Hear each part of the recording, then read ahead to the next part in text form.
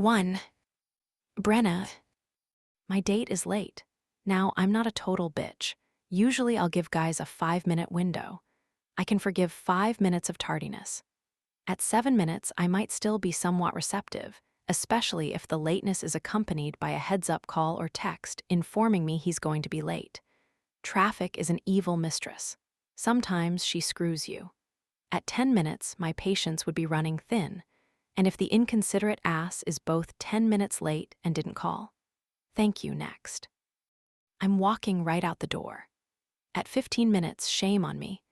Why the hell am I still at the restaurant?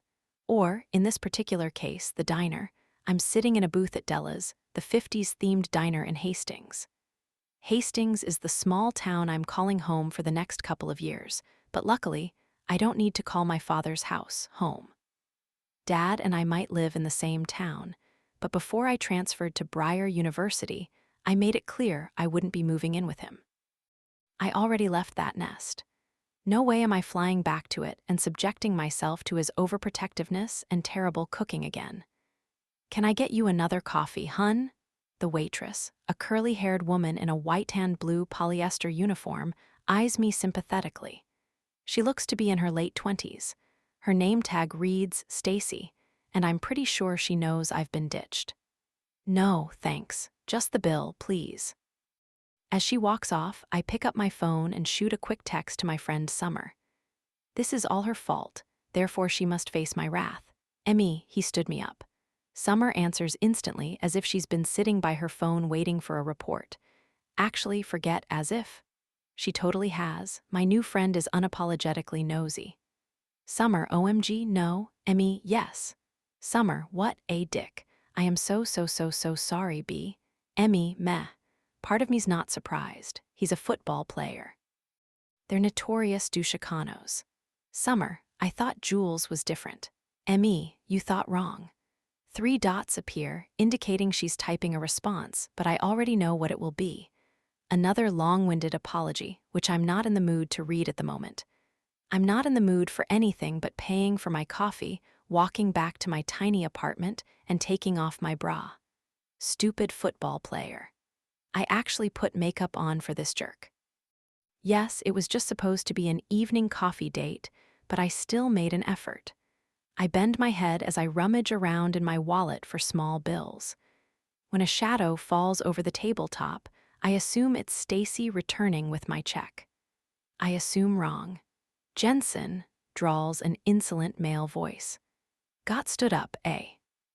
Of all the people who could have shown up right now, this is the last one I want to see. As Jake Connolly slides into the other side of the booth, I greet him with a suspicious scowl rather than a smile. "What are you doing here?" I ask. Connolly is the captain of the Harvard hockey team, aka the enemy. Harvard and Briar are rivals, and my father happens to be the head coach of the latter. He's coached at Briar for 10 years, winning 3 championships during that reign. The Age of Jensen, that was the headline of a recent article I read in one of the New England papers. It was a full-page write-up about how Briar is killing it this season. Unfortunately, so is Harvard, all thanks to the superstar across the booth from me. I was in the neighborhood. There's an amused gleam in his forest green eyes. The last time I saw him, he and a teammate were lurking in the stands of Briar's arena, scoping us out. Not long after, we kicked their asses when our teams played each other, which was tremendously satisfying and made up for our loss against them earlier in the season. I'm sure you just happened to be in Hastings. Don't you live in Cambridge? So that's an hour away. I give him a smirk. I didn't know I had a stalker. You got me, I'm stalking you. I'm flattered, Jakey. It's been a while since someone was so besotted with me that they drove to a whole other town to track me down. His lips slowly curve into a smile. Look, as hot as you are. Aw, you think I'm a hottie. I wouldn't spend the gas money to come here just to get my balls put through the ringer. Sorry to disappoint. He runs a hand through his dark hair. It's a bit shorter now, and he's rocking some scruff that shadows his jaw. You say that as if I have any interest in your balls, I answer sweetly. My metaphorical balls. You wouldn't be able to handle the real ones, he drawls. Hottie. I roll my eyes so hard I almost pull a muscle. Seriously, Connolly, why are you here? I was visiting a friend. This looked like a good place to grab some coffee before I drive back to the city. You have a friend? Well, that's a relief. I've seen you hanging out with your teammates, but I assumed they have to pretend to like you because you're their captain. They like me because I'm fucking terrific. He flashes another grin, panty melting. That's how Summer described his smile once. I swear, the chick has an unhealthy obsession with Connolly's chiseled good looks. Phrases she's thrown around to describe him include hotness overload, ovary explosion, babelicious, and mackable. Summer and I have known each other only a couple of months. We pretty much went from strangers to best friends in about, 30 seconds. I mean, she transferred from another college after accidentally setting part of her sorority house on fire. How could I not fall hard for that crazy girl? She's a fashion major, a ton of fun, and is convinced I have a thing for Jake Connolly. She's wrong. The guy is gorgeous, and he's a phenomenal hockey player, but he's also a notorious player off the ice. This doesn't make him an anomaly, of course. A lot of athletes maintain an active roster of chicks who are perfectly content with 1, hooking up, 2, not being exclusive, and 3, always coming second to whatever sport the dude plays. But I'm not one of those chicks. I'm not averse to hookups, but numbers 2 and 3 are non-negotiable. Not to mention that my father would skin me alive if I ever dated the enemy. Dad and Jake's coach, Darrell Pedersen, have been feuding for years. According to my father, Coach Pedersen sacrifices babies to Satan and performs blood magic in his spare time. I have lots of friends, Connolly adds. He shrugs. Including a very close one who goes to Briar. I feel like when somebody brags about all their friends, it usually means they don't have any. Overcompensating, you know? I smile innocently. At least I didn't get stood up. The smile fades. I wasn't stood up, I lie, except the waitress chooses that moment to approach the booth and blow my cover. You made it. Relief fills her eyes at the sight of Jake, followed by a gleam of appreciation once she gets a good look at him. We were starting to get worried. I hadn't realized we were partners in this humiliation venture. The roads were slick, Jake tells her, nodding toward the diner's front windows. Rivulets of moisture streak the fogged-up panes. Beyond the glass, a thin stripe of lightning momentarily illuminates the dark sky. Gotta be extra careful when driving in the rain, you know. She nods fervently. The roads get really wet when it's raining. No shit, Captain Obvious. Rain makes things wet. Somebody call the Nobel Prize judging committee. Jake's lips twitch. Could I get you anything to drink? She asks. I shoot him a warning glare. He responds with a smirk before turning to wink at her. I would love a cup of coffee. He squints at her name tag, Stacy, and a refill for my sulking date. I don't want a refill, and I'm not his date, I growl. Stacy blinks in confusion. Oh, but. He's a Harvard spy sent here to get the goods on Briar's hockey team. Don't humor him, Stacy. He's the enemy. So dramatic, Jake chuckles. Ignore her, Stace. She's just mad that I was late. 2 coffees and some pie, if you don't mind. A slice of, his gaze travels to the glass cases at the main counter. Oh damn, I can't decide. Everything looks so tasty. Yes, you are, I hear Stacy mumble under her breath. What was that? He asks, but his slight smile tells me he heard her loud and clear. She blushes. Oh, I was saying we only have peach and pecan left. He licks his bottom lip. It's a ridiculously sexy move. Everything about him is sexy, which is why I hate him. You know what? One of each, please. My date and I will share 'em. We most certainly will not, I say cheerfully. but Stacy is already hurrying off to procure some stupid pie for King Connolly. Fuck.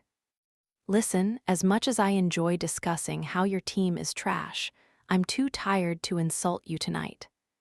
I try to tamp down my weariness, but it creeps into my voice. I want to go home. Not yet. The light-hearted, somewhat mocking vibe he's been giving off hardens into something more serious.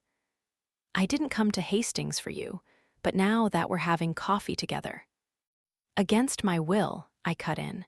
There's something we need to discuss. Oh, is there? Despite myself, curiosity pricks at my gut. I cover it up with sarcasm. I can't wait to hear it. Jake clasps his hands on the tabletop. He has great hands, like really, really great hands. I've got a bit of an obsession with men's hands. If they're too small, I'm instantly turned off. Too big and meaty, and I'm a bit apprehensive. But Connolly has been blessed with a winning pair. His fingers are long but not bony. Palms large and powerful but not beefy. His nails are clean, but 2 of his knuckles are red and cracked, probably from a skirmish on the ice. I can't see his fingertips, but I'd bet they're calloused. I love the way calluses feel trailing over my bare skin, grazing a nipple. Nope. I'm not allowed to be thinking racy thoughts in the vicinity of this man. I want you to stay the hell away from my guy. Although he punctuates that by baring his teeth, it can't be classified as a smile. It's too feral. What guy? But we both know I know who he means. I can count on one finger of one hand how many Harvard players I've fooled around with. I met Josh McCarthy at a Harvard party that Summer dragged me to a while back. He initially threw a tantrum when he found out I was Chad Jensen's daughter, but then recognized the error of his ways, apologized via social media, and we got together a few times after that. McCarthy's cute, goofy, and a solid candidate in terms of FWBs. With him living in Boston, there's no chance of him smothering me with affection or showing up at my door unannounced. Obviously, he isn't a long-term option. And that goes beyond the whole my father would murder me matter. Truth is, McCarthy doesn't stimulate me.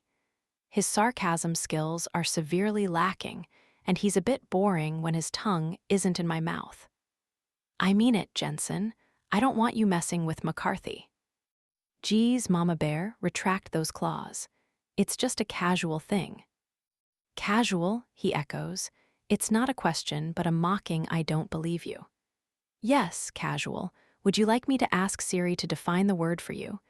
Casual means it isn't serious. At all. It is for him. I roll my eyes. Well, that's him, not me. Yet inside, I'm troubled by Jake's frank assessment. It is for him. Oh boy, I hope that isn't true. Yes, McCarthy texts me a lot, but I've been trying not to engage unless it's something sexy. I don't even respond with LOL when he sends me a funny video link because I don't want to lead him on. But maybe I didn't make our fling status as clear as I thought I did. I'm tired of watching him walk around like a lovesick puppy. Jake shakes his head in aggravation. He has it bad, and this bullshit is distracting him at practice. Again, how is that my problem? We're smack in the middle of the conference tournament. I know what you're doing, Jensen, and you need to stop. Stop what? Stop fucking around with McCarthy.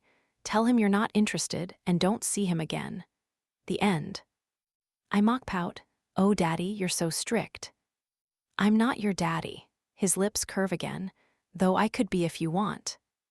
Oh, gross. I'm not calling you Daddy in bed. Proving she's the master of bad timing, Stacy returns as those words exit my mouth. Her step stutters. The loaded tray she's carrying shakes precariously. Silverware clinks together. I brace myself, expecting a waterfall of hot coffee to scald my face as Stacy lunges forward. But she recovers quickly, righting herself before disaster strikes. Coffee and pie? Her tone is high and bright, as if she hadn't overheard a thing. Thanks, Stacy, Jake says graciously. I'm sorry for my date's potty mouth. You can see why I don't take her out in public much. Stacy's cheeks are flushed with embarrassment as she scurries off. You traumatized her for life with your filthy sex fantasies, he informs me before digging into his pie. Sorry, Daddy. He snickers mid-bite, a few crumbs flying out of his mouth. He picks up his napkin. You're not allowed to call me that in public. Mischief dances in his green eyes. Save it for later. The other slice pecan, from the looks of it, sits untouched in front of me. I reach for the coffee instead. I need another hit of caffeine to sharpen my senses. I don't like being here with Connolly. What if someone sees us? Or maybe I'll save it for McCarthy, I counter. Nah, you won't do that. He gulps down another bite of his pie. You're breaking it off with him, remember? Okay, he really needs to stop issuing orders about my sex life as if he actually has a say in it. You don't get to make decisions for me. If I want to date McCarthy, I'll date him. If I don't want to date McCarthy, I won't date him. Okay, he chews slowly, then swallows. Do you want to date McCarthy? Date no. Good, so we're on the same page. I purse my lips before taking a slow sip. I don't think I like being on the same page as you. I might be changing my mind about the dating scenario. I should ask him to be my boyfriend. Do you know where I can buy a promise ring? Jake breaks off a flaky piece of crust with his fork. You haven't changed your mind. You were over him 5 minutes after you had him. There are only 2 reasons why you're still screwing him. Either you're bored or you're trying to sabotage us. Is that so? Yup, nothing holds your attention for long. And I know McCarthy, he's a good kid. Funny, sweet, but that's his downfall right there. Sweet won't cut it with a woman like you. There you go again, thinking you know me so well. I know you're Chad Jensen's daughter. I know you would take any opportunity to mess with my players' heads. I know we're probably going to be facing off with Breyer in the conference finals in a few weeks, and the winner of that game gets an automatic bid to the national tournament. That auto bid will be ours, I chirp. I want my boys sharp and focused on the game. Everyone says your dad's a straight shooter. I was hoping the same thing could be said for his daughter. He tusks in disapproval. And here you are, playing games with poor, sweet McCarthy. I'm not playing games, I say irritably. We hook up sometimes. It's fun. Contrary to what you believe, the decisions I make have nothing to do with my father or his team. Well, the decisions I make are for my team, he retorts. And I've decided I want you to stay the hell away from my boys.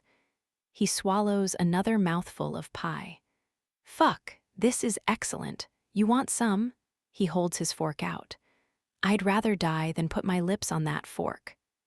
He just laughs. I want to try the pecan, you mind? I stare at him. You're the one who ordered the damn thing. Wow, you're cranky tonight, hottie. I guess I would be too if I got stood up. I didn't get stood up.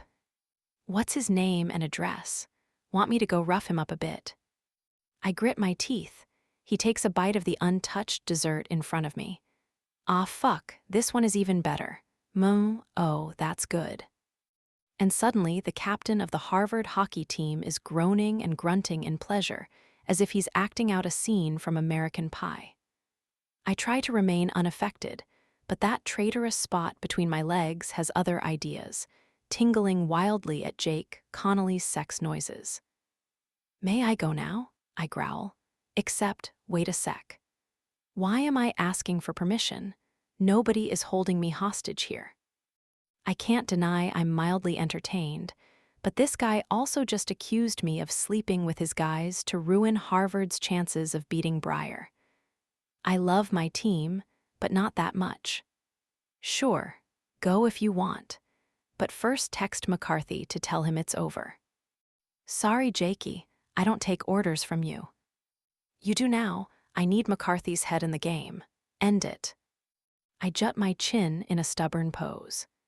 Yes, I need to define things with Josh.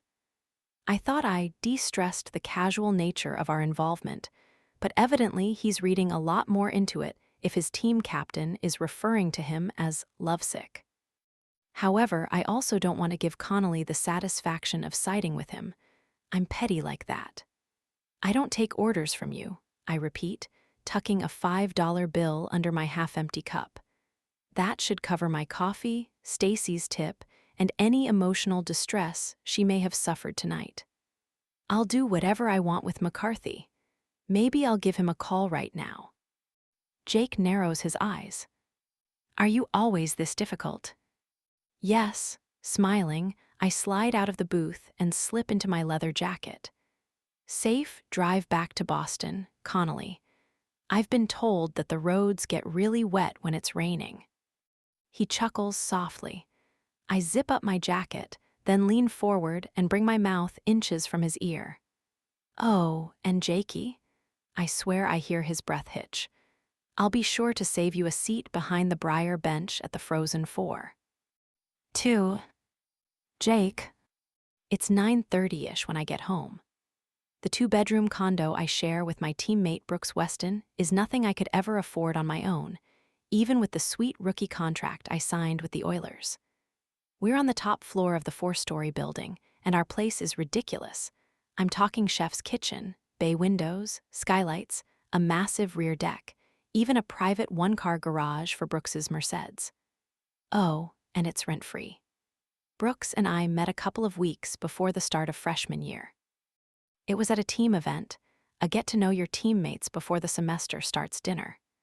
We hit it off immediately, and by the time dessert was served, he was asking me to move in with him. Turned out he had a 2nd bedroom in his Cambridgeport condo. For free, he insisted. He'd already received special permission to live off campus, a perk of being the filthy rich son of an alum whose donations would be sorely missed if the school didn't keep him happy. Brooks's father pulled a few more strings, and I was given a pass from the dorms, too. Money really does pave the way. As for the rent issue, at first I'd balked, because nothing in life is free.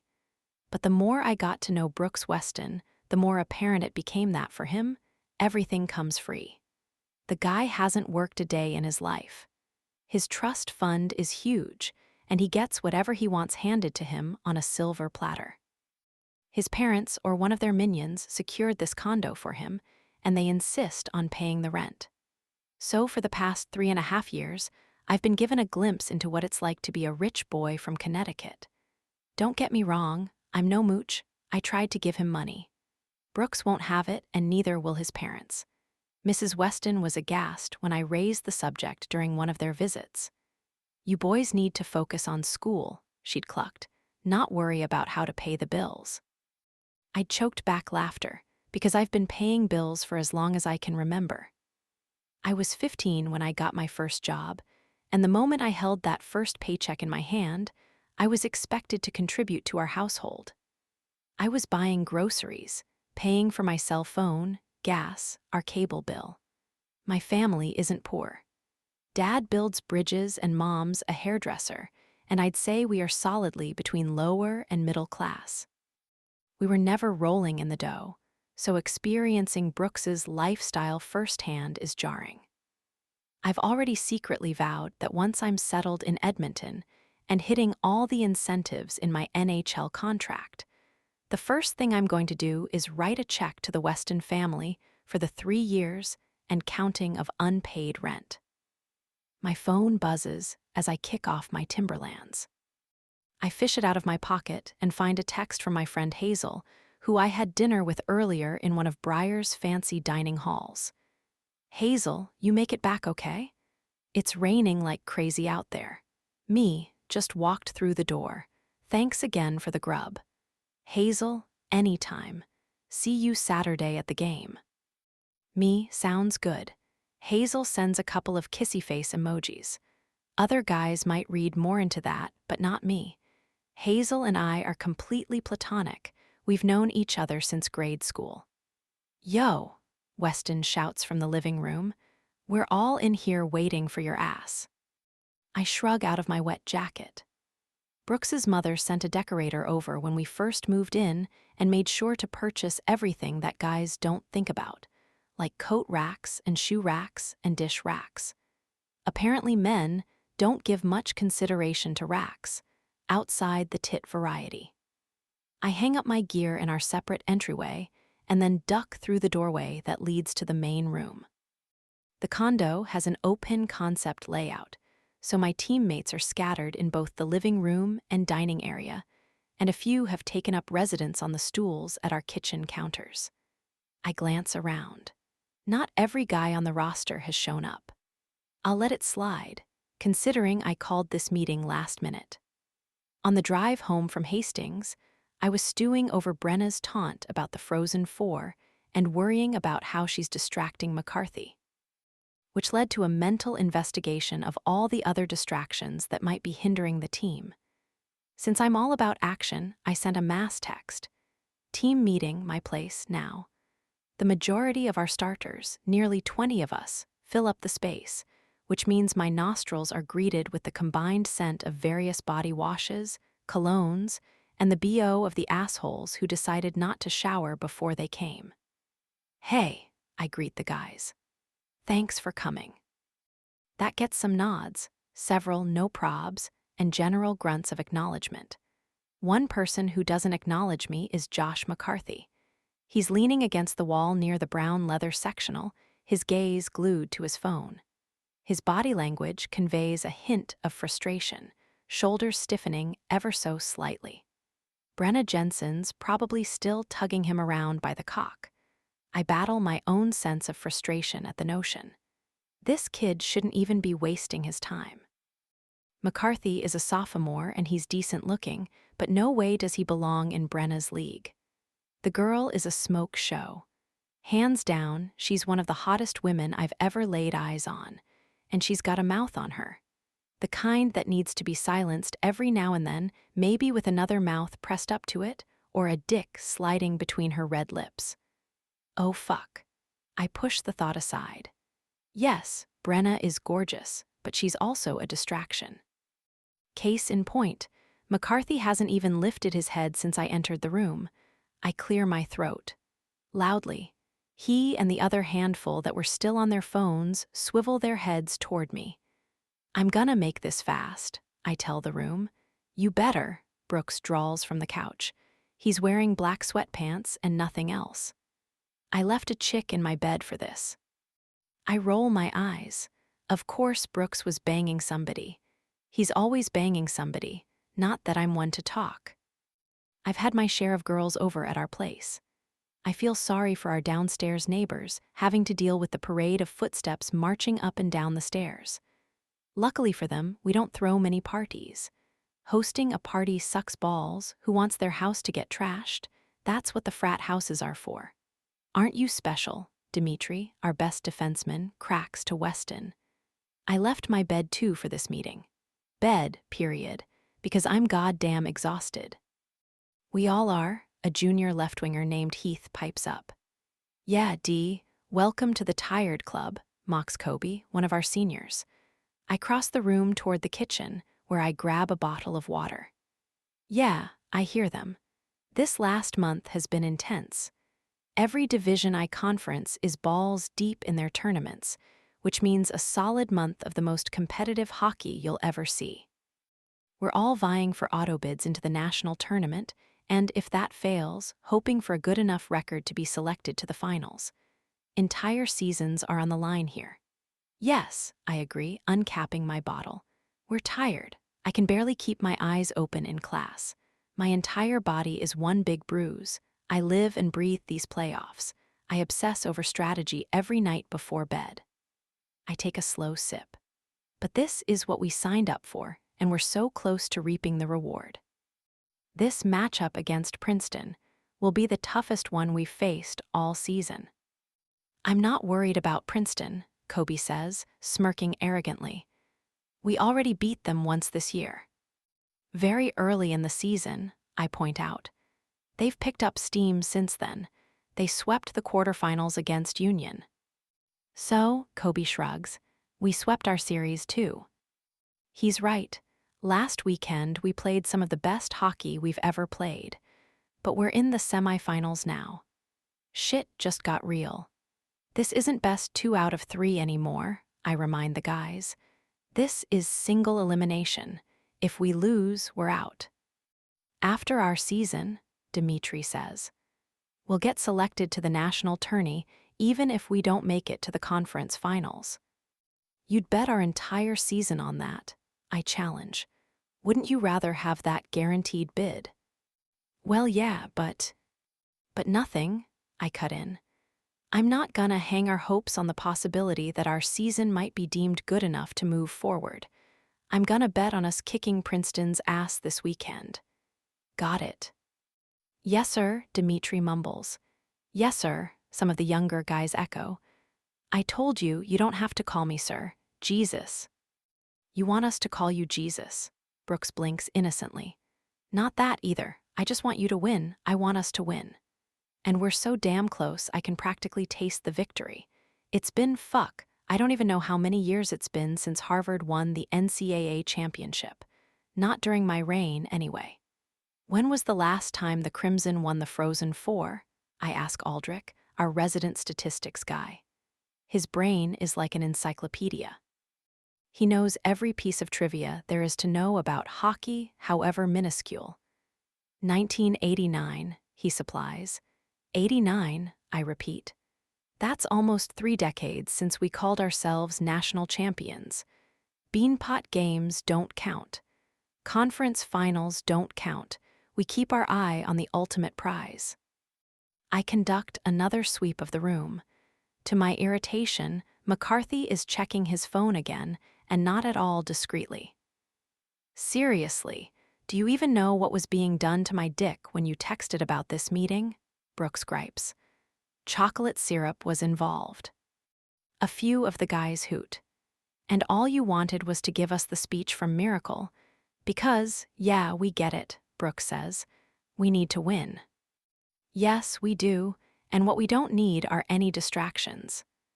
I give Brooks a pointed look, then direct the same sentiment at McCarthy. The sophomore is visibly startled. What? That means you too. I lock my gaze to his. Stop playing games with Chad Jensen's daughter. His expression turns stricken. I don't feel bad about outing McCarthy to whoever didn't know, because I'm pretty sure everyone and their mother already knew. He wears his hookup with Brenna like a badge of honor. He's not sleazy about it by engaging in locker room talk, but he also can't shut up about how beautiful the girl is. Look, I'm not one to usually tell you guys what to do with your dicks, but we're talking about a few weeks here. I'm sure you can keep it in your pants for that long. So nobody is allowed to hook up. A junior named Jonah pipes up, aghast. Because if that's the case, then I'd like for you to call my girlfriend and tell her that. Good luck, Captain. Vi's a sex maniac, Heath says with a snicker, referring to Jonah's longtime girl. And wait a sec, didn't you leave the bar with a hot redhead the other night? Kobe demands. 'Cause that doesn't sound like you're practicing what you preach, bruh. Hypocrisy is the devil's crutch, Brooks says solemnly. I smother a sigh and hold up a hand to silence them. I'm not saying no hookups. I'm saying no distractions. If you can't handle the hookup, don't do it. Jonah, you and Vi fuck like bunnies, and it's never affected your performance on the ice. So keep fucking like bunnies for all I care. But you, McCarthy receives another stern look. You've been screwing up in practice all week. No, I haven't, he protests. Our goalie, Johansson, speaks up. You missed every shot on goal during the shooting drill this morning. McCarthy is dumbfounded. You stopped all my shots. I'm getting shit because you're a good goaltender. You're our top scorer after Jake, Johansson replies, shrugging. You should have gotten a couple of those in. How is it Brenna's fault that I had an off day? He stops abruptly and glances at his hand. I assume his phone buzzed with a notification. Christ, you're proving Connolly's point, a forward named Potts grumbles at McCarthy. Put your phone away. Some of us want this meeting to be over, so we can go home and crack open a beer. I swivel my head toward Potts. Speaking of beer, you and Bray are officially banned from all frat parties until further notice. Will Bray balks, come on Connolly. Beer pong's fun, I get it, but you two need to abstain. For fuck's sake, you're starting to get a beer belly, Potts. Every set of eyes in the room homes in on his gut. It's currently covered by a thick Harvard hoodie, but I see the dude in the locker room every day. I know what's under there. Brooks makes a tusking noise at me. I can't believe you're body-shaming Potts. I scowl at my roommate. I'm not body-shaming him. I'm simply pointing out that all those beer pong tournaments are slowing him down on the ice. It's true, Potts says glumly. I've been sucking. Someone snorts. You're not sucking, I assure him. But yeah, you could afford to lay off the beer for a couple weeks. And you, it's Weston's turn. Time for abstinence on your part too. Screw that, sex gives me my superpowers. I roll my eyes. I do that a lot around Brooks. I'm not talking about sex. I'm talking about the party favors. His jaw instantly tightens. He knows precisely what I mean, and so do our teammates. It's no secret that Brooks likes to indulge in a recreational drug or two at parties. A joint here, a line of cocaine there. He's careful about when he does it and how much, and I suppose it does help that coke only remains in the blood for 48 hours. This is not to say I tolerate that shit. I don't. But telling Brooks what to do is about as effective as talking to a brick wall. One time I threatened to tell Coach, and Weston said go ahead. He plays hockey because it's fun, not because he's in love with the game and wants to go to the pros. He could give it up in a heartbeat, and threats don't work on someone who isn't afraid to lose. He's not the first to dabble in the occasional drug, and he won't be the last. It does appear to be purely recreational, though, and he never does it on game day. But the after-party, all bets are off. If you get caught with it or fail a piss test, you know what happens. So congratulations, you're officially going clean until after the Frozen Four, I inform him. You feel me. After a long, tense beat, his head jerks in a nod. I feel you. Good, I address the others. Let's focus on beating Princeton this weekend. Everything else is secondary. Kobe flicks a cocky grin in my direction. And what are you giving up, Captain? My brow furrows. What are you talking about? You call a team meeting. You tell poor McCarthy he can't use his dick anymore. You take away Weston's party favors. And you deprive Potts and Bray of their beer pong championship title. What are you going to do for the team? A hushed silence falls over the apartment. For a second, I'm speechless. Because is he for real?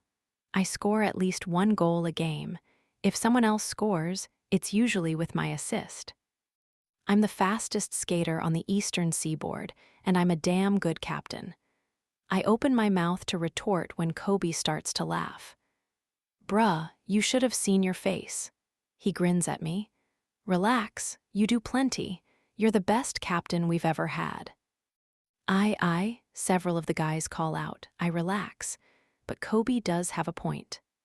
Look, I won't apologize for wanting us to be focused, but I am sorry if I'm being harsh on you guys. Especially you, McCarthy. All I'm asking is for us to keep our heads in the game. Can we do that? About 20 heads nod back at me.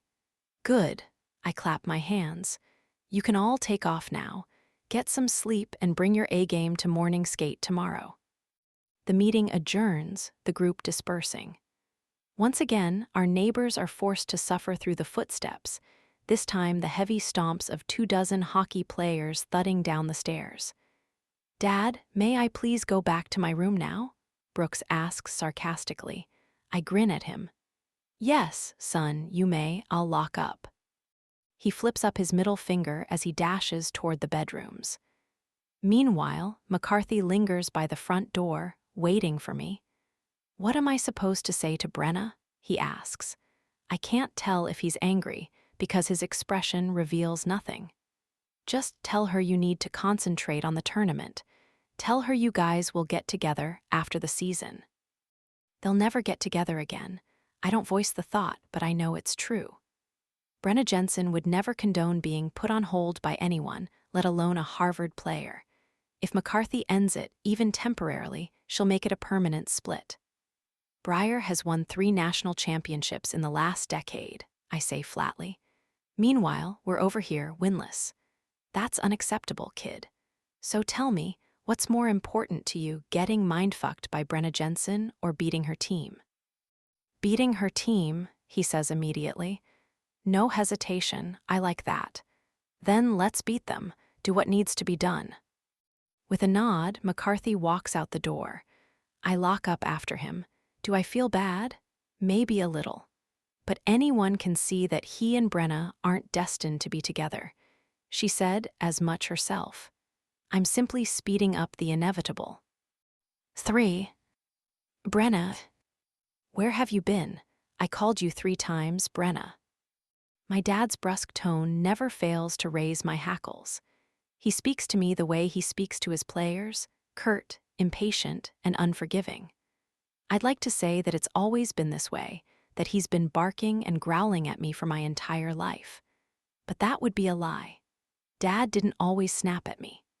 My mother died in a car accident when I was 7, which thrust my father into a maternal role as well as a paternal one. And he was good at both. He used to speak to me with love and tenderness on his face and in his voice. He'd pull me onto his lap and ruffle my hair and say, "Tell me how school was today, Peaches." His nickname for me was Peaches, for Pete's sake. But that was a long time ago.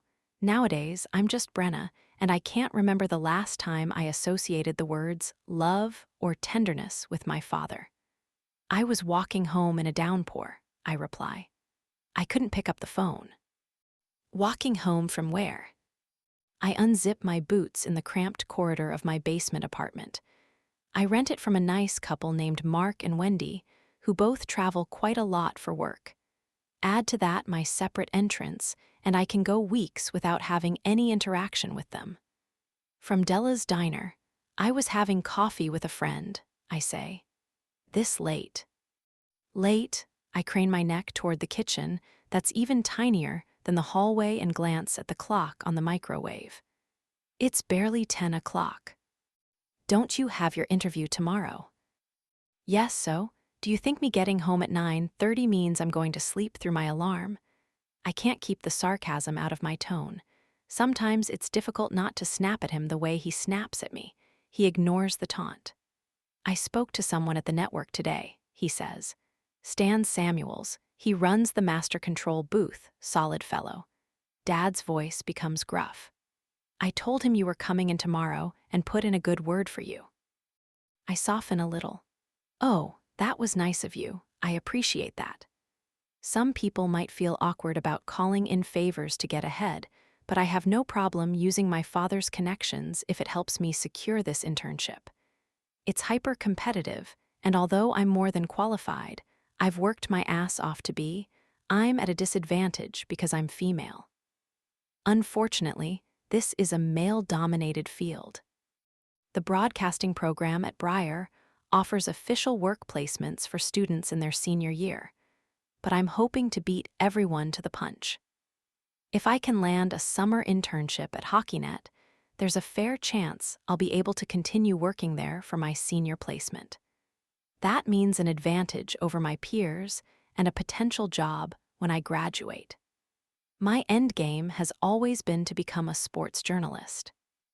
Yes, HockeyNet is only a decade old, and the originality coffers must have been running low the day they chose their name, but the network covers hockey exclusively, and when it launched, it filled a deep void in the sports coverage market. I watch ESPN religiously, but one of the major complaints about it is its lackluster hockey coverage, which is egregious. I mean, in theory, hockey is the 4th major sport in the country, but the bigger networks often treat it as if it's less important than NASCAR or tennis or shutter golf. I dream of being on camera and sitting with those analysts at the big boys' table, breaking down highlights, analyzing games, voicing my predictions.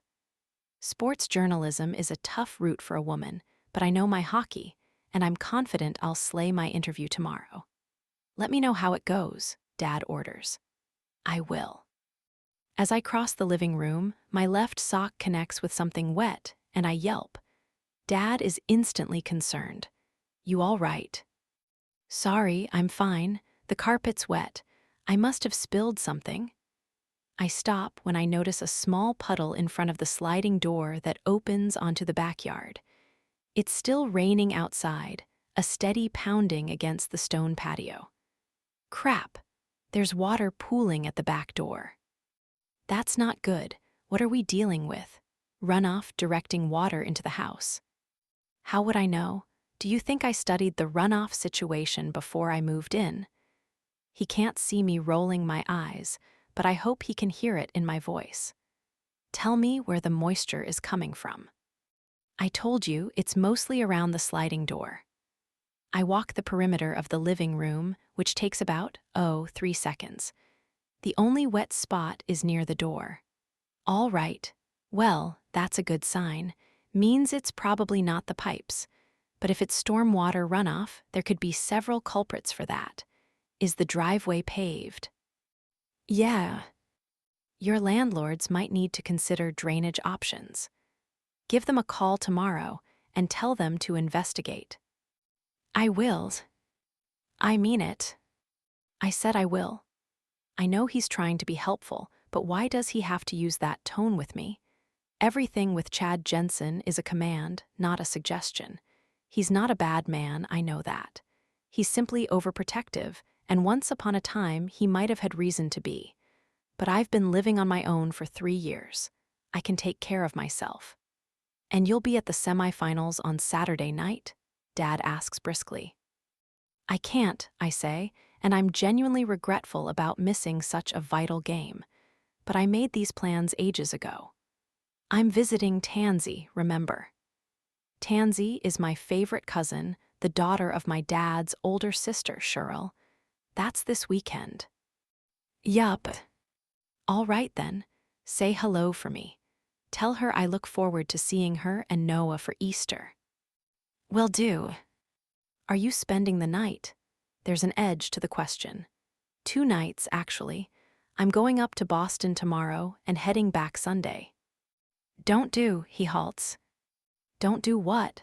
This time, it's my tone taking on that sharp edge. Don't do anything reckless. Don't drink too much. Be safe. I appreciate that he doesn't say, don't drink at all. But that's probably because he knows he can't stop me. Once I turned 18, he couldn't force me to abide by his curfew or his rules anymore. And once I turned 21, he couldn't stop me from having a drink or two. I'll be safe, I promise, because that's the one assurance I can give with confidence.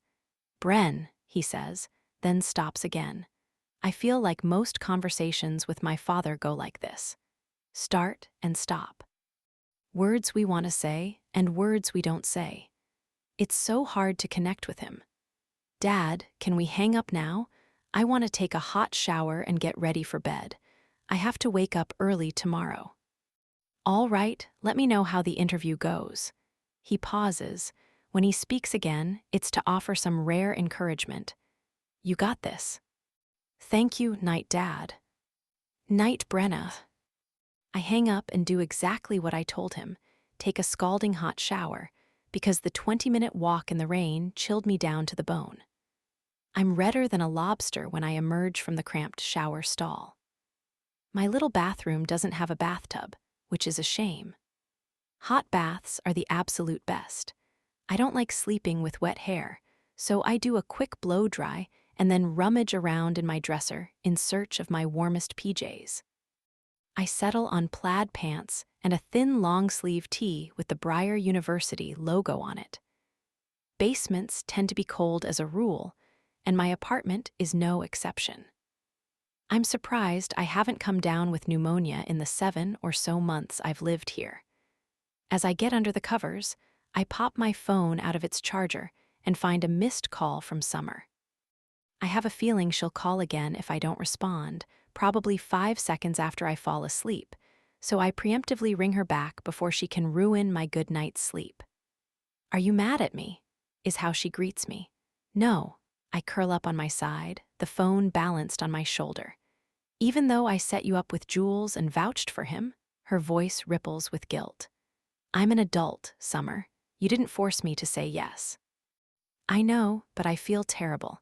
I can't believe he didn't show. Don't worry about it. I'm not the least bit upset. If anything, I dodged a bullet. Okay, good. She sounds relieved. I'll find someone even better to hook you up with. You most certainly will not, I say cheerfully. You're officially relieved of your matchmaking duties, which you bestowed on yourself, by the way. Trust me, babes, I have zero issues when it comes to meeting men. Yes, you're good at meeting them, but dating them, you suck at that.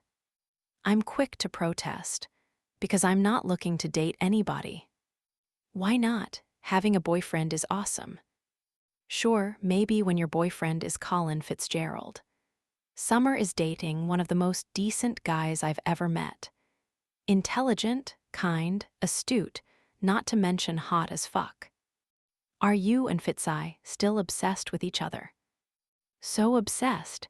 He puts up with my crazy, and I put up with his dorkiness. Plus, we have the best sex ever. I bet Hunter loves that, I say dryly. I hope you're not a screamer. Hunter Davenport is Summer and Fitz's roommate, and he was recently rejected by Summer. She agreed to go on a date with him, only to realize her feelings for Fitz were too strong to ignore. Hunter didn't take it well. God, you have no idea how hard it is to try to be quiet when Fitz is doing his magical magic to my body, Summer says with a sigh. Magical magic. Yes, magical magic. But if you're worried that Hunter is lying in bed listening to us and weeping inconsolably, don't be. He's got a different girl over here every night. Good for him, I snicker. I bet Holly's is green with envy. I'm not sure Mike's even noticed. He's too busy mooning over you. Still, damn it, I was hoping he was done with that. I briefly close my eyes. I've committed some asinine acts in my life, but hooking up with Mike Holly's is high on that list. We were both drunk out of our minds, so all we did was share a sloppy make-out session, and I fell asleep while giving him a hand job. It definitely wasn't my finest moment, nor was it all that memorable. I have no idea why he'd want to repeat. He's smitten, Summer confirms. It'll pass. She giggles, but the humor dies quickly. Hunter is being a jerk to us, she admits, when he's not screwing anything in a skirt. I guess he was really into you. Honestly, I don't think it's about me. I think it's about Fitz. I can see that. He wanted to fuck Fitz, I say solemnly. I mean, who does? No, you brat. Fitz straight up lied when Hunter asked if he had a thing for me. Hunter views it as a betrayal of the bro code. The bro code is holy, I have to concede, especially among teammates. I know, Fitz says there's a lot of tension at practice. Summer moans. What if affects their performance in the semifinals, B? That means Yale will move on to the finals. My dad will straighten them out, I assure her. And say what you will about Hunter, but he likes to win hockey games. He won't let a beef over some girl, no offense, distract him from winning. Should I? A buzz in my ear mutes her question. What was that? Text message, I explain. Sorry, keep going. What were you saying? I was wondering if I should try to talk to him again. I don't think it'll make a difference. He's a stubborn ass. But eventually, he'll put his big boy pants on and get over it. I hope so. We chat for a while longer, until my eyelids grow heavy. Summer, I'm going to sleep now, babes. I've got that interview in the morning. Okay, call me tomorrow. Love you. Love you too. I'm about to turn off the bedside lamp when I remember the text. I click the message icon and narrow my eyes when I see McCarthy's name. Hey, B. It's been really awesome chilling with you, but I need to take a step back for a while. At least till playoffs are over. Gotta focus on the game, you know? I'll give you a call once everything settles down, Kay? Zoe. My jaw falls open. Is this a joke? I read the message again, and nope, the content doesn't change. McCarthy actually ended it. It appears that Jake Connolly just declared war. 4. Brenna. I can usually hold my own in most situations. I've never suffered from anxiety, and nothing really scares me, not even my father, who's been known to make grown men cry with one look. That's not hyperbole. I saw it happen once. But this morning, my palms are sweaty and evil butterflies are gnawing at my stomach. And it's all thanks to this hockey net executive, Ed Mulder, who's been off-putting from the word go. He's tall, bald, and terrifying, and the first thing he does after shaking my hand is ask why a pretty girl like me is applying for a job behind the camera. I hide a frown at the sexist remark. One of my TAs at Briar, Tristan, used to be an intern here, and he warned me that Mulder is a total jerk. But Tristan also said none of the interns report directly to Ed Mulder, which means I won't need to deal with him past this interview. He's just one obstacle I have to get through to strike internship gold. Well, as my cover letter stated, I eventually want to be an on-screen analyst or a reporter, but I'm hoping to build experience behind the scenes, too. I'm majoring in broadcasting and journalism at Briar, as you already know. Next year, I'll be doing a work placement at. This isn't a paid internship, he interrupts. You're aware of that.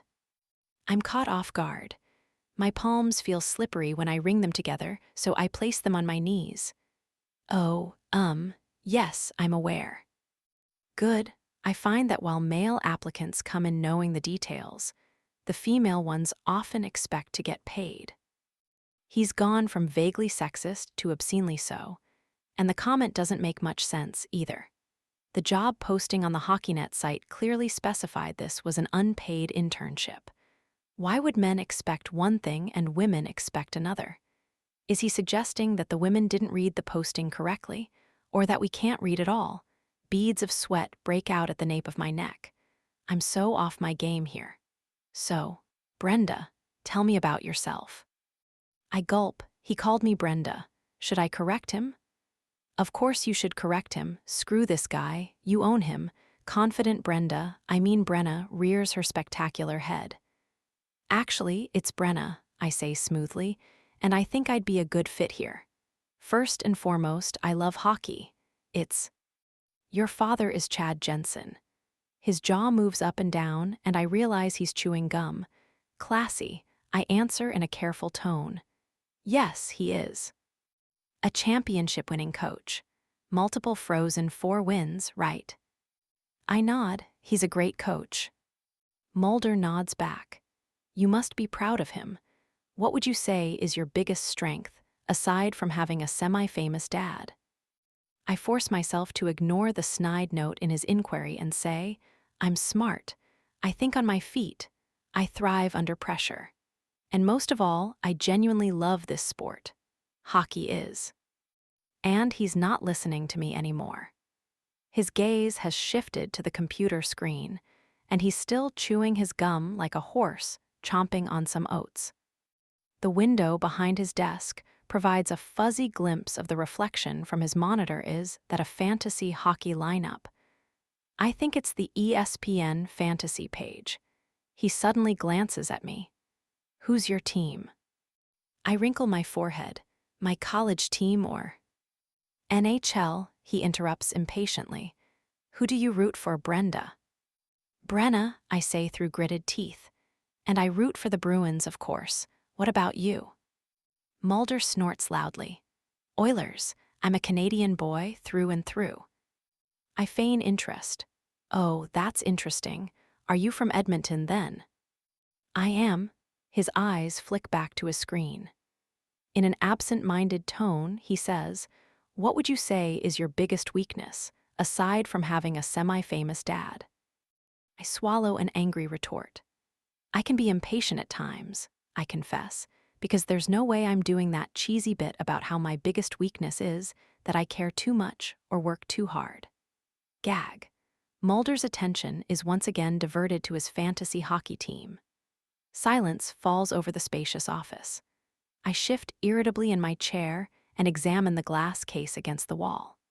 It displays all the awards the station has won over the years, along with signed paraphernalia from various pro hockey players.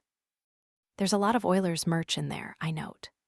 On the opposite wall, 2 big screens are showing 2 different programs, an NHL highlights reel from this weekend, and a top 10 segment counting down the most explosive rookie seasons of all time. I wish the TVs weren't on mute. At least then, I could hear something interesting while I'm being ignored. Frustration climbs up my spine like ivy and tightens around my throat. He isn't paying a lick of attention to me. Either he's the worst interviewer on the planet, a rude jackass, or he's not seriously considering me for this position. Or maybe it's D, all of the above. Tristan was wrong. Ed Mulder isn't a jerk, he's a mega asshole. But unfortunately, good, hands-on internships at big networks like HockeyNet don't come along every day. It's slim pickings out there in the internship market. And I'm also not naive enough to think that Mulder is a special case. Several of my professors, both male and female, warned me that sports journalism isn't the most welcoming field for women. I'm going to face men like Mulder during my entire career. Losing my temper or storming out of his office won't help me achieve my goals. If anything, it'll prove his own point in his misogynistic head, that women are too emotional, too weak, too ill-equipped to survive in the sports arena. So, I clear my throat. What would my duties be if I got this internship? I already know the answer. I practically memorized the job posting, not to mention my CIA-worthy interrogation of Tristan the TA. But I might as well ask some questions, seeing as how Mulder isn't interested in returning the favor. His head lifts. We've got 3 intern slots to fill in the production department. I'm the head of that department. I wonder if he realizes he hadn't answered the question. I draw a calming breath. And the duties? Highly intensive, he replies. You'd be required to compile game highlights, assemble clips packages, help to create teasers and B-roll. You attend production meetings, pitch ideas for stories. He trails off, clicking his mouse a few times. AKA the perfect job for me. I want this. I need this. I bite the inside of my cheek, wondering how I can turn this disastrous meeting around. I don't get the chance. There's a loud knock on the door, and it flies open before Mulder can respond. An excited-looking man with an unkempt beard thunders into the office. Roman McElroy just got arrested for domestic abuse. Mulder dives out of his leather chair. Are you fucking shitting me? There's a video of it all over the internet. Not of the wife beating, but the arrest. Have any of the other networks picked this up yet? No, Beard Man is bouncing up and down like a kid in a toy store, and he can't be a day younger than 55. Which talking heads do we have on set? Mulder demands on his way to the door. Georgia just got here. No, the boss interrupts. Not Barnes. She'll try to give it some sort of feminist bullshit spin. Who else? I bite my lip to stave off an angry retort. Georgia Barnes is one of the 2 female analysts at HockeyNet, and she is amazing. Her insights are top-notch. Kip Haskins and Trevor Trent, but they're doing a live segment right now. The Friday 5. Screw the Friday 5. Have Gary write up some copy, then get Kip and Trevor to debate the fuck out of it and break apart the arrest video frame by frame. I want a whole segment on this McElroy thing. Mulder skids to a stop in the doorway, suddenly remembering my existence. We'll finish this on Monday. My mouth falls open. I'm sorry, what? Come back Monday, he barks. We're dealing with a monster exclusive here. The news waits for no man, Brenda. But Monday, 9 o'clock. With that, he's gone. I stare at the empty doorway in disbelief. What the hell just happened? First, he opened the interview with a bunch of sexist comments, then he didn't listen to a word I said, and now he's abandoning me mid-interview. I understand that a professional hockey player being charged with abusing his wife is big news, but I can't come back on Monday. I have classes. Tristan warned me about Mulder, but the man was even worse than I'd expected. I angrily gather up my purse and coat and rise to my feet. Fuck that. I'm not returning on Monday. I'm not letting that asshole. Dream internship, I remind myself, then repeat the phrase over and over again in my mind. ESPN and HockeyNet are the two biggest sports networks in the country, and ESPN isn't hiring. Therefore, I guess I'm skipping school on Monday. Rochelle, Mulder's cute blonde receptionist, glances up from her desk when I walk up. She officially reschedules the interview, and I leave the HockeyNet building with the worst feeling in the pit of my stomach. For the first time in ages, it's not raining, so I arrange for an Uber and stand outside by the curb. I call my cousin while I wait. "Hey," I say when Tansy picks up. "My interview's over." "Already?" "Yup." "How did it go?" "It was a total disaster. I'll tell you about it later. I just ordered an Uber. Can I still head to your dorm?" The plan was for me to hang out there alone while Tansy is in class. "Yeah, I left my key with my Ra. She's in room 404. Knock there first and get the key. I'm in 408. "Cool." I glance back at the high-rise I just exited, with its sparkling windows, glass lobby, and massive white hand-red HockeyNet logo. A sigh slips out. I hope you're ready to get lit tonight, because I need to drink the memory of this interview right out of my head. I hate you so much. How do you always manage to look so good without even trying? Tansy gripes later that evening. We're in her suite at Walsh Hall, one of the Boston college residences. Tansy shares it with 3 other girls and bunks with a chick named Aisha, who's away for the weekend visiting her parents in New York. Aisha is a girl after my own heart because she transformed her desk into a vanity. I would have done the same thing to my desk at home if I had one. I've always preferred doing homework while sprawled on my bed or couch. I grin at Tansy's reflection in Aisha's huge mirror, then continue applying mascara to my upper lashes. "I'm putting on makeup," I point out. "How is that not trying?" She makes a grumbling noise in her throat. "You call that makeup? You put on a dab of concealer and a bit of mascara. That doesn't count as trying." "And lipstick," I remind her. "And lipstick," she concedes. She rolls her eyes at me. "You know colors other than red exist in this big, beautiful world, right?" "Red's my color." I purse my lips at her, then smack them together in an air kiss. "My friend at Breyer says it's my trademark." "It totally is. I can't remember the last time I saw you without it. Maybe Christmas morning," she pauses. "No, wait, we both wore red lipstick that day. It matched our Santa hats. I looked awful, though. I remember that. I can't pull off red lips." "We have the same complexion, tans. You could absolutely pull it off." "No, I mean swag-wise. You need to possess a certain amount of swagger to rock the red." She's not wrong. It's a look that requires confidence. Ironically, it's what gives me confidence. I know it sounds absurd, but I feel invincible every time I slather on some crimson lipstick. "I can lend you some of my swagger if you want," I offer. Tansy's nose scrunches up as she grins. The silver stud in her left nostril catches the light and seems to sparkle. "Aw, thanks, B. I knew there was a reason you're my favorite cousin." Well, the others aren't exactly prime candidates for that honor. Lee and Robbie are too preachy about religion. And don't get me started on Alex. We both grimace. Alex is our Uncle Bill's daughter and she's incredibly annoying. I hear the chirp of an incoming message. "Hey, can you check that?" I left my phone on Tansy's desk and she's closer to it. She reaches over from her bed. "Someone named GB says he misses you. He used about 100 U's and 6 heart emojis. Ooh, and it's the red heart. That means he's serious. So, who is GB and why haven't you mentioned him?" I sputter with laughter. GB stands for Greenwich Barbie. That's what I call my friend. Summer. She's a hot, rich girl from Connecticut. Liar, I've never heard you mention a Summer, Tansy accuses.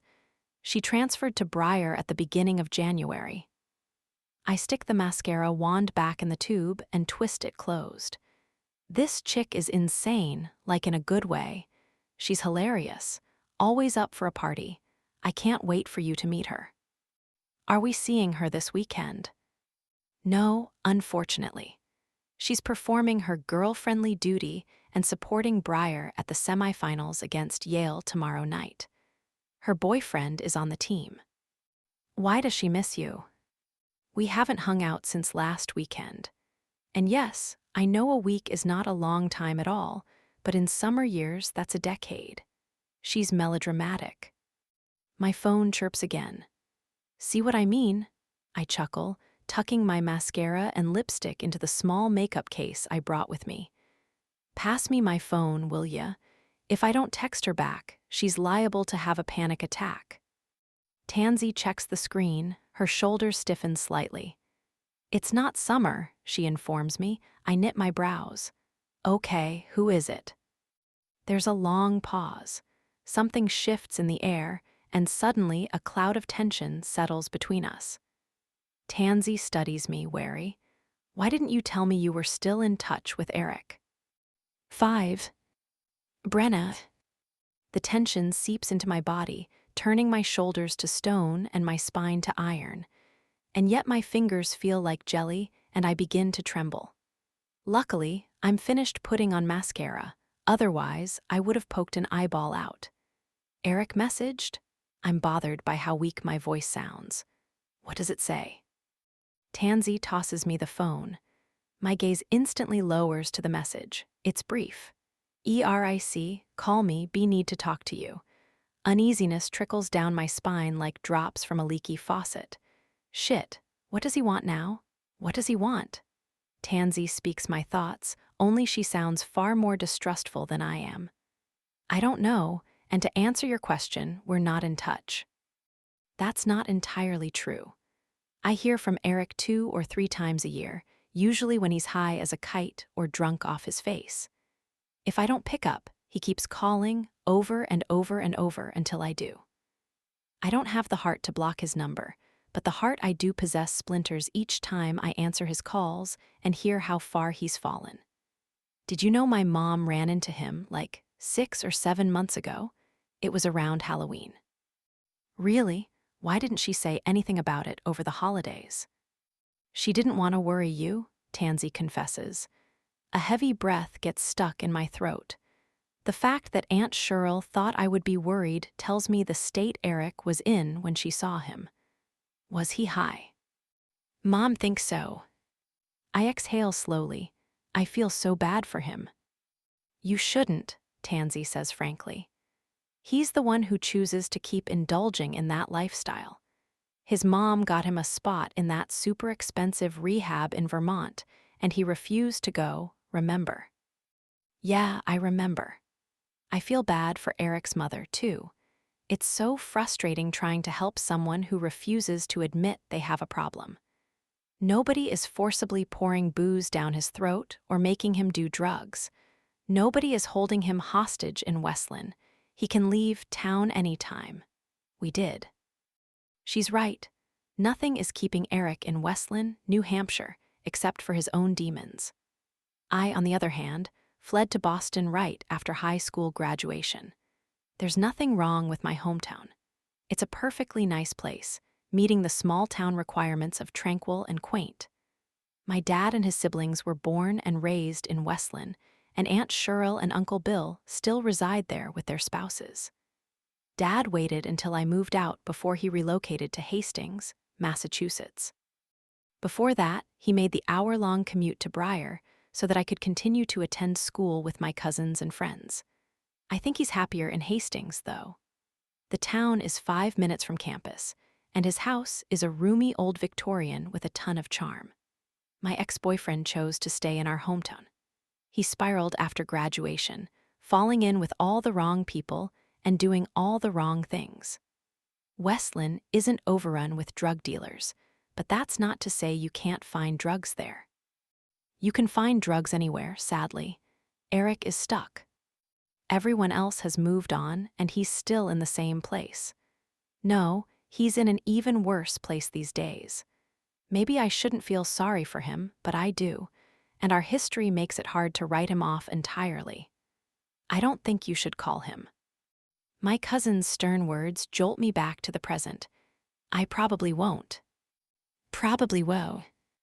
90% won't, 10% might. 10% is too high. She shakes her head. That guy will only drag you down if you let him back in your life. I blanch. God, don't even worry about that happening. 100% chance it won't. Good, because clearly he's still obsessed with you. He was never obsessed with me, I say in Eric's defense. Are you kidding me? Remember when you got mono junior year and couldn't attend school for a couple of months? Eric had a total meltdown, she reminds me. He called you every 5 seconds, skipped class to go see you, freaked out when Uncle Chad told him to stop coming over. It was intense. I avert my eyes. Yeah, I guess it was a tad dramatic. What do you think of this top, by the way? I gesture to my ribbed black crop top. It ties around the neck and the back, exposing my midriff. Hot AF, Tansy declares. You know you saved no time by saying AF instead of as fuck, right? Same amount of syllables, I tease, all the while battling relief that she accepted my change of subject so readily. I don't like dwelling on that time in my life. Truth be told, thinking about Eric is as exhausting as it was actually dealing with him back in the day. One thought of him, and I feel as if I just climbed Everest. My ex is an energy vampire. I speak internet lingo, Tansy retorts. The one true language. Anyway, you look hot, and I look hot, so let's go out and show everyone how hot we are. You ready? I swipe my purse off her roommate's bed. Ready AF. We end up at an Irish pub in the Back Bay area. It's called the Fox and Fiddle and populated primarily by college students, judging by all the younger faces. Sadly, there's a conspicuous lack of hockey attire. I spot 1 or 2 maroon and gold jerseys, the colors of the Boston College Eagles. But that's it. It makes me long for Malone's, the bar in Hastings where all the Briar hockey fans congregate. Tansy checks her phone as we walk inside. We're meeting her boyfriend here. Or maybe it's her ex-boyfriend? Fuck buddy. I never know when it comes to her and Lamar. Their on-again, off-again relationship has the head-spinning quality of riding a tilt-o-whirl. No text from Lamar. I guess he's not here yet. She links her arm through mine on our way to the bar. Let's order shots. We haven't done shots since Christmas. There's a huge crowd waiting to be served. When I catch the eye of one of the bartenders, he signals that he'll be a minute. I really wish you went to BC with me, Tansy says glumly. We could do this all the time. I know. I would have loved to attend Boston College with her, but they rejected my application. I didn't have the grades back then. My relationship with Eric pretty much torpedoed my ability to concentrate on school. I went to community college instead until I was able to transfer to Briar, where I don't have to pay tuition since my father works there. Sweet, they're showing the Bruins game. I gaze up at one of the monitors mounted from the ceiling. A blur of black and yellow whizzes by as the Bruins go on an offensive attack. Hooray, Tansy says with mock enthusiasm. She doesn't give a crap about hockey. Her game of choice is basketball. As in, she only dates basketball players. I try to flag down the bartender again, but he's busy serving a group of chicks in teeny dresses. The pub is surprisingly packed for 10:30 at night. Normally, people are still pre-drinking somewhere else at this time. Tansy checks her phone again, then types something. Where the hell is he? She mutters. Text him. Just did. He's not answering for some Rhea. Oh wait, he's typing. She waits until the message appears. Okay, oh my God, you have got to be kidding me. What's wrong? Irritation flashes in her dark eyes. One sec. I need to call him and figure out what the hell. Oh boy, I pray there isn't trouble in paradise, because I know Tansy can sometimes get fixated on her boyfriend/ex-boyfriend/fuck buddy. I'm still not sure. What I do know is that I was looking forward to a fun weekend with my favorite cousin, especially after my dreadful interview this morning. Holy shit, did that suck. I watch the Bruins game as I wait for Tansy. Neither of the two bartenders comes to take my order, which is probably a good thing because my cousin stomps back in a huff. You won't believe this, she announces. The stupid idiot got the bars mixed up. He's at the Frog and Fox near Fenway. We're at the Fox and Fiddle. Why does every bar in the city have the word Fox in it? I know, right? And I can't even be too mad at him because it's an honest mistake. She blows out an aggravated breath. Anyway, he's there with a bunch of friends, and he doesn't want to move his whole group over here when you and I can just hop in a cab and be there in 10 minutes. He has a point. You don't mind leaving? Nope, I ease away from the bar. Let me hit the ladies before we go. Cool, I'll order the car. Meet you outside. Sounds good. Tansy exits the pub while I amble toward the restrooms. Despite the Friday night crowd, there's no line for the ladies' room. I walk in to find two girls in front of the mirror, chatting loudly as they fix their makeup. I nod in greeting and duck into a stall. If you want to go to the dime, then let's go to the dime, one of the girls is saying. I told you, I don't want to. Are you sure? Because you keep blabbering on about Jake Connolly and his amazing tongue. I freeze. I swear my pee stops midstream like some sort of magic trick. We've got nowhere else to be tonight, the first chick says. Let's just hit the dime so you can see him. Maybe you guys will hook up again. Unlikely, Connolly doesn't do repeats. The second chick sounds dejected. Going there is pointless. You never know. You said he had a good time, right? He was getting a BJ. Of course he had a good time. I press my lips together to fight a smile. Ah, listen to that. Jakey got some the other night. Good for him. Except then I remember the stunt he pulled with McCarthy, and I'm no longer smiling. I quickly resume peeing, eager to leave the bathroom so I don't have to listen to this shit anymore. A wistful sigh echoes from beyond the stall. You have no idea how hot it was. Actually, I do, because you can't shut up about it. He's such a good kisser. And when he went down on me, he did this thing with his tongue like, I can't even describe it. It was sort of like a kiss and a swirl. Discomfort forms in my gut. I've had my share of dirty conversations with my girlfriends, but these chicks are going into a lot of detail. And they know they're not alone in the bathroom. They saw me come in. I'm surprised he returned the favor. Guys that good-looking don't usually give a shit if the girl gets off. A lot of them would take the blowjob and bail.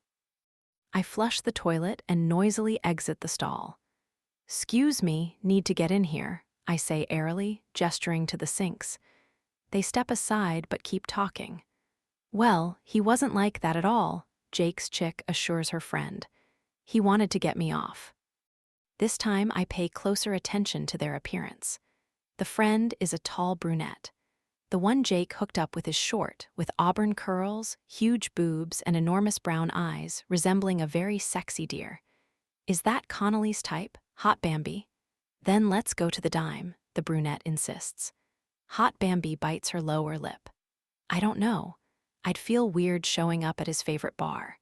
I mean, we hooked up 4 days ago. He probably doesn't even remember me.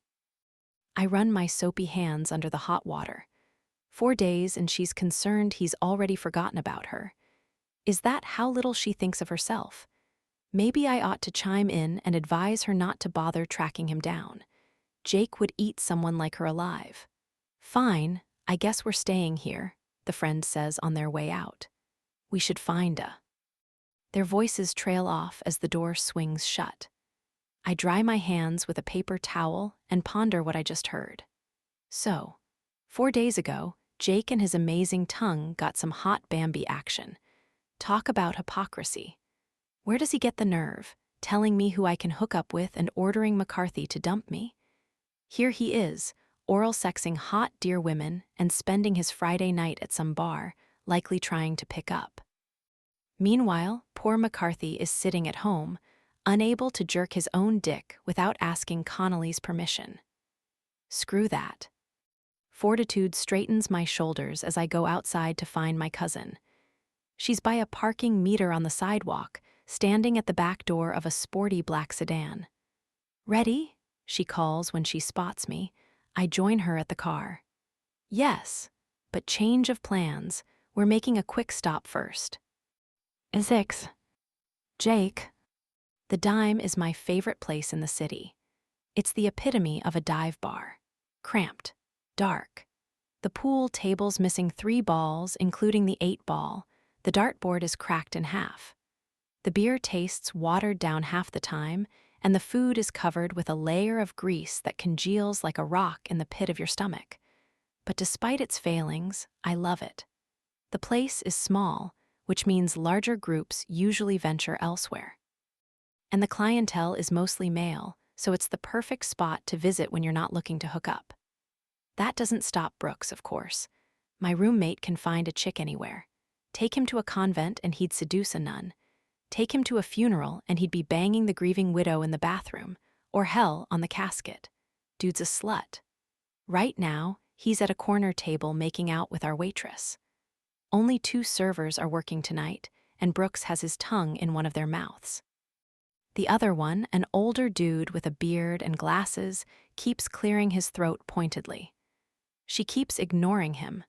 When he calls, "Rachel, your table's waiting," she breathlessly unlatches her lips from my teammate, S, and waves her coworker off. "Can you handle it? Tips are yours." I'm assuming she doesn't want the job anymore, and this is her way of quitting, because there's no way she's escaping without punishment. The other waiter and the bartender keep exchanging sullen looks, and I'm pretty sure one of them already phoned the manager. While Brooks is in the corner feeling up the waitress, the rest of us are enjoying the Bruins game and listening to Kobe Chilton complain about the 2-beer limit I've enforced. He can bitch about it all night, for all I care. We're playing Princeton tomorrow afternoon, and nobody is allowed to show up to a game hungover. Hell, I forbade Potts and Bray from going out tonight altogether. I don't trust the beer pong duo. "If you could bang any hockey player, dead or alive, who'd it be?" Kobe asks Dimitri. Since a second ago he'd been talking about beer, the change of subject is jarring. "What?" Dimitri sounds extremely confused. "You mean like a female hockey player? And when you say dead, do you mean I'm fucking her corpse or am I doing her when she was alive?" Heath pipes up. "Nah, I'm talking NHL, and none of that necrophilia shit." Kobe's expression conveys horror. "Wait, you're asking us which dude we'd fuck?" a senior D-man demands. I swallow a laugh. "Yeah, I'd pick Bobby Hull. I like blondes. How about you guys?" "Hold up. Chilton," squawks Adam Middleton, our most promising freshman. "Are you gay?" The 18-year-old glances around the table. "Has he always been gay and I'm just finding out? Did y'all know?" "You wish I was gay," Kobe shoots back. The freshman's eyebrows crash together. "Why would I wish that?" "Because I'm a great lay. You're missing out." "What is happening right now?" Adam asks me. I press my trembling lips together. "No clue, man. I heard a bunch of chicks debating this shit in Harvard Square the other day," Kobe explains, polishing off his second and last bottle of Sam Adams. He rolls his eyes dramatically. "They were choosing the lamest dudes. Tyler Seguin, Sidney Crosby." "I do Crosby," Dimitri pipes up. "I wouldn't even need to picture some girl to get hard. I just think about his stats line." As laughter breaks out at the table, I feel my phone vibrate in my pocket and pull it out. "Hazel, what you're up to tonight?" "I'm home and bored." I shoot a quick text back, telling her I'm out with the boys. Hazel, use condoms, I laugh out loud, drawing the attention of Kobe. What are you giggling about over there? He scowls. You better not be chatting up a girl. You banned hookups, remember? I banned distractions, I correct, and so far it's been working. McCarthy was in top form at morning skate, proving that his flirtation with Brenna Jensen was the cause of his recent bout of sucking. He didn't come out with us tonight because he wanted to stay home and watch all the available game tape from Princeton's season to prepare for tomorrow. See what happens when you eliminate pesky distractions. Also, I'm not chatting up a girl, I add. I'm texting Hazel. Oh nice, tell her I say hi, Kobe orders. Hazel was my date for a team event last year, so most of my teammates know her. Kobe, in particular, took an immediate liking to her. Granted, Kobe takes a liking to anyone with tits, and to blondes, apparently, regardless of gender. Are you ever gonna give me her number? He gripes. Nope, you're not allowed to mess around with my friends. I don't want Chilton anywhere near Hazel. He's a major player, and he'd break her heart. She's too inexperienced to handle someone like him. To be honest, I don't think she's ever had an actual boyfriend. I assume she hooks up because she's an attractive, 21-year-old woman, but I've never seen her with a man. In the past, I wondered if maybe she was a lesbian, but I haven't seen her with any women either, and I've definitely caught her checking out dudes before. I think she just doesn't have much game, and Kobe has too much of it. A loud wolf whistle cuts through the rock music blasting in the bar. It comes from the direction of the pool table. The two men standing there have abandoned their game to gape at the entryway. I follow their stares and DM. Brenna Jensen is marching across the room, and she looks good enough to eat. She's wearing high-heeled leather boots, a short skirt, black leather jacket. Her chocolate brown hair is loose around her shoulders, and her full lips are blood red. Another dark-haired girl trails after her. Also pretty, but Brenna holds all my attention. Her dark eyes are on fire, and every molecule of heat is aimed directly at me. Connolly. She reaches our table, baring her teeth in a mocking smile. Boys, fancy meeting you here. Mind if I join you? I pretend to be completely unfazed by her arrival. Inside, suspicion coils like a rattlesnake in my gut. Sure thing. I gesture to the sole empty chair. Afraid there's only one seat, though. It's okay, we won't be staying long. She addresses her friend. Want to sit? Nah, the girl is clearly amused by all of this, whatever this is. I'm gonna call Lamar, come grab me when you're done. She moseys over to the bar, phone already glued to her ear. It's so hot in here, Brenna remarks. All the bodies crammed in this shoebox are generating some serious heat. She unzips her jacket. What she's wearing underneath makes everyone's eyeballs pop out of their sockets. Aw fuck, I hear Kobe mumble. The crop top bears her flat, smooth belly, and it's cut low enough to showcase some impressive cleavage. She's also not wearing a bra, so I can see the outline of her nipples, two hard beads straining against the ribbed material. My cock stirs behind my zipper. She appraises my teammates before focusing on me. We need to have a chat, Connolly. Do we? Her gaze sweeps over the table again. Each guy, even the lowly freshman Adam, receives a thorough examination. To my displeasure, the longest scrutiny is awarded to Kobe, whose tongue has fallen to the dime's sticky floor. Have a seat already, I say darkly. Don't mind if I do. Flicking up an eyebrow, she saunters to Kobe and settles directly on his lap. He makes a choked noise. Part surprise, part joy, I narrow my eyes at her. She smiles. What's wrong, Jakey? You told me to have a seat. I think a chair would be more comfortable. There's an edge to my tone. Oh, but I'm super comfy right here. She wraps a slender arm around Kobe's neck and rests her hand on his broad shoulder. He's 6'4" and 240 pounds, making Brenna appear tiny in comparison. I don't miss the way his hand curls around her hip to keep her in place. Jensen, I warn. Jensen. Hey. Brooks, coming up for air, finally notices Brenna's arrival. When did you get here? Is Di Laurentiis with ya? No, Summer's back in Hastings. Oh, that sucks. Shrugging, he resumes the game of tonsil hockey he's playing with our soon-to-be unemployed waitress. So here's the thing, Brenna says. She might be in Kobe's lap, but she only has eyes for me. You ordered Josh to break up with me. I raise my beer bottle and take a slow sip, contemplating what she said. Break up, eh? I thought you weren't dating.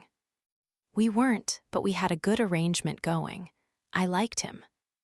It's strangely frank of her.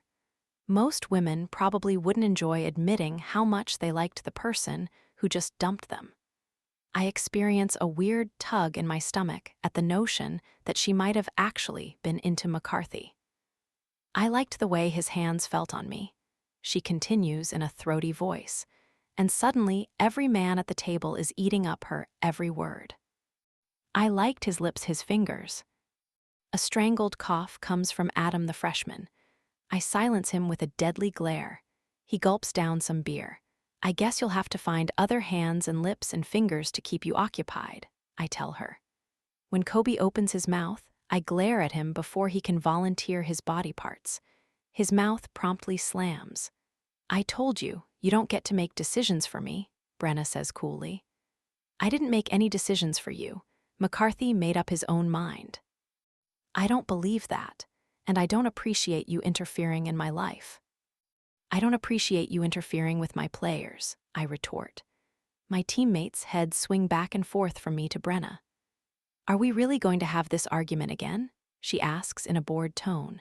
Her index finger trails down Kobe's arm. His eyes glaze over. Shit.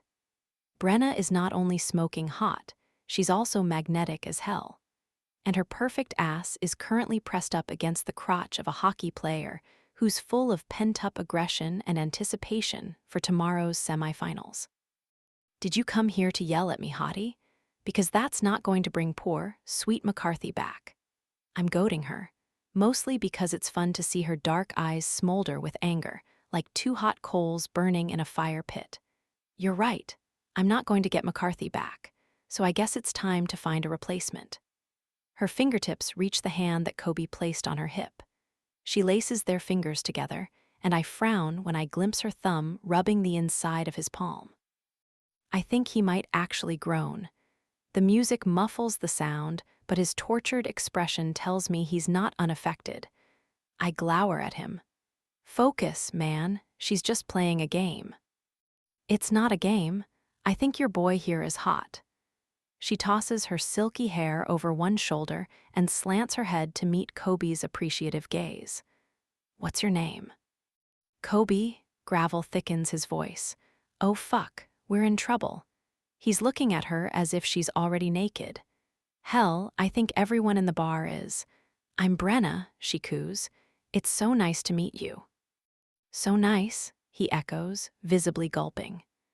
Brenna grins at me and then unlaces their fingers and slides her palm up Kobe's beefy chest. She presses it to the Harvard logo that's decaled onto his gray sweatshirt, her palm flattening over his left pec. Your heart's beating so fast. Is everything okay? Everything's just fine. He's completely under her spell. From beneath heavy eyelids, he admires the curves of her body. Then he shifts in his chair, probably because he's sporting a massive hard-on. Focus on me, Chilton, I order. Don't let her lure you to the dark side. Don't listen to him, Kobe. I mean, do you really want Connolly to run your life? He's such a buzzkill. Who likes a buzzkill, right? She snuggles closer to him. So what do you like to do other than play hockey? Do you like to dance? Love it, he mumbles. His gaze is glued to her chest. I know for a fact he's got 0 moves. Kobe, don't fall for this. She's not interested. They both ignore me. We should go dancing sometime. We'll have so much fun. She strokes his pec before gliding her hand up to his bearded chin. She strokes that too. I'd bet having our bodies so close like that would make your heart beat even faster. Adam starts coughing again. Beside him, Dimitri looks utterly captivated. They all do. Brenna has that effect on men. I scowl at Kobe. She's teasing you. This is payback for my perceived crimes against her. Brenna smirks defiantly. Actually, I happen to find Kobe incredibly appealing. I'm sure you do, I drawl. To the dumbass whose lap she's on, I offer more encouragement. You can do this, man. Crawl out of the darkness. When he finally speaks, the words are strangled, as if they're being pried out of his mouth by force. Sorry, Jake. I think I love her. She laughs, easily sliding off his lap. Kobe shoots to his feet, too. We should go dancing tonight, he says eagerly. I sigh. Weak bastard. With a sigh of her own, Brenna gently touches my teammate's arm. Sorry, babes, but Connolly was right. I was playing you. He gawks at her. For real. For real. I was manipulating you, and I apologize for that.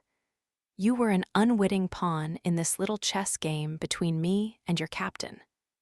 Kobe looks so disappointed I have to choke down laughter. I don't feel sorry for him, though. I did warn him. Brenna turns to me. See how easy that was? She shakes her head irritably.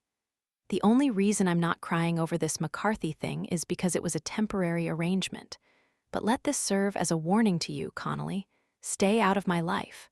My love life, my sex life, my life in general. You have no right to force someone to break up with me. That's just childish. And what you did right now wasn't childish? I challenge. Oh, it was. I don't deny that. I absolutely stooped to your level because I was trying to prove a point. If you mess with my life, I'll mess with yours. Keep accusing me of distracting your guys, and guess what? I'll start doing it. And based on what I just saw, it won't be difficult at all. She pats Kobe on the shoulder. Again, I'm truly sorry for involving you. For what it's worth, I think you're wicked hot, and I have this friend, Audrey, who I kind of want to set you up with. You're exactly her type. Kobe's expression brightens. Really? Brenna holds up her phone. Smile. I'll text her a pic of you and see if she's interested. I watch in total disbelief as Kobe actually stands there and poses for a picture. He flexes his biceps, for fuck's sake. And then, to add insult to injury, he says, thanks. The idiot is thanking her. Christ. My teammates are unbelievable. Brenna slides her phone into her purse and seeks out my gaze. Enjoy the rest of your night, Jakey. She gives me a wink. And don't forget, if you mess with me, I mess right back. 7. Jake. I find myself in the kitchen at 3 in the morning chugging a glass of water at the sink. I'm not sure what woke me up. Maybe the thunder? It started pouring when Brooks and I got home from the bar and hasn't stopped since. Not even a lull. Or maybe it's guilt that jolted me out of my slumber. I'd never admit it to Brenna, but I do feel bad about sticking my nose in her business. When she'd confessed to liking McCarthy earlier, I can't deny I felt like a total jerk. Oh. A female voice squeaks. I didn't realize anyone else was up. I lift my head in time to see a shapely figure skid to a stop about 6 feet away. Either the shadows are playing tricks on me, or she's wearing nothing but a thong. She takes a few steps forward, a curtain of blonde hair swinging behind her. The kitchen light flicks on, and yup, she sure is topless. Her tits are on full display for me. I'm sorry, she says. I thought I'd be alone in here. Yet for all her protests, she doesn't make an effort to cover up. And since I'm a man, I can't help but stare at her chest. She's got nice boobs. They're on the small side, but cute and perky, with pale pink nipples that are currently puckered from being exposed to the air. But the coy twinkle in her eyes puts me off. Although I hadn't heard anyone come in, I assume Brooks invited her over. And since she's practically naked, I assume she and Brooks aren't exactly pulling an all-night study sesh in his bedroom, which means she definitely shouldn't be looking at me like that. You're crashing with Brooks tonight? I ask as I rinse out my glass. I wrinkle my forehead. When'd you get here? Around midnight. And before you say it, yes, it was a booty call.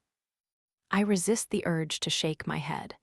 Brooks Weston is something else, making out with one chick all night and then booty calling another. Do you mind getting me a glass? I don't know where anything is. She licks her lips. I'm thirsty. She's thirsty, all right.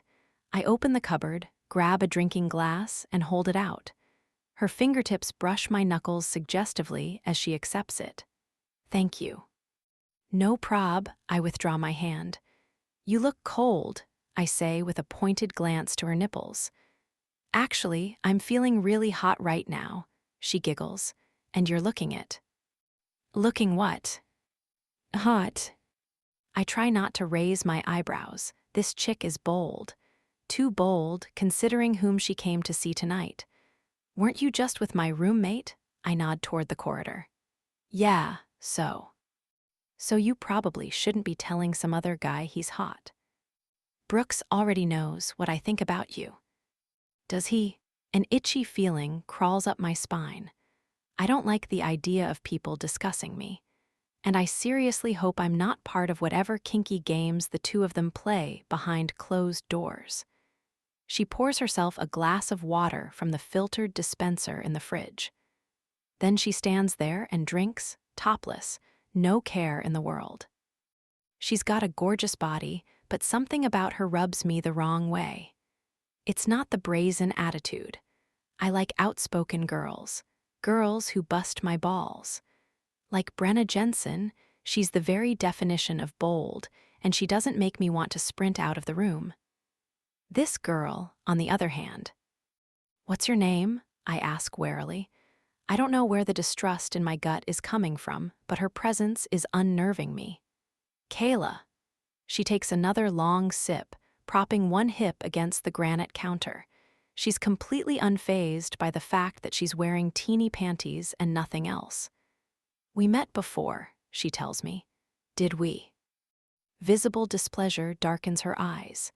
Yeah, I don't imagine this is a girl who likes being forgotten, but I genuinely have no recollection of meeting her, ever. Yes, at Nash Maynard's party. You go to Harvard. No, we talked about that at the party, remember, she says tightly. I'm at Boston University. I draw a blank. There's a black hole in my memory where this alleged interaction is supposed to be. Babe, a sleepy voice drifts from the hallway. Come back to bed, I'm horny. I give her a dry smile. You're being summoned. She grins back. Your roomie's insatiable. I wouldn't know, I say with a shrug. No, she finishes her water and places the glass in the sink. Curiosity gleams in her expression as she studies my face. You and Brooks have never. She lets the question hang. Nah, I don't swing that way. She tilts her head thoughtfully. What if there's a girl in the middle to act as a buffer? And we're done here. It's too late and I'm too tired to be discussing threesomes with a strange girl in my kitchen. I don't do that either, I mutter on my way past her. Pity, she tells my retreating back. I don't turn around. Good night, Kayla. Good night, Jake? A teasing lilt. Geez, so many invitations in one measly encounter. She would have let me bang her on the counter if I'd made a move. If I were into threesomes, she'd have me and Brooks banging her together. But neither notion appeals to me.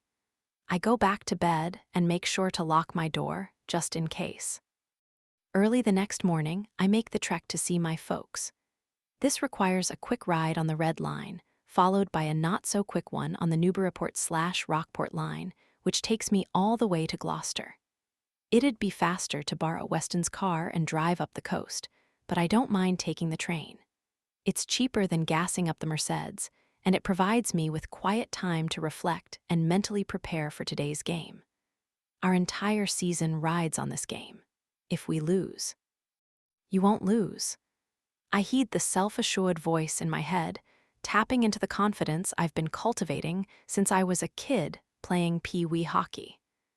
There's no denying I was talented from an early age. But talent and potential mean nothing without discipline and failure. You need to fail in order for the win to mean something. I've lost games before, games that counted for rankings, trophies. Losing is not supposed to crush your confidence. It's meant to build it.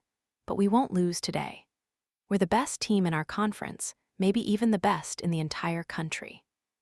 The train rolls into the station around 9 o'clock, and since it's actually not raining this morning, I decide to walk home instead of Ubering it. I breathe in the crisp spring air, inhaling the familiar scent of salt and fish and seaweed. Gloucester is a fishing town, the country's oldest seaport, which means you can't walk 5 steps without seeing a lighthouse, a boat, or something nautical. I pass 3 consecutive houses with decorative anchors hanging over the front doors. The 2-story house where I grew up resembles most of the other homes lining the narrow streets.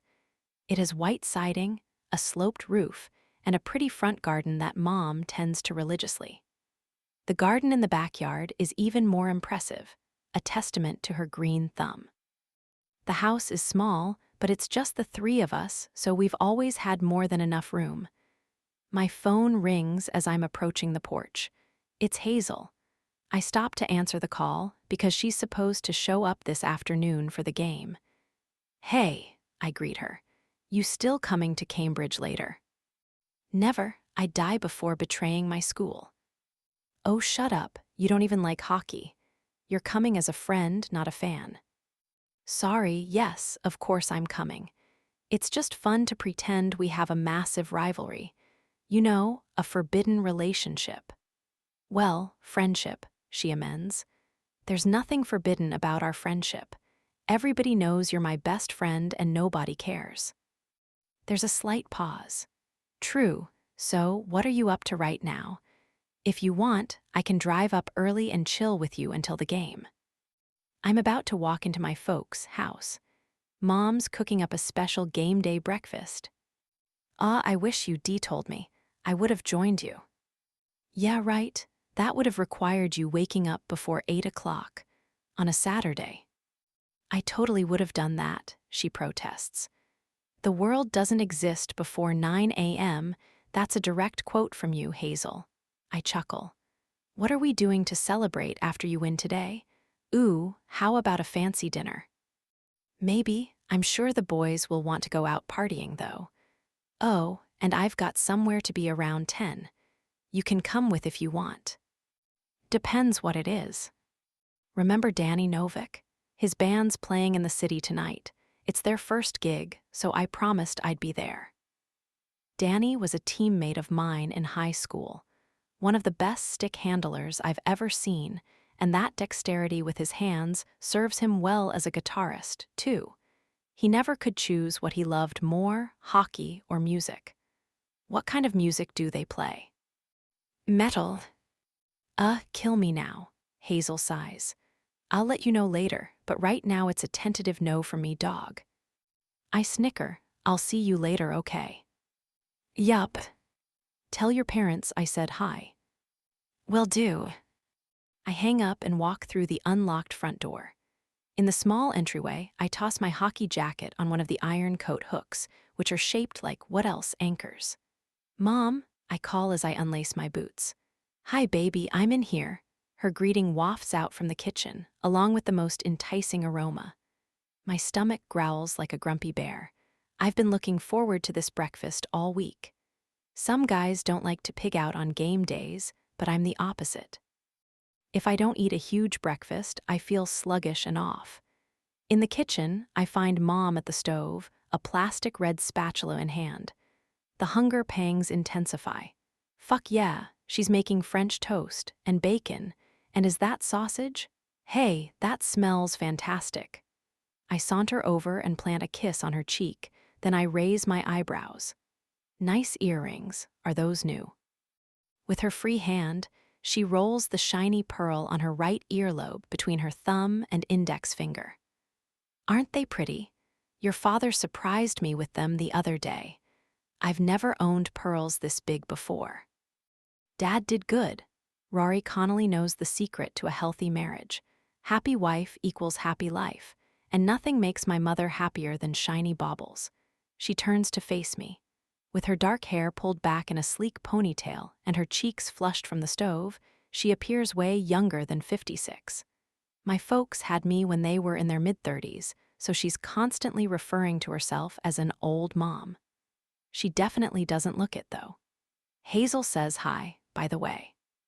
I just got off the phone with her. Mom claps happily. Oh, tell her I miss her. When is she coming home for a visit? She wasn't here for the holidays. No, she was at her mom's this year.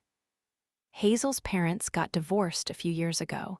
Her dad still lives in Gloucester, but her mom is in Vermont now, so she alternates holidays with them. She'll be at the game today. Are you guys coming? I'm afraid not. Your dad won't be home in time, and you know I don't like driving on the freeway alone. I hide my disappointment. My parents have never been too invested in my hockey career. Dad was always too busy with work to attend any of my games, and Mom just plain wasn't interested. When I was little, it hurt my feelings. I'd see all my friends' families in the stands, mine would be nowhere in sight, and envy would flood my chest. But whatever. It is what is. That's my attitude about most things. Can't change the past, don't cry over the present, don't stress about the future. It's all pointless, especially regret. Well, try to make it to the finals if we're playing in them, okay? I say lightly. Of course. Now stop looming over me and go have a seat, superstar. I'll take care of everything. At least let me set the table, I argue, trying to grab plates from the cupboard. She swats my hands away. No, sit down, she orders. This might be the last time I'll be able to serve you before you have your own staff waiting on you hand and foot. Nah, that's not gonna happen. You'll be a professional hockey player this fall, honey. That means you'll be famous, and famous people employ household staff.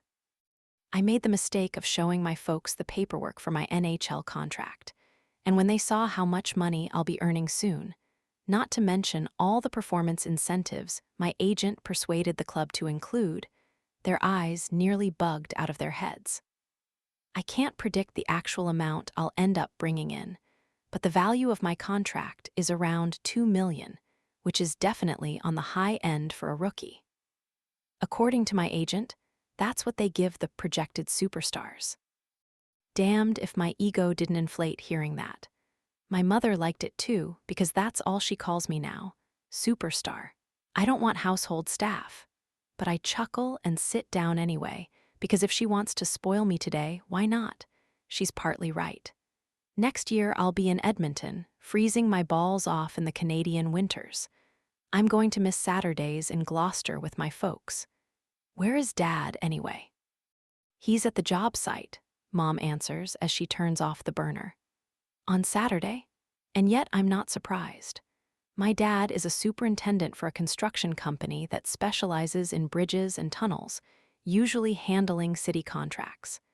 And city contracts mean tight deadlines and a lot of red tape, which in turn means Dad is always under tremendous stress. It's the kind of job that gives you heart attacks, literally. He went into cardiac arrest at a bridge site a few years ago, scaring the shit out of Mom and me. I'm surprised she actually let him go back to work, but I suppose he didn't have a choice. He's nowhere near retirement age. There was a problem there yesterday, Mom explains. Don't ask me what. You know I tune him out when he blabbers on about his bridges. All I know is that it's crunch time, they need to finish before the winter. And they're in danger of falling behind because some of the crew are acting like, and I quote, motherfucking morons. I bark out a laugh. My father has a way with words. I'm sure it'll be fine, I assure her. Dad's good at yelling at people, and he enjoys it, so win-win. Mom starts carrying serving plates to the large cedar table that my dad and I built one summer when I was a kid. I try to stab a piece of French toast with my fork, and she swats at my hand again. Wait until I bring everything. And truth be told, I don't know if ordering the crew around is bringing your father much pleasure anymore. He's tired, honey. He's been doing this job for so long. She places a stack of buttered rye toast on the tabletop. But tell me about you. Are you going to bring home a you-know-what one of these days?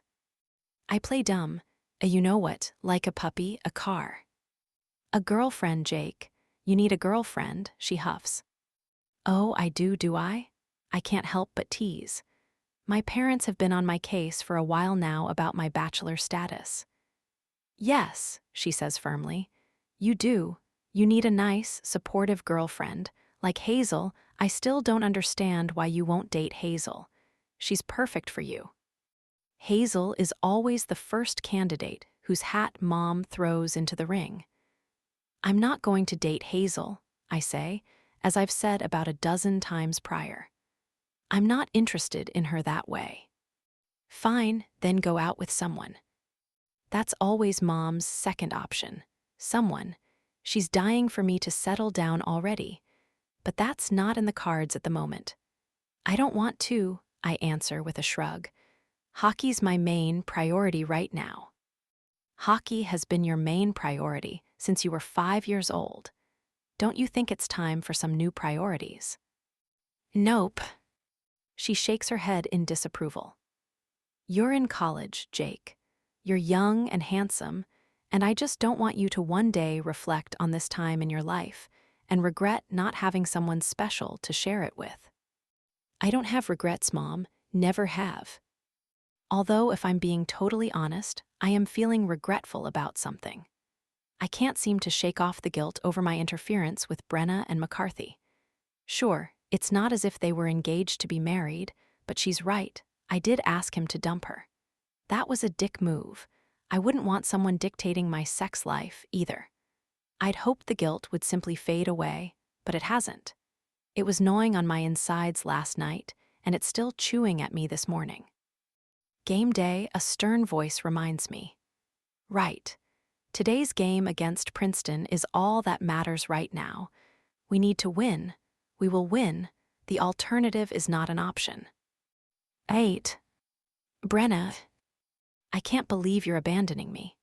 I glower at Tansy, but deep down I'm not surprised. I had desperately hoped that she and Lamar wouldn't ruin this weekend for me, but as my father likes to say, hope is for fools. Work hard and make your own dreams come true, he always harps, and then you won't have to hope for a damn thing. It'll only be for an hour or two, my cousin promises. Yeah, right, I scoff from her roommate's bed. Once again, Aisha proved herself to be my hero. Somehow, she replaced the standard-issued mattress that came with the dorm room with one of those memory foam ones that make you feel like you're sleeping in a cloud. I dove right back under the covers when Tansy and I returned from our afternoon of lunch and shopping. That's how comfy this bed is.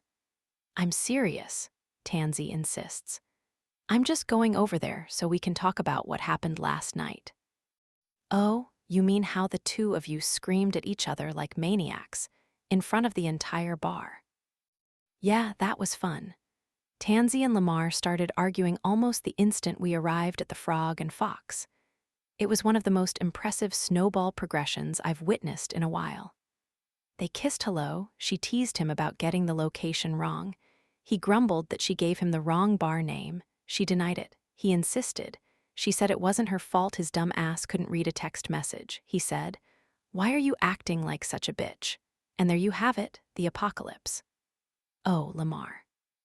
You never, ever tell your girlfriend she's acting like a bitch, even if she is.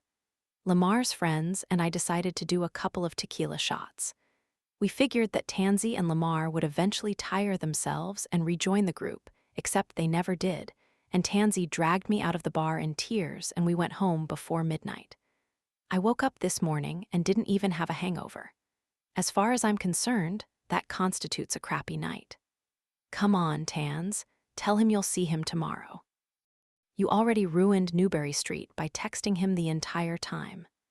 We were supposed to be shopping and having a blast, and instead I spent the day watching her tapping on her phone. We barely spoke during lunch because he kept messaging her. I know, I'm so sorry. It's just, she peers at me with big, imploring eyes. We're talking about getting engaged after graduation. I can't ignore him when we're fighting. We need to work it out. I don't even blink at the word engaged. Tansy and Lamar have been on, and on so many times that I no longer take their relationship seriously. If you keep breaking up, there's a reason for it. Fun fact, Perpetual drama is not conducive to a long-lasting commitment. I highly doubt an engagement between them is in the cards, and if by some chance it happens, no way does it lead to an actual wedding. I'd bet my meager life savings on that. But I tamp down my skepticism and say, okay, you're talking about getting engaged. That has nothing to do with the fact that your cousin, who you haven't seen in months, came all this way to spend the weekend with you. Last night turned into a sob fest. Today's shopping trip turned into a text fest. And lo and behold, now you're blowing off dinner and the club. I'm not blowing you off, I swear. I'll miss dinner, but we're still hitting the club. You can use my meal pass and eat here, won't even cost you anything. Then take a nap or something, and I'll be back in no time, and we'll go to Bulldozer just like we planned. Bulldozer is the nightclub I've been dying to visit. Despite its crappy name, it's been getting rave reviews, and apparently the music is off the charts. I have a feeling I'll never get to hear it. Please, Tansy begs, I won't be gone long, just a few hours. I love how it went from an hour or two to a few hours. And I promise I'll never, ever do this to you again. The next time we plan a girls' weekend, I'll come to Briar, and Lamar will stay home, and you and I will have the best time ever. I swallow a nasty retort. She's already made up her mind, so what's the use in arguing? Do whatever you want, Tans. Come on, B, please don't be mad at me. Then don't ditch me.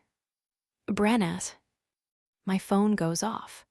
Normally, I wouldn't be rude and check it in the middle of a conversation, but Tansy's testing my last nerve, so I grab the phone just to be a bitch. Except, how lovely. The notification on the screen is even more aggravating than my cousin's bullshit. Harvard beat Princeton, I growl. She eyes me warily. Is that good or bad? I take a calming breath. If you'd listened to a word I said today, you'd already know the answer to that. Tansy, I'm heading back soon. The message comes at 9 o'clock, triggering a rush of relief. Finally, she's been gone for 3 hours. Earlier, I took full advantage of her dining hall privileges. Had a yummy dinner, chilled with some cool chicks, fended off the advances of a few lacrosse guys. But now the boredom is creeping in, and for the past 40 minutes I've been lying on Aisha's bed, mindlessly swiping through Tinder profiles. I don't use dating apps much, but what else do I have to do right now? I can't call any of my friends. They're all back at Briar, either attending the semifinals game against Yale or playing in it. I can't watch the game on the New England station because Tansy and Aisha don't have a TV, and I was unable to find a live stream on my phone. So, chatting with random dudes it is. Within 2 minutes of opening the app, I matched with about 15 guys. And 14 out of 15 have already messaged me. An assortment of hey ye and hey sexy, a handful of heart eyes emojis, and a holy shit are you real. The last one brings a laugh to my throat. I peek at the guy's profile again. His name is Aaron. He has the lean, lanky build of a basketball player and a great smile. Rolling onto my side, I message him back. Me, sometimes I wonder. HIM, Elo. Me, I mean, what is real? Are any of us real? Is the sky real?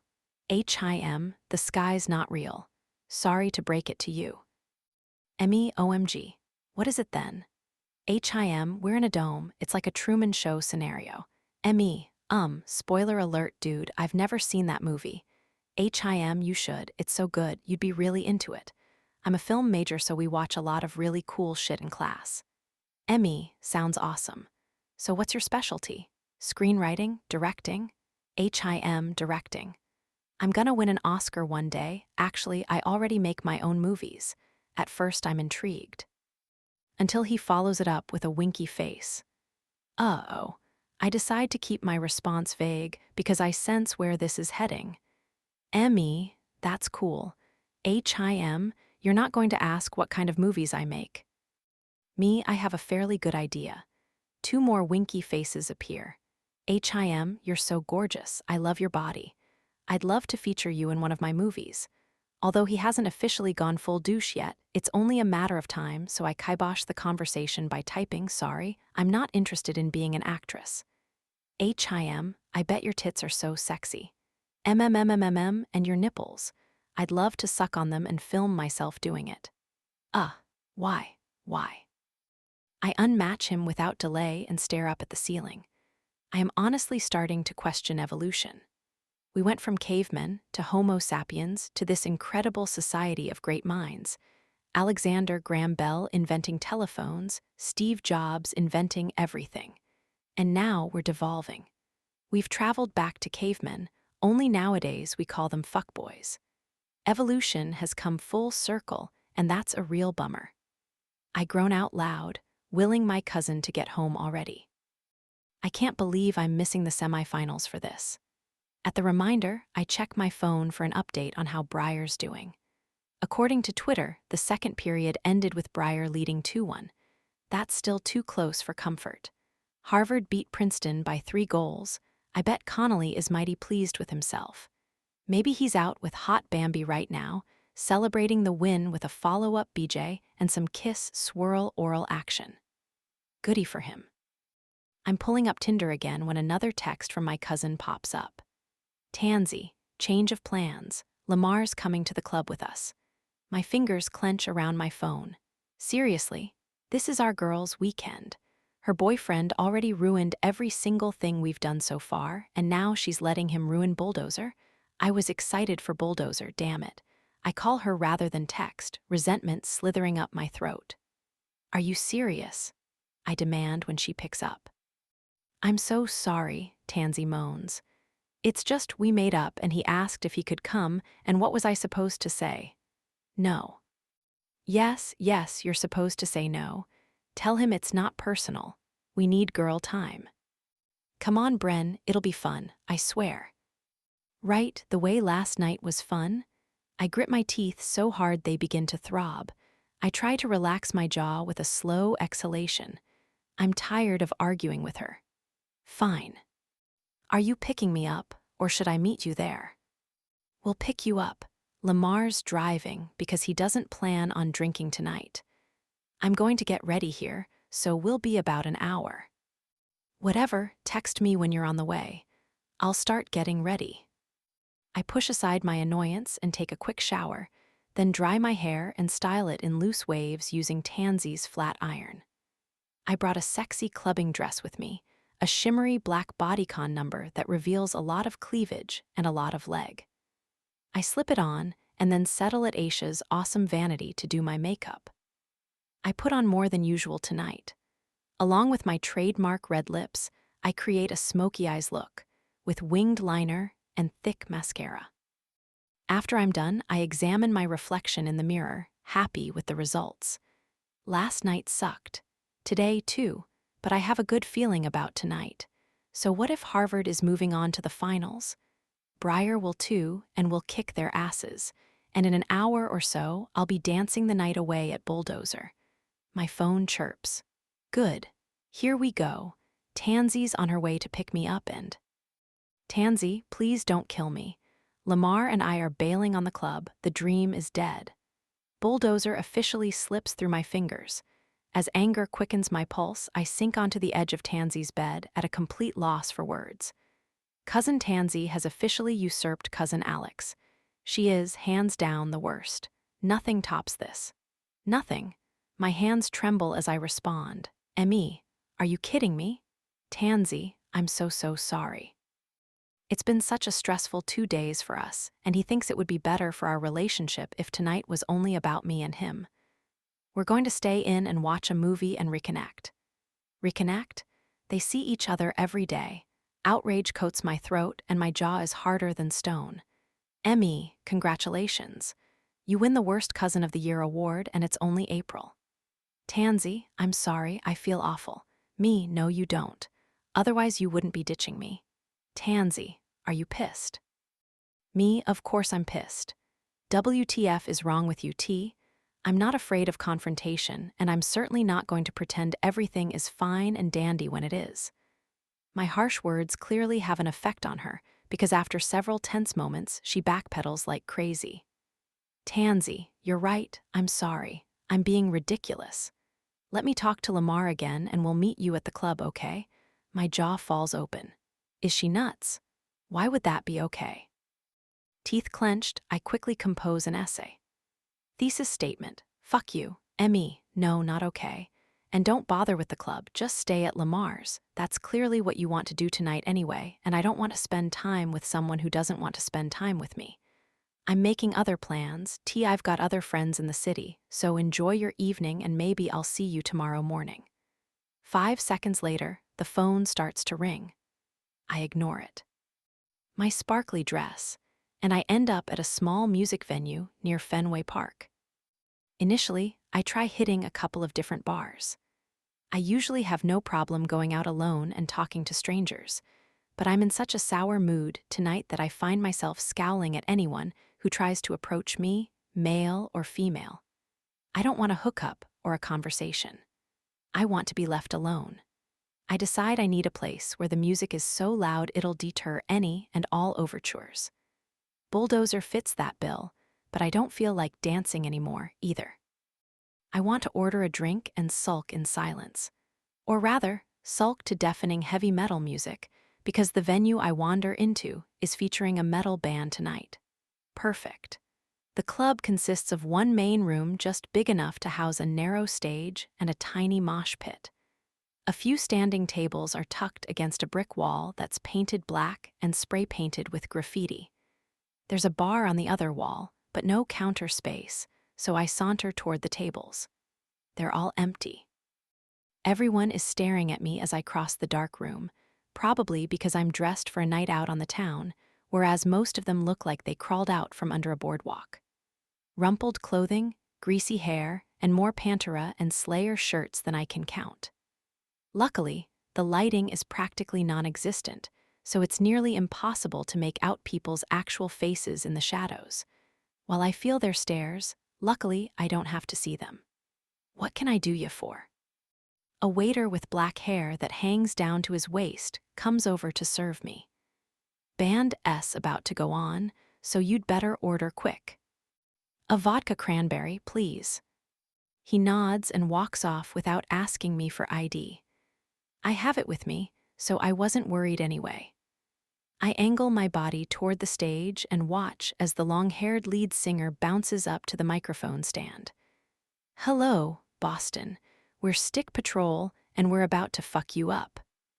If by fuck us up, he means they're going to play 6 ear-piercing songs with garbled lyrics and wrap up before I even finish my first drink, then mission accomplished. I resist the urge to bury my face in my hands and honest-to-God cry. What the hell was that? As the singer thanks everyone for coming, I stand there gaping at him. I'm goddamn agape. Their set lasted 14 minutes. That averages out to about 2.5 minutes per song. Aren't metal songs supposed to be a gazillion minutes long? I swear every Metallica track I've ever heard is longer than the Lord of the Rings movies. 14 minutes, and then the house lights flicker on, and I'm left watching the band dismantle their equipment. Some guy carts an amp off the stage. Another one is rolling up the microphone cords. Fuck you, Stick Patrol. Fuck them and their dumb name, and fuck my cousin for not adhering to the girl code, and fuck Harvard for winning their game tonight, and fuck global warming for dumping all this unwelcome rain on us. Fuck 'em all. I drain the rest of my drink in one gulp, then signal the waiter for another. This is truly the worst weekend ever. Wait, did I miss the band? A beefy guy with a shaved head and 2 eyebrow rings lumbers over. He glances from me to the empty stage and then back at me. Lust heats his gaze when he notices my dress. I absently run one fingertip along the rim of my empty glass. Yeah, sorry, they just finished. That's bullshit. Tell me about it, and I'm not even a metal fan. I can't imagine actually wanting to see the band only to show up and discover their set is already over. Mind if I join you? He curls his fingers over the edge of my table. My gaze drops to his hands. They're huge, two big meaty paws with red knuckles. I don't like them, and I don't particularly want company, but he doesn't give me a chance to say no. He moves closer, resting his forearms on the tabletop. His arms are also huge, and the left one is covered with tribal tattoos. Are you into music? Did he just ask me if I'm into music? In general, aren't most people? Sure, of course. Who's your favorite metal band? I don't really have one. I'm not into metal. I wandered in here because I wanted a drink. Cool. I wait for him to say something else. He doesn't. He also doesn't leave. So, are you a student? I ask, resigning myself to this conversation. It's not like I have better things to do. Dropout, he says flatly. Okay, I don't care either way, but that's an odd thing to say. Where did you drop out from? BC? BU? I'm at Briar. I went to St. Michael's. St. Michael S. I scan my brain. I haven't heard of that college. High school, he grunts. It's not a college, it's a high school. He thrusts both thumbs at his own chest. High school dropout. How on earth does one respond to that? Luckily, the waiter spares me from replying. He appears with another vodka cran and a bottle of Corona for the self-proclaimed dropout. I eagerly raise my drink to my lips. My companion takes a long swig of his beer. So what's your name? Brenna. Dope. Thanks, how about you? No, that's my name, Dope. My name's Dope. I swallow a soul-sucking sigh. Your name is Dope. Well, no, it's actually Ronnie. Dope is my stage name. He shrugs his massive shoulders. Used to be in a band, we performed GNR covers. Oh, cool. I think I'm going to call you Ronnie, though. He throws his head back and laughs. You're a ballbuster, I like that. Silence falls between us again. He sidles closer, his elbow nudging mine. You look sad, he says. Do I? That's doubtful. The only emotion I'm experiencing at the moment is irritation. Yep, you look like you need a hug. I force a smile. No thanks, I'm good. Are you sure? I'm the hug master. He holds out his beefy arms and arches his eyebrows, like he's Patrick Swayze from Dirty Dancing beckoning me to jump up on him. I'm good, I repeat, firmer this time. Can I try your drink? What? Who asks that? No. But I can buy you one, if you want. Nah, I never let a lady treat. I try to ease away and create a larger space cushion, but he steps toward me again.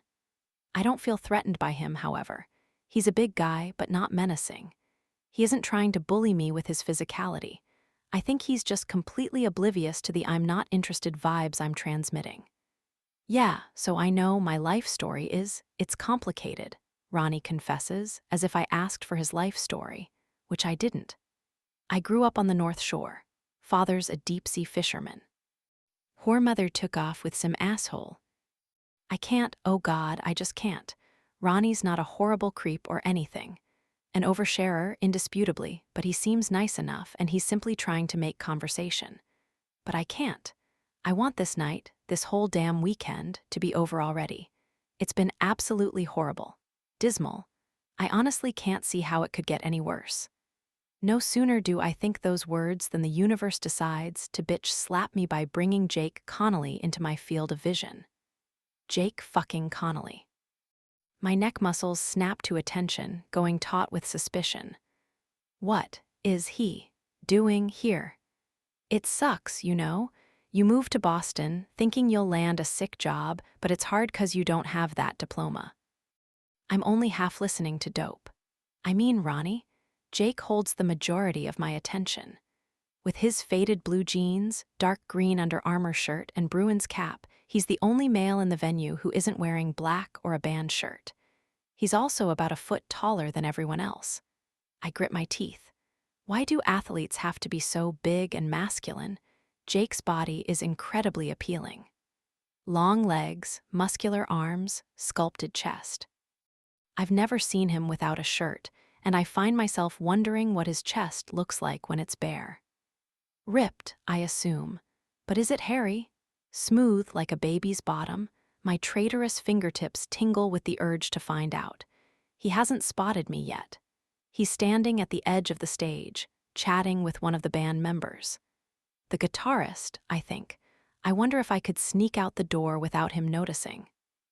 Having Connolly find me here, in this dump of a club, decked out in a glittery, skin-tight dress, that would be the rotten icing on the past-its-expiry-date cake that this weekend is turning out to be. And you know what's harder? The whole online dating thing, Ronnie is bemoaning. I tear my eyes off Jake. Yeah, online dating sucks, I say absently, trying to locate the waiter.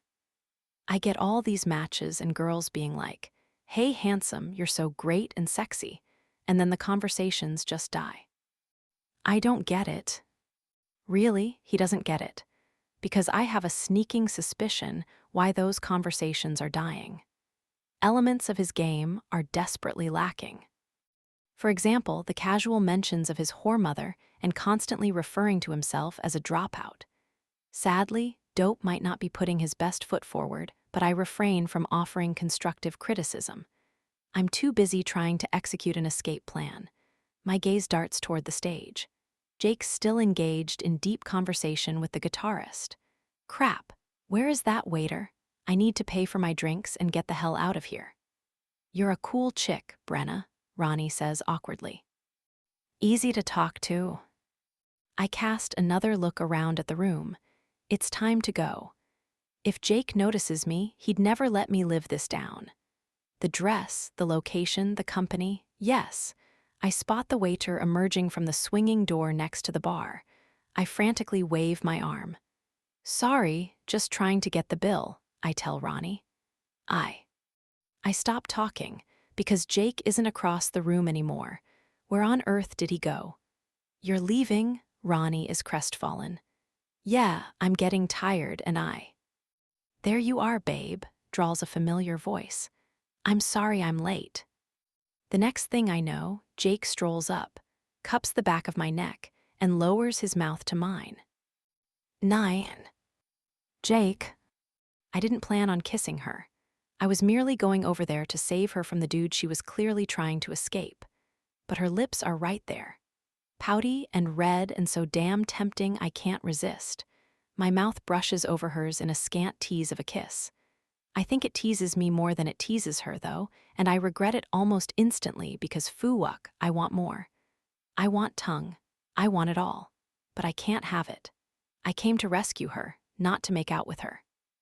I've gone out with Hazel and seen her get hit on by somebody she's not feeling enough times to be able to recognize an SOS in a woman's eyes. It's a cross between "Dear Lord, make this stop" and "Someone please get me out of here." Brenna's eyes were conveying that telltale panic. I couldn't believe it when I spotted her across the room. My first thought, however crazy, was that she followed me here, but I quickly dismissed it. That's not Brenna Jensen's style. Once I got over the shock of seeing her, I noticed her desperately trying to signal the waiter, and I snapped to action. As I ease my lips off hers, my entire body rebels. My dick yells at me and my mouth demands another kiss. A real one this time. Instead, I come up behind her and wrap both my arms around her slender frame. Hey, hottie, I murmur, bending my head so I can nuzzle her neck. Holy hell, she smells good. She stiffens for a second before relaxing. Hey, you're late. She tips her head to meet my gaze. We share a moment of understanding before she turns to our third wheel. Ronnie, this is my boyfriend, Jake. Oh, unmistakable disappointment clouds his face. I didn't realize. I'm sorry. Nothing to be sorry for, she says lightly. Yes, there is. He sends a remorseful look in my direction. I was chatting up your girl. Sorry, bro. All good. I run a hand down her bare arm. It's a playful gesture, but also a possessive one. Translation, she's mine. His expression takes on a hint of envy. How long have you been together? About a year, I lie. 1 year too many, she grumbles. Ronnie frowns. Ignore her. I trail my fingers up Brenna's arm and her breath hitches. She likes it when I touch her. I tuck that nugget of wisdom away for future use. Trust me, she's obsessed with me, blows up my phone every day telling me how much she loves me. I think psychologists call that love bombing. Oh, don't get me started on love bombing, Brenna says sweetly. He writes me a beautiful haiku every night before bed, usually about my eyes and my lips. And her ass, I say with a wink. My hand slides down her delectable body to squeeze the aforementioned ass, which is a terrible idea because it's firm and juicy and feels like heaven in my palm. Almost instantly, I'm rocking a semi. Wow, you two are so in love, huh? It's nice to see. This goddamned hookup culture is killing love. Everyone is disposable, you know? He smiles at us, and it's so sincere I feel bad for lying to him. You make a cute couple. I plant a kiss on Brenna's shoulder. Another bad idea. Her skin is hot beneath my lips and smells so good.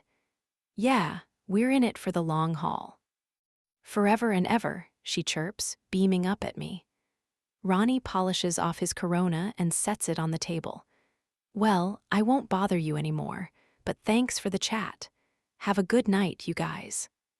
Once he's gone, Brenna disentangles herself from my arms and puts about 2 feet of distance between us. A deep scowl twists her crimson lips. What are you doing here? I could ask you the same thing. I asked first. I shrug, I'm with the band. Right, I'm sure you are. Why aren't you out celebrating your big win with the rest of your Harvard cronies? Her dark expression tells me precisely how she feels about our win. I told you, I'm friends with the band. I went to high school with the lead guitarist.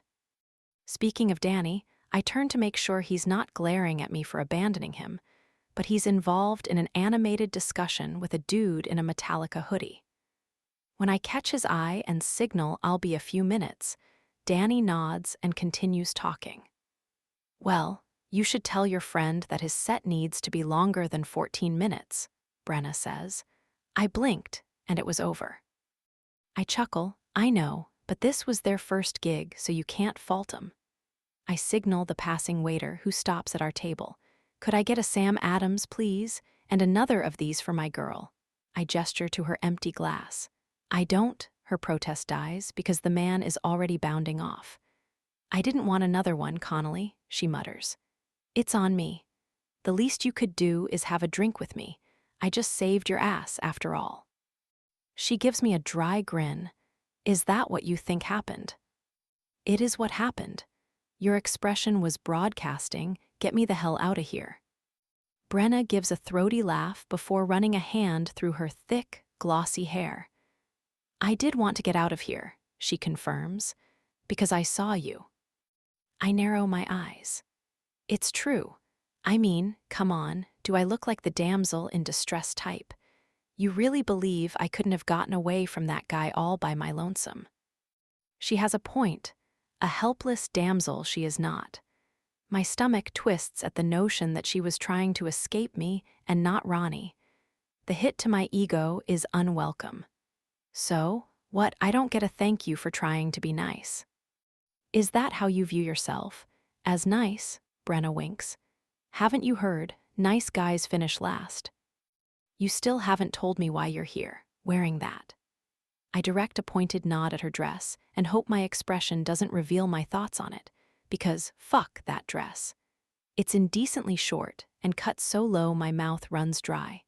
Where the hell is that beer? I'm dying here.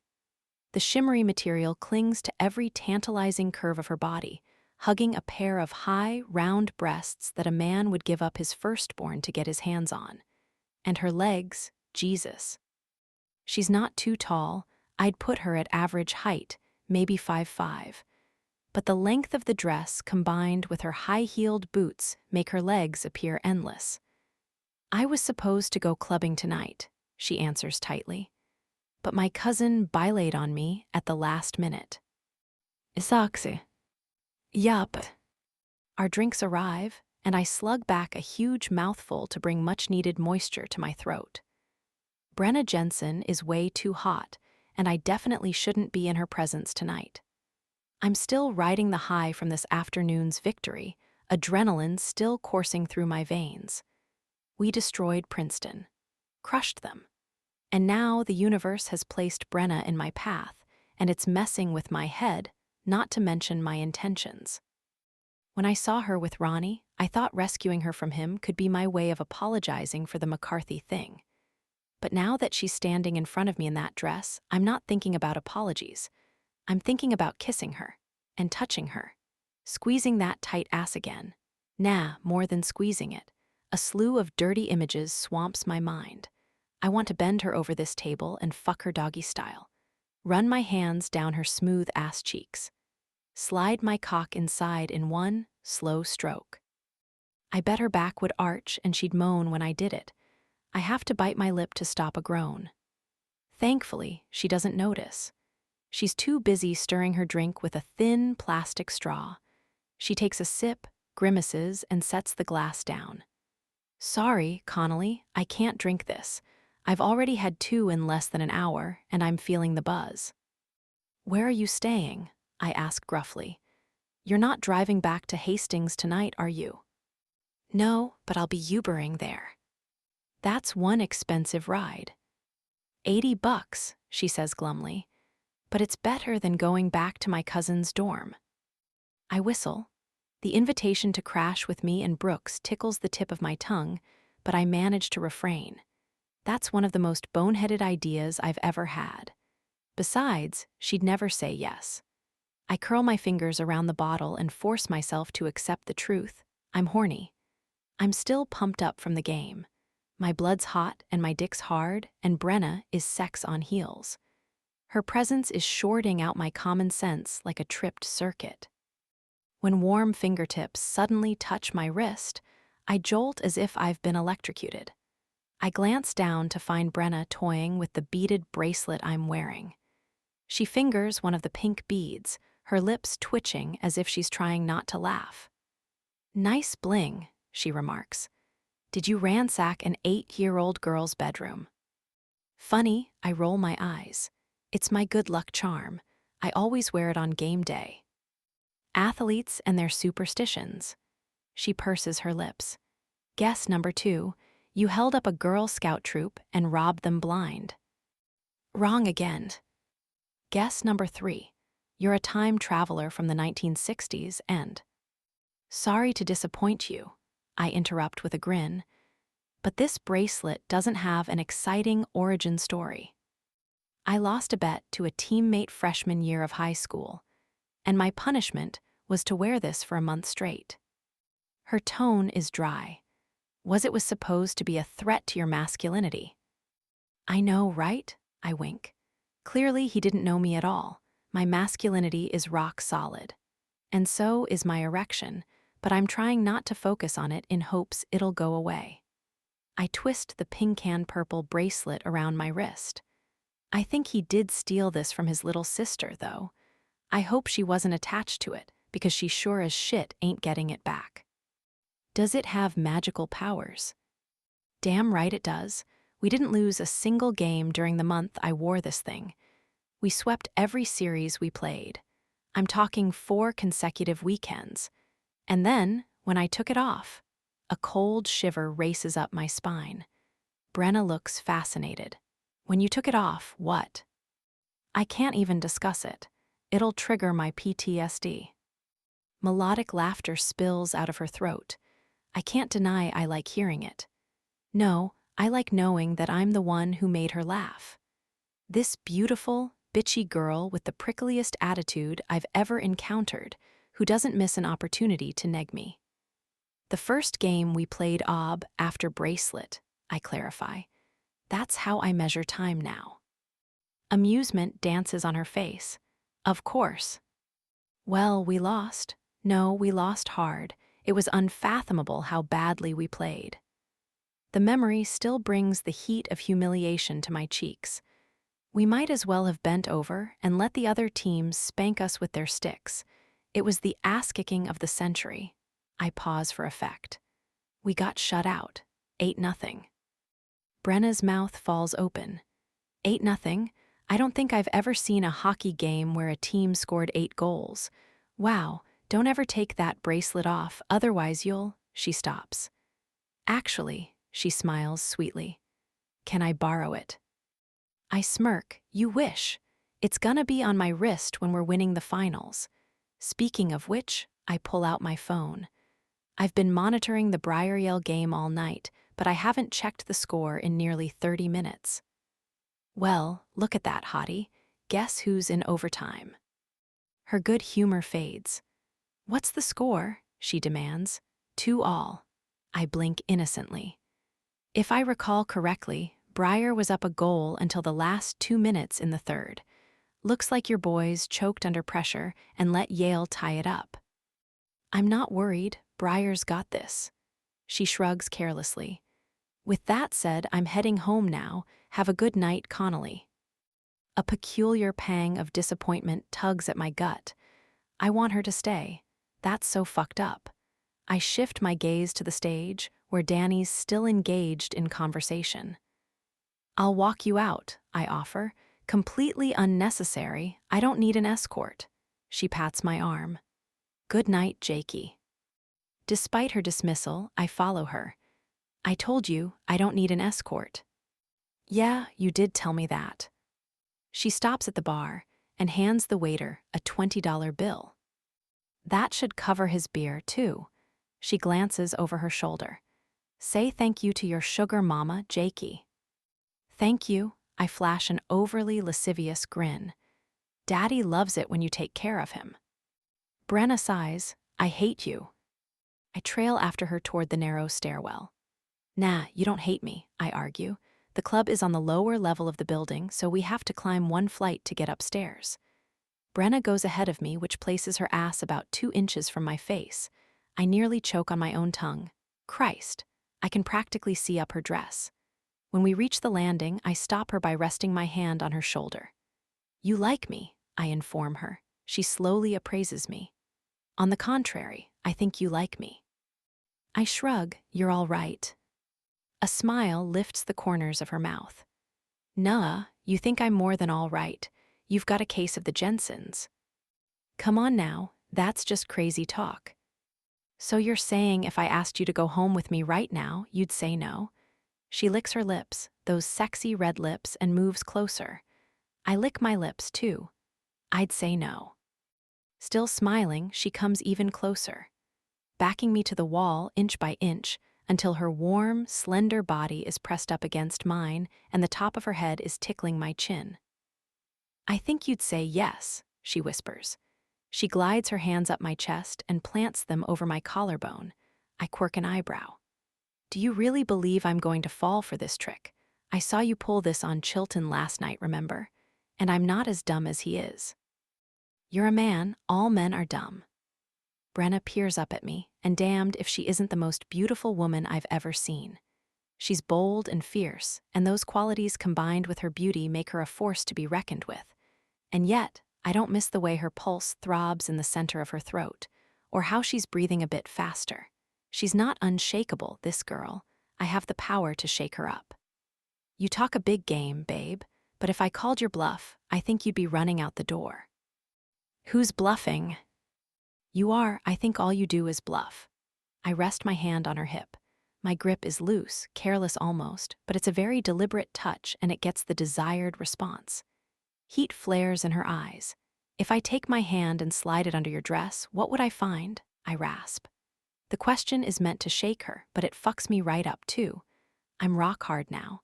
I love games like this, the dirty ones where you tease and toy and dare each other until something gives, until someone breaks. What would I find? I repeat. Ever so slightly, my fingers shift downward to play with the hem of her incredibly short dress. Brenna doesn't break eye contact. You'd find me dry as a desert. Doubt it. I think I'd find you ready for me. I tug on the stretchy material, finding the spot where it meets her flesh. I rub my thumb over her thigh and enjoy the way her lips part. What do you say? Should we test my hypothesis? Our gazes lock. I brush my knuckles over her skin again. It's impossibly soft and I'm painfully hard. My cock is a hot spike in my jeans, and then it starts to vibrate. Rather, my phone does, but it's lodged in my pocket and in such close proximity to my aching dick that the vibrations actually make me shudder with pleasure. You gonna get that? Brenna asks knowingly. Her body is still flush to mine, palms flat on my chest, and I'm sure she feels the erection pressing against her belly. No, I'm busy. My hand is still under her dress, inches from paradise. She jerks suddenly before reaching into the small purse hanging off her shoulder. Both our phones going off at once, that could only mean one thing. I drop my hand from her thigh. I have my phone out first, scanning the array of messages that were responsible for all the vibrating. Brenna checks her notifications and releases a victorious squeal that bounces off the black walls in the cramped stairwell. Yes, she exclaims. Fucking yes. I grudgingly meet her gaze. Congratulations. Briar beat Yale in overtime, winning goal courtesy of Nate Rhodes, the team captain. Brenna's smile lights up her entire face. Then it becomes a smug curve, more smirk than smile, before settling into a wicked grin of challenge. So, I guess we'll be seeing you in the finals. 10. Brenna. Despite Briar's victory over Yale, I'm still disappointed with how the weekend turned out. I got home around midnight, courtesy of an obscenely expensive Uber ride, and woke up this morning to about 10 texts and 3 voicemails from Tansy, apologizing profusely and begging for my forgiveness. I texted back to say I require at least a full month of groveling before I can grant my complete forgiveness, but since it's hard for me to stay mad at the people I love, I told her we're good and that she owes me a girls' weekend. Now I'm having Sunday brunch with Summer at the diner, where I fill her in on the weekend from hell. Leaving out the parts involving Jake Connolly, obviously. Summer would snatch onto those bits like a dog with a bone. Except unlike the dog, who'd eventually drop the bone or go bury it somewhere, Summer would discuss and dissect every detail of my Connolly encounters until the end of eternity.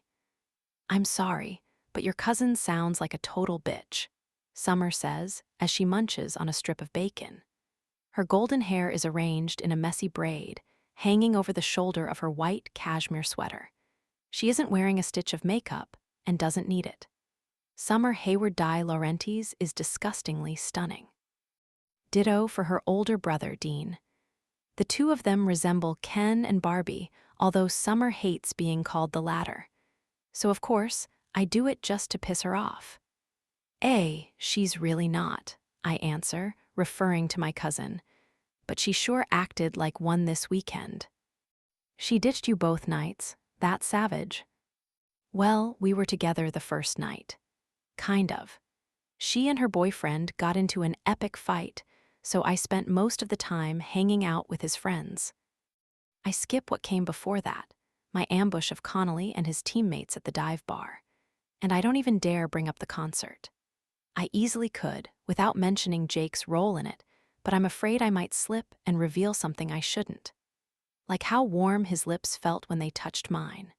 Or how he slid his hand under my dress and nearly put it between my legs. Or the sheer relief that crashed over me when he moved that hand, because if he hadn't, I would have been revealed as a liar. I wasn't dry as a desert like I'd mocked. I was wetter than I'd ever been. In that moment, I don't think I've ever wanted anybody more, and that is not good at all. Jake is too unpredictable. I can never figure out what he's thinking, what he's going to say or do next, and that's unacceptable to me. How are you supposed to protect yourself when you don't fully understand a person's motives? I repeat, she sounds like a bitch. Summer wags a piece of bacon at me. Just saying. It's that toxic relationship she has with Lamar. She didn't used to be this selfish. I pour maple syrup on my second pancake. I hate saying this, but I really hope they break up. Summer takes a sip of her herbal tea. Well, the good news is, you're home now, and I'm going to make sure you finish your weekend off right. Do you want to come to Malone, with us tonight and watch the Bruins game? Definitely. I swallow a bite of my pancake. And I can help you practice for your follow-up interview if you want. That's tomorrow morning. I nod. It'll probably be as crappy as the first one. Don't say that. Positivity breeds positivity, B.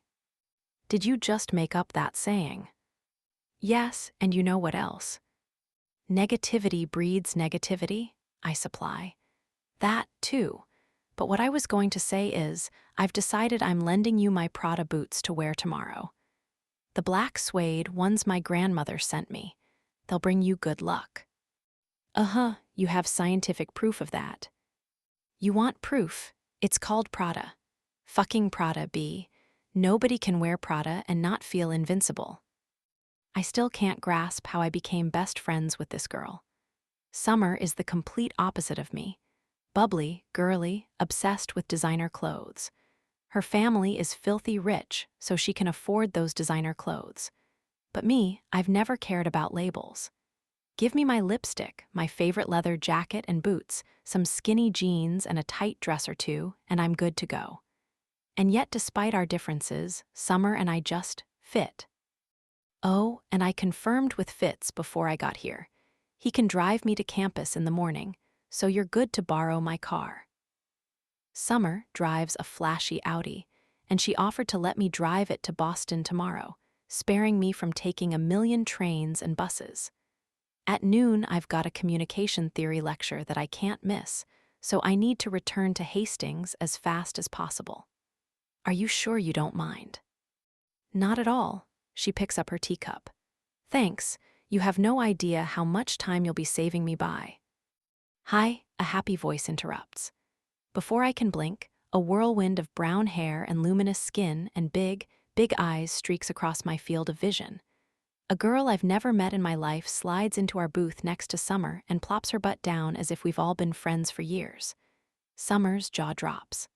I'm sorry, what? She drifts off, speechless.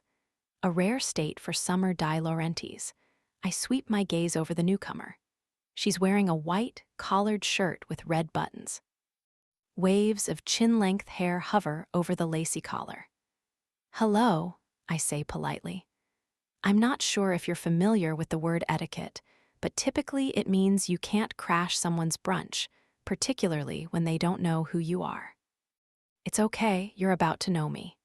She smiles broadly, flashing a set of perfect white teeth. She's rather cute, actually, but just because someone is cute doesn't mean they're not insane. I'm Rupi Miller. And yes, that's a Hindi first name and a completely white bread last name, but that's 'cause my dad is super white bread. He's really, really bland. He's a dentist, you guys. Like the definition of boring. My mom is awesome, though. She used to be a huge Bollywood star. Rupi's tone ripples with pride. Beside her, Summer blinks in confusion. That's really great. Her voice trails again. I bite back a laugh. Rupi. The girl beams at me. Yes. Why are you in our booth? Oh, sorry. I talk a lot, I know. Let me start over. I'm Rupi, and you're Brenna Jensen and your Summer Hayward De Laurentiis. Yes, thank you for informing us of our names, I say dryly. Summer finally remembers how to finish a sentence. Don't be mean to Rupi, she chides, and I can tell by her twinkling green eyes that she's warming up to this pushy little girl. I'm a freshman, Rupi explains. I know, that sounds lame, but I swear I'm not. Lame, that is. I'm so much fun, you'll find out, I promise.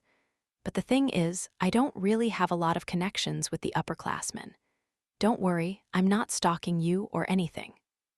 I was sitting over there with my friends when I noticed you guys. That's Lindy and Mel. She points to two girls sitting a few booths down the row. One of them is blushing profusely, while the other gives an enthusiastic wave. I spare them a look before turning back to Rupi. Still doesn't explain why you're interrupting our brunch. I wanted to put in a formal request, she announces. A formal request for what? Summer sputters. I want an introduction. My brow wrinkles. To whom? Mike Holly's. I set my fork down. Summer puts down her tea. Several seconds tick by. Mike Hollies, Summer finally says. Yes, he's your roommate, Rupi replies helpfully. I snicker. I'm aware that he's my roommate. Summer shakes her head. But why on earth do you want an introduction? To him. Rupi releases a long, dreamy sigh. Because he's the most beautiful man in the world, and I think he's my soul mate, and I'd like to be introduced to him. Another silence falls. I'm not one to declare anything 100%, so I'll say I'm 99.999% certain that this is the first time in the history of the planet that anyone, at any time, has referred to Hollies as the most beautiful man in the world, and or as someone's soul mate. Summer appears to be as stunned as I feel. But we both recover fast, sharing a telepathic moment that brings a grin the size of Boston to Summer's lips. She pats Rupi's arm and says, I would be honored to make that introduction. Actually, I'll do you one better, I chime in. I'll give you his phone number and you can contact him directly. Summer is quick to second that. Yes, even better. And when I get home, I'll be sure to tell him that the daughter of a Bollywood star is going to be calling him. She winks at me when Rupi isn't looking. Rupi's brown eyes light up. Really? Oh, absolutely. Summer pulls up her contact list. Do you have your phone on you? Rupi produces an iPhone in a bubblegum pink case, and Summer quickly recites Hollies' number. After Rupi finishes entering the digits, she gives us a solemn look. I want you to know that you're both gorgeous and wonderful, and I'm going to be seeing a lot of you once Mike, and I start dating. I won't lie, her conviction is downright inspirational. Anyway, I won't take up any more of your time. Just know that I think you're beautiful creatures, and I'm so grateful for your help. And then, as rapidly as she appeared, she bounces out of the booth like a tiny ball of energy. Later that night, I arrive at Malone's at the same time as Nate Rhodes. Hey, I exclaim, slinging my arm through his muscular one. I didn't know you were coming. I'm a big Nate fan. He's not only a skilled center with a wicked slapshot, but he's also a stand-up guy. A lot of jocks have a reputation for being cocky jackasses. They strut around campus with huge chips of entitlement on their athletic shoulders, honoring women with their time and their wangs. Not Nate. Along with Fitzai, he's the most humble, down-to-earth guy I've ever met. Yeah, my plans got canceled. I was supposed to meet up with a chick and she bilayed. I give a mock gasp. What? Doesn't she know you're the captain of the hockey team? I know, right? He shrugs. Probably a good thing she bilayed, though. I'm still rocking a hangover from last night. That was some game-winning miracle you pulled off in OT, I tell him. I wish I got to see it in person. Most stressful overtime period of my life, he admits as we enter the bar. For a moment, I thought we might actually lose the damn thing. His light blue eyes scan the main room, which is crammed with sports memorabilia, TV screens, and college students. There they are, I say, spotting our friends in a far booth. Hollies is here. Now I'm even more glad you showed up. You'll be my buffer. He's still trying to get in your pants. Every time I see him. Do you really blame him? Nate gives an exaggerated leer. Knock it off. You've never once expressed any interest in my pants. Yeah, because Coach would castrate me. Doesn't mean I haven't thought about it. Perved. He grins. We reach the oversized booth, a semicircular one with enough space to accommodate 4 hockey players and me and Summer. She's snuggled up beside Fitz, while Hollies sits alone on the other side, his gaze glued to the Bruins game that's already underway. Hollies shifts his head at our arrival. Brenna, come sit. He pats his thigh. There's room for you right here. Thanks, big boy, but I'm good. I slide in next to Summer. Rather than sit with Hollies, Nate flops down beside me, which forces Fitz and Summer to shift closer to Hollies. I don't have Ebola, you guys, he grumbles. I glance up at one of the television screens. Boston is on the attack. Where S. Hunter? I ask. Almost immediately, the mood shifts. Fitz looks unhappy. Summer's face holds a touch of guilt, although I don't think she needs to feel guilty. Sure, she and Hunter had a bit of a flirtation, but the moment she realized she had feelings for Fitz, she was honest with Hunter about it. He needs to get over it already. I dunno. He's out and about, probably with some chick, Holly's answers. He's a pussy posse of one lately. I purse my lips. I hope Hunter's extracurricular activities aren't affecting his performance on the ice. Then again, he scored both goals in the regulation periods last night and got an assist on Nate's OT goal, so it doesn't seem to be a problem. Why don't you two just kiss and make up? I ask Fitz. I'm trying, he protests. Hunter's not interested. He's being a douchebag, Nate admits, which is alarming coming from the captain.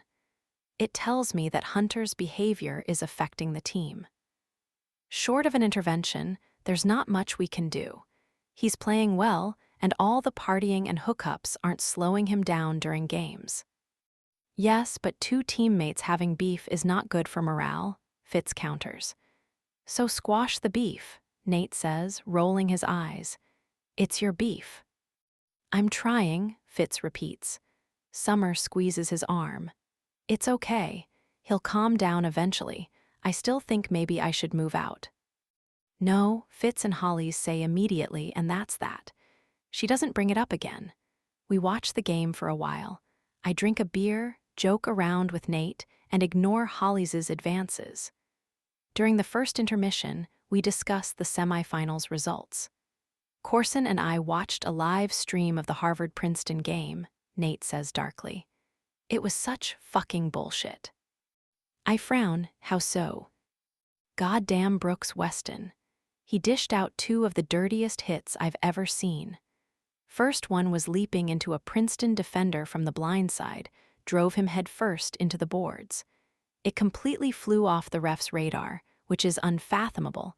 Like, how did he miss that? Second hit was a slash to a guy's knee. Weston took a penalty for that one. Fitz shakes his head at Summer. I hate that you partied with him in high school. He's a cool guy, she protests. He's a goon, Nate says tightly. A goon who doesn't play fair. Then the ref should call him out on it, Summer points out. He does it in a way that escapes their notice, Fitz says. It's a tactic for some teams, purposely fouling other players so that they retaliate and take a penalty. Harvard is really good at it. That's why my dad hates Darrell Pedersen so much, I tell Summer. Coach Pedersen fosters that kind of gameplay. Didn't your dad and Pedersen play together back in the day? Nate asks. They were teammates at Yale, I confirm. They can't stand each other. Summer looks intrigued. Why? I don't know the exact details. Dad's not much of a talker. His players snort in unison. No shit, Holly's cracks, I shrug. I think Pedersen played dirty back then too, and Dad just didn't like him. I don't blame Coach for hating him, Nate mutters. Pedersen's a total fuckhead. He encourages his guys to be as brutal as possible. Shit, people can get hurt, Mike says, and there's such sincerity in his tone that I can't help but laugh. Something about Holly's is very endearing. He's like a big kid. Not sure if you know this, I solemnly tell Holly's, but hockey's a violent sport. Fitz chuckles.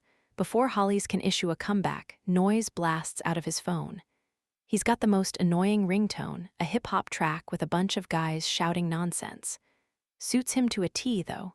Yo, he answers. My attention returns to the Bruins game. Briefly. It's quickly diverted back to Holly's as he provides the most bizarre half of a conversation. Slow down what? He listens. Do I have a car? No. Another long pause. I mean, I guess I could borrow one? Wait, who is this? Nate barks out a laugh. What's happening right now? Holly sounds bewildered. Who is this? Ruby? What P? Did we meet at Jesse Wilkes' party? Summer makes a strangled sound and covers her mouth. I look over and we exchange a huge grin. Not Ruby. Rupee. The energy tornado from the diner made her move. She hadn't wasted any time either. I don't understand this. Okay, listen. Ruby, I don't know who you are. Are you hot? Fitz snorts loudly. I just roll my eyes.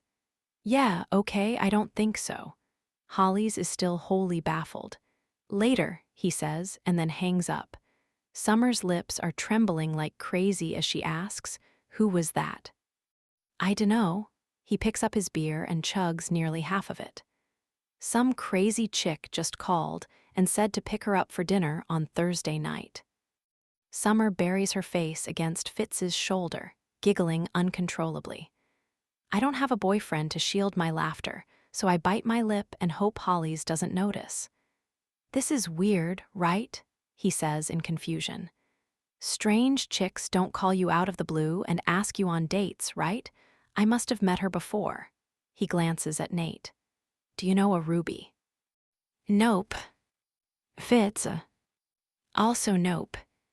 Summer laughs harder. Do you? Holly's accuses her. No, she lies, and I can tell she's making a conscious effort not to look my way. I just find this incredibly hilarious. I unhook my teeth from my bottom lip. So are you going out with her? I ask as casually as I can muster. He gapes at me. Of course not. She wouldn't tell me if she's hot, told me I'd find out Thursday night. So I said I don't think so and hung up. I'm not in the mood to get murdered, please and thank you. Why do I have a feeling Rupee Miller isn't going to be satisfied with that outcome? My grin nearly cracks my face in half. Summer was right. The weekend from hell did finish off right. 11. Brenna. I'm sure he won't be much longer. The employee who's been tasked with babysitting me keeps repeating the assurance. Frankly, I don't care how long Ed Mulder takes. In fact, I've been fighting the urge to leave out of spite. If I hadn't endured nearly 2 hours of rush hour traffic this morning to reach Boston, I totally would have said screw it and stomped out of the hockey net building, never to return. But I'll be damned if that bumper-to-bumper traffic was for naught. He's just one little obstacle, says the reassuring voice in my head. Right. If I can conquer Jerk Mountain, the internship promised land awaits me on the other side. I won't have to report to Mulder. I probably won't even see him again. All I need to do is prove to him that I'm qualified for this position, and then I can forget he exists. Which won't be too difficult to do. I can't believe I've already been waiting an hour for him. When I walked in at 9 o'clock sharp, Rochelle apologetically informed me that Mr. Mulder was currently on an unscheduled conference call. Super important, apparently. I'm sure that was why I kept hearing bursts of laughter and nasally guffaws from behind his closed door. After about 45 minutes, Rochelle went into the office to speak to him. The next thing I knew, an employee named Miss Jaw popped up and announced he was taking me on a tour of the station while we wait for Mulder to finish up. I follow his tall, lanky frame down the brightly lit corridor. So, what exactly do you do here, Miss Jaw? I'm the stage manager, which is a lot less glamorous than the title implies. Basically, I coordinate the talent, see to the needs of the director, clean up the set, keep the caffeine flowing. He offers a dry look. Sometimes I get to make small adjustments to the lighting equipment. Ooh, you've hit the big time. He grins. Eventually, I hope to become a director or maybe run master control. That would be the big time. We pass a bulky man in a gray pinstriped suit. He's on his cell phone but spares us a brief look as we walk by him. Recognition instantly hits me. Holy shit, I hiss to Miss Jaw. Was that Kyler Winters? Yup, we just landed him as a special commentator. He'll be reporting on the NHL playoffs. Do a lot of other former NHLers working here? Definitely. Most of them are analysts or game commentators. We've got some former coaches, too. And then there's the fantasy guys, stats guys, injury experts. And the loud-mouthed opinion dudes like Kip and Trevor, he says, naming the popular talking heads duo whose show is probably the most controversial. Both men have strong opinions and aren't afraid to voice them. That's a lot of testosterone in one building, I tease. What's the estrogen situation like? He laughs. Well, if we're talking on camera, we've got Erin Foster. She usually reports from the locker room. And Georgia Barnes, I finish. Georgia Barnes is kind of my idol. She's the one who asks the hard-hitting questions after the games, pulling no punches. She's also smart as a whip and hosts a weekly opinion segment, and while her views aren't as contentious as Kip and Trevor's, I find them a lot more intelligent, if I'm being honest. Georgia's awesome, Miss Jaw tells me. Sharpest wit you've ever experienced. I've seen her verbally cut down men 3 times her size. I love her, I confess. We've also got a female director for some of the evening segments, a few analysts, a couple women who work on the crew. Oh, and exhausted assistants like Maggie over here, he finishes, gesturing to the figure barreling toward us. Hey, Mags. Maggie is a harried-looking girl with bangs that keep falling in her eyes. She's carrying a cardboard tray of coffee cups, and rather than stop to greet us, she mumbles, "Don't talk to me. I'm late and Kip's gonna kill me." She rushes past without a backward glance.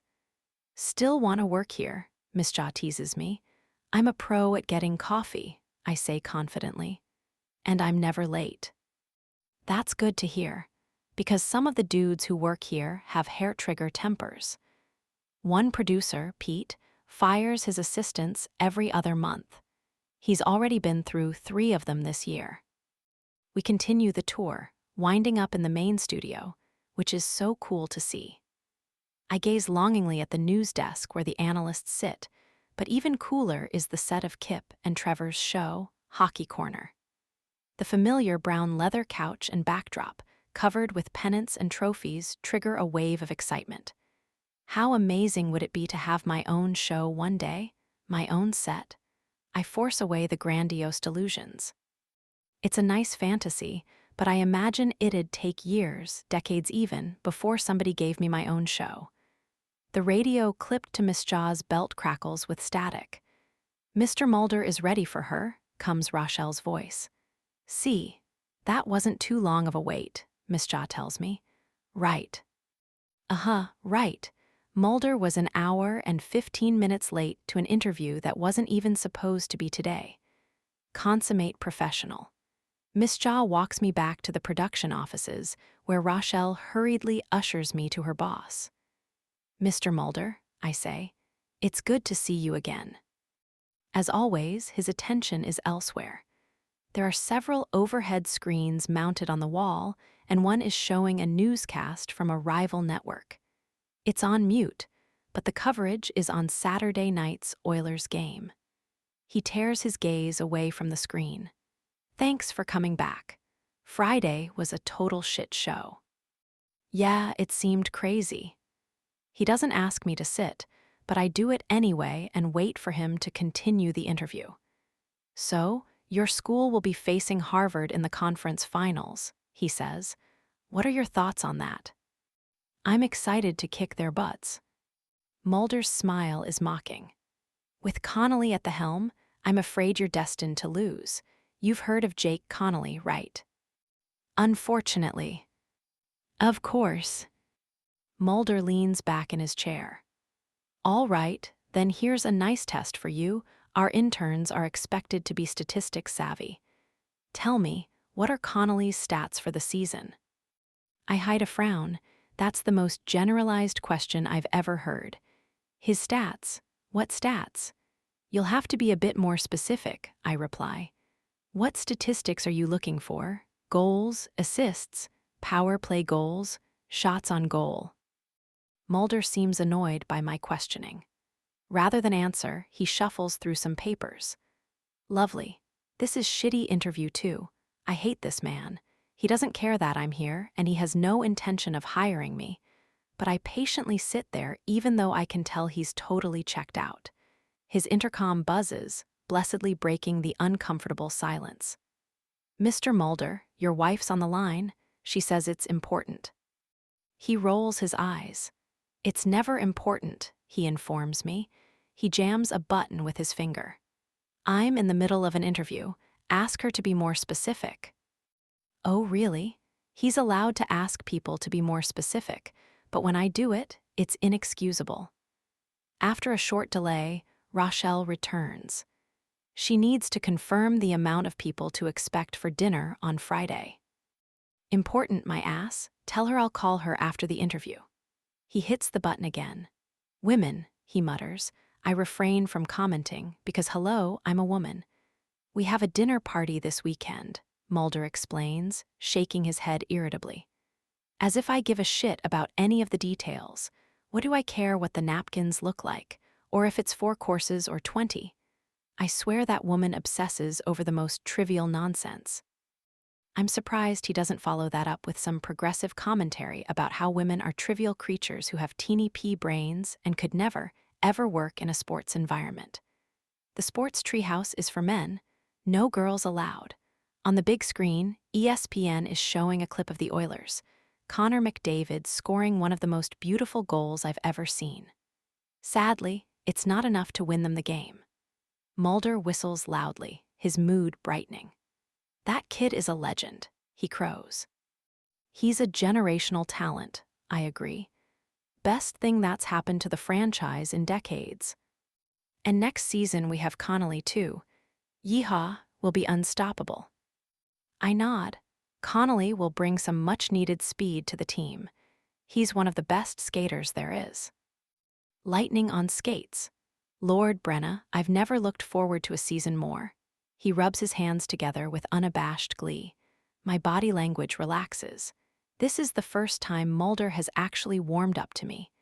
I'm not particularly thrilled that Jake Connolly is the reason Mulder is thawing, but at this point, I'll take whatever assistance I can get. Jerk Mountain is harder to climb than frickin' Everest. We discuss Jake for nearly 5 minutes. I swear, Mulder actually seems to appreciate my opinions. One of my remarks legit causes him to say, "I couldn't agree with you more." And yet when I try to steer the conversation back to the internship, Mulder's attention goes back to his computer screen. Frustration claws at my throat. I just want to scream. I can't figure out if he likes me or hates me, if he wants to hire me or wants me to GTFO. "Anyway, thanks for coming in again," he says absently. Well, there's my answer. Get the fuck out. We still have a few more candidates to meet with, but you'll be notified as soon as any decisions are made. He means I'll be notified that I didn't get the job. At the moment, the likelihood of me landing this internship is about as good as me landing on the actual moon. Whatever. I swallow my disappointment and try to convince myself that perhaps I'm better off. "Thank you for your time," I say politely. No prob." He's once again concentrating on something other than me. Yes, I'm absolutely better off. I'd hate working in even the same building as someone like Ed Mulder. The man doesn't give a crap about anything but himself and his precious Oilers. The only time he engaged with me or seemed the slightest bit interested was during our brief discussion about Jake. Mulder's hard-on for Connolly is almost comical. My step stutters on my way to the door. An idea forms in my head. It's insane. I'm aware it's insane. And yet I think maybe I don't care that it's insane. I want this internship. I want it so very badly. People have taken far more desperate measures to get a job. In comparison, what I'm about to do is trivial. You know, just a silly woman with her trivial pursuits. Mr. Mulder. He glances at the door, annoyance in his expression. Yes.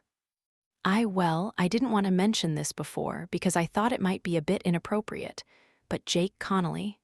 I hesitate, second-guessing the insanity. I draw a breath, quickly penning a pros and cons list in my head. There are so many cons. Like, a lot of them. The pros don't seem as satisfying as. "What about him?" Mulder says impatiently. I exhale in a rush.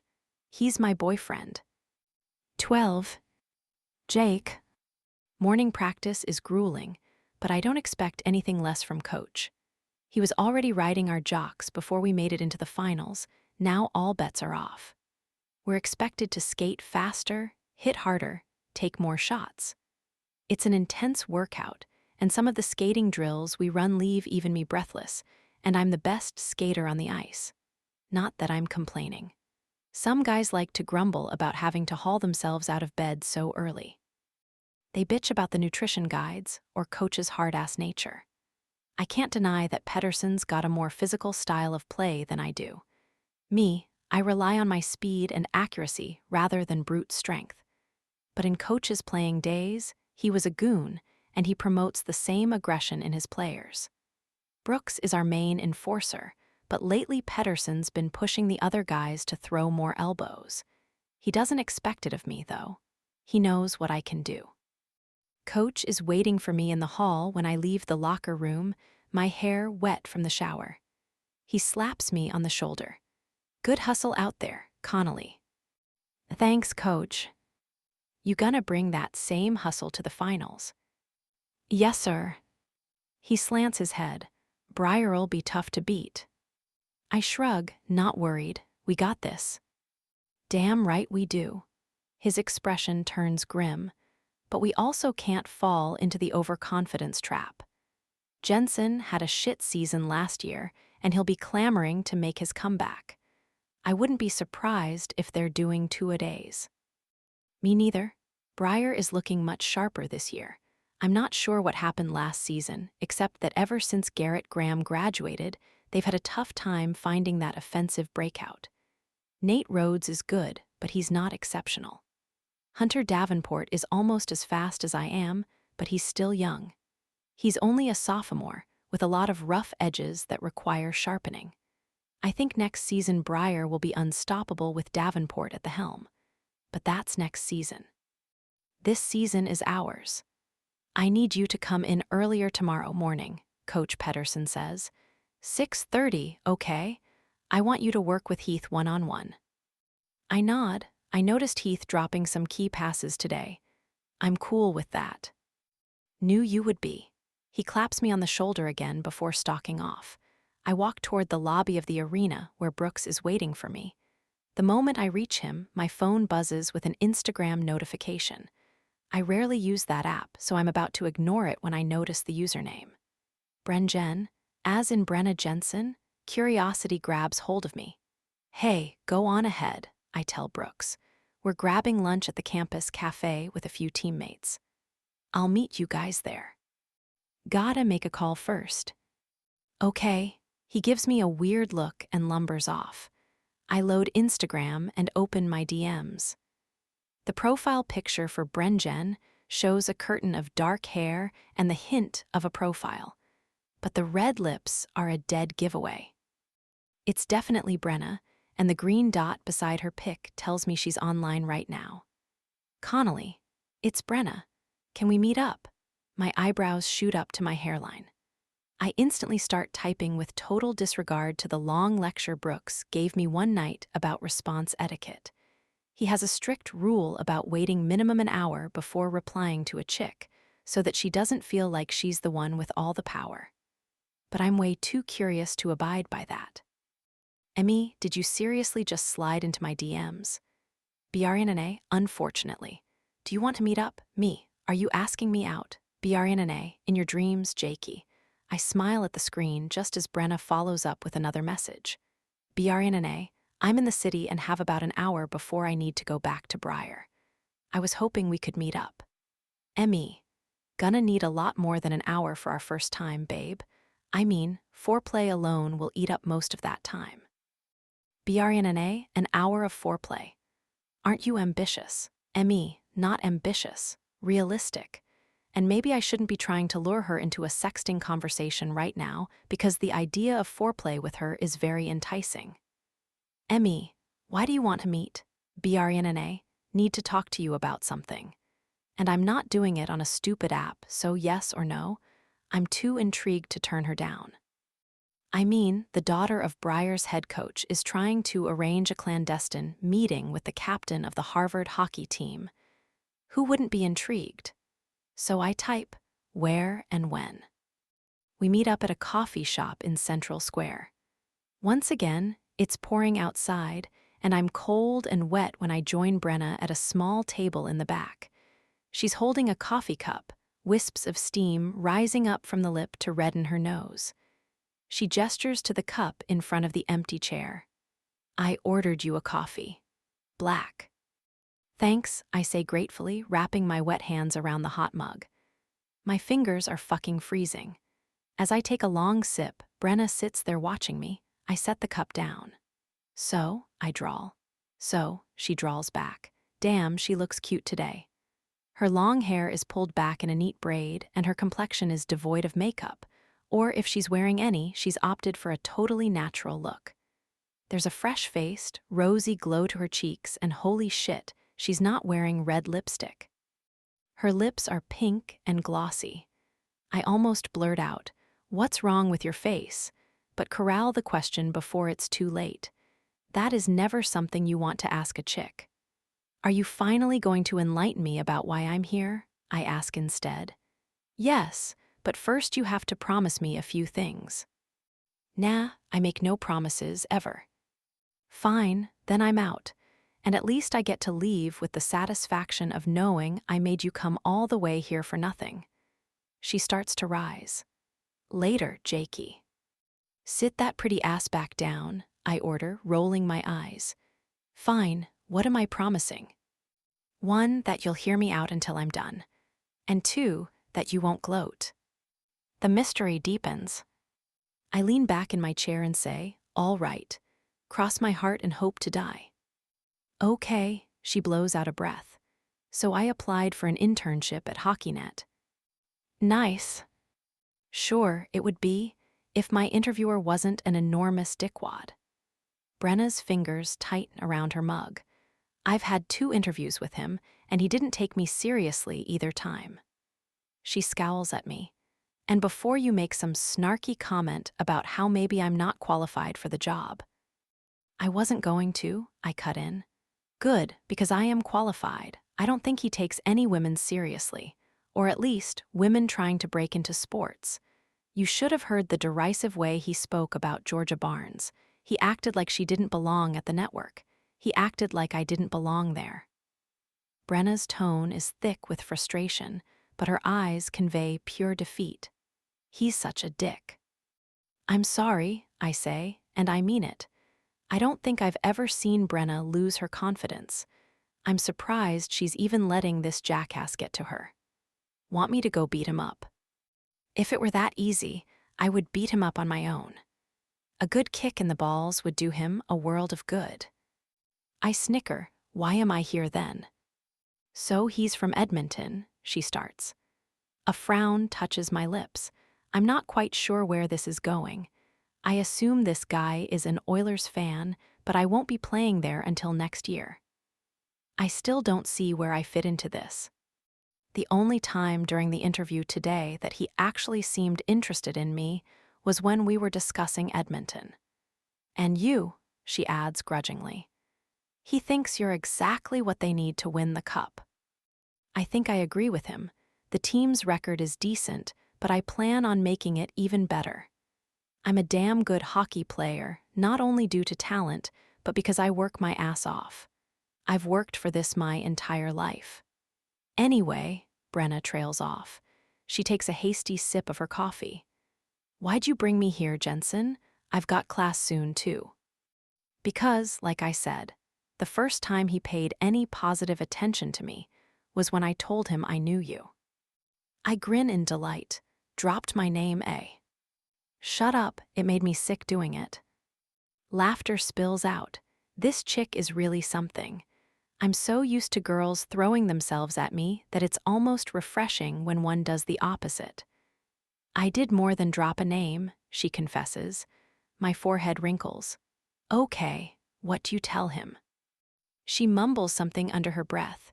I lean forward. What's that? I told him you were my boyfriend, she grinds out. Her jaw is so tight I'm surprised it doesn't snap in two. I stare at her for a second. When I realize she's dead serious, I'm hit with another wave of laughter. You fucking didn't. I did, and you promised not to gloat. Sorry, promise broken.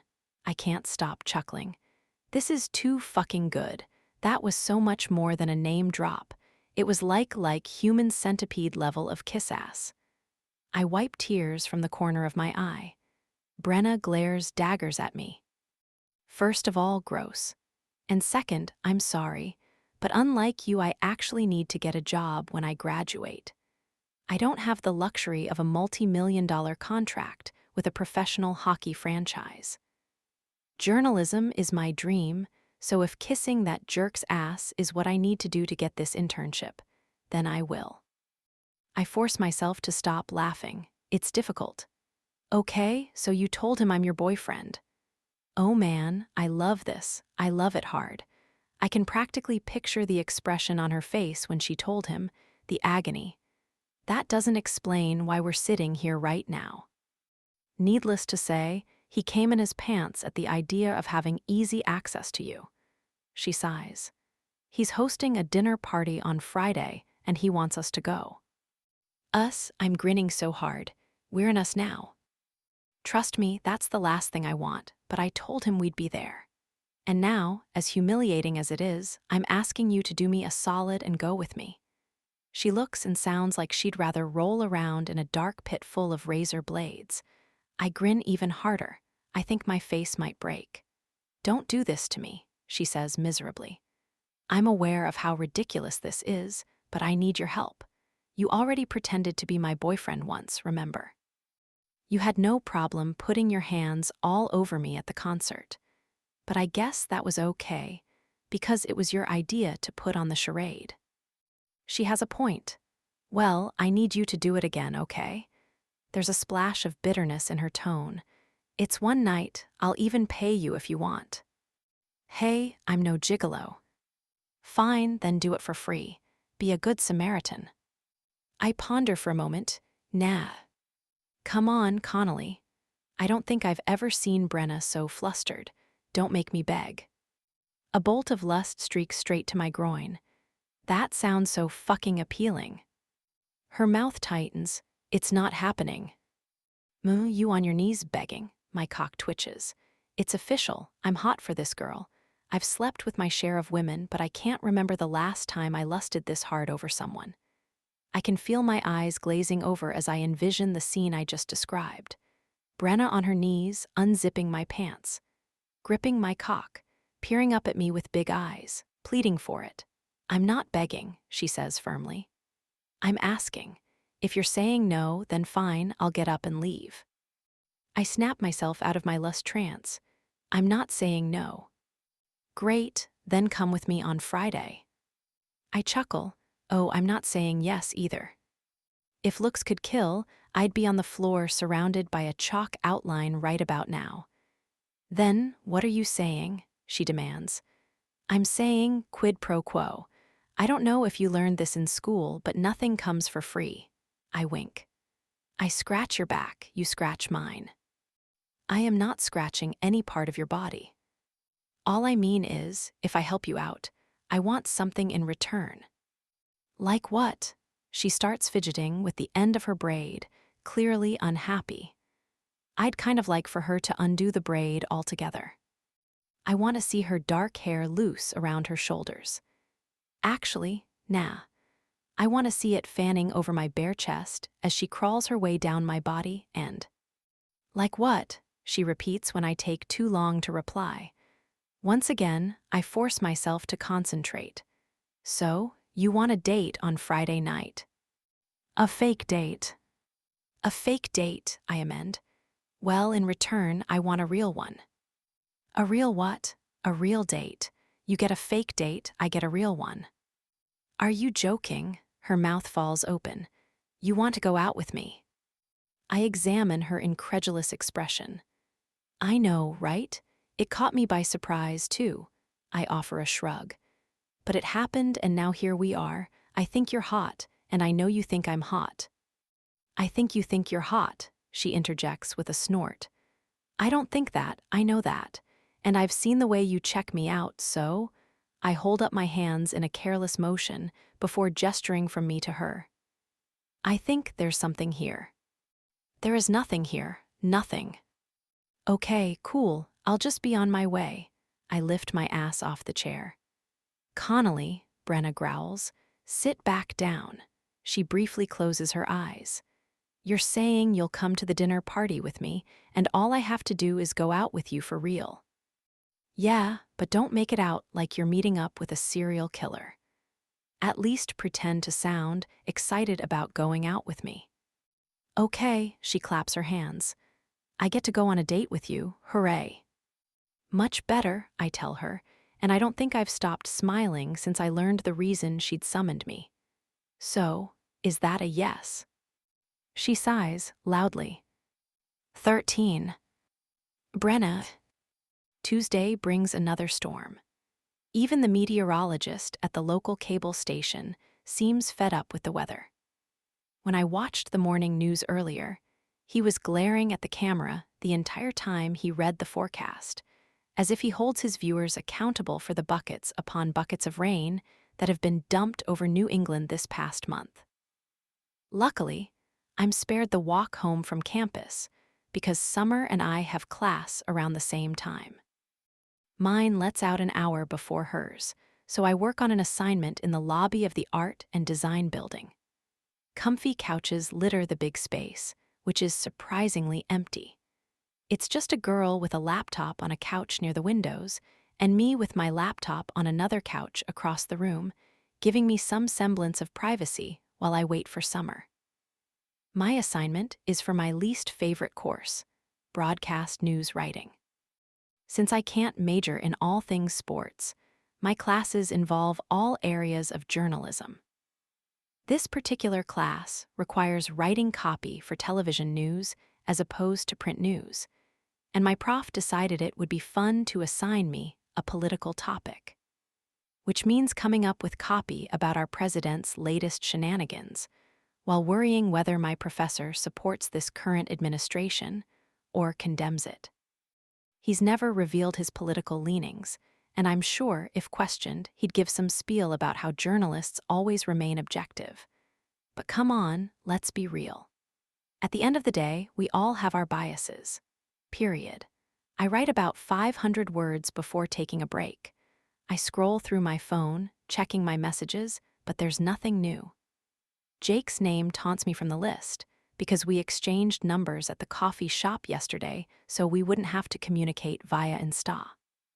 A groan gets stuck in my throat.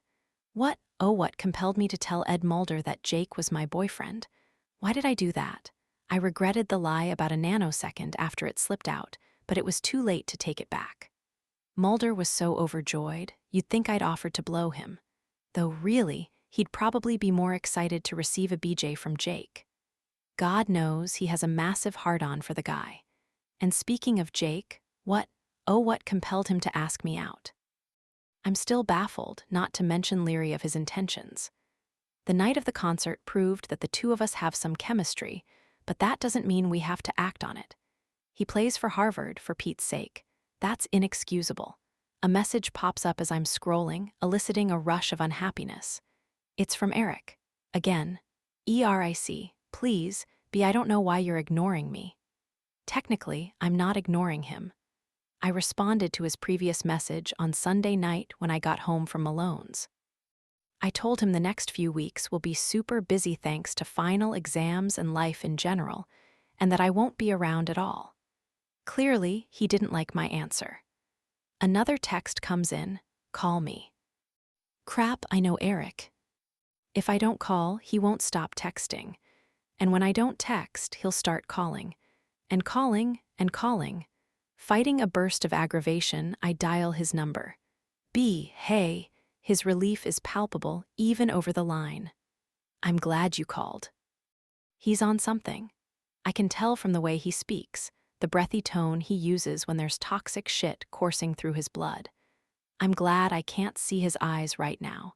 That was always the worst part for me, seeing his eyes when he's high. It was like looking at a completely different person. The Eric Royce I was madly in love with was replaced by a pathetic stranger. And being there for him was is exhausting. Maybe it makes me a terrible person to think that, but I don't care anymore. He's not my responsibility. I didn't sign up to be his mom. That's a job for his mom. But Mrs. Royce is, and has always been, an absentee parent. She's a corporate lawyer, and Eric's father was a stay-at-home dad before he died. And after he died, Mrs. Royce didn't cut back on her work hours to spend time with her son. She just kept chugging along without paying a lick of attention to him. The only effort she made after it became apparent he had a substance abuse problem was to try to ship him off to Vermont. But Eric refused to go.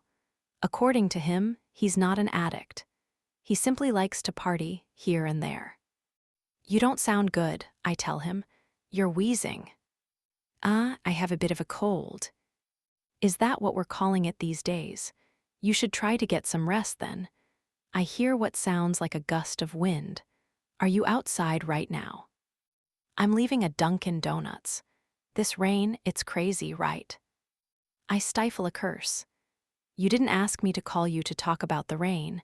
What do you need, Eric? What's going on?"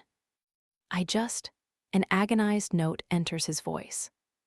"I'm, strapped for cash right now. My rent's due next week, and everything in my account is gonna go to cover that. And that doesn't leave me much for groceries and, basic shit." By basic shit, I assume he means meth, and anger brews in the pit of my stomach. "You live with your mother," I remind him. "I'm sure she'll let you off the hook for this month's rent." "She doesn't give a fuck," he mutters. "She said she'll kick me out if I don't pay rent." "Well, luckily you have enough money to cover the rent," I remind him. "As for groceries, I'm sure your mom isn't going to let you starve." "Please, I just need like $50, 100 tops. Come on, B." He isn't asking for an obscene amount, but I don't care. He's not getting a dime from me ever again, especially when I know it's all going to drugs.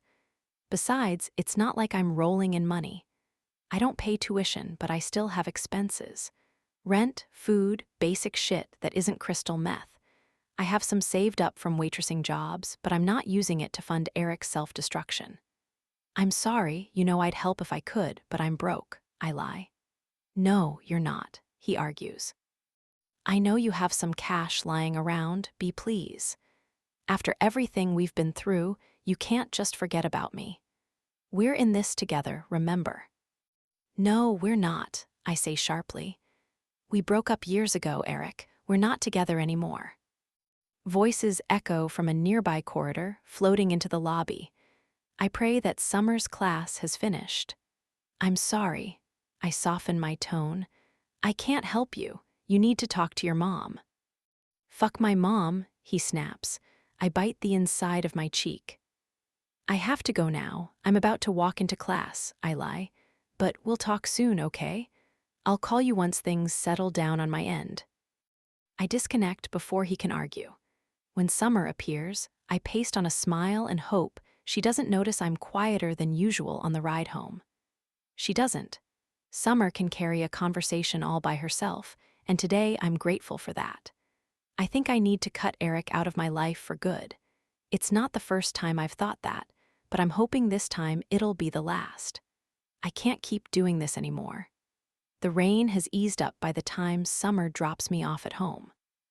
"Thanks for the ride, crazy girl."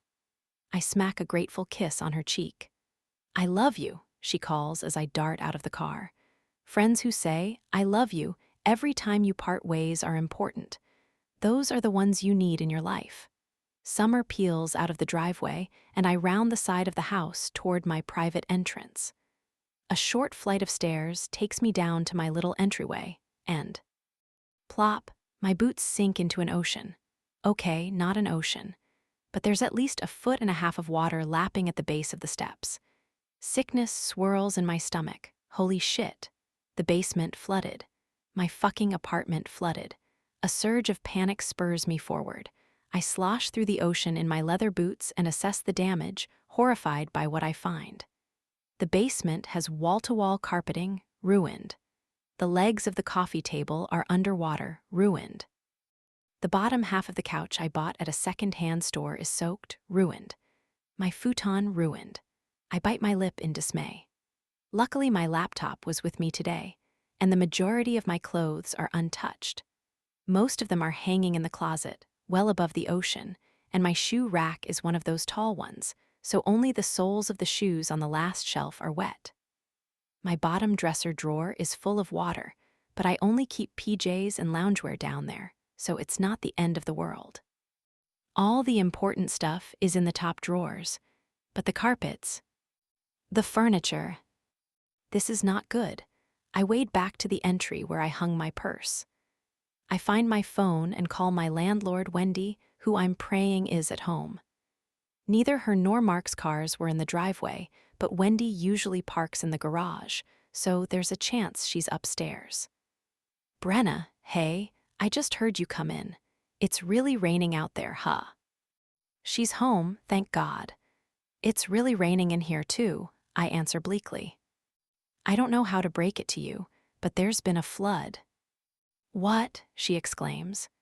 Yup. I think you'd better put on some rain boots, preferably ones that go up to your knees, and come downstairs. 2 hours later, we're facing a nightmare scenario. The basement is fucked. At Wendy's SOS, her husband Mark rushed home from work early, and after turning off the electricity to avoid, well, dying, the three of us conducted a thorough assessment with flashlights from upstairs. Mark assured me that insurance would cover the furniture I lost. Lost being the operative word, because none of it can be salvaged. There was too much water damage, so everything needs to be thrown out. All I could do was pack up the items that survived the Great Flood. According to Mark, the house doesn't have a sump pump installed because Hastings isn't an area where flooding is at all common. My landlords will need to bring in a professional to pump the water. There's far too much of it to be removed by a wet vac or mop. Mark estimated they would need at least a week to pump and thoroughly clean the basement, maybe even 2 weeks. Apparently, without the proper cleanup, there's danger of mold growth, which means I need to make alternate arrangements until the process is complete. AKA, I'm moving back in with my father. It's not ideal, but it's the best option I've got. Despite Summer's insistence that I stay at her place, I refuse to live in the same house as Mike Holly's. No way can I deal with Holly's personality and him constantly hitting on me for an extended period of time. A home is supposed to be a safe, sacred place. The dorms are out, too. My friend Audrey isn't allowed to have anyone stay with her for more than a night or two. Her resident advisor is a stickler about that kind of stuff. And while Alyssa's Raw is more lenient, she lives in a cramped single, and I'd have to crash in a sleeping bag on her floor. Possibly for 2 weeks. Screw that. At Dad's house, I have my own bedroom, a lock on the door, and a private bath. I can suffer through Dad's bullshit as long as that trifecta is met. He picks me up from Mark and Wendy's, and 10 minutes later we trudge through the front door of his old Victorian. Dad carts my suitcase and duffel into the house, while I shoulder my backpack and laptop case. I'll take these upstairs, he says brusquely, disappearing up the narrow staircase. A moment later, I hear his footsteps creaking on the floor above my head. As I unzip my boots and hang up my coat, I silently curse the weather. It's been the bane of my existence for more than a month now, but it's officially crossed the line. I'm declaring war on the climate. I go upstairs and approach my room as my father is exiting it. It jars me how close his head comes to the top of the doorframe. Dad is tall and broad-shouldered, and I heard that the hockey groupies at Briar salivate over him as much as his players. And to that, I say you. Just because Dad's handsome doesn't mean I want to think about him in a sexual context. You okay? He asks gruffly. Yeah, I'm fine, just irritated. I don't blame you. I swear, the last few days have been a nightmare. Starting from the interview on Friday and ending with tonight's flood. What about the follow-up interview yesterday? How did that go? Abysmally, at least until I pretended Jake Connolly was my boyfriend. But I keep that part to myself and say, it was all right, but but I'm not holding my breath. The interviewer was a total misogynist. Dad arches one dark eyebrow. Is that so? Trust me, if I get hired, it'd be a miracle. I shove a strand of hair off my forehead. Anyway, I'm wet and my feet are frozen from wading around in the basement all afternoon. Do you mind if I take a hot shower? Go ahead, I'll leave you to it. I crank the shower in the hall bathroom, strip out of my damp clothes, and step into the glass stall. The warm water seeps into my bones and brings a shiver of pleasure. I make it even hotter, and it almost triggers an orgasm. I'm so tired of being cold and wet. As I soap up, I think back to my arrangement with Jake. Was it a mistake? Probably. It's a lot of effort to go to for an unpaid internship. But if I want to gain experience by working at a major sports network and be able to do it during the school year, I only have two options: ESPN and HockeyNet. And the former is even more competitive. I dunk my head under the spray and stand there for as long as I can justify. When I can imagine my father lecturing me about running up his hot water bill, I turn off the shower. I cocoon myself in my terracloth robe, wrap my hair in a turban, and cross the hall to my room. Because Dad bought this house after I'd already moved out, this bedroom doesn't really feel like home to me. The furniture is plain, and there's a noticeable lack of personal items and decorations. Even my bedspread is impersonal, solid white, with white pillows and white sheets, like a hospital or a mental institution. At our old house in Westland, I had one of those four-post beds and a colorful quilt, and on the wall over the headboard there, deep in a glitter-painted wooden sign that said PACHES. My dad had it custom-made for my 10th birthday. I wonder whatever happened to that sign. A bittersweet taste fills my mouth. I don't remember the exact moment that Dad stopped calling me Peaches. Probably around the time I got together with Eric. And it wasn't just mine and Dad's relationship that suffered. What started out as admiration for a talented hockey player turned into a deep hatred that exists to this day. Dad never forgave Eric for what happened between us, and he doesn't feel an ounce of sympathy that Eric has been spiraling ever since. A real man admits when he has a problem, Dad always says. I unzip my suitcase and pull out some warm socks, panties, leggings, and an oversized sweater. I've just finished dressing when Dad knocks on the door. You decent? Yup, come in. He opens the door and leans against the frame. You want anything special for dinner tonight? Oh, don't worry, I tell him, amused. You don't have to cook. Wasn't gonna. I thought we'd order a pizza. I snicker.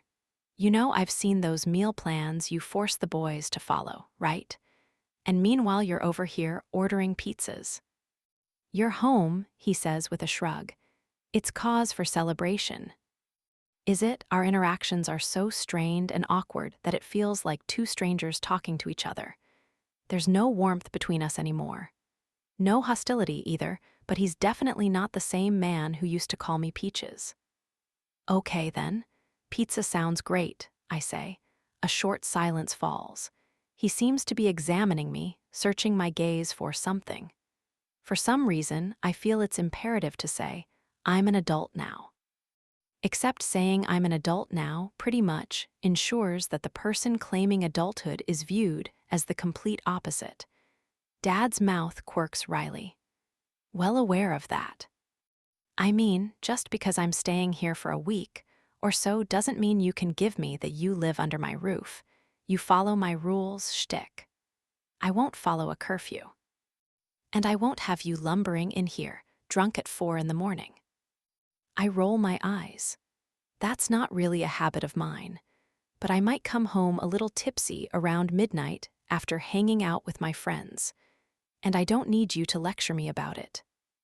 Dad drags his hand over his close-cropped hair. He's sported this no-nonsense military buzz cut as far back as I can remember. Dad doesn't like to waste time on frivolous things, like hair. You do your thing, I do mine, I finish. Deal. As long as your thing doesn't harm yourself or others, then I won't have a reason to interfere. My throat grows tight. I hate that when he looks at me, he still sees that self-destructive girl with the poor decision-making process. But I'm not her anymore. I haven't been her for a long time. Dad turns away. Let me know when you're getting hungry and I'll place the pizza order. He firmly closes the door behind him. Welcome home, I think. 14. Brenna. Oh my God, B, you would have died. It's Friday night and I'm on the phone with Summer, who's filling me in on the crazy shit that apparently went down yesterday, courtesy of one Rupee Miller. She seriously showed up at the house and dragged Holly's on a date. The balls on that girl. I love it. Yes. She was wearing the cutest black dress with a white lace collar and really sweet heels, and he's sitting on the couch in sweatpants, playing video games with Fitz. She took one look at him and screamed, "Upstairs." Now, you should have seen his face. I'm in public, so I can't hoot the way I want to, but I'm hooting inside because I can totally picture Holly's expression. I bet he thought he was about to get laid. I don't know what he thought. She's been texting him all week about their big date, but he thought it was some sort of joke. He didn't actually believe there'd be a date until she showed up at our door to pick him up. Summer starts laughing hysterically. So she took him upstairs and went to his closet and picked out an outfit for him. A cackle slips out. I can't help it, and I don't care if everyone at the train station hears it. This is priceless. And now they've been gone for about an hour, and I don't know whether to file a missing person report or see how this plays out. See how it plays out, I say immediately. Please don't come between Rupee and her man. I beg of you. Holly's needs to feel what it's like to be harassed. I think they might be a match made in heaven. Here's hoping. Headlights catch my attention. I've been outside the train station for the past 10 minutes, waiting for a blue Honda Civic to arrive, and I think it's finally here. I squint as the car approaches the curb. Sorry, babes, I gotta go. My car's here. I cannot believe you're going on a date, and I know nothing about this guy. There's nothing to know. It's just a Tinder guy. Probably won't amount to anything other than a hookup. Yes, I'm a liar, so sue me. And yes, of course I feel bad lying to my friends, but there's no way I'm telling Summer the truth about tonight. It's bad enough that I know what I'm doing tonight. I offer a hasty goodbye and hang up just as the passenger door of the Civic pops open. Jake is sitting up front with the driver. I peer at the driver's seat and spot a cute girl with turquoise drop earrings and big hair. Why doesn't that surprise me? Hey, he calls as he hops out of the car. For a second, I lose my voice. He's wearing his Harvard jacket, a sin I reluctantly forgive because the rest of him is so damn appealing. His dark hair is swept back from his face, emphasizing chiseled cheekbones and a jawline that makes me drool. He's completely clean-shaven tonight. Last weekend, he had some scruff. Now he looks young and smooth and fine. He looks incredible. Unfortunately, Jake Connolly is a very attractive man. I walk over to him. Hey, then I slide through the back door he holds open for me and greet the driver as I settle in the backseat. Jake gets in beside me, we buckle up, and then we're on our way. According to the email that Ed Mulder's secretary sent me, Mulder's address is in Beacon Hill. He must haul in quite the salary at HockeyNet. You look weird, Jake murmurs. Weird how? And that is not what you're supposed to say to your fake girlfriend. My nerves are already on edge. You're wearing lip gloss. And it's pink. So I don't like it, he growls. You do? Oh no, let me run home and choose a makeup palette that's more to your liking. From the front seat, the driver snorts. Jake's dark green eyes flicker with amusement. Fine, disregard my opinion, but I dig the red lips. The pink ones aren't doing it for me. They're not doing it for me either, but I won't give him the satisfaction of admitting it. I purposely toned down my appearance for tonight. Some sad, sick part of me is hoping to impress Ed Mulder. As we head toward Beacon Hill, I scroll through the sports news on my phone. I frown deeply at one headline. "Have you been following this Kowski thing?" I ask Jake. I swear, the refs have a conspiracy against him. You think? He's the most fouled player in the league, and the amount of missed calls on him is astronomical. Something going on there. I scan the rest of the article, but the author doesn't add any new insights. Basically, the referees keep missing calls, and Sean Kowski keeps paying for it. Our driver turns off Cambridge Street and slows down in front of a row of tall brownstones.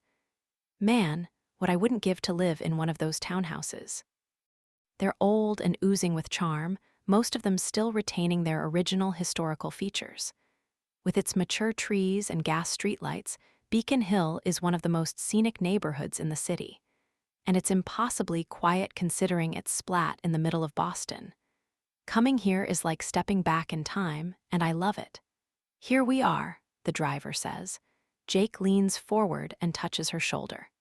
"Thanks, Annie. Enjoy the rest of your night." "You too, Jake." I'm trying not to roll my eyes as we exit the car. I guess they're best friends now. For some reason, the way Jake seems to get along with everyone rubs me the wrong way. It's hard to think of him as the enemy when faced with evidence that he might be a decent guy. "Your face is a bit green," Jake remarks as we climb the front stoop. "I thought you had balls of steel." "I do," I mutter, but he's right. I'm beyond nervous. I chalk it up to the two very terrible encounters I've already had with Mulder. I don't know. I just feel sick that I have to try to impress this jackass. "No one's forcing you to," he points out. "I want this internship." That leaves me no choice but to impress him. I ring the doorbell, and 2 seconds later, the door swings open to reveal a woman clad in black pants, a black shirt, and white apron. I doubt it's Mulder's wife, because I see another woman in an identical outfit hurrying toward a doorway I assume is the kitchen. "Please come in," she says. "You're the last guests to arrive." Mr. and Mrs. Mulder are entertaining the others in the sitting room. Oh, brother, they're one of those couples. I suppose we'll all congregate in the sitting room before being ushered into a dining room, and the men shall retire to the study while the women do the dishes.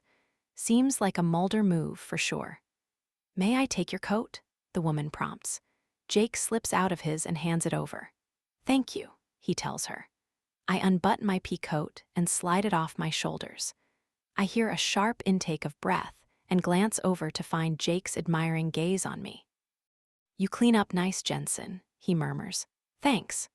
I couldn't very well wear my usual all-black attire, so I chose a tight gray sweater, black leggings, and cute brown suede ankle boots. My makeup is subtle and I feel naked without my lipstick, aka my armor. But I wanted to look classy tonight. I don't know what to expect as we approach the sitting room. Will it be an older crowd? Younger? And how many people? To my relief, there aren't many. The dinner party consists of Mulder and a pale-skinned woman at his side, who I assume is his wife.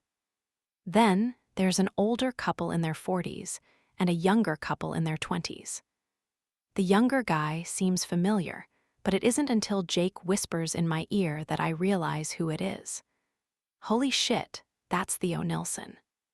Nilsson is a defenseman on the Oilers, whose humble nature and Nordic good looks have made him popular with fans and foes alike. Unfortunately, he's out for the rest of the season with a leg injury. I heard he's originally from Boston, but I didn't realize he was in town, Jake murmurs. This is awesome. When Mulder notices us lurking in the doorway, his face lights up. Jake Connolly. I swallow my displeasure. And what am I, chopped liver? "So glad you could make it," Mulder exclaims. Come in, let me introduce you to everyone." He gestures for us to come closer. Introductions are quickly made. The pale woman is Ed's wife, Lindsay. Her eyebrows are so blonde they're almost white, and her hair is arranged in a severe twist at the nape of her neck. She greets us with a wan smile. Next there's Nilsson, who goes by Nils, and his wife Lena, who has a heavy Swedish accent but speaks perfect English.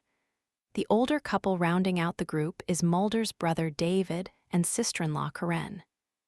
"It's an honor to meet you," Jake tells Nils, sounding a wee bit star-struck. "I've been following your season. I hated seeing you go out like that." "That game was so hard to watch," I say sympathetically. Hockey injuries are par for the course, but it's not very common for someone to break their leg on the ice. "It looks like you're doing better, though." The blonde man nods. "Cast came off a couple weeks ago. Now I'm starting the physio, and dear Lord, it is brutal." "I can imagine," I say. Nils glances at Jake. "I was watching the draft when you went in the first round. We're excited to have you on board next year." "I'm excited to be there." For the next few minutes, Jake and Nils discuss the Oilers' organization. The Mulder brothers are quick to join in, and it isn't long before the men slowly ease away from the women toward the wet bar near the grand piano.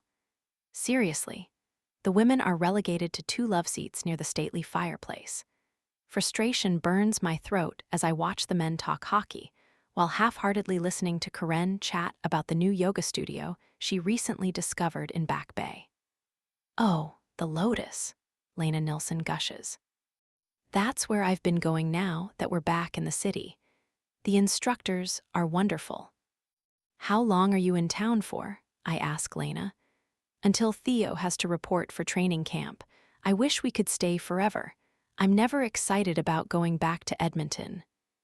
Lena's bottom lip sticks out. It's a very cold place. The ladies keep chatting, and I have absolutely nothing to contribute to the conversation. I stare longingly at Jake, who's involved in an animated discussion with Nils. He must sense my gaze on him, because suddenly he glances over. I see understanding dawn in his eyes.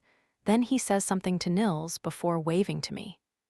"Babe, come here and tell them your conspiracy theory about Kowski and the refs." "Excuse me." I gratefully hop to my feet and hope that Lindsay and the others aren't offended by my obvious eagerness to escape their company. Ed Mulder doesn't look thrilled by my arrival, but Nils greets me warmly. "Conspiracy, eh? To be honest, I'm starting to wonder the same thing." "There's no other explanation," I answer. "Did you see the clip from yesterday? The ref was clearly watching that play and decided not to call a foul.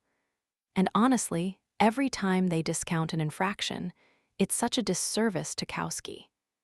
He's fast, but he can't showcase his speed because he's constantly being knocked around without any repercussion to the guys doing the knocking." "I agree," Nils says, shaking his head incredulously. "It's downright bizarre. The ref, was it McEwen? I think it was Vic McEwen. He had a perfect line of sight to Kowski and the Kings winger who cross-checked him." Mulder sounds annoyed as he joins in. "Kowski initiated contact."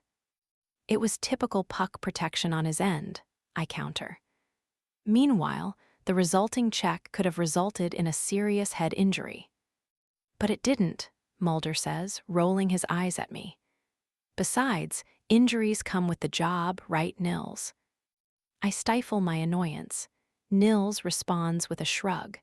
"For the most part, yes, but I agree with Brenna about Kowski. There's a difference between normal contact and the kind of contact that can give you brain damage." He gives Jake a wry smile. "Still want to come play with us next season, knowing a ref might allow you to get murdered?" "Absolutely." No hesitation from Jake, though he follows it up with a rare display of humility. "I just hope I don't disappoint you guys." "You're going to kill it," I say firmly, because I truly believe he will. "I bet you'll be the youngest player ever to win the Art Ross. That's the trophy for the most points in a season, previously won by legends like Gretzky and Crosby." "Babe, that's a lot of pressure," Jake grumbles. "I'd be happy if I got an assist or two." Then he smirks, displaying the familiar Connolly confidence. "Or a Stanley Cup." Nils raises his glass. "I'll drink to that." You guys are definitely due, I tell them. The Oilers haven't won a cup since, the 1989 season? Not since the Gretzky era. Nils nods in confirmation. You know your hockey.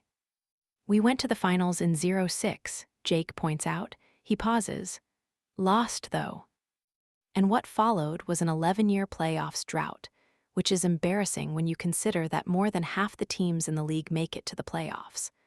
I don't mention that particular statistic, however. I wouldn't dream it, not in front of an Oilers superfan, an Oilers active roster player, and a soon-to-be Oilers rookie. Speaking of the superfan, I feel Mulder's gaze on me, and I turn to find him wearing a shit-eating grin. My first thought is that he's impressed, but I should know better by now. Sorry, it's just funny sometimes. Chuckling, he swirls the ice cubes in his glass.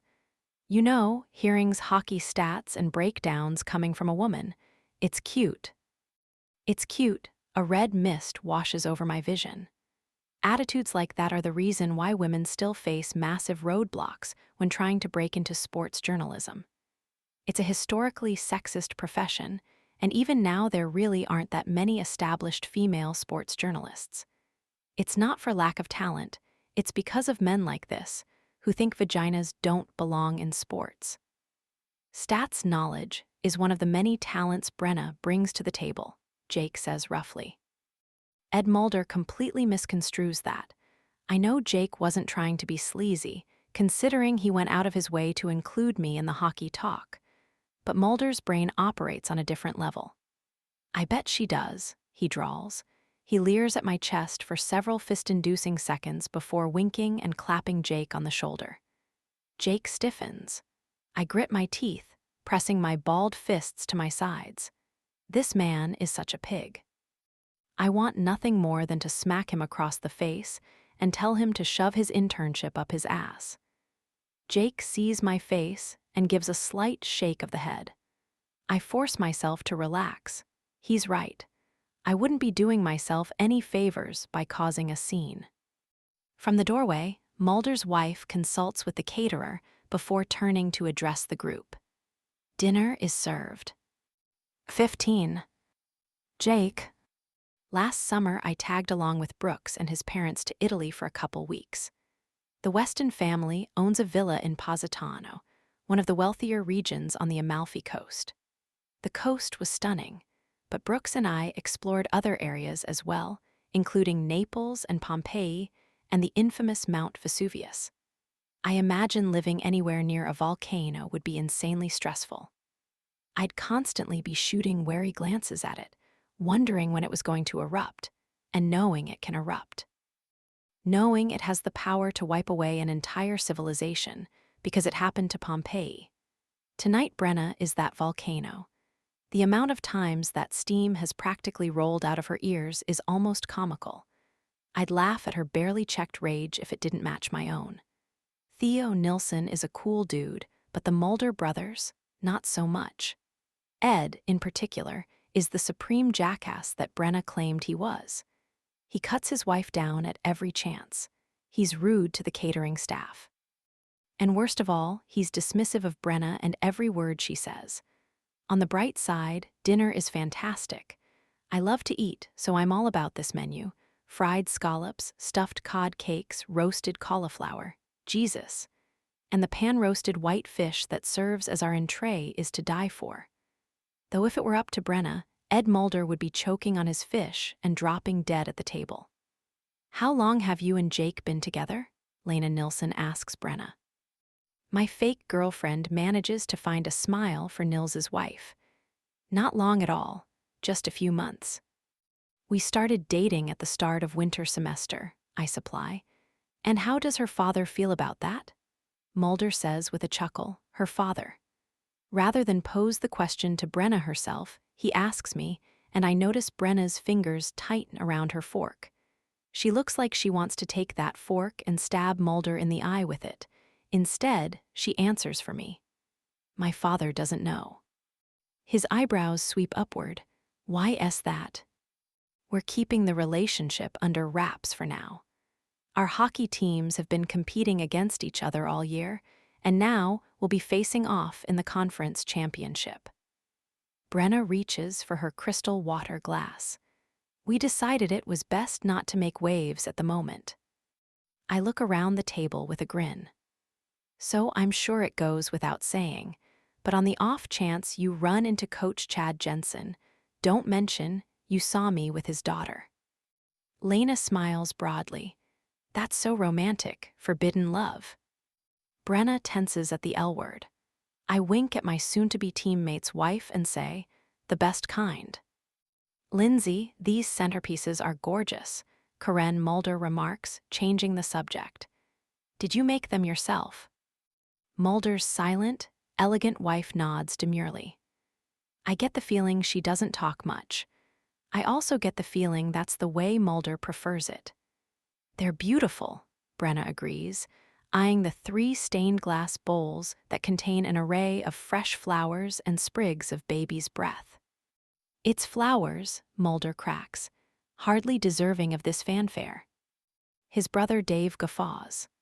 Ed, Lindsay says tightly, and it's the first time she's conveyed any negative emotion toward her husband. Any emotion at all, frankly. What? He polishes off the rest of his white wine. It's a centerpiece, sweetheart. Who cares? It amazes me the crap that you deem important. Brenna puts her fork down. I see her nostrils flare, her lips part, and I slide my hand under the table to cup her thigh. Her mouth closes. She turns toward me, but I can't decipher her expression. Meanwhile, her thigh is warm and firm beneath my palm. I can't help myself. I give it a slight caress. Brenna bites her lower lip. I hide a smile. Then I stroke her thigh again. I wish I could stroke other parts of her, too. That tight sweater looks so good on her, and my fingers are itching to play with her tits. Fuck me. I'm desperately hoping this night ends with a hookup. That's why I asked for a real date, because I'm wildly attracted to her and want nothing more than to sleep with her. The last few times I've seen her, my body has responded on a primal level, and I'm not even hurting for sex, for Christ's sake. I fooled around with a chick from Boston College last week.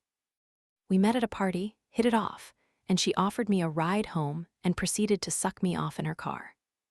Afterward, we found ourselves in the backseat, and judging by the stars in her eyes when I finally lifted my head from between her legs, I think she was pretty satisfied.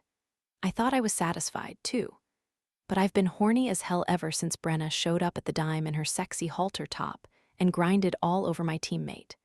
And then the indecent dress she wore to Danny's medal show. Christ. I'm aching for this girl. For the rest of the dinner, we mostly discuss hockey. Brenna wasn't kidding. Ed Mulder is obsessed with the Oilers and knows everything about them.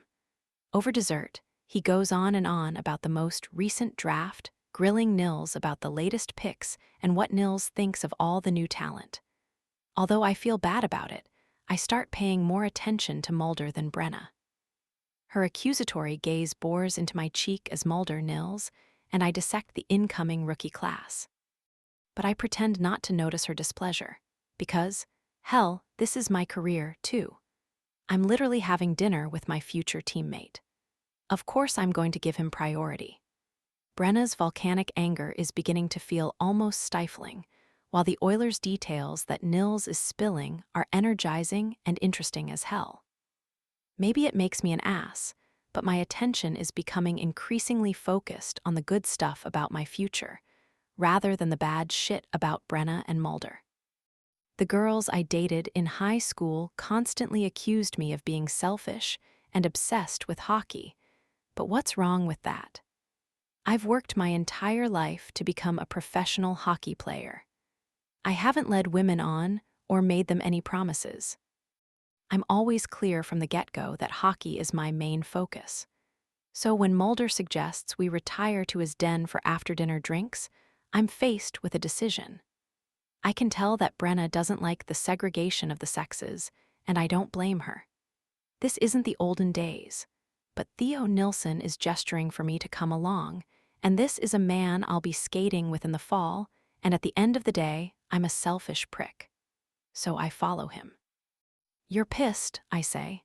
Whatever do you mean, Jake? Why on earth would I be pissed? The sarcasm is strong with this one, my friends, and I completely deserve it. I spent more than an hour in Mulder's man cave tonight. Now it's 10 o'clock and we're outside waiting for our car, and Brenna refuses to even look at me. Oh, I know, she continues, scorn dripping from her tone. You mean because I was banished to the sitting room with the other women, where we clutched our pearls and fainted a whole bunch just so we could wake each other up with smelling salts. That is super fucked up. Is that what you think they did back in the day? They may as well have. Her cheeks are flushed with anger. Do you realize what a slap in the face that was? Watching you waltz off to talk about sports with the man who's interviewing me for a position in sports. Remorse ripples inside me. I know, I let out a breath. I knew it was a dick move when I did it. And yet you did it anyway. Her eyes blaze, because you're a dick. Hey, one dick move doesn't make me a dick, I protest. And look, you have to admit, self-interest was your sole motivation tonight, too. You wanted to talk to Mulder about the internship and prove that you were fit for the job. Well, I wanted to prove that I was fit for my job. Self-interest was never your motivation, though. You didn't even know Theo Nilsson was going to be there tonight. Yeah, it's called adapting. Nils was there, and I decided to take advantage. You would have done the same thing. You were supposed to be my hype man, Connolly, and instead you hyped yourself up the whole time. This was such a waste of time, she grumbles. I should have asked somebody else to come with me. I should have brought McCarthy. First off, you wouldn't have even been invited if you hadn't name-dropped me, I point out. So, there'd have been no need to ask anybody. And secondly, I'm pretty sure the McCarthy train has left the station. Last I heard, he hooked up with some girl after the semifinals and has seen her every day since. Brenna glowers at me. What? I say with a shrug. Don't shoot the messenger. You think I care that McCarthy is seeing someone else? She gives me an incredulous look. I was over that guy the second he let you decide what he could do with his dick.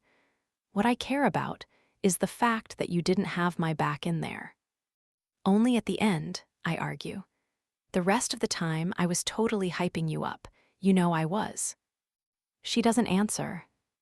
And then our car arrives and she stomps toward it. Originally, I set the drop-off location as the train station for Brenna, but now I lean into the front seat and tap the driver's shoulder. Hey, we're actually going somewhere else first. Could you drop us at O'Malley's on Boylston? Brenna swivels her head. No, we're going to the station. The man's gaze shifts back and forth between us. Come on, I murmur to Brenna. You know you need a drink. I don't think she consumed a single drop of alcohol tonight. The other women were all sipping on rosé. A real drink, I coax. Fine, O'Malley's, she mutters to the driver. A short while later, we're sitting across from each other in a cramped booth. The pub is stuffed to the gills with the Friday night crowd, but we lucked out and showed up at the same time another couple was leaving. Neither of us says a word as we wait for the waitress to come and take our order. It's so loud in here that the curly-haired redhead has to shout just to say hello. Brenna examines the menu, then lifts her head. What did you guys drink in Mulder's study? She says tersely. Cognac, I admit. Remy Martin. Hennessy, neat. We'll take 2 of those, please, she tells the waitress. Coming right up, the redhead chirps. Once the server's gone, I gaze at Brenna with genuine regret. I'm sorry I went to the man cave without you. I really do feel bad for that. Sure, she says. Her tone is lacking in sarcasm, so I think she's being sincere. Only I'm not clear on what she's being sincere about. Is that you accepting the apology or just acknowledging it? I demand. It's whatever you want it to be, Jakey. Thank God, the Jensen I've come to appreciate is back in full form, complete with the tiny smirk curving her lips. I missed seeing it tonight. Mulder was a douchebag, I say frankly. Do you honestly want to work for someone like him? I guarantee you that every network in the world employs a douchebag or two, and I wouldn't be working directly under him. I'd report to one of the lower-level producers and probably wouldn't have much contact with Mulder. I hope. Her expression becomes bittersweet. They gave me a tour of the station on Monday, and I got to see the hockey corner set. It was so cool. Kip and Trevor, I love those guys. Imagine how sick it would be to guest on their show. Hey, a guest spot might very well be in your future, Mr. Hockey Star. What about you? Would you want to be on camera or behind it? I wink. I recommend on camera. Think of all the boners you'd inspire in the male demographic. Gee, the idea of all those hockey fans jerking off to me is so thrilling. Every little girl's dream. I'm gratified to see that she's starting to relax. Her shoulders are finally loosening after being stiffer than boards all evening. When the waitress returns with 2 tumblers of cognac, I raise my glass to Brenna S. Cheers, I prompt. After a beat of hesitation, she taps my glass with hers. Cheers, she echoes. We drink, eyeing each other over the rims of our respective glasses. I'm curious, I say. She takes another sip. About what? Is your father the reason you want this internship so bad? Did he push you into it? Or maybe you're hoping to impress him? Brenna rolls her eyes. No, no, and no. Obviously, my dad is the reason I started watching hockey, but he couldn't make me love it. The game itself was responsible for that. What was it like growing up with him? He seems like such a hard-ass. He is. She doesn't elaborate, which triggers a rush of wariness. When she notices my face, she says, "Relax, my childhood was normal. Dad wasn't abusive or anything like that. We're just not as close as we used to be. And yeah, he can be a total ass sometimes. His way or the highway, you know? I guess it's a coach thing." I think of my own coach and the expression he gets any time someone mentions Chad Jensen. Coach Pedersen hates your dad. The feeling is mutual. They have history, though. History, I echo, shaking my head at the concept. History is such bullshit. I don't get why people can't let things go. Why can't they leave the past in the past? It's over. What do we gain from stewing about it? That's true. A pensive glimmer crosses her gaze. I try not to think about the past, ever. Didn't you just tell me that your past wasn't dark and twisted? No, I told you my childhood was normal. I never said there was nothing dark and twisted in my past. Because that's not intriguing.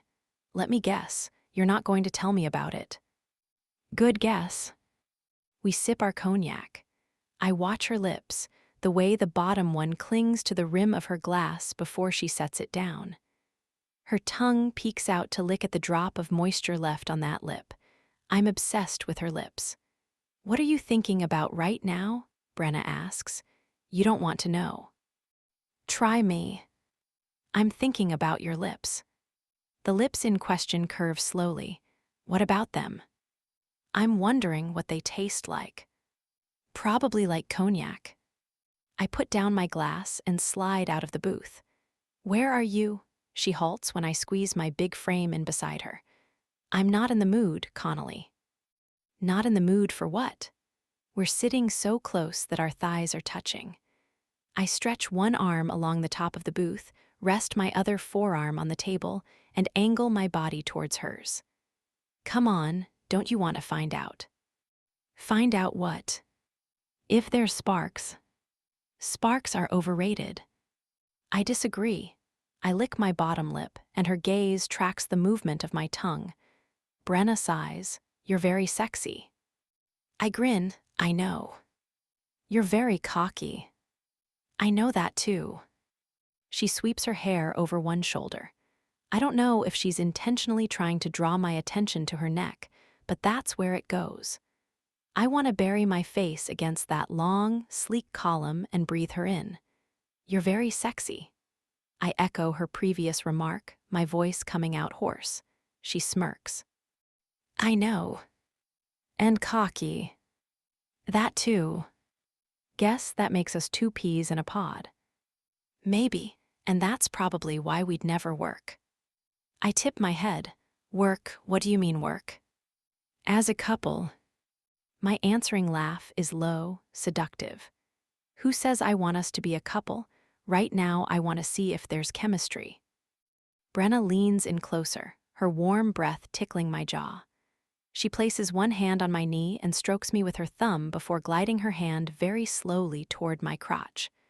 There's no possible way she can miss the bulge in my pants. She doesn't cup or squeeze it, but one fingernail scrapes along the edge of the hard ridge, and I groan out loud. Of course we have chemistry, she says, her perfect mouth inches from my face. We both know we have chemistry. There's never been a single doubt as to whether or not we have chemistry.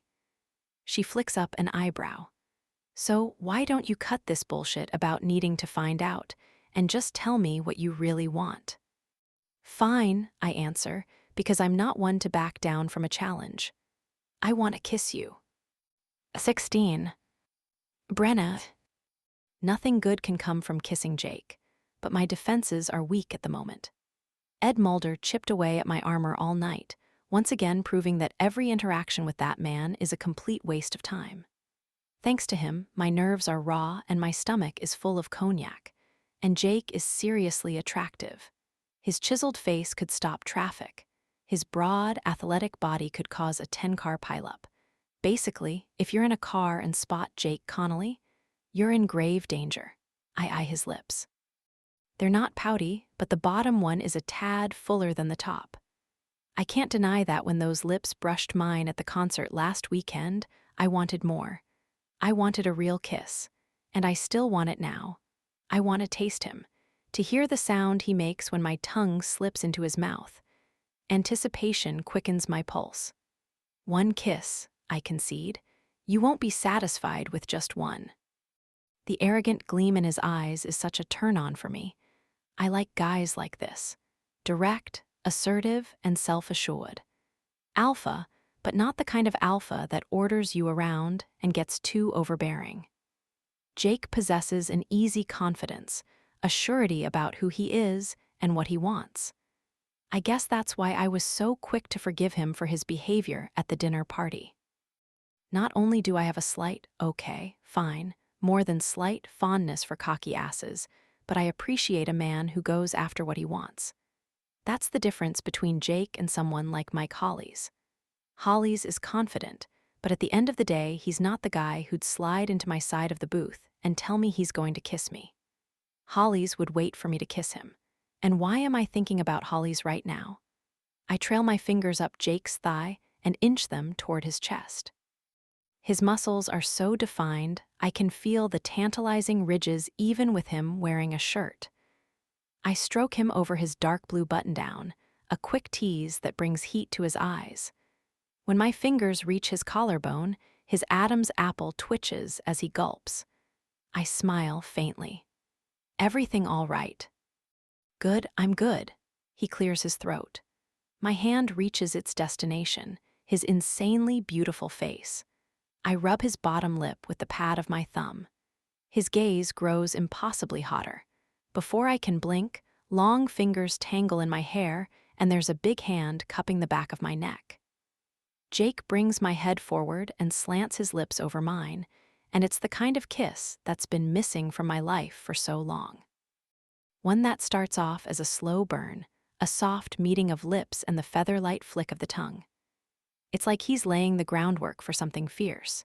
He's building a fire, each teasing kiss serving as the kindling, until finally he unleashes a groan, drives the kiss deeper, and the fire engulfs us. His mouth is hot and hungry, but he doesn't try to lick my face off or swallow me whole. It's a controlled kiss, firm but greedy, thick with passion and the perfect amount of tongue. I moan. I can't help it. He chuckles against my lips before pulling back. You're a good kisser, he rasps. Not so bad yourself. And then we're devouring each other's mouths again, making out hardcore in this booth, and I don't even flinch when I register the sound of catcalls over the music. Let everyone around us watch. Give them popcorn for all I care. That girl in the bathroom last week, the one who praised Jake's tongue, was right on the money. His tongue is incredible, feels like heaven in my mouth. And his big, warm hand is now squeezing my thigh. I want to climb into his lap and maul him, but we're at a bar and we're fully clothed. The fact that we're in public is the only thing saving me from making a really stupid decision. I pull away, breathing heavily. Jake's gorgeous eyes peer back at me. A deep, dark green, like the jungle after a heavy rainfall. I can see why women go a little nutty for him. I gulp down a hasty swig of cognac, then jerk when he takes the tumbler from my hand. Calloused fingertips rub over my knuckles. I shiver. That was mine, I accuse as he finishes my drink. We'll order another round. Probably not a good idea. My voice sounds gravelly, so I clear my throat, twice. I should go. Jake nods. Okay, let me grab the check. I gesture to our empty glasses. By the way, this counts as our date. He lets out a low, sexy laugh. Dream on, this ain't the date. This is still me being your fake boyfriend. Oh really? Was that a fake makeout? This isn't the real date, he says sternly. But we should probably schedule that. When are you free? Never. How about tomorrow? Back-to-back nights? Is he nuts? I don't even do that with the people I date for real. Wow, you're dying to see me again, huh? Yes, he admits, and my heart betrays me by skipping a beat. So, tomorrow. I cave like a house of cards. Fine, but I'm not coming back to Boston. In 1 week, I've spent enough time in this city to last me a lifetime. I'll pick somewhere closer to Hastings, he assures me. I'll have Brooks's car, should I come get you? Absolutely not. There's no way I'm letting Jake show up on my father's doorstep to pick me up for a date. Unless you're in the mood to get murdered. He chuckles knowingly. I hoped you'd say no, but I'm a gentleman, so I had to ask. I'll pay your cab fare, though. I don't need your charity, I mock. You just like being difficult, do ya? Yup, I rummage in my purse for my wallet. Want to make out some more before we go? Jake's tone is boyishly hopeful. Nope. His gaze turns devilish. How about a blowjob? I appreciate the offer, but I don't have a penis. Jake's laughter heats my blood. It's deep and husky, and I want to record it so I can hear it whenever I want. Which is beyond creepy and insanely unsettling. I'm starting to enjoy this guy's company, and that worries me. A lot. You got in late last night. My father's disapproval greets me when I walk into the kitchen the next morning. Out partying, I suppose. I stick my head in the fridge and roll my eyes at a tub of margarine, because I can't do it to his face. I got home around midnight, Dad, on a Friday night, and I had to catch an 11 o'clock train in order for me to get back here for midnight. So really, I was done partying. I turn so he can see the air quotes. At 11, on a Friday night. You're too old to be giving me sass. And I'm too old to be reprimanded about my social life. We talked about this. You said you wouldn't lecture. No, you talked about it, and I didn't say a damn thing. He's not afraid to openly roll his eyes. He brushes by me in his plaid pants, wool socks, and pullover sweater with the Briar hockey logo on it. He stops at the coffee maker, the fancy one Aunt Cheryl got him for Christmas last year. I'm surprised that he's using it. Dad doesn't care if a product has all the bells and whistles unless it's state-of-the-art hockey equipment. Otherwise, he doesn't give a shit. Want a cup? He offers. No, thanks. I hop onto one of the stools at the kitchen counter. The legs are uneven, so it wobbles for a beat before finding its equilibrium. I open a mini yogurt and scarf it down, while Dad stands near the sink, waiting for his coffee to brew. You didn't have to take the train, he says gruffly. You could have borrowed the Jeep. Seriously, I'm allowed to drive the precious Jeep again? I thought I was banned after the mailbox incident. You were, but that was, what, 2 years ago. One would hope that you've smartened up since then and learned how to drive properly. One would hope. I swallow another spoonful of yogurt. I don't mind taking the train. It gives me time to get my course readings done and read all the game highlights. So this weekend is the charity game, right? Dad nods, but he doesn't look thrilled about it. This year, the Division I Hockey Committee decided that every team would participate in a charity exhibition the weekend before the conference finals, rather than immediately playing the final game after the semifinal round. The exhibitions are hosted by various cancer societies throughout the country, and all proceeds from ticket sales and concessions go to these charities. It's obviously a great cause, but I know Dad and his players are anxious for the finals. And what about the finals? Are you guys ready? He gives another nod. Somehow he manages to cram so much confidence into one nod. We will be. The Crimson'll be tough to beat. Yes, they will be. That's my dad, a gifted conversationalist. I scrape the last bit of yogurt out of the plastic container. They're good this year, I remark. They're very, very good. Not just at playing hockey, either. Jake Connolly, for example, is highly skilled in other areas, like kissing and turning me on, and I need to derail this train of thought pronto. Because now my body is tingling, and I'm not allowed to be tingling in such close proximity to my father. You know, you're allowed to say a nice thing or two about Harvard, I tell him. Just because you hate the coach doesn't mean the players are terrible. Some of them are good, he acknowledges, and some of them are good but dirty. Like Brooks Weston. He nods again, kid's a goon, and Pettersson encourages it. There's venom in his voice when he says Pettersson's name. What kind of player was he? I ask curiously. Pettersson, that is.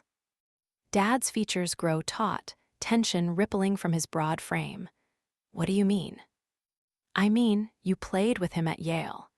You were on the same team for at least a couple seasons, right? Right, now his tone is guarded. So what kind of player was he? I repeat. A power forward, an enforcer. Did he play dirty? Dirty as mud. I never respected his gameplay. And now you don't respect his coaching. Nope. Dad takes a long sip of his coffee, watching me over the rim. Are you saying you do? I think it over. Yes and no. I mean, there's dirty gameplay, and then there's rough gameplay. A lot of coaches encourage their players to play rough, I point out. Doesn't make it right. It promotes violence. I have to laugh. Hockey is one of the most violent sports there is. We've got guys skating around on ice with sharp blades on their feet, holding big sticks. They get slammed into the boards, they're hit over and over again, they take pucks to the face. Exactly. The sport is already violent enough, Dad agrees. So why make it even more so? Play clean and play honorably. His jaw tightens. Darryl Pettersson doesn't know the meaning of clean or honor. He makes a valid point, and I suppose I can't ascertain one way or the other about Pettersson's level of dirtiness. I've only seen a couple of Harvard games this season, which makes it difficult to accurately gauge how dirty those boys play. I know how dirty Jake kisses. Does that count? What do you have planned for today? Dad asks, changing the subject. I need to finish up an article for my news writing class, but I'll probably do that later.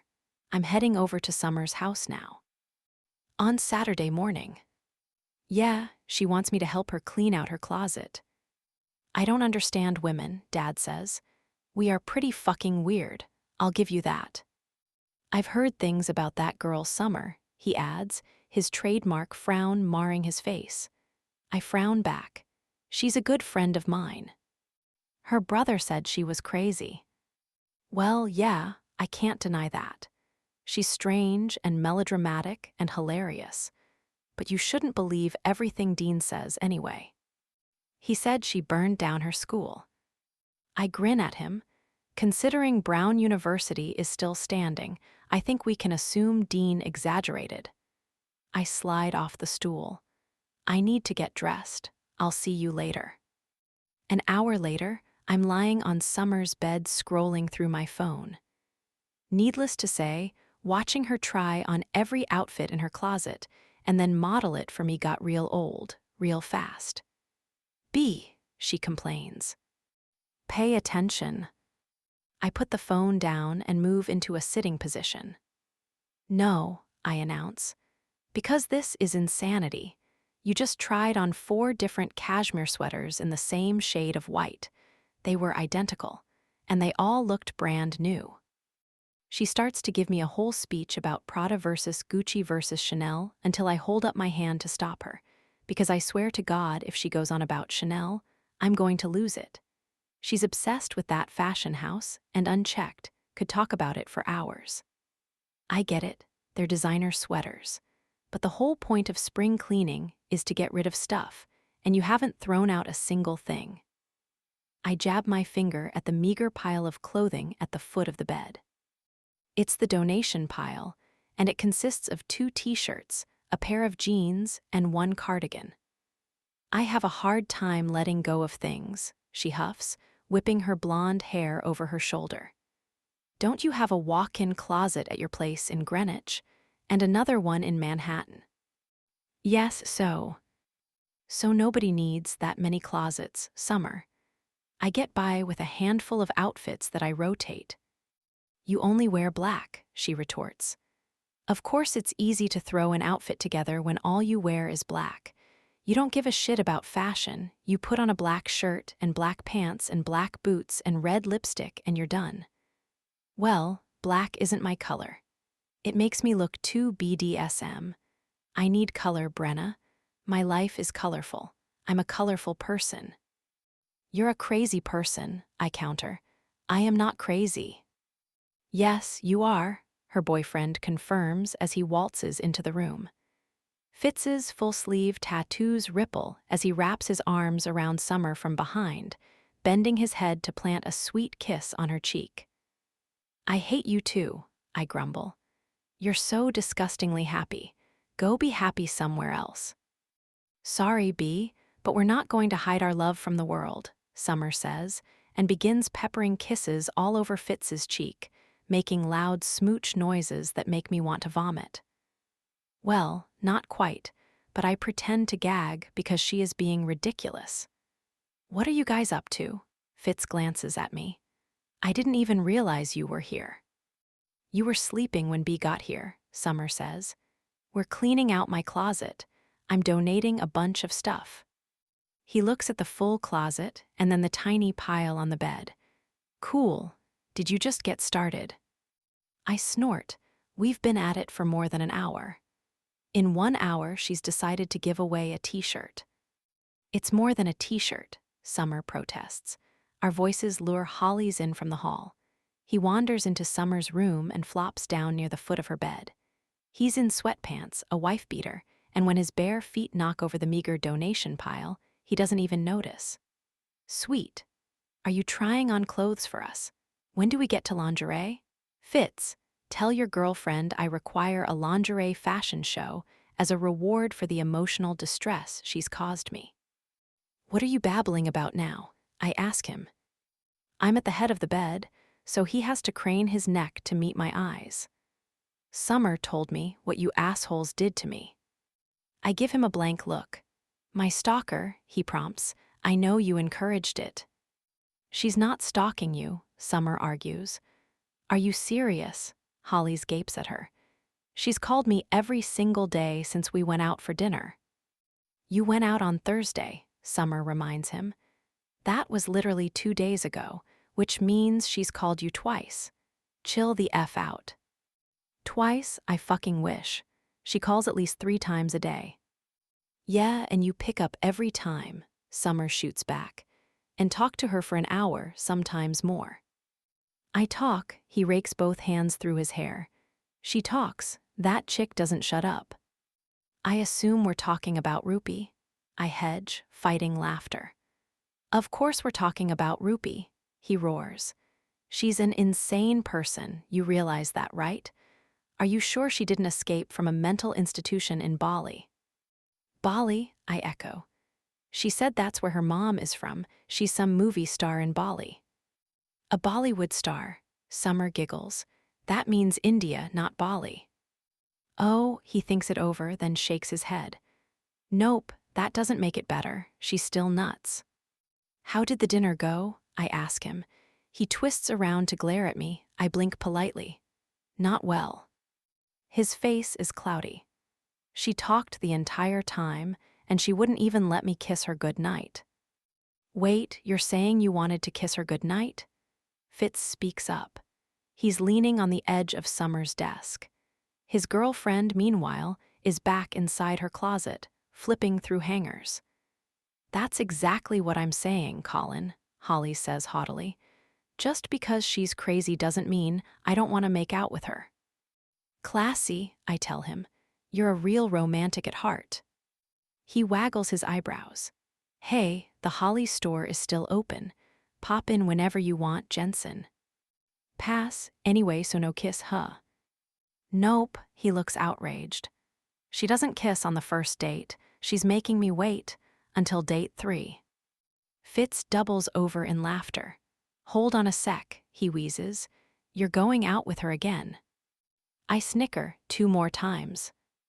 I don't think I have a choice, Holly's moans. Apparently I'm taking her to a movie on Tuesday. Fitz nods. Nice, it's half price on Tuesdays. You should go see the new Marvel movie. I don't want to see the new Marvel movie, you jackass. I don't want to go out with this girl. She's too young and too annoying, and he startles, then sticks his hand in the pocket of his sweatpants. He produces his phone and blanches at the screen. Oh my God, it's her. You saved her in your phone? I demand. She did. She grabbed my phone in the middle of dinner and created a contact for herself. She saved it as Rupee with the heart eyes emoji. She's in my phone with heart eyes, for fuck's sake. I roll onto my side and quake with silent laughter. At the desk, Fitz is shaking his head in amusement. You know you can change that, right? Holly's is too busy answering the call. He barely gets out a hello before excited chatter pours out of his phone. Fitz and I exchange a grin. I have no idea what Rupee is saying, but she's talking a mile a minute, and the horrified expression on Holly's face is priceless. This is the most entertainment I've had in years. But I don't like romantic comedies, he whines. The tinny chattering continues. No, I don't want to see a movie. If you're so determined to hang out, then let's go somewhere and bang. Shrieking ensues. I curl over in hysterics. Holy shit, fine, we'll go see your stupid movie, but you better make out with me, Rupee, and don't give me any bullshit about not kissing on the second date, because if you were any other chick, we'd already be banging. The rest of the world no longer exists to Mike Holly's. He climbs off the bed and wanders out of Summer's room. His flustered voice drifts in from the hall. I am not a sex maniac. I haven't had sex since I met you. I glance at Fitz. Is that true? I think so, but let's be real. It's not like he was a hookup king before that. He talks a big game, but he's actually a lot pickier than he lets on. I don't believe he gets laid half as often as he claims. Oh, he definitely doesn't, comes Summer's muffled response from the closet. That boy has no game whatsoever. He's a hockey player, I point out. Hockey players don't need much game off the ice. The groupies are always happy to see them. What do you guys think about this dress? Summer reappears wearing a white strapless number with fringe on the hem. It's nice, her boyfriend says. B. Way too innocent. I'd never wear it. Of course you wouldn't wear it. It's not black. Tell me whether or not I look good in it. You look good in everything. It's disgusting and I hate you. And seriously, you can get rid of half that closet and still look like a supermodel in whatever's left. She beams. You're right, this is a great dress. I'll keep it. I exchange another amused glance with Fitz. It still boggles my mind that these two are a couple. Yet somehow the fashion major and the nerdy gamer make it work. "What are you guys doing tonight?" I ask. "I imagine my dad will be working the team pretty hard this week, so this might be your last chance to unwind, right?" "For real," Fitz says, "and I don't know, we'll probably just," he shrugs sheepishly. Translation, they're going to spend the whole night in bed. "How about you?" he asks. "Probably staying home," I lie. "Really? No repeat with the Tinder date?" Summer rejoins the conversation. She drops 2 faded sweatshirts in the donate pile. "What Tinder date?" Fitz demands. "B had a date last night, which she didn't even tell me about." "There's nothing to tell. We didn't click, and I'm not seeing him again." It's disturbing how naturally lying comes to me. Summer offers an apologetic smile. "We'd invite you to hang out with us tonight, but we're going to be very busy having sex." Fitz sighs heavily. "Babe." "What?" He just shakes his head. "Don't worry about it," I say, grinning at them. "I have a ton of homework to do anyway." "Sounds exciting," Summer teases. She doesn't know the half of it. 17. Brenna. Jake texts me the location of our date while I'm eating dinner with my father. We're having vegetable stir-fry that I cooked, and it's been a mostly silent meal, seeing as how we don't have much to say to each other these days. When he notices my phone light up, a deep groove appears in his forehead. No phones at the dinner table. "I'm not even checking it," I protest. "I can't control it from going off." "Sure you can. It's called the power button." I glance pointedly at the phone near his right hand. He's already received 4 emails since we sat down. "You can turn yours off, too." We stare at each other. Dad makes a grouchy sound, twirls some noodles around his fork, and shoves them in his mouth. I don't open Jake's message until I'm upstairs in my room. My jaw drops when I learn where we're going tonight. "Emmy, bowling?" "Jake, what do you have against bowling?" "Emmy, nothing. But I suck at it, so if you're hoping for any sort of competition, you won't get it from me." "Jake, no competition necessary. Let's just have fun. You cool with it?" "Emmy, sure, what the hell." "Jake, meet around 8. "Emmy, sounds good. That gives me an hour and a half to get ready, but I've already decided I won't go to great lengths to look good for Jake. The only reason I'm going out with him tonight is because he came to the dinner party with me." Once I'm showered and dressed, I pull up Google Maps and load the address of the bowling alley. It's a 25-minute drive, which makes it much closer to Hastings than Cambridge. A while later, I go downstairs and linger in the living room doorway. Dad's on the couch, fast-forwarding through the Harvard-Princeton game from last weekend. Jake is a streak of lightning across the screen, and I wonder if my father would appreciate the irony that I'm about to go meet Jake in person. "Hey," I say to get his attention. "I wanted to see if I could borrow the Jeep. I'm meeting a friend tonight." "All these mysterious friends," he mutters, his eyes remaining glued to the screen. "Do any of these friends have names?" "They sure do, but I don't offer them." Dad snorts. "The keys are in the front hall. Try to be back at a reasonable time." I want to say something snarky, but he's lending me his car, so I refrain. "Don't wait up," I say instead. Jake is already there when I pull into the nearly empty parking lot in front of Bowl Me Up. The name of the bowling alley is perplexing to me. Maybe it's supposed to be a play on Beam Me Up. But a dated sci-fi reference doesn't quite convey bowling, so I'm not sure what they were really going for. I park the Jeep next to the shiny Mercedes that Jake is leaning against. Along with our cars, the lot contains a sedan, a pickup truck, and 5 or 6 motorcycles parked near the front doors. It's basically a ghost lot. "Nice wheels," I remark as I jump out of the Jeep. "Did you buy that with your signing bonus?" "Nope, I haven't spent a dime of it actually," Jake admits. "This is Brooks's car." "Why does he need a car in the city?" "Because he's a millionaire, and millionaires own cars." Geez, hottie. I have to laugh. Makes perfect sense to me. I gaze up at the massive sign above our heads. Next to the words "Bowl Me Up" is a huge neon pink bowling ball that keeps flickering. "You come here often?" I ask dryly. "Every weekend during the off-season. This place is dear to my heart." That catches me by surprise. "Really?" "No, of course not. I picked it because it's roughly halfway between our houses." He snorts, so gullible. "Yeah, that's on me," I say with a sigh. "I should have known better than to believe you have a heart." I lock the Jeep and tuck the keys in my purse.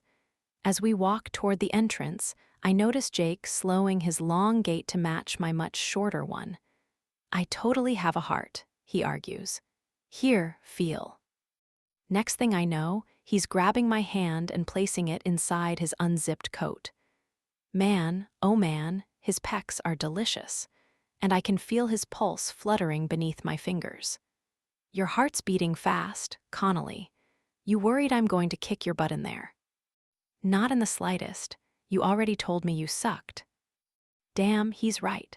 I chide myself for telegraphing my suckiness in advance. Inside, we encounter another ghost town.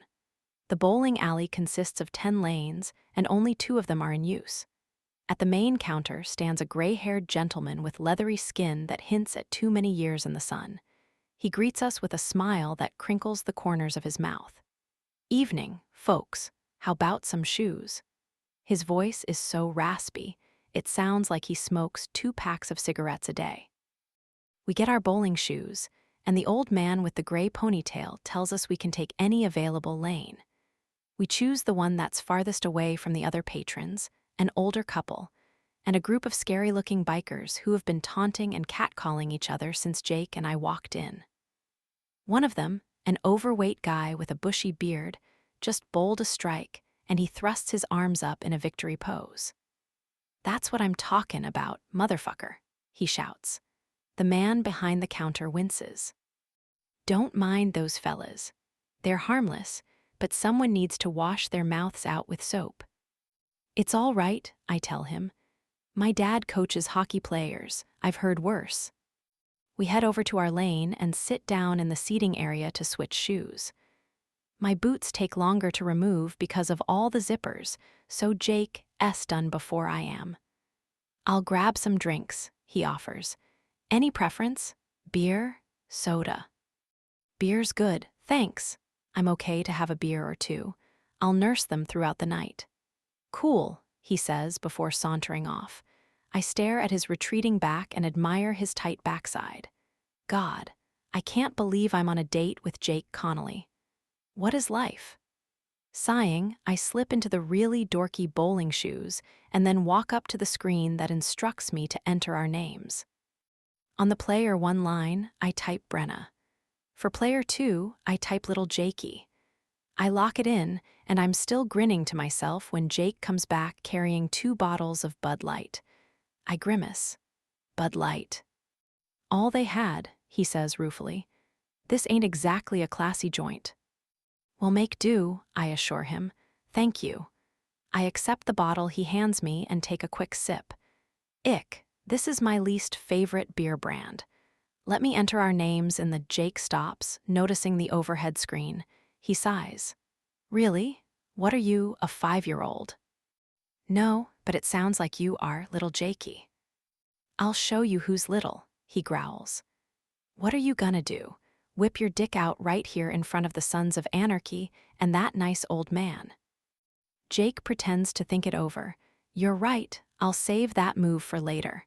He holds out his bottle. "Cheers." "Cheers." For the second night in a row, we clink our drinks together. This is all sorts of wrong, and not only because he plays for Harvard. I don't usually date. I haven't had a serious boyfriend since Eric, and I haven't wanted one. And for argument's sake, even if I did want a boyfriend, Jake is the last candidate I should consider for that position. He's moving to Edmonton in a few months. What kind of relationship could we even have? I look around the not-so-lively bowling alley, taking in the sounds and sights. Pins smashing together, the loud chatter of the bikers, the bright lights, the shiny wood surface of the long lanes. What am I doing here? Brenna. A hot shiver rolls through me at the sound of my name on Jake's lips, which further solidifies my conviction that I shouldn't be here. I hate how much he affects me. You're overthinking, he says bluntly. I lick my suddenly dry lips. How do you know that? You always get the same look on your face when you're analyzing something. He shrugs. You're questioning why you're here. Aren't you? No, I told you, we've got chemistry, and I want to see where it goes. I blow out a breath. It won't go anywhere, Connolly, so get that idea out of your head. The only reason I'm here is because you bullied me into a date. Keep telling yourself that, babe. Do I feel a little bit tingly when he calls me babe? Yes. Do I like the sensation? Not at all. I take a desperate gulp of my beer and then set the bottle down on the ledge. All right, let's do this thing. 18. Jake. Brenna is a terrible bowler, but she's damn fun to watch. She saunters up to the foul line in those abysmal shoes, her hips swaying and her ass looking phenomenal in those tight, black jeans. I'm an ass man, and I can't take my gaze off her backside. Despite the fact that she sucks at bowling, she gives every frame 110%. Concentration creases her features as she swings her arm back, rotates her wrist, and releases the bright pink ball.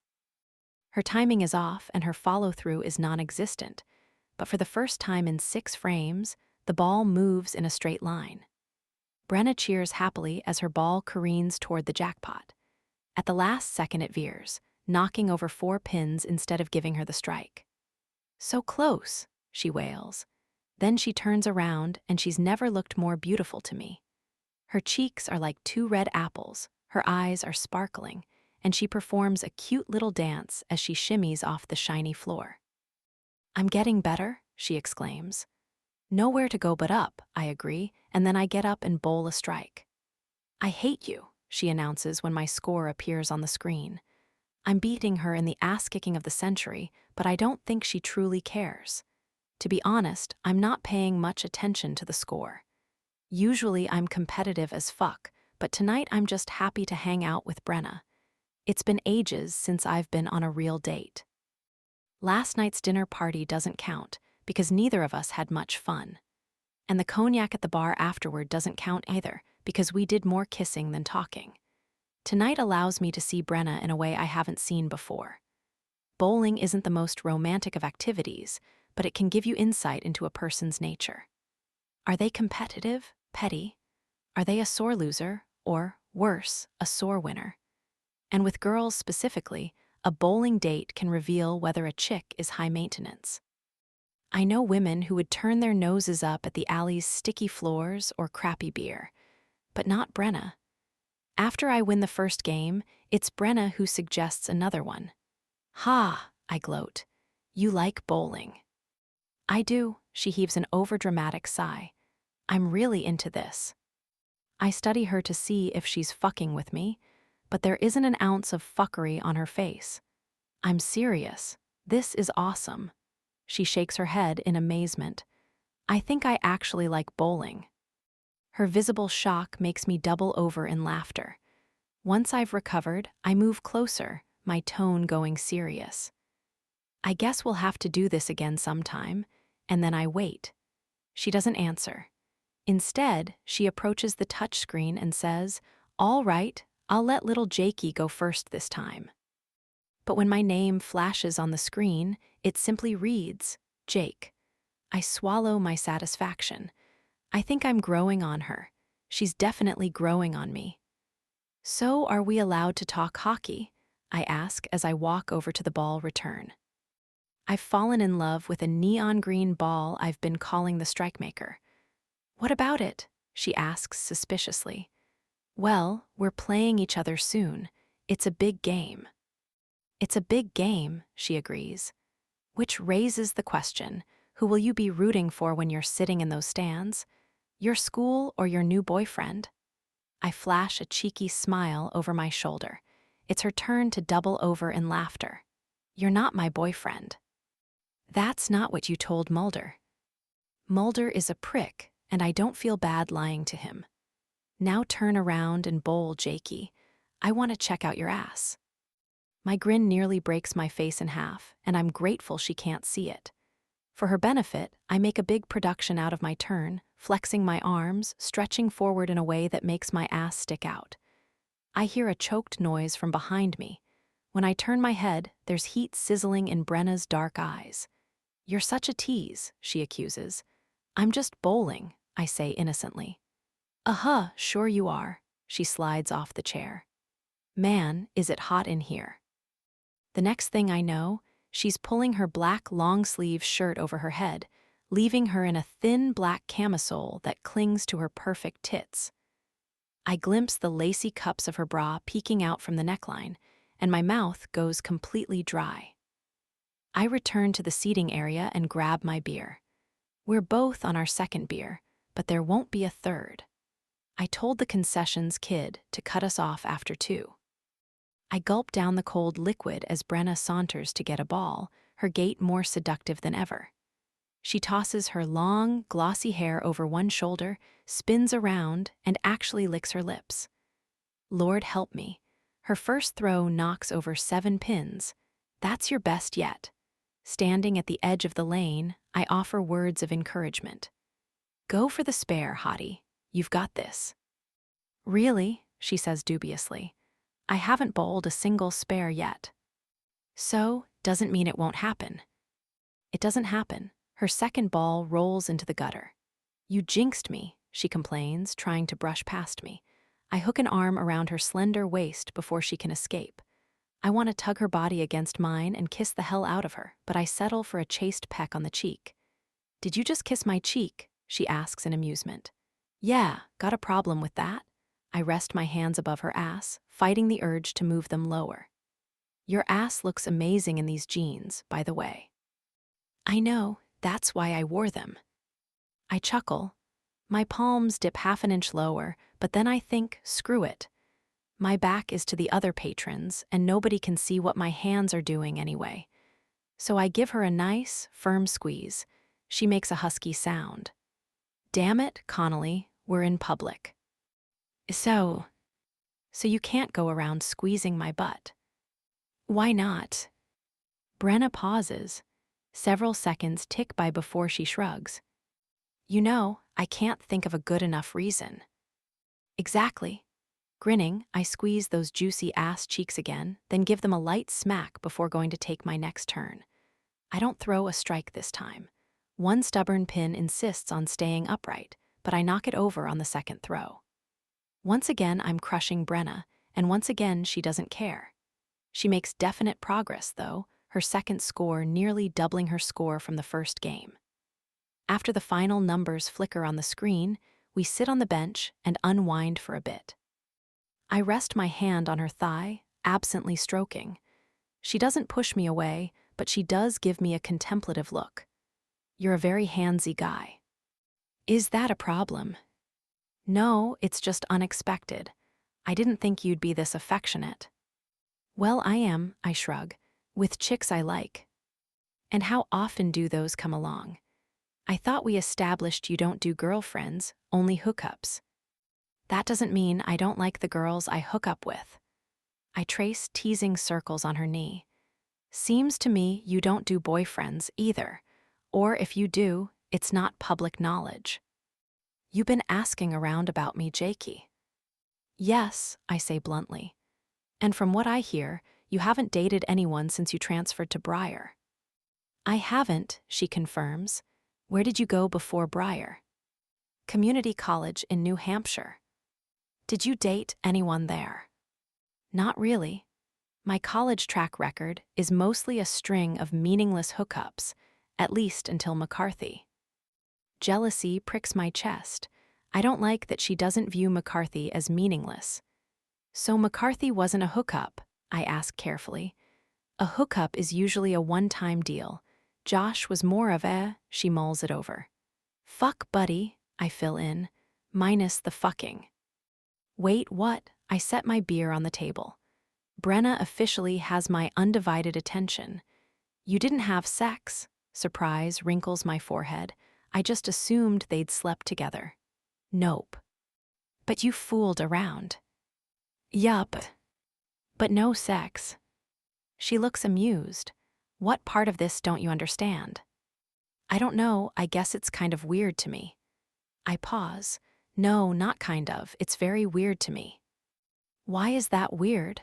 She sounds a tad defensive. I gesture toward her. I mean, look at you, you're smoking hot. Are you saying he didn't try too? I never said he didn't try, but she trails off again. But what? Are you a virgin?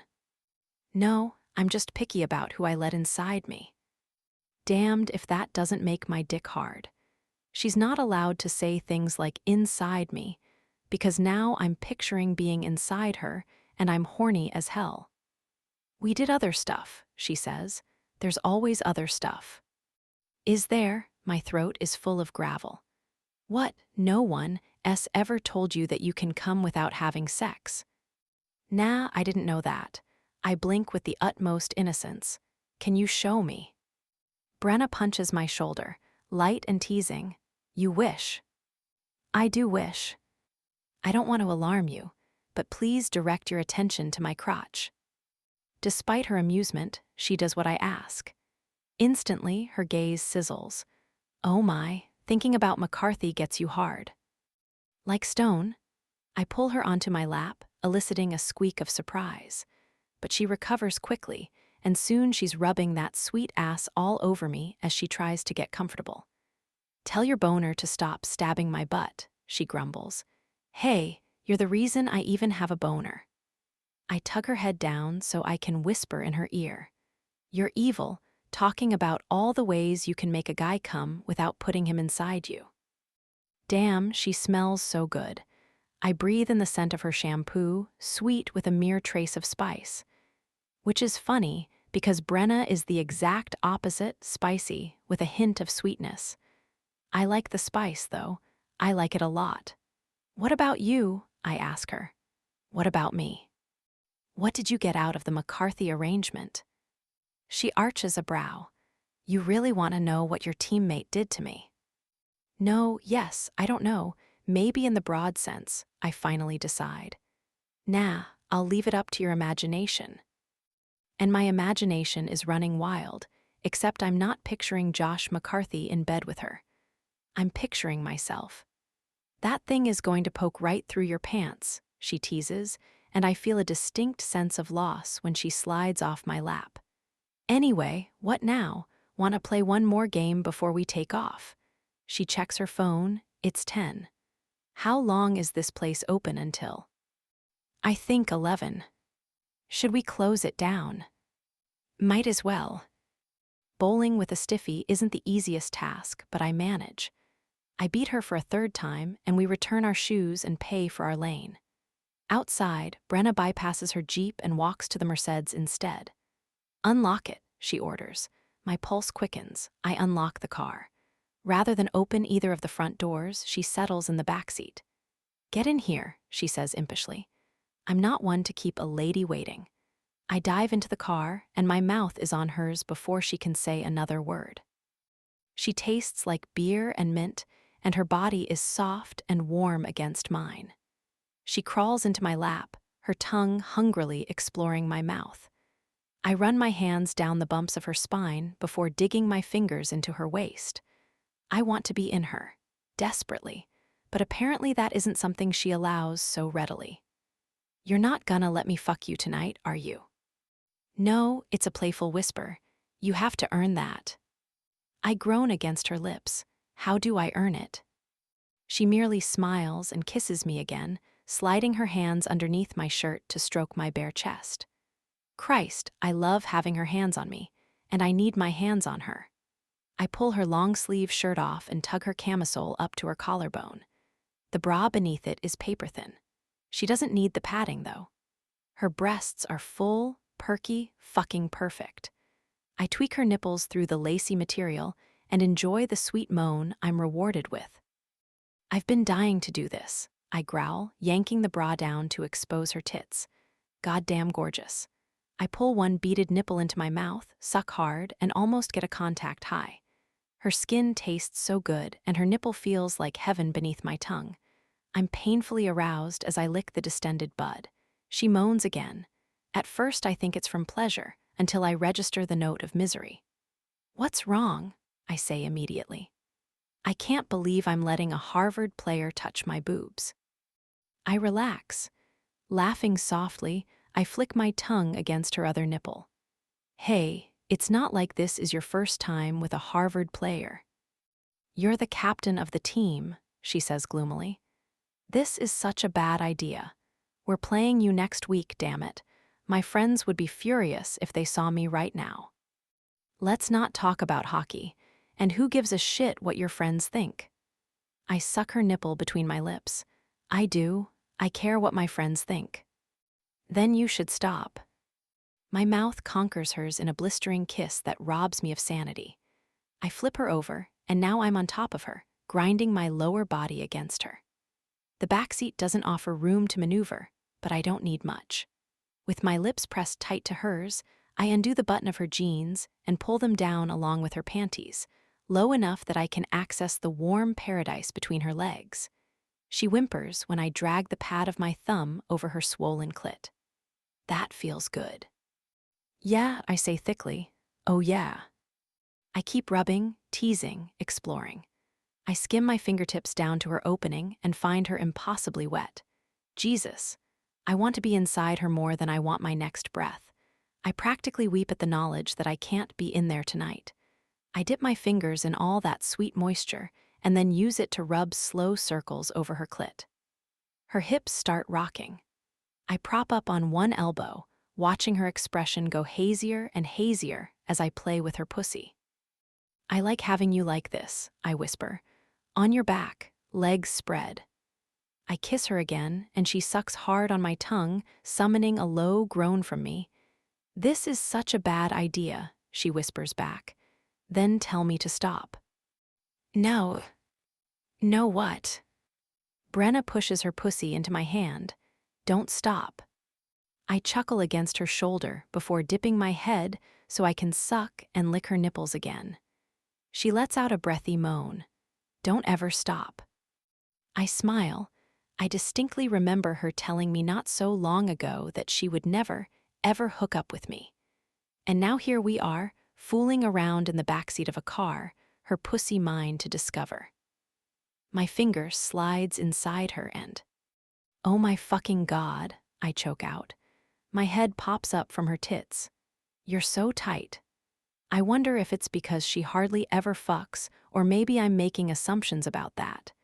Just because she didn't sleep with McCarthy doesn't mean she hasn't recently slept with someone else. She said she was picky, not celibate. I find myself praying to a higher power that I make the cut. Maybe not tonight, but tomorrow, next week, a year from now. I'll take whatever I can get. That's how badly I want her. I add a second finger and she clamps even tighter around me. There's hardly any room for 2 fingers. 2, for Christ's sake. While my thumb tends to her clit, I push my fingers in and out in a lazy rhythm. Brenna's eyelids go heavy, her breathing labored. I aimlessly rub the rock in my pants against her thigh as I finger her. "I want you to kiss me." She yanks my head down, her fingers running through my hair as her tongue finds mine. The kiss is urgent, sloppy. She's practically riding my fingers, making the sexiest noises I've ever heard. I come up for air. "Are you going to come for me?" Her mumbled response is unintelligible. I chuckle. My hand keeps working her. My fingers are soaked. I push them deeper inside her, then withdraw and curl them right near her opening, stroking hard. "Oh my God," she squeezes out. Her orgasm ripples around my fingers, and I feel it travel up her slender body in a wave of shivers. She releases a sigh from her lips to mine. I swallow the breathy sound with a kiss and ease the pressure on her clit, slow the thrust of my fingers, letting her come down from the high. Her eyelids finally flutter open and she smiles at me. "Good," I murmur. "So good," she murmurs back. She sighs again and curls toward me, burrowing her cheek in my neck. "Holy shit, you like to snuggle after sex," I accuse. I do not. The denial is muffled against my chest. You totally do. She nips at my throat. Don't tell anyone. Why? Afraid it's going to ruin your reputation. Yes, I'm a bad girl, Jakey. I don't do things like snuggle. Why not? Snuggling is awesome. I thread my fingers through her silky hair. Downstairs, I'm still throbbing, and it's not something that either of us can really ignore. Brenna lifts her head, a devilish glint in her eyes. You and this boner dude. She slips a hand between our bodies and places it directly over my package. I can't help but thrust into her hand. What should we do about this? She waits expectantly. Anything, I grunt. You can do anything you want to me. Anything, huh? Anything? My voice sounds strangled to my ears. But please do something. One finger teasingly glides up and down my zipper before toying with the little metal tab. I damn near stop breathing. My heartbeat is out of control. I feel like I just played a 5-minute shift, in penalty kill mode. As my pulse drums in my ears, my body pleads for release. I want Brenna Jensen sucking on my cock, jacking it, kissing it. I don't care what she does. I just need her hand or her mouth or her tongue on me. I will up some patience, but my muscles remain rigid, tense with anticipation as I wait for her to make a move. Right when she's about to undo my pants, a phone rings. Brenna swears under her breath. I should check that. No, I mumble. She sits up. How often do people call instead of text these days? I have to relent, not very. Exactly. Phone calls usually mean it's important. She grabs her purse from the floor mat and rummages through it. The moment she has her phone in hand, her demeanor changes. All traces of desire are gone. Everything okay? I ask gruffly. She stares at the screen for another second before clicking the phone off. It's nothing. And yet now she's shimmying into her panties and jeans, and I know without a doubt that little Jakey won't be getting any attention tonight. It's later than I thought, she says awkwardly. I should head home. Okay. She hesitates. You don't mind? Of course not. Did she expect me to admonish her, accuse her of leaving me with blue balls? Because that implies that she owes me something, which she doesn't. I'm not entitled to a damn thing from this girl, or any girl. I want Brenna to blow me because she wants to blow me, but clearly she's no longer in the mood. The mysterious caller ruined that for us.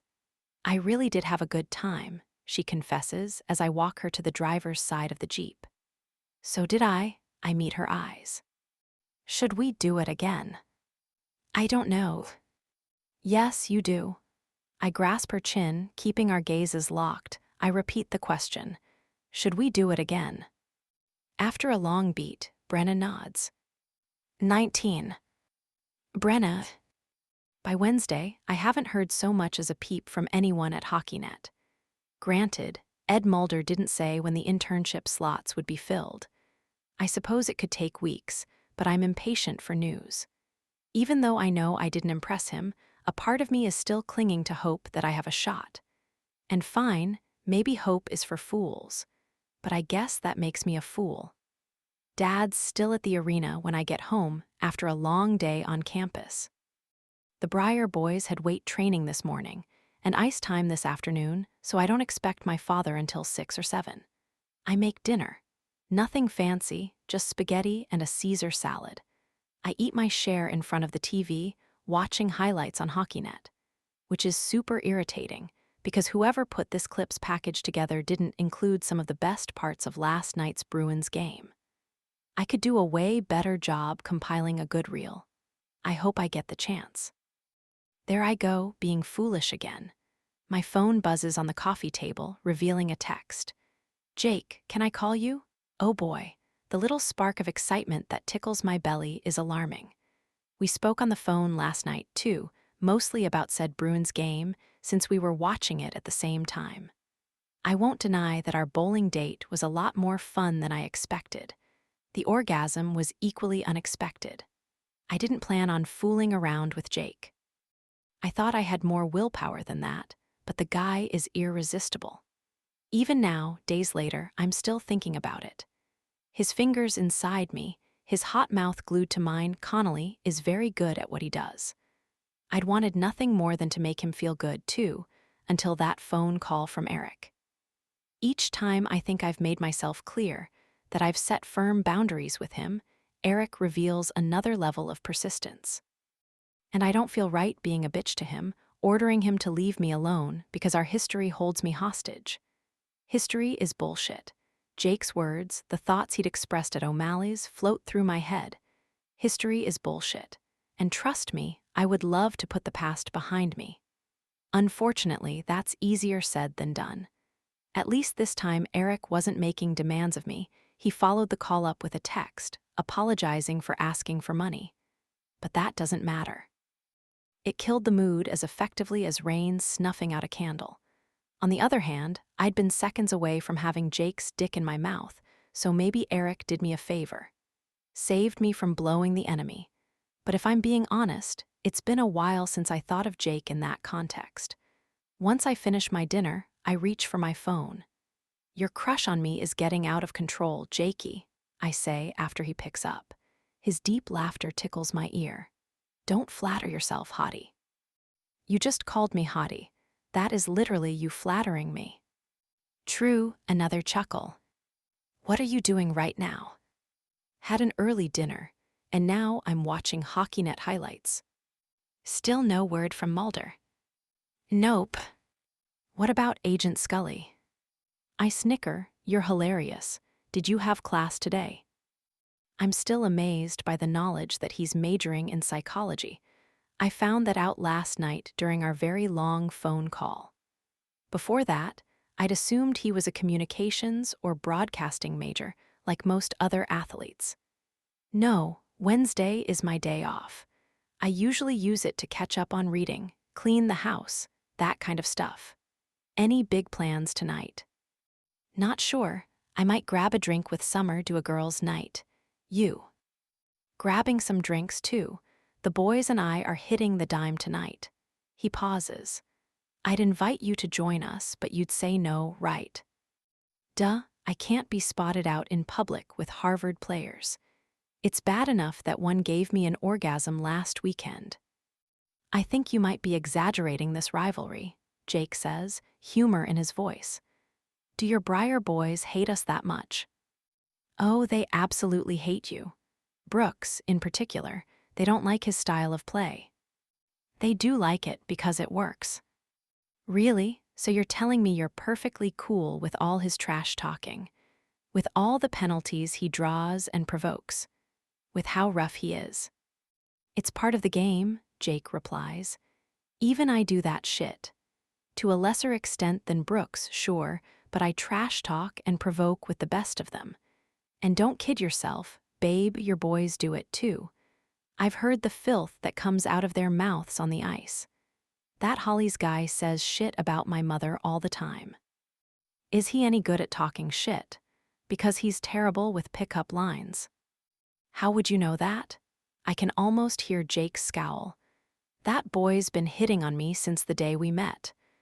I don't mention my drunken hookup with Holly's because it's completely insignificant. Anyway, heckling is different than playing dirty, I point out. Brooks never crosses the line. Sure he does. He draws the line wherever he wants and then decides whether or not to cross it. How is that exclusive to Brooks? Everyone has their own lines, right? And we all decide which ones we're not willing to cross. Fair enough. Curiosity bites at my tongue. What's your uncrossable line? What is the one thing Jake Connolly absolutely refuses to do? His response is swift. Sleep with a friend's mom, I'm never doing that. He stops. Well, again. I burst out laughing. You slept with a friend's mother? When? How? It was 100% a stifler's mom situation, he says sheepishly. I was a senior in high school, and one of my teammates threw a huge kegger at his place. I got wasted, stumbled upstairs in search of a bathroom, and wound up in his mom's bedroom by mistake. I'm hit with a wave of uncontrollable giggles. Was she wearing a negligee? smoking one of those long cigarettes like Audrey Hepburn. No, she was actually wearing a tracksuit. It was bubblegum pink, and I think it said juicy on the butt. Oh my God, you fucked the mom from Mean Girls. No idea who that is. I laugh harder, wiping tears from my eyes. I can't believe you fell prey to cougar. What's wrong with that? She was hot, the sex was hot. Good times. He's completely unfazed by my mockery, and that's one of the things I'm grudgingly starting to like about him. He possesses a steely confidence that I genuinely admire. Nothing rattles this man. He's so sure of himself, of his masculinity, his skill. Jake Connolly doesn't have an insecure bone in his body. Wait, if it was so hot, then why would you never do it again? I demand. Because it cost me one of my best friends, he says glumly, and I realize that he is capable of being rattled.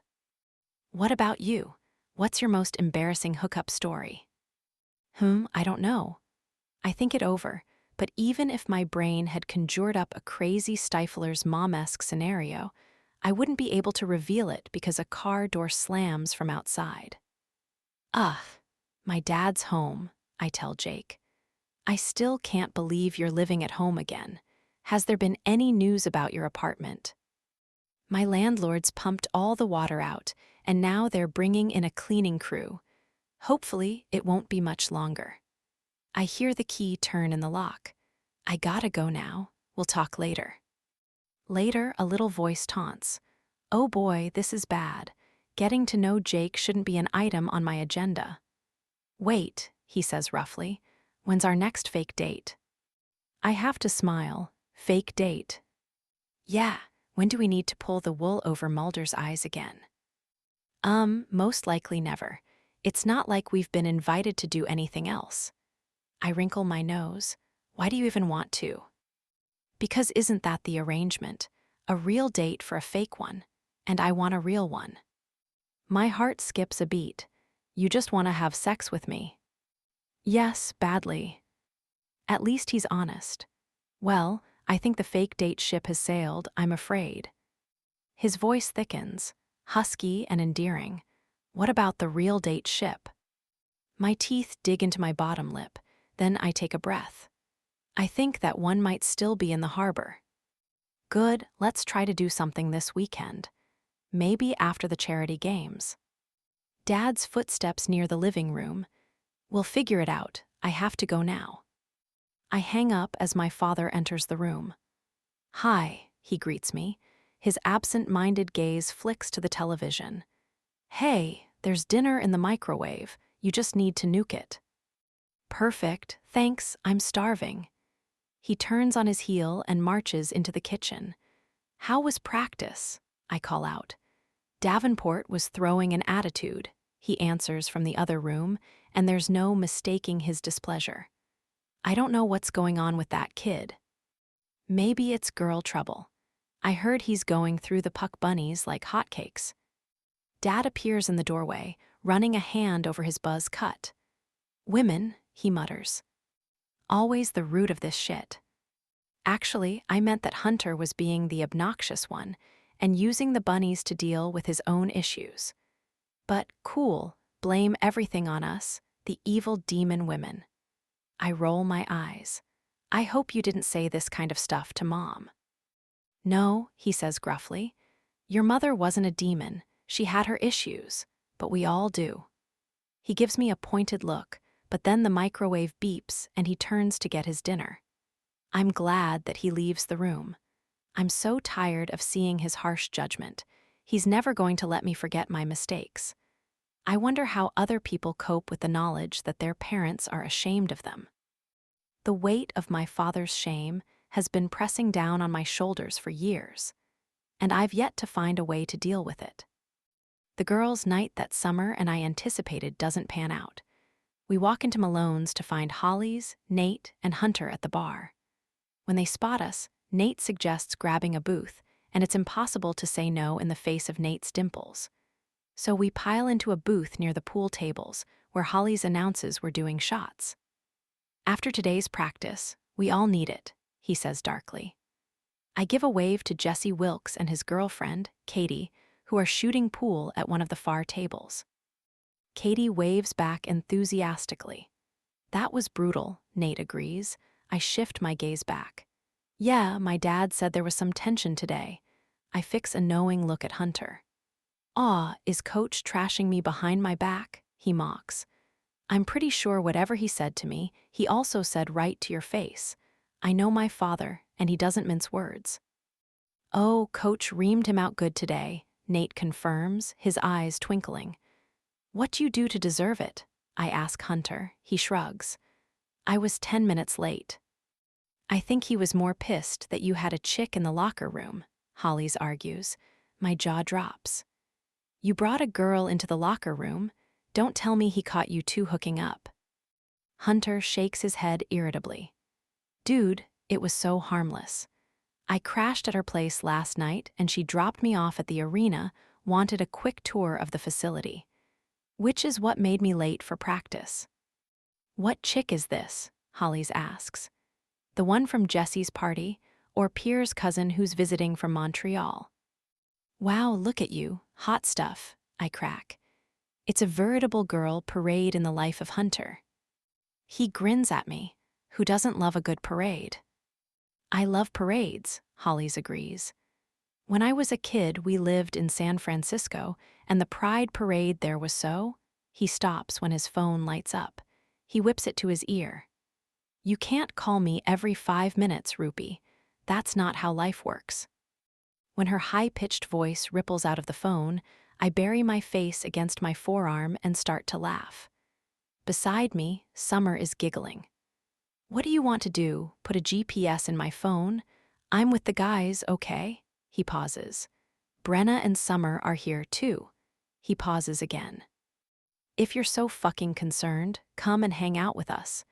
I invited you. He did. He's inviting her places now. Then get a fake ID? He growls. You know what? I don't care if you're mad. There, I said it. I don't care. You're always mad about something and it's driving me insane.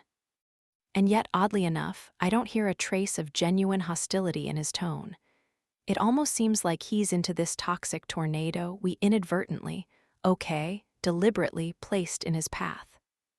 Fine, he halts every few seconds to listen. Fine, nope, I will not. Nope, I'm not gonna apologize. You can come here if you want. I'm not coming to see you. Bye, Felicia. He hangs up, my eyebrows shoot up. Did you hang up on her? Hollis ignores me. His brawny shoulders hunch over as he frantically types on his phone. Texting her? Nate guesses dryly. Apologizing for saying bye, Felicia, Hollis mumbles, except the phone rings in his hands and he picks it up again. I told you, I can't talk right now. I'm sorry I said bye, Felicia, but seriously, bye, Felicia. He hangs up and instantly starts texting again. I assume to apologize for the second, bye, Felicia. Nate glances around the booth. This is my new favorite thing in the world. Is it just me? Summer is still tittering like crazy. It's a train wreck and I love it. She tosses her blonde hair over her shoulder before sliding out of the booth. I'm going to change up the music. Actually, I'll order our drinks while I'm up. What are you in the mood for? She asks me.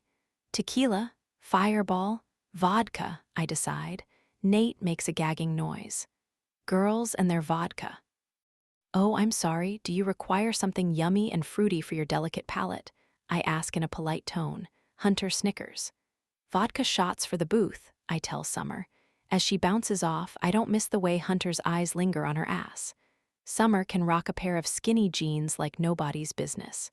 Still have a thing for her, huh? I say, nudging his arm. No, he sounds completely truthful. Really? I frown. So why are you being such a dick to her? I'm not being a dick to her. I'm just living my life, Brenna. By boning a different girl every night. So what? He rests his muscular arms on the tabletop and clasps his long fingers together. I like his hands. He might be acting like a jackass lately, but he does have good hands. I'm in college. If I want to sleep around, then I'm allowed to sleep around. Of course. But did you know there's such a thing as sleeping around and also not being a dick to your friends? I'm not being a dick, he repeats. But I'm also not going to pretend that Fitz didn't make a complete fool out of me. I asked him if there was something going on with them, and he flat out said no. And then he let me ask her out on a date, all the while knowing she was into him. And then on the date, she left in the middle of dinner and went home to have sex with him. Hunter chuckles softly. But somehow I'm the asshole. He's got you there, Nate says. Yes, I can't deny Hunter has a point. But I'm Summer's friend, and I know she didn't intentionally set out to hurt him. Hunter's hand curls over my shoulder. Move over. I gotta get out of here. Don't leave on my account. He rolls his eyes. I'm hitting the head. After he disappears in the crowd, Nate scoots into Hunter's spot and slings his arm over my shoulders. So, what do you think about the finals? Any tips on how to stop Connolly? I falter. Why would I have tips about how to stop Jake? I study Nate's expression. Does he know I went out with Jake this weekend? Did somebody see us? Why are you asking me? I mutter. Because you know your hockey, he prompts. Because you're currently living with Coach, and I'm sure he's making you watch hours and hours of game tape. Oh, talk about paranoid. Yeah, he is, I admit. So give me some ammo we can use against Harvard. Well, I don't know if anyone told you this, but Jake Connolly is really fast. Nate snorts and tweaks a strand of my hair. Gee, I was completely in the dark about that. Someone told me his nickname was Lightning, but I assumed it's because he's into storms. A laugh flies out. I heard he's an avid storm chaser. My voice turns serious. In all honesty, Connolly is sort of unstoppable. He's the best college player in the country. Thanks, Nate grumbles. Look me in the eye and tell me you think you're better than him. After a beat, Nate scowls at me. Fine, he's the best college player in the country. All you can do is try and slow him down. As for Brooks Weston, just don't fall into his trap. Easier said than done. Hollis rejoins the conversation. When you're hopped up on adrenaline and that asshole is taunting you in the face-off, you want nothing more than to clock him one. It's true, Nate agrees. He's such a prick. Who's a prick? Summer asks, returning to the booth. Brooks Weston, I reply. You know, your best friend. He's not my best friend. We just went to high school together. Hollis lobs an accusation at her. You partied with him a couple times this year. So, see this, folks? Hollis points his index finger at Summer. This is the face of disloyalty. Who is he talking to? I murmur to Nate. Are we the folks? I think so. Oh my gosh, Summer exclaims when Hollis starts texting again. That girl has you completely whipped. You know you don't have to keep texting back, right? Oh, really? His blue eyes gleam in challenge. Do you want that hurricane blowing into our house and yelling at me all night? What do I care? She wouldn't be yelling at me. Oh, really? He repeats, dragging out each syllable this time. He waves his iPhone around. All it takes is one text from me saying you said something nasty about her, and she'll be blowing up your phone. Summer pales. Don't you dare. That's what I thought. Our waiter brings over the vodka shots, but we don't drink until Hunter comes back. He flops down beside me and reaches for his glass. We all raise our shot glasses, even Hollis, though his gaze keeps darting to his phone. Whipped, all right. Here, S to crushing Harvard in the finals, Nate toasts. The vodka burns a fiery path down my throat on its way to my belly. Hugh, I forgot how potent vodka is for me. For some reason, it's the liquor that hits me the hardest. That tastes like ass, Hollis whines. I hate vodka, and I hate this song. Is that what you picked? He asks Summer as Taylor Swift's Shake It Off starts playing in the bar. What's wrong with T-Swift? She protests. We love T-Swift. No, we don't love T-Swift, he reminds her. We love Titanic, we love the Kardashians, we love Solange. But we sure as hell don't love T-Swift. He's interrupted by the arrival of Jesse and Katie. Jesse's in his hockey jacket, and Katie is wearing a spring coat, so I assume they're coming over to say goodnight. Instead, Jesse addressed Nate in an outraged tone. Come outside, right now. I'm instantly on guard. You don't usually hear the younger guys barking orders at their team captain. Everything okay? Summer asks in concern. No, come see this. Without another word, Wilkes spins around and stomps toward the door. I glance at Katie. What's going on? She simply sighs and says, You don't mess with a boy's car. Uh-oh. When our group steps outside, Jesse is already 10 yards away, his black and silver jacket flapping in the evening breeze. Even if I didn't have him as a point of reference, I'd still be able to pick out his car. It's the one that looks like a fluffy, white marshmallow square. Oh boy, Summer murmurs. Jesse's car used to be a black Honda Pilot. Now it's completely white, thanks to the shaving cream. Or maybe it's whipped cream. When we reach the car, I dip my pinky into the white substance and bring it up to my nose. Smells sweet. I pop the finger in my mouth and confirm that we're dealing with whipped cream. Those Harvard fuckers did this, Jesse announces, his features creased with anger. And we can't let them get away with it. I'm driving out there. Absolutely not, Nate commands. The sophomore's eyes flash. Why not? They can't mess with my property. It's a stupid prank, Wilkes. If you drive out to Cambridge and throw a tantrum, or worse, if you retaliate with a dumb prank of your own, then we're stooping to their level. And we're better than that. We're grown men. Jesse's face is tomato red. He doesn't resemble a grown man right now. He's a 19-year-old kid whose car was vandalized. I get it. It sucks. But Nate is right. Retaliation is never the answer. How do you know it was Harvard? I can't help but ask. Jesse thrusts a piece of lined paper into my hand. This was sticking out of the windshield wipers. Summer peers over my shoulder as I unfold the note. I suppress a sigh because the message couldn't be any clearer. Can't wait to cream you in the finals. 20. Brenna. Ping, ping, ping. I ignore the rain beating against my bedroom window. I don't remember when it started, but it was sometime after I got home from Malone's. I've been focused on my assignment since then, but now the noise is starting to annoy me. On the bright side, the rain will wash away the whipped cream on Jesse Wilkes' car and maybe he'll quit crying over it. Ping, ping. Then my phone buzzes. Jake, please tell me I'm not throwing rocks at Chad Jensen's bedroom window.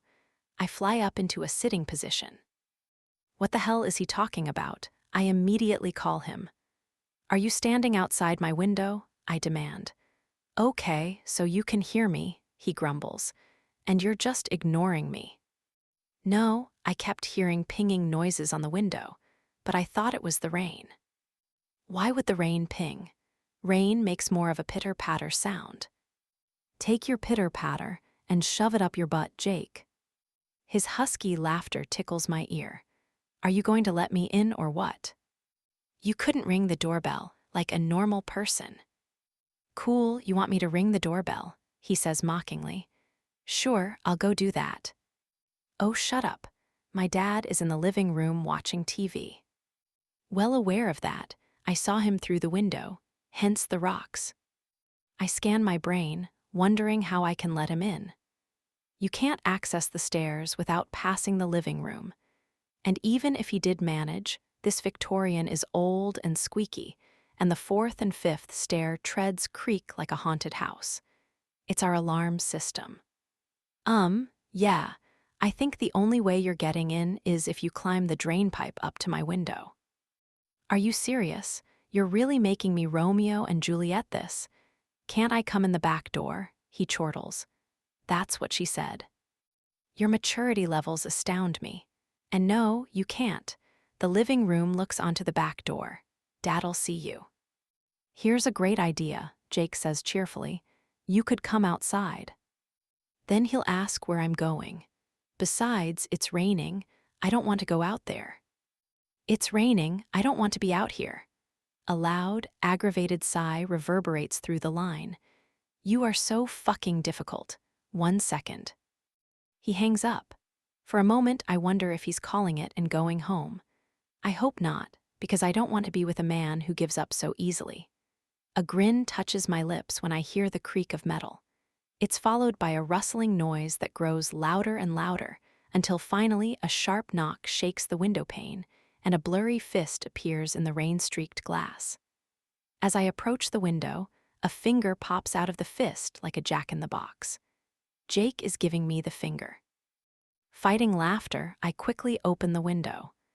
The screen ripped years ago, so I have a perfect view of Jake's wet face. A streak of dirt mars his sexy cheek. I can't believe you made me do that, he accuses. I didn't make you do anything. You're the one who showed up without warning me. You wanted to see me that bad, huh? I feel guilty all of a sudden. Not because he scaled a drain pipe for me, but because of the ripples of happiness the sight of him evokes. I just spent several hours with a group of Briar hockey players, listening to them indict Harvard for the juvenile bullshit with Jesse Wilkes' car. Meanwhile, I sat there, harboring secrets. Knowing I've been in contact with Jake, that I've gone out with him, kissed him. It feels like a betrayal of my friends, but at the same time, we're not in middle school anymore. I'm not going to stop seeing somebody because my friends might throw a hissy fit. Come in, I order. If anyone drives by and sees half your body hanging out the window, they'll call the police. Jake climbs over the ledge, his boots gracefully landing on the pine floor. Let me get rid of these so I don't get mud all over your floor. He unlaces his boots and tucks them directly beneath the window. Then he shrugs out of his jacket and shakes his wet head like a dog that just had a swim. A cascade of moisture splashes my face. Thanks, I say sarcastically. You're welcome. The next thing I know, his hands are on my waist. No, scratch that, his cold, wet hands are sliding underneath my tank top. You're so warm. He sighs happily, then rubs his damp hair against my neck. You are so obnoxious, I inform him as I try to squirm out of his grip. I really hate you right now. No, you don't. But he does release me and conducts a quick examination of my very plain bedroom. This is not what I expected. I was already living on my own when Dad bought this house. Neither of us bothered to give my room a personal touch. Now, are you going to tell me why you showed up out of the blue? Actually, wait. First, I'd like to know what the hell was up with that stunt you pulled at Malone's tonight. That was incredibly immature. I texted him about it when I got home from the bar, but he hadn't provided an explanation. Or a response, come to think of it. Hey, he says defensively, don't lump me in with my idiot teammates. I investigated after you texted. Turns out the whipped cream bandits are two of my sophomores, Heath and Jonah. They were in the Hastings area tonight, off their faces. They claim it was just a joke. Dumb joke, I could have come up with something way more diabolical. I give him a stern look. You should keep a better eye on your guys. Jesse Wilkes wanted to drive out to Cambridge tonight and exact his revenge. Me and Nate talked him out of it, but that boneheaded stunt nearly started a prank war. Jake's expression becomes pained. Thanks for doing that.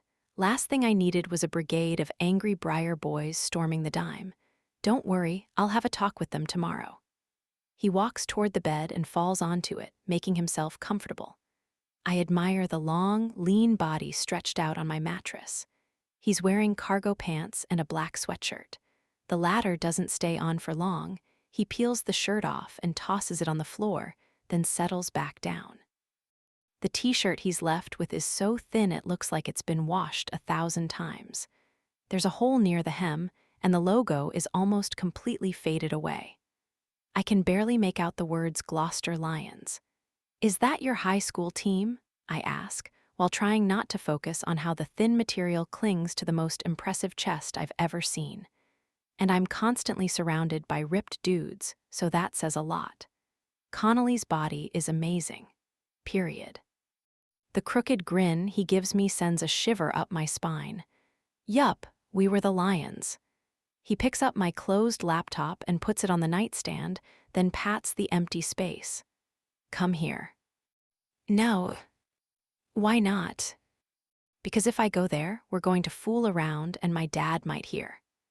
I immediately feel like a total loser for saying those words. It's like I'm 15 years old again, sneaking Eric into my room. But I snuck him in often, I remind myself.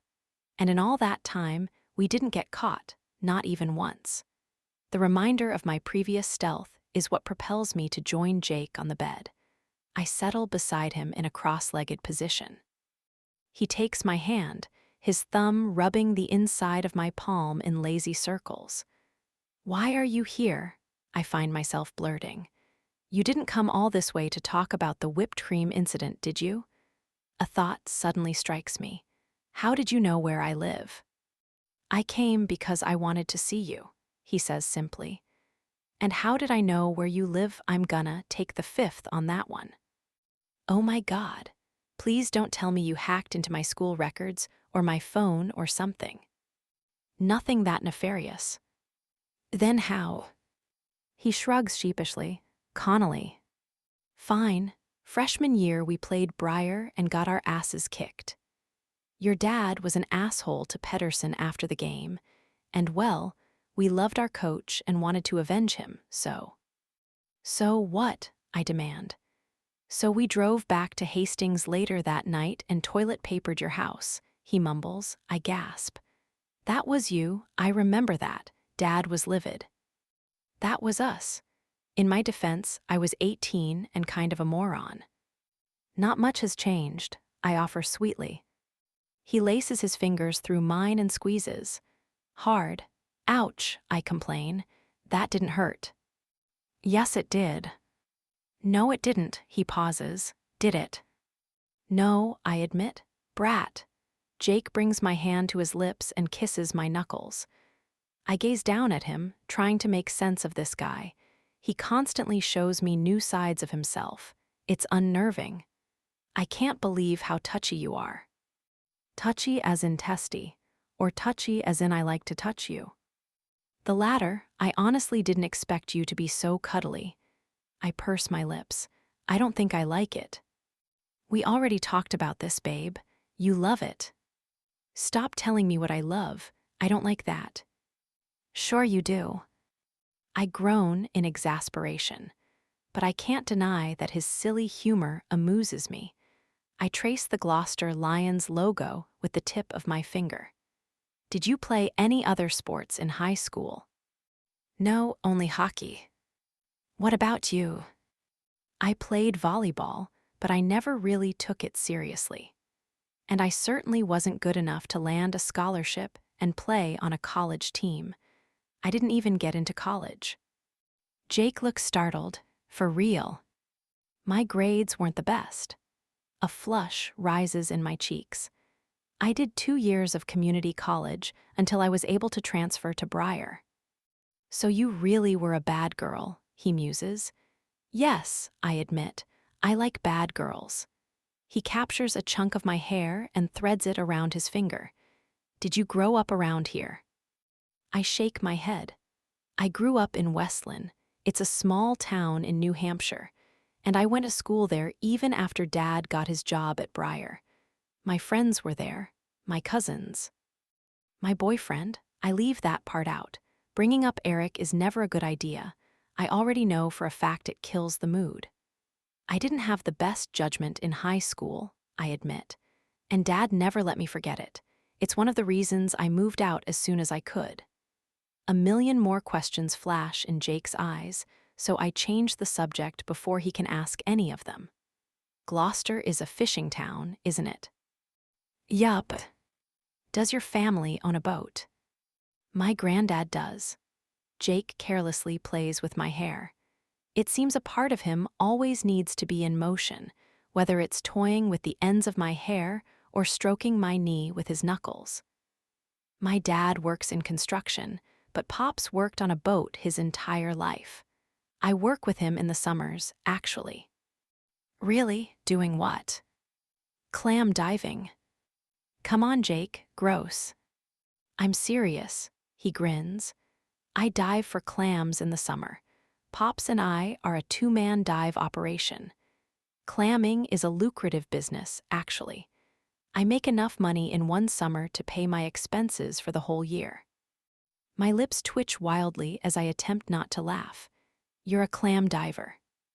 Yup, he drags his tongue over his bottom lip in a lewd manner. Turns you on, doesn't it? I don't know what it does to me, but I'm pretty sure turned on is not what I'm feeling right now. Sure. Do you get along with your granddad? Oh yeah, he's a tough old fucker. Love that guy. And your dad? Also a tough fucker. We get along, for the most part. Jake's hand snakes underneath my shirt again. Anyway, how about we don't talk about our parents anymore? His fingers are no longer cold. Now they're warm and dry and feel like heaven skimming over my bare skin. Wanna make out? He lifts a brow. Maybe. My heart beats faster as I dip my head to kiss him. The moment we make contact, ribbons of heat uncurl inside me. To me, a kiss is the most intimate act there is.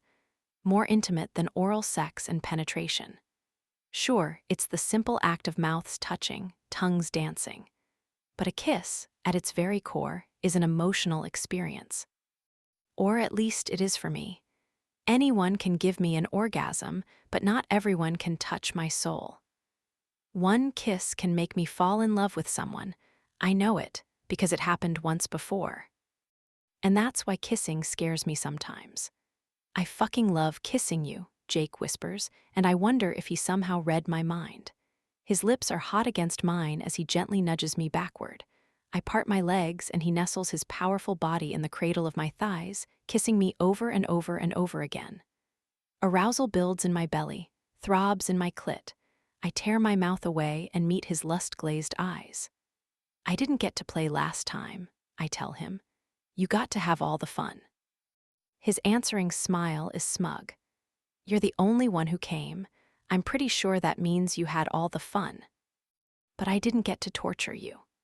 I rise on one elbow and give his chest a firm shove, forcing him onto his back. Once he's at my mercy, I inch up the hem of his t-shirt to expose the hard ridges of his abdomen. My heart races as I stare down at him. His muscles are perfectly defined, and he's got that drool-worthy man, V, that disappears into his waistband. I bring my lips to the center of his chest, and a shudder rolls through his broad frame. He tastes like citrusy soap and a hint of salt. It's delicious. I lick my way up his chest, pulling his shirt up as I go, revealing more and more skin. I reach a nipple and give it a soft bite. Jake groans. Quiet, I whisper before flicking my tongue over the flat brown disc. Sorry, I forgot. I tease his other nipple, then kiss my way to the strong column of his throat. The material of his shirt is bunched up there, but I don't remove the shirt because I'm still entirely aware that my dad is downstairs watching TV. I nuzzle his neck, my fingers stroking the stubble dotting his jaw. He makes a husky sound of approval. I brush my lips over his, but the contact is fleeting.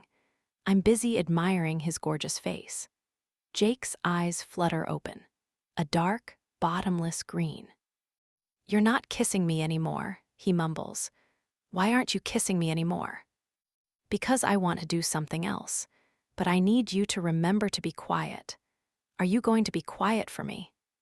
His tongue darts out to moisten his top lip, then quickly swipes over the bottom one. I'll try. I undo his zipper. Gaze burning with desire, he lifts his ass so I can ease his pants and boxers down. His thighs are rock hard, and they don't have much hair, only a light dusting. The perfect amount. My mouth waters when his dick springs up. Oh, I like this. I curl my fingers around his thick girth. He's big and hard in my hand, the velvety heat of him bringing a rush of moisture between my legs. I squeeze my thighs together, squirming to control the ache. It's been a while since I actually ached to have someone inside me. I give him a slow, teasing stroke, and we both choke out a curse. I want nothing more than to rip off my clothes, sink down on this hard penis, and ride him until we're both coming. But that can wait. I lick my lips, and then lower my head to engulf him with my mouth. 21. Jake. Holy shit, this blowjob is. Brenna is. Her mouth is. Yeah, my brain stopped functioning a while ago. My fingers are tangled in Brenna's dark hair as her tongue glides along my shaft. She squeezes the base of my cock with her hand as she runs her tongue over the tip, tasting me, teasing me. I swallow a groan but can't prevent a hoarse breath from slipping out. She gazes up at me with big brown eyes. I'm being quiet, I choke out. Promise. She smiles and resumes her ministrations. She sucks on my tip, and I watch her lips, mesmerized, as they gobble me up. Her head dips down again, and suddenly my cock is nearly poking the back of her throat. I barely have time to register the incredible sensation when she eases off, her head swiftly moving back up, her hand working in perfect unison with her wicked mouth. I can't believe Brenna Jensen is blowing me. Life is full of unexpected surprises. A few months ago, this girl was provoking me at a house party, swearing she'd never fall into bed with a Harvard man. And now here we are, in her bed, with her mouth on my cock and my fist in her hair. Her lips are. The suction is. Damn it, my brain shorted out again. Pleasure zips up my spine. I love seeing her delicate throat work when she swallows me on every downstroke. Her perfect ass is jutting in the air, and my hands are itching to cup it, squeeze it. I tighten my fist in her long hair and tug her head up. Twist around so I can lick you at the same time, I rasp. Pure arousal darkens her gaze. That's such a good idea, she whispers. She moves in a blur, wiggling out of her flannel pants and straddling my face. When my tongue comes out for a taste, she makes a strangled noise, a loud one. Quiet, I taunt, before giving her clit a long, languid lick. She retaliates by stuffing half my dick in her mouth, and it's my turn to make noise again. Oh my God, I groan against her pussy. We're never going to get through this. Her soft laughter tickles my shaft, creating a vibration effect that travels through my body. My hips involuntarily jerk upward, pushing me to the back of her throat. She yelps in surprise, and I quickly withdraw. Sorry, I murmur. That wasn't on purpose. It's okay, you just startled me. I return my attention to her sexy body, reaching up to squeeze her ass cheeks. This is fucking amazing. Her sweet flavor on my tongue, her mouth on my dick. It's so good. I move my tongue slowly over her clit, hoping to tease her to draw out her pleasure, but it isn't long before she's whimpering impatiently and grinding down on my face. Greedy little thing. I chuckle at her eagerness until she starts jacking me against her tongue and the laughter dies. Red-hot pleasure buzzes up my spine. My balls tingle in warning, and I wrench my mouth from her pussy and mutter, I don't want to come until you do. Then get me there, she dares. Challenge accepted. I wrap my lips around her clit and suck. She squirms in delight. Oh, that's good. Do that again. With my tongue tending to her clit, I bring my index finger into the mix and push it inside her. She's so wet and so tight, and I am so close to erupting in her mouth. It takes all the willpower in the world to hold off. Come on, babe, I whisper. Don't make me come alone. She moans quietly and rocks her hips. That's it, I coax. Her lips tighten around the head of my cock. She mumbles something against it, I think signaling her orgasm, because suddenly I feel her inner muscles contracting around my finger, her clit throbbing beneath my tongue. I explode without warning, but my mouth is occupied, and I hope she doesn't get pissed that I don't ask for permission. The orgasm surges to the surface and fills her mouth. The pleasure's so intense, I almost black out. I feel moisture pool on my abs. Brenna sits up and says, Sorry, Jakey, I don't swallow. Let me get a tissue. And now I'm sputtering with laughter because only this girl could do what she just did to my body and then crack me up. She grabs a wad of tissues from the box on the nightstand and cleans me up. That was fun, she informs me. I fully agree. Give me like 10 minutes and then we can do it all over again. Brenna. We both freeze. Who are you talking to? A brusque voice demands. Who's in there? Nobody, she calls, cautioning me with her eyes to keep quiet. Right, like I was about to open my mouth. That's Chad Jensen on the other side of the door. He'd probably skin me alive if he found me in here. I heard his voice, Brenna, and don't tell me it was the TV because there's no TV in there. I'm watching something on my laptop, she lies. Bullshit. I know when you're lying. How about you introduce me to your friend? I don't miss the flare of panic on her face. No, Dad, how about I don't? There's a tense pause. Can we have a word, please? Brenna's jaw is locked shut. It looks like she's grinding her teeth as she tries to unhinge it. 1 second, she tells the door.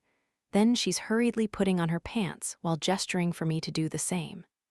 I'll be right back, she mouths. Maybe coming here was a bad idea, after all.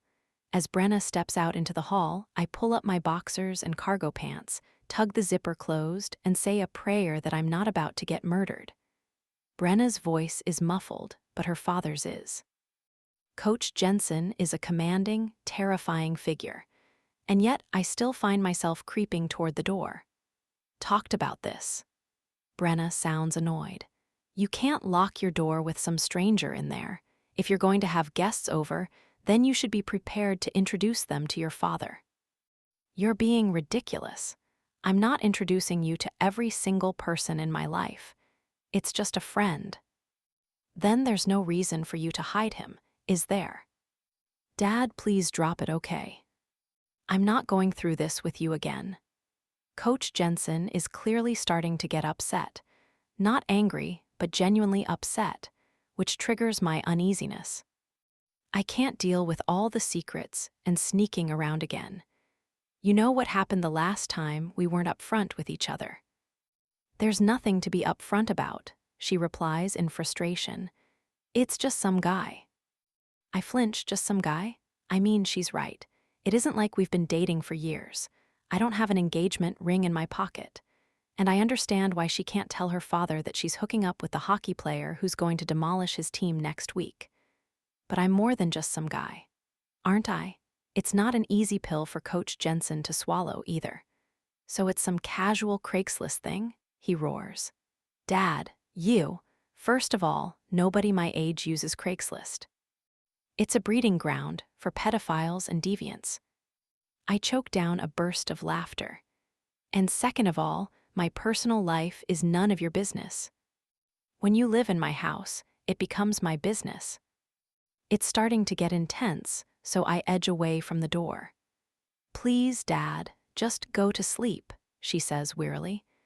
My friend is leaving anyway. I have to finish writing my article for tomorrow. Fine. Her father doesn't sound at all appeased. Tell your friend to use the front door this time. I don't want him breaking that drain pipe out there, or the lattice, or whatever the hell he used to get up here. Busted, heavy footsteps thud in the hallway while softer ones approach the door. When Brenna reappears, the flush has left her cheeks. Her eyes are devoid of desire, of any emotion actually. You need to go. I figured. I'm already putting on my jacket. I'm sorry about that. It's difficult. She won't meet my gaze, and I can tell by the way she's wringing her hands together that she's nervous. Or maybe it's embarrassment making her fidget. I didn't think Brenna Jensen was capable of feeling embarrassed, though, or defeated. She's usually so tenacious, but for the first time since we met, it seems like all the fight has gone out of her. Has he always been so strict? I ask. Yes, but it's not all on him. I kind of gave him cause to assume the worst when it comes to me. The cryptic remark sparks my curiosity.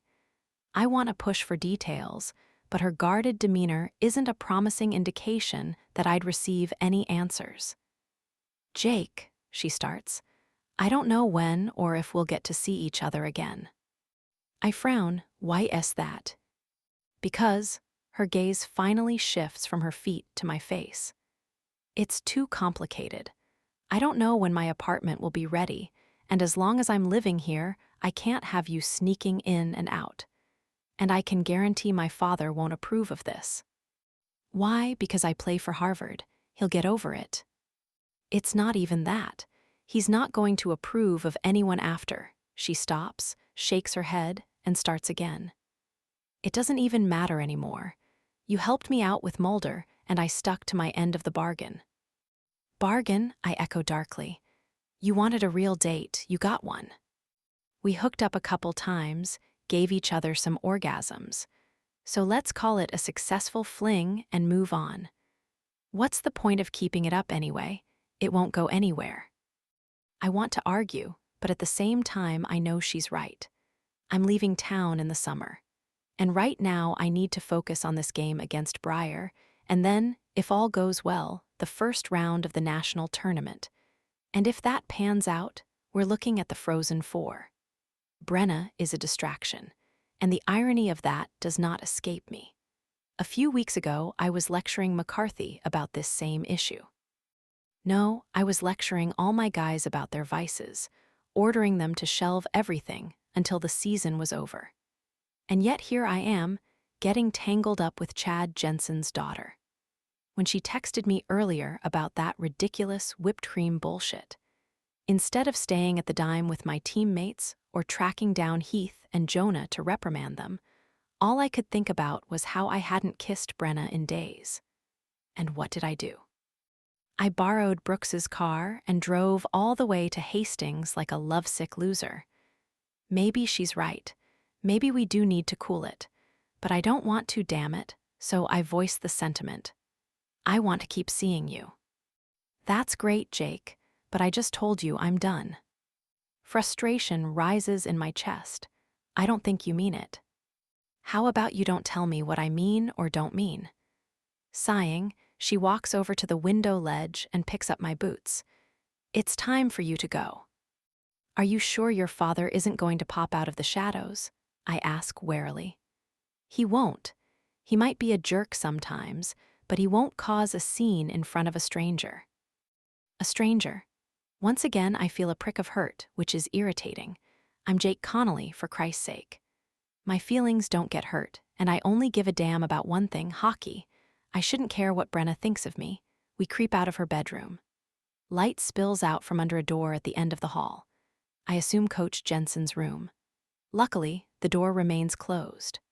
On the way downstairs, my socked foot connects with a step that creaks so loudly it's like the entire house is groaning in displeasure. I hear ya, house. I'm not too happy right now, either. In the front hall, I slip into my Timberlands and lace them up. You really don't want to see each other anymore? My voice is slightly hoarse, and not because I have to whisper. She drags one hand through her tousled hair. I can't deal with this right now. Just go, Jake, please. So I go. 22. Jake. Hazel comes with me to Gloucester on Saturday morning to visit my folks. On the train ride up, she does most of the talking. I try hard to pay attention because we haven't hung out in a while, but my mind is elsewhere. It's back in Hastings, at Brenna's house, replaying that entire night. I don't understand the weird tension between Brenna and her father. She admitted to being a bad girl, but I can't help but wonder, what on earth did she do to earn his complete distrust? Did she murder the family pet? She's been ignoring me for 3 days, and my ego has officially taken a dive. 4 unanswered messages. This has never happened to me before. Meanwhile, we have 1 week until the conference finals, and my head is all over the place. I'm not worried about the exhibition tonight and tomorrow for the Boston Cancer Society, because it's not about a win or a loss, it's about helping a good cause. But I definitely need to get my shit together before next week. Oh, and you know who's getting married, Hazel is saying. Are you even paying attention to me? She demands. I drag the back of my hand over my face. I had such a shit sleep last night. Yeah, I say absently. You said you're getting married. Wait, what? You're getting married. No, not me. I'm not getting married, you dumbass. She rolls her eyes and shoves a strand of dirty blonde hair behind her ear. Her hair is down, I suddenly realize. She usually braids it or has it in a ponytail. Your hair's down, I blurt out. A faint blush reddens her cheeks. Yep, it's been down for the last 40 minutes. Sorry. What's going on with you? Why are you such a space cadet today? I'm thinking about the game this weekend. Her skeptical expression tells me she doesn't buy that, so I don't give her the chance to follow up. So, who's getting married? Tina Carlin. She was a year behind us in school. Petey's sister. Yep. Wait, how old is she? 20. And she's getting married. Did you get an invite to the wedding? Yep, you probably did too. You never check your email. My jaw falls open. They sent evites for their wedding. Millennials, am I right? I snicker. The train rolls into the station 10 minutes later, and then we're on our way to my parents' house. Mom's going to be thrilled to see you, I tell Hazel as we approach the front stoop. Did you tell her I was coming? No, I thought it would be a fun surprise. I'm not wrong. Mom is overjoyed when she spots Hazel in the entryway. Hazel, she exclaims, throwing her arms around my childhood friend. I didn't know you were coming. What a great surprise. Hazel hugs her back. It's so good to see you, Mrs. C. Hang up your coat and come see what we've done with the family room. We completely redecorated. She grabs Hazel's hand and ushers her away. A moment later, there in the family room, where Hazel is pretending to like all the changes. I know it's an act, because Hazel's always been a tomboy. My mom's flowered wallpaper and frilly curtains are way too feminine for her liking. Jake. My father appears in the kitchen doorway, his dark hair messy as usual. Sorry I wasn't here last weekend, but I'm sure glad to see you today. Good to see you too. We exchange the manliest of greetings, a combination of side hug, shoulder slap, and handshake. I follow him into the kitchen. Coffee, Dad says. Yes, please. He pours me a cup, then goes to the fridge and starts pulling out ingredients. I'm on breakfast duty today. What do you think about omelets? Sounds great. Need any help? You can chop up this stuff. He gestures to the array of vegetables on the counter. I find a cutting board, grab a knife, and start chopping. On the other side of the kitchen island, Dad cracks eggs into a ceramic bowl. So I was watching a segment on HockeyNet last night, he says as he whisks the eggs. Top 10 most promising rookies for the upcoming season. You were number 2. Who was number 1? I demand, because fuck that. Not to toot my own horn, but the last player out of college who came even close to my stats is Garrett Graham, and he's killing it in Boston. Wayne Dodd, Dad says. I relax. Acceptable. Dodd is a goalie for one of the Big Ten schools. He's an excellent player, but the goalie position requires a whole other set of skills. I might be number 2, but technically I'm number 1 in the forward position. I can live with that. Dodd has a mean glove, I say. I saw one of their televised games, and he looked terrifying. Dad narrows his eyes. Think you might face him in the Frozen Four. Good chance. Once all the conference finals are decided, we'll find out who'll be moving forward. And that should be my primary focus, getting my team to the national tournament. The pressure is insane. 16 teams will be whittled down to 4 in the course of a weekend. From 4 it'll become 2, and then 1. We need to be that one. Dad changes the subject. Are you looking at places in Edmonton yet? Checking out the online listings. I haven't had time to do much browsing, I admit. I've been concentrating on preparing for the Briar game. Yeah, you're right. Good call. He takes the cutting board from me and uses the knife to scrape the diced mushrooms and green peppers into the omelet bubbling in the pan. So, You brought Hazel home with you today. Is that suddenly an issue? I chuckle, because Hazel's been over to our house hundreds, if not thousands of times. No, of course not. He looks over his broad shoulder and grins sheepishly. That was my cool, macho way of asking if you two are finally together. My folks are incorrigible when it comes to this. No, we're not together. Why not? Along with making your mother very, very happy, dating Hazel would be good for you. Keep you grounded when you move to Edmonton. I sit down at the counter. We're just friends, Dad. I know, but maybe. Something smells amazing, Hazel declares, and I'm grateful for the interruption.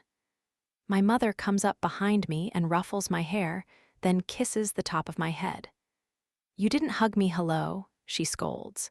Yeah, because you were so eager to show Hazel the family room. Hazel slides onto the stool beside me, and the mood in the kitchen gets substantially lighter. But inside, I'm once again dwelling on the fact that I haven't spoken to Brenna in 3 days. It isn't until we're heading back to Cambridge that Hazel finally calls me on it. Okay, what the heck is going on with you, Connolly? You've been distracted and grumpy all morning. Even your mom noticed. Nothing else going on, I lie. She searches my face. Are you nervous about playing us this weekend? Not at all, we're gonna kick your ass. She sticks out her tongue. I'm so torn about who to root for. No, you're not. Obviously, you're rooting for your best friend. Hazel rests her head on my shoulder as the train speeds forward. You're acting weird, whether you want to admit it or not. And you've sounded distant the last few times we've talked, she admits. Are you pissed at me or something? Of course not. I just have a lot on my mind. There's a long beat of hesitation. Girl trouble. Now. Her head pops up, and suddenly there's a pair of highly suspicious eyes fixed on me. It's actually girl trouble, isn't it? Are you seeing somebody? No. Are you lying? Yes. Hazel laughs, but it sounds a bit weak. I can't decode her expression, but I think it might be conveying a hint of disapproval. What? I'm not allowed to see anyone, I say casually. It's not that. It's, you don't do girlfriends, remember? Yeah, and this is one of the reasons. My tone turns bleak. Being ignored sucks. You're being ignored, she exclaims. You, the mighty Jake Connolly, are the victim of ghosting. Sort of. It's not exactly ghosting, because she didn't disappear without a word. She ended it to my face, but it was kind of a vague breakup. Breakup, Hazel echoes in surprise. How long have you been seeing each other? Honestly, not long. A few weeks. She starts toying with her thumb ring.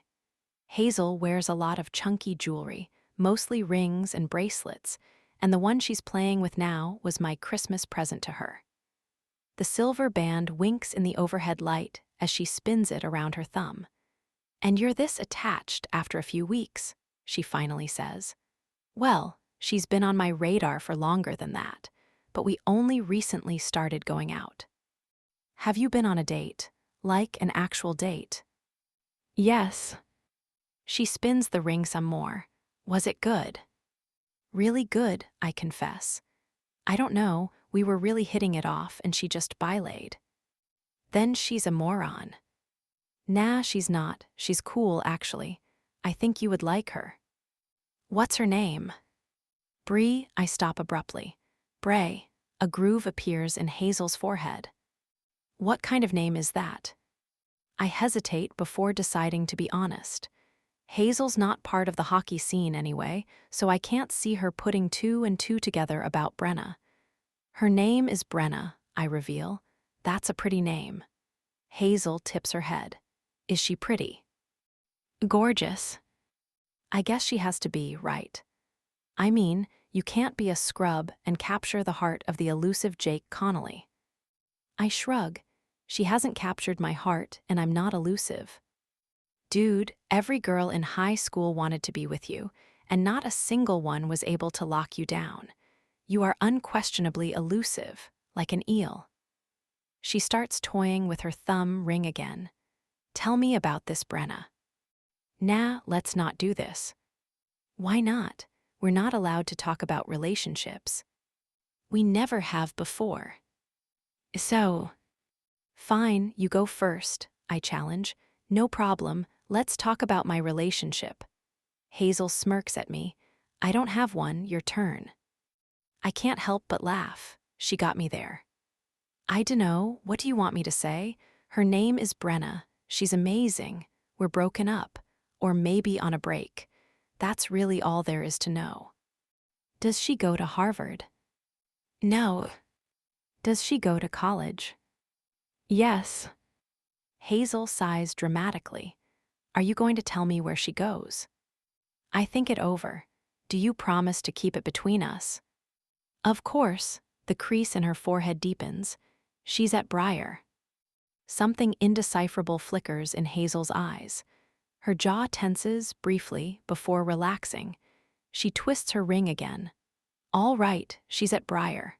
And her father coaches Briar's hockey team. Despite her total disinterest in all things hockey, even Hazel comprehends the foolishness of this move. Are you serious? I nod. Brenna Jensen, she's Chad Jensen's daughter. I let out a sharp breath. She's gotten in my head. What do you mean? I mean I can't stop thinking about her. And I know it's a bad idea to get involved with her, especially since we're playing you next weekend. But I shift awkwardly. I like her. You like her, my friend repeats. Yes. And you've been preoccupied and cranky because she's ignoring you. Yes. Hazel falls silent. What? I demand. I always know when there's something heavy on her mind. What are you thinking right now? It's just, did it ever occur to you that this might be part of her plan? What plans? Do you really not see it? Hazel stares at me as if I'm the biggest chump in the world. Everyone knew the conference finals would likely come down to Harvard and Briar, and a few weeks before this hugely important game, the daughter of the Briar coach is suddenly interested in you, and I quote, getting in your head. And now you're so distracted, I bet you're not giving your usual 110% in practice, because all you're doing is obsessing over this girl. Do you get my drift, Jake? I do, and it's funny, because that first night at the diner, I accused Brenna of doing exactly what Hazel is suggesting. Brenna had denied it, and I believed her then and still believe it now. I no longer have a cynical viewpoint about Brenna Jensen. Brenna's not like that, I say simply. Yes, she roots for her team and supports her dad, but she's not trying to sabotage me. How do you know that? Because I do. Would you bet your life on it? Hazel says in challenge. I don't need to bet my life on it, I answer in a dry tone. But yes, I'm confident that this isn't some dastardly plot on her end. If you say so. But the OMG, you're such an idiot look on Hazel's face tells me she doesn't buy it. 23. Jake, do I have a bubble butt?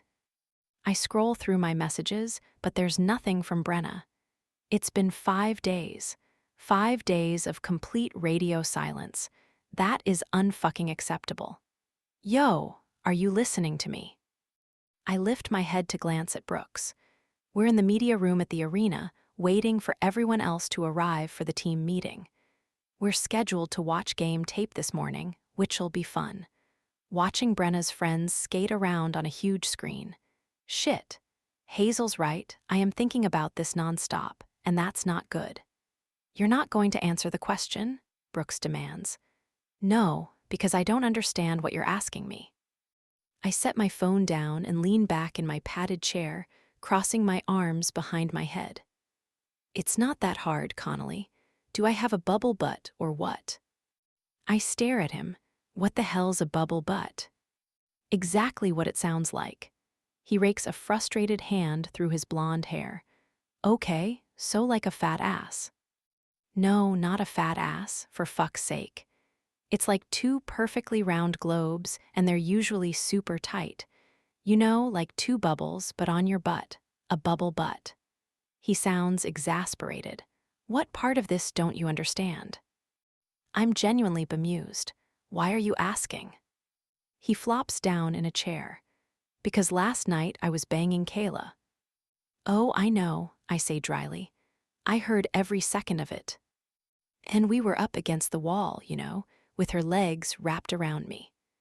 I was holding her ass and pushing her down on my cock. Dude, I legit don't want to hear this. There's a point, I swear, he insists. Our teammates start filing into the room. Kobe, McCarthy, Dimitri, Heath and his fellow whipped cream bandit, Jonah, a few seniors. Brooks is unfazed by the audience. So we were doing it standing up, and she's clawing at my shoulders. And my closet door was open so she could see the mirror, you know, the full-length one on the inside of the door. Outrage colors his tone. And suddenly she starts giggling, and I was like, "What the hell are you laughing at?" And she said it's because she just noticed I have a bubble butt.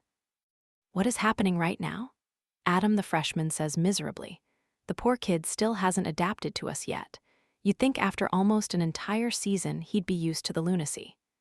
Brooks spins around in his chair. We have a sweet setup here in the video room. Padded chairs that actually swivel, a huge screen that takes up nearly an entire wall. Plus a ton of cool tech that Coach likes to utilize when he's freezing frames or highlighting certain plays. What's a bubble butt? Heath asks. It's when your ass looks like two globes, Kobe supplies. See, he knows what I'm talking about. Brooks points to Kobe, nodding in approval. Do I have that? He asks the room. Dude, I hate to disappoint you, I say, but I haven't spent much time staring at your ass. I also haven't spent much time examining other dudes' asses, and since I don't know what a bubble butt looks like, I can't tell you if you have one. So, for the love of Jesus, can we talk about something else? Apparently not, as Brooks is already marching toward one of the laptops on Coach's desk.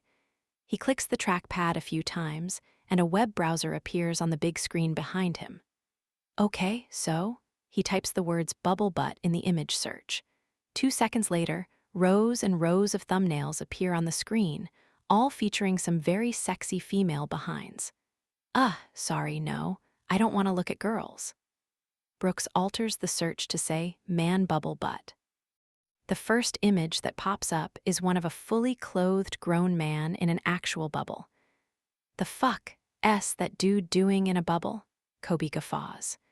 Maybe he's got that bubble disease, someone offers. You know, where you need to be shut away from the rest of the world. The bubble isn't the disease, Dimitri says with a snicker. The bubble is the solution to the disease. Why is it so hard to find pictures of male asses? Brooks growls. All right, boys, brace yourself. Weston, I caution. Whatever you're about to do, please don't. Unfortunately, there's no stopping Brooks when he goes on a tangent, especially when it's related to his appearance. The man is vain as fuck. When a porn site appears on the screen, I'm quick to issue another warning. You better get out of there before Coach comes in. He glances at the clock mounted over the door. We have 10 minutes, and he's never early. Coach is an on-the-dot kinda guy. That's true, but that doesn't mean I want to be looking at porn on university property. Brooks clicks the search bar and keys in bubble butt, and we're not surfing porn anymore. We're surfing gay porn. Awesome. There, Brooks says triumphantly. This is what she says it looks like. He clicks on a thumbnail labeled, Bubble Butt Gets Pounded. Kobe groans. Bro, I don't want to see this shit. But Brooks pauses the scene before the sex gets underway. In fact, there's still only one dude in the frame, a tall Nordic blonde who decides to take all his clothes off in a jiu-jitsu studio, because that's what real people do. Brooks zooms in on the guys behind. And okay, I'm not going to lie, his butt cheeks do resemble two bubbles. The rest of his body is lean and ripped, so those tight globes really do attract the eye. It's the first thing I notice when I look at him, Kobe admits. My eyes go right to the ass. Mine too, I say. That's weird, right? Is this me? Brooks demands. Because if it is, I'm pissed. Look at it. It's completely disproportional to the rest of his body. Dude, we just told you, we don't pay attention to your butt, I say irritably. We can't compare. Fine here. He turns around and drops trow. At the same time, Coach Pedersen enters the room. Coach stumbles to a stop. His gaze travels from the naked man on the screen to Weston's bare ass. Then he scowls at the rest of us. What the hell is wrong with you idiots? It's not what it looks like, Brooks tries to reassure him. Really? Because it looks like you're trying to compare your ass to the one up there, and the answer to that is yes, they're identical. Now zip up your goddamn pants, turn that garbage off, and take a seat, Weston. My teammate appears genuinely devastated as he pulls up his pants. I have a bubble butt, you guys. I feel like my whole life has been a lie. Our goalie Johansson snickers. Plastic surgery's always an option. Enough, Coach snaps. We don't have time for this shit. We're facing off against Jensen and his crew in 5 days. It'll be televised on all the New England stations, and I'm hearing rumors about HockeyNet too. So tell me, do you want to make fools of yourselves, or do you want to win? We want to win, everyone mumbles. Do you want to jerk off to Weston's ass, or do you want to win? We raise our voices. We want to win. Good, then shut the hell up and pay attention.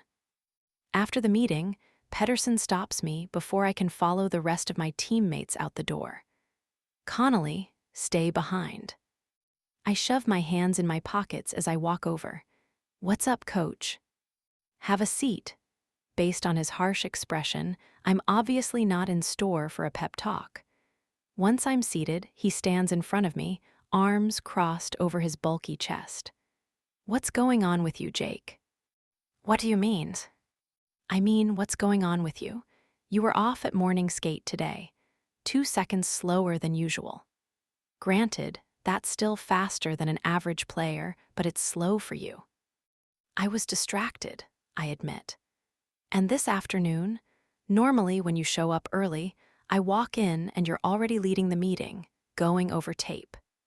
Instead, I walk in and Weston is shaking his ass in front of everyone and you're watching gay porn. We weren't watching gay porn, I assure him. We were just, I trail off, because he's right. I'm always deeply focused on the game. It's a single-minded dedication that's been with me since I was old enough to skate. I lead team meetings. I show up early, offer extra help to guys who need it. I sacrifice my own time, my own sleep, and my own schoolwork to ensure that every weapon on our team is locked, loaded, and in working order. For the past 5 days, my head hasn't been in it. And maybe 5 days doesn't sound like a long time in the grand scheme of things, but it is when you only have 5 more to prepare for arguably the most important game of the season. Not the second most important, because that's operating on the assumption that the Frozen Four is a given, and it is. We need to beat Briar in order to move forward. Therefore, this is the most important game, and the only thing that should matter at the moment. You're right, I tell him. I haven't been as focused as I should be. What's going on, school? Do we need to set you up with a tutor? No, I'm good with all that. A couple final papers left to write, but I'm not having any trouble. They're not due till May anyway. So what is it? Shit at home? No, I readjust myself in my chair. Uncharacteristic embarrassment heats the back of my neck. I feel like a moron saying this, but it's a girl. Coach rumbles in displeasure. You want my advice? Please. Forget her. A laugh pops out. Well, that's not helpful. That's one solution, I say carefully, because Coach Pedersen doesn't appreciate being challenged. Trust me, kid, it's the only solution. Women are goddamn headaches. Even the nice ones, he says, shaking his head. It's like they all take a master class in manipulation, learning how to play with your emotions. They either turn us into slaves or fools. His volatile reaction catches me off guard. I hear a lot of bitterness in his tone, and I wonder who broke his heart. As far as I know, Pedersen's never been married. He doesn't have kids, and if he has a girlfriend then, he never talks about her. A few of the guys have posited the theory that he might be gay, but I don't think he is. There was a team event at a Boston hotel last year, and I saw Coach leave the party with a hot redhead in a skin-tight dress. That doesn't mean he isn't gay, but hell, who knows? From the sound of it, though, he has absolutely no interest in relationships. At the end of the day, these women want something from you, kid. They always want something. They take and take and take, and they don't give anything back. Nobody gives a shit about anybody else, so you might as well look out for yourself, right? That's what I usually do. It's what I've done my whole life. I'm not sure why the approach isn't working for me lately. My stomach has been twisted up in knots ever since Brenna ended things. You know what I like most about you, Jake? What's that? I ask warily. You're selfish. I find myself bristling. He's presenting it as a compliment, and it's not even a new revelation for me. I know I'm selfish. Yet for some reason, being called selfish by my coach raises my hackles. You don't let anything come in the way of your goals, he continues.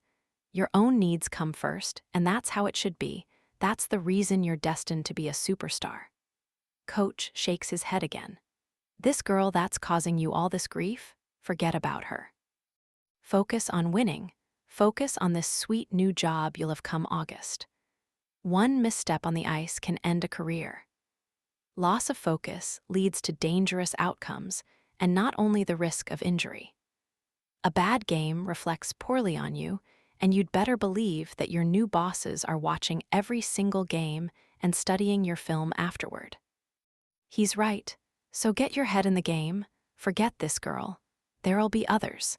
When you're up in Edmonton, I guarantee you'll find a lot of cute bunnies to keep you warm. He leans forward and claps a hand over my shoulder. We good. I nod slowly. We're good, don't worry. I'll get my head on straight. That's what I like to hear. And yet the first thing I do when I step out the main doors of the Bright Landry Hockey Center is contact Brenna again. Coach's speech got to me, but not in the way I'm sure he'd hoped. I don't want to be the man who gets hurt by one woman and goes on to despise the entire sex. I don't want to be bitter and angry. I can't force Brenna to go out with me again, but at least I can let her know that she's still on my mind. Emmy, hey, hottie, me again.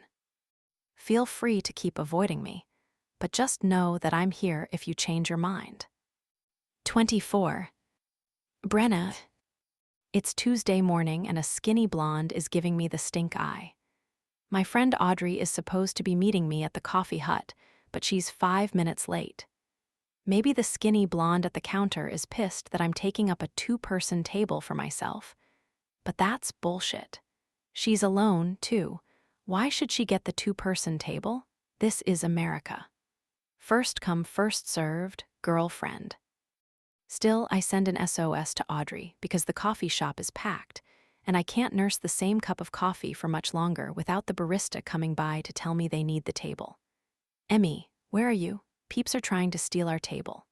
Audrey, still waiting to talk to the prof. Really? She's still at the lecture hall. The journalism building is a 10-minute walk from the coffee hut. Her next message confirms my fears. Audrey, I'll be at least 15. Do you mind waiting, or should we meet this afternoon? Emmy, I won't have time this afternoon. Class starts at 1, ends around 5. We can do dinner maybe. Audrey. Can't. GRRR. Despite sharing a major, Audrey and I haven't hung out in a while. We don't interact much during classes, since most of the time we're assigned a story on the spot and then ordered to go forth and write it. I've barely seen my friend Alyssa this month, either. I guess it's that time of year. Final papers and exams, the hockey season at its peak, and before we know it, it'll be May and the semester will be over. Emmy, okay, I'll wait. I miss your face. Audrey, I'll love you, boo. See you soon, Brenna Jensen. I lift my head to see the stink-eyed girl from the counter. She's 2 feet away now, and her expression hasn't gotten any brighter. It matches the overcast sky beyond the window. "Who's asking?" I ask warily. "I'm Hazel. Hazel Simonson." I give her a blank look. "Okay, do we know each other?" A groove digs into her forehead, but I'm not quite sure what that signifies. Jake never mentioned me. My hand tightens around my coffee cup. "You know Jake?" "Yes, very well, actually." I attempt to keep my expression neutral. "Swear to God, if this girl tries telling me that he's her boyfriend." "No, I'd call bullshit if she did. I don't think Jake is a dishonest person. He said he doesn't do girlfriends, and I don't believe he's got a side piece stashed somewhere." "Can I join you?" Hazel says coolly.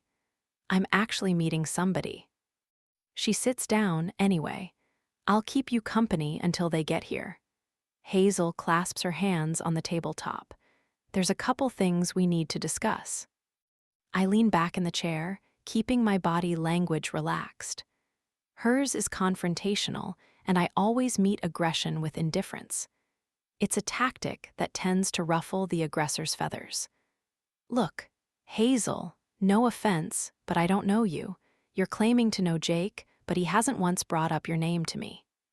Her light brown eyes flash briefly. "So forgive me if I don't trust the strange girl who sits down without invitation and glares at me like I strangled her cat." I cross my legs, loosely resting a hand on my right knee. "I do know Jake," Hazel says curtly. "We grew up in Gloucester together, went to school together. I know his parents, Lily and Rory," she prompts. I can't challenge her on that. Jake never mentioned his parents' first names to me. We all had breakfast together on Saturday, at their place. A trace of smugness creeps into her expression. "Jake and I took the train up." An unwelcome feeling pulls at my stomach. "I know him better than anyone," she finishes, and it's no longer a trace, she's smug as fuck. "Is that so?" I drawl. "Yes, I know he has a good head on his shoulders, and I also know he's way smarter than he looks. He doesn't usually get played like this." The lioness act is starting to grate. He's getting played. "Don't play dumb." She laces her fingers together in a tight grip. "I know exactly who you are. I cyberstalked you after he told me you were dating." I manage to swallow my surprise before it reaches my eyes. "Jake told this chick that we were dating?" Hazel smirks. "Like I said, Jake and I are old friends. We don't keep secrets from each other." That sensation in my gut intensifies. It starts churning in a hot eddy of, I think it might be jealousy. But there's a hefty dose of anger in there, too, because who the hell is this girl? I meet her haughty eyes. "That's great that you two are so tight. Although if that's truly the case, then you would know that he and I aren't seeing each other anymore." Saying it out loud triggers a wave of regret. I won't deny that I miss him. It hasn't even been a full week since I asked him to leave my house, but it feels like forever. He's constantly been on my mind, which has been made worse by his daily texts. The one he sent yesterday about being around if I change my mind, I almost caved and called him. At the last second, I regained my senses. Reminded myself why it's better that it's over. I don't want a boyfriend, and especially not one who's moving to another country in a few short months. And fine, maybe a part of me is still embarrassed by what happened in my bedroom. I could barely meet Jake's eyes afterward. He got a front row seat to my father lecturing me in the hallway as if I was a disobedient child. It was so humiliating. "Yes, I do know that," Hazel says, interrupting my thoughts. "He told me that you ended it. And say what you will about Jake, but he's not a cynical person." "What does cynicism have to do with this?" I interject. "Everything, because I am a cynical person and I know what you're up to." Okay, I'm beginning to grow tired of this entire exchange. Coach Jensen's daughter hooks up with the Harvard hockey captain during the playoffs. She puts him under her spell, gets under his skin, and drops him right before the biggest game of the season. And now he's so upset he can barely focus on hockey. The only thing that's ever mattered to him, by the way, because this girl ghosted him. A new emotion joins the cocktail brewing in my gut. Guilt. He's upset. Yeah, congratulations. You got what you wanted. That's not what I wanted at all. Right, I'm sure. She scrapes her chair back but doesn't stand yet. Stay away from him. Jake and I watch out for each other. We have since we were kids, and I'm not going to let some puck bunny sabotage his season or distract him from his goals. You're not going to let me, huh? I'm sorry to break it to you, but to quote my cousin Lee's 4-year-old daughter, you're not the boss of me. I chuckle. And I'm the farthest thing from a puck bunny. Right, she drawls again.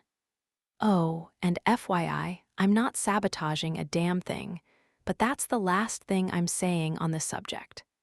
I'm not going to explain myself to you or discuss my relationship with Jake, because it's none of your business. She stiffly gets to her feet. Whatever, you ended it. Keep it that way and we won't have a problem. I smile, all teeth and no warmth. Are you done?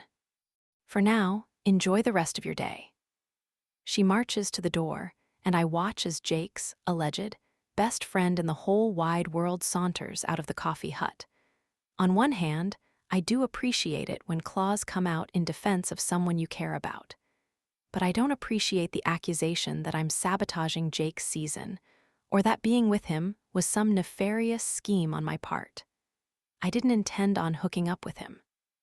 Ed Mulder and his stupid obsession with Edmonton was the only reason Jake and I went out. And things turned physical because that's what happens when two people have chemistry. Chemistry is hard to find and even harder to fight. I'd like to see Hazel try to resist Jake. If he fixed that seductive green-eyed gaze on her and... Something occurs to me. Was this encounter more than just a friend defending her friend? Does she have a thing for him?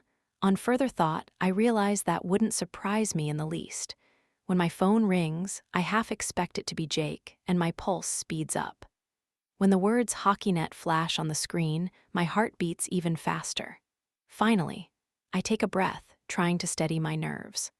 Hello. May I speak to Brenna Jensen, please? Inquires a brisk female voice. Speaking. Brenna, hi. This is Rochelle from Ed Mulder's office. Mr. Mulder was hoping you'd be able to come in tomorrow to discuss the internship position.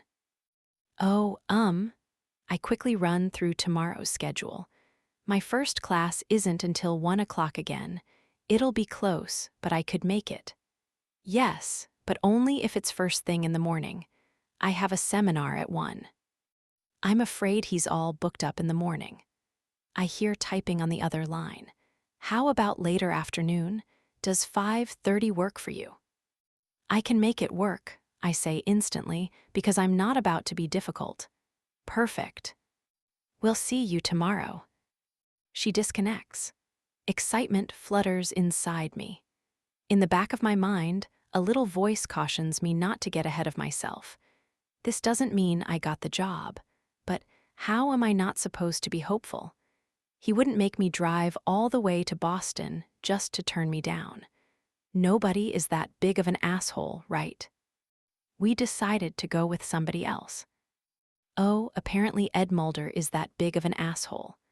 From my perch on his visitor's chair, I swallow my resentment and muster up a calm tone.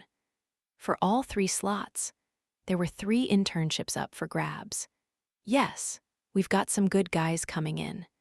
Don't get me wrong, your academics are on par, but 2 of them are athletes, and all 3 simply brought something unique to the table. They brought penises to the table. There is no doubt in my mind of that, but I force myself to remain courteous. I see. All right. Well, thank you for your consideration.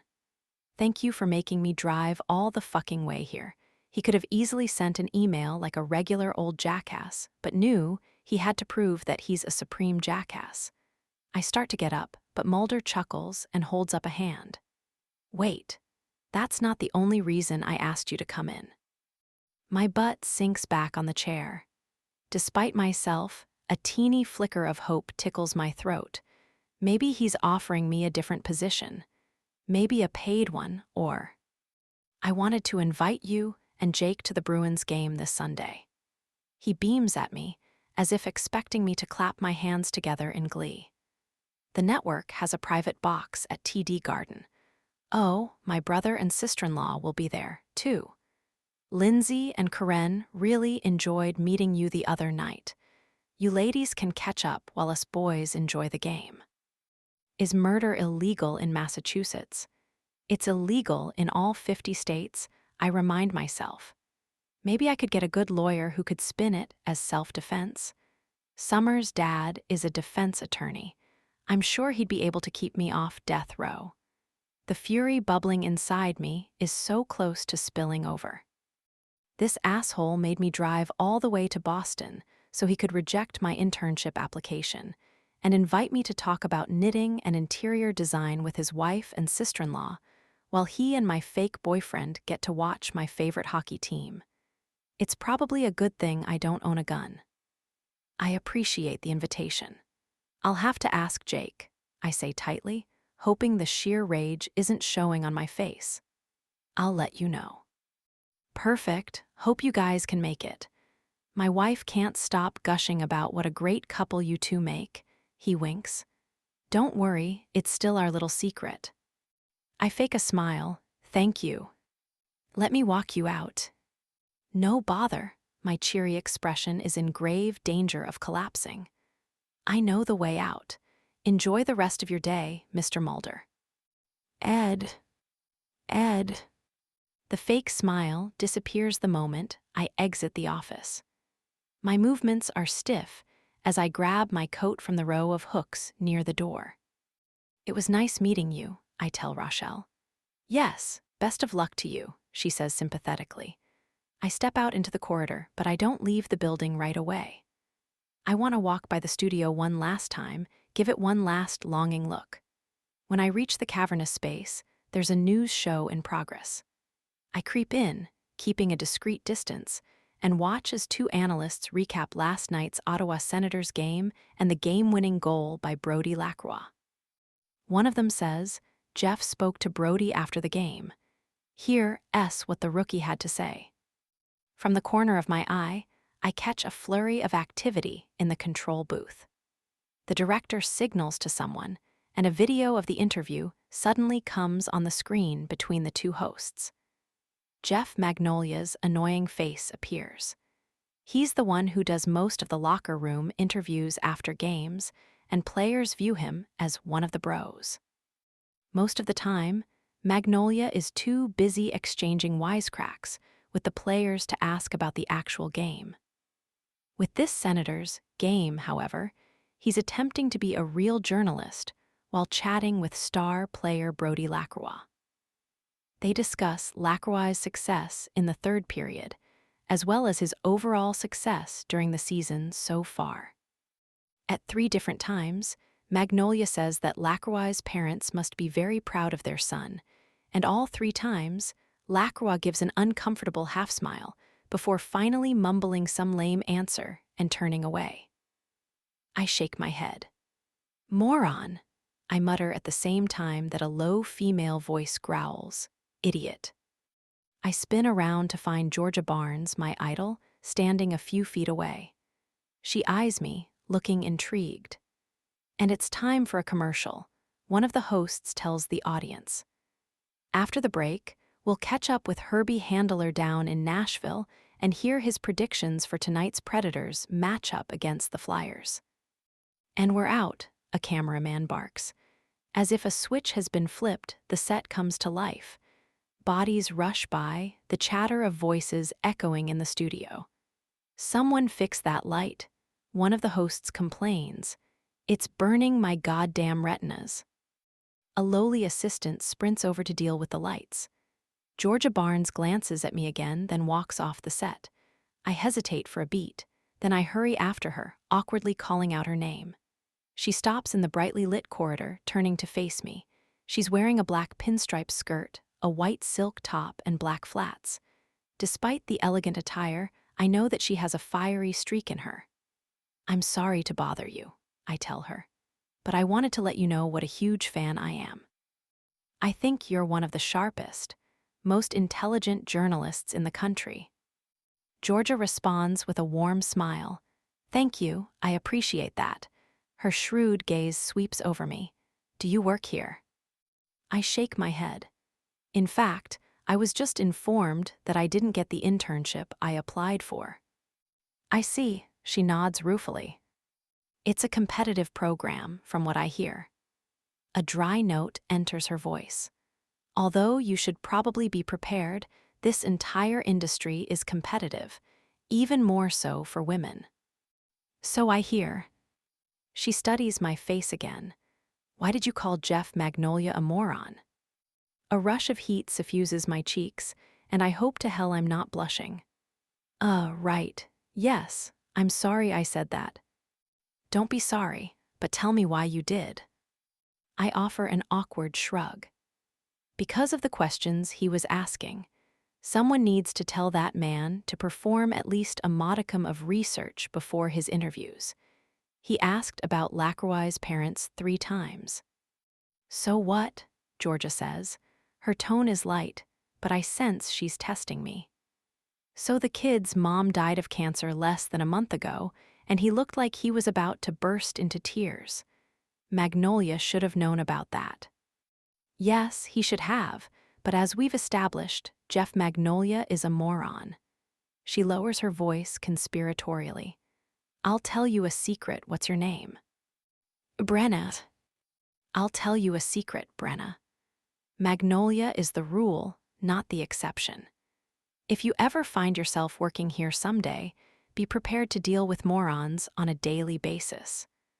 Or worse, sexist blowhards who will spend every minute of every day telling you that you don't belong here because you have a vagina. I smile half-heartedly. I think I experienced that today. Her features soften. Sorry to hear that. All I can say is, don't let one rejection, one door slam, stop you from trying again. Continue applying to networks, cable stations, anywhere that's hiring. She winks. Not everybody wants to keep us out, and a change is coming. Albeit slowly, but I promise you it's coming. I feel a bit awestruck as Georgia squeezes my arm before sauntering off. I have faith that she's right, that a change is coming. But I wish it would hurry up. It took decades for female reporters to be allowed to interview athletes in the locker room. It required a Sports Illustrated reporter to file a lawsuit before a court finally ruled that banning female journalists from locker room interviews violated the 14th Amendment. And yet changing laws does nothing to change social attitudes. ESPN has made strides by hiring more female columnists, analysts, but it pisses me off that women in sports continue to face hostility and sexist behaviors when they're simply trying to do their jobs, just like their male counterparts. Brenna, hey. Miss Shaw, the stage manager I met last week, bumps into me near the elevator bank. You're back. I'm back, I say wryly. Good news, I assume. Sadly, no. Mr. Mulder asked me to come so he could tell me to my face that I didn't get the job. Oh, I'm sorry, that sucks. He shakes his head, visibly disappointed. I would have enjoyed having you around. Yeah, well, I'm sure the new interns will be great. Maybe. But I have a feeling Mulder is missing out by letting you go. Feel free to tell him that. When the elevator doors slide open, I reach out to touch his arm. It was nice to meet you, Miss Shaw. Nice meeting you too, Brenna. My smile fades once I'm alone in the elevator. Tears prick my eyes, but I order myself not to cry. I'm not allowed to cry. It was just an internship. I'm sure I can find a local TV or radio station to go for it this summer, and in the fall I can reapply at HockeyNet, or maybe I'll find an even better work placement. This isn't the end of the world. But damn it, I really, really wanted this internship. My fingers tremble as I pull my phone out of my purse. I should order a car to take me to the train station. Instead, I think about Jake's text from yesterday, the one urging me to call him. I bite my lip. Calling him is probably a terrible idea, but I do it anyway. "Wow, you're talking to me again," Jake says when we meet up 20 minutes later. What did I do to deserve this honor? My spirits are so low, I can't even conjure up a sarcastic remark. "I didn't get the internship," I say flatly. "Mulder chose 3 guys with penises instead of me." As opposed to guys without penises. He smiles, but his humor doesn't linger. "I'm sorry, hottie, that sucks." He reaches out as if to touch me, but then thinks better of it and drops his arm to his side. We're on the front steps of the Bright Landry Hockey Center, which feels like absolute blasphemy. Luckily, none of his teammates are around. When I called him, he admitted that practice ended hours ago and he'd stayed behind to watch game tape on his own. That's dedication. And while I admire it, that also means I have to meet him here instead of his condo. The condo would have been highly preferable. To add insult to injury, the sky decides to mimic my mood, taking this exact moment as opportunity to dump a mountain of rain on us. It's been cloudy and chilly all day, but suddenly the sky is black and it's pouring buckets, soaking our hair in seconds. "Come inside," Jake urges, grabbing my hand. We rush into the building, where I cringe at the sight of the championship pennants and all the framed crimson jerseys. What if someone sees us? I hiss as I shove my damp hair away from my forehead. Then they see us. Who cares? We're just talking, right? I feel exposed. "We're too out in the open," I grumble. He rolls his eyes. "Fine, let's go to the media room. It's private and I'm the only one in there." I follow him down the hall, my gaze eating up his long stride. It's been less than a week since I last saw him, and somehow I forgot how tall he is, how attractive. He didn't hug or kiss me hello. I didn't hug or kiss him hello, either. Now I kinda wish I had.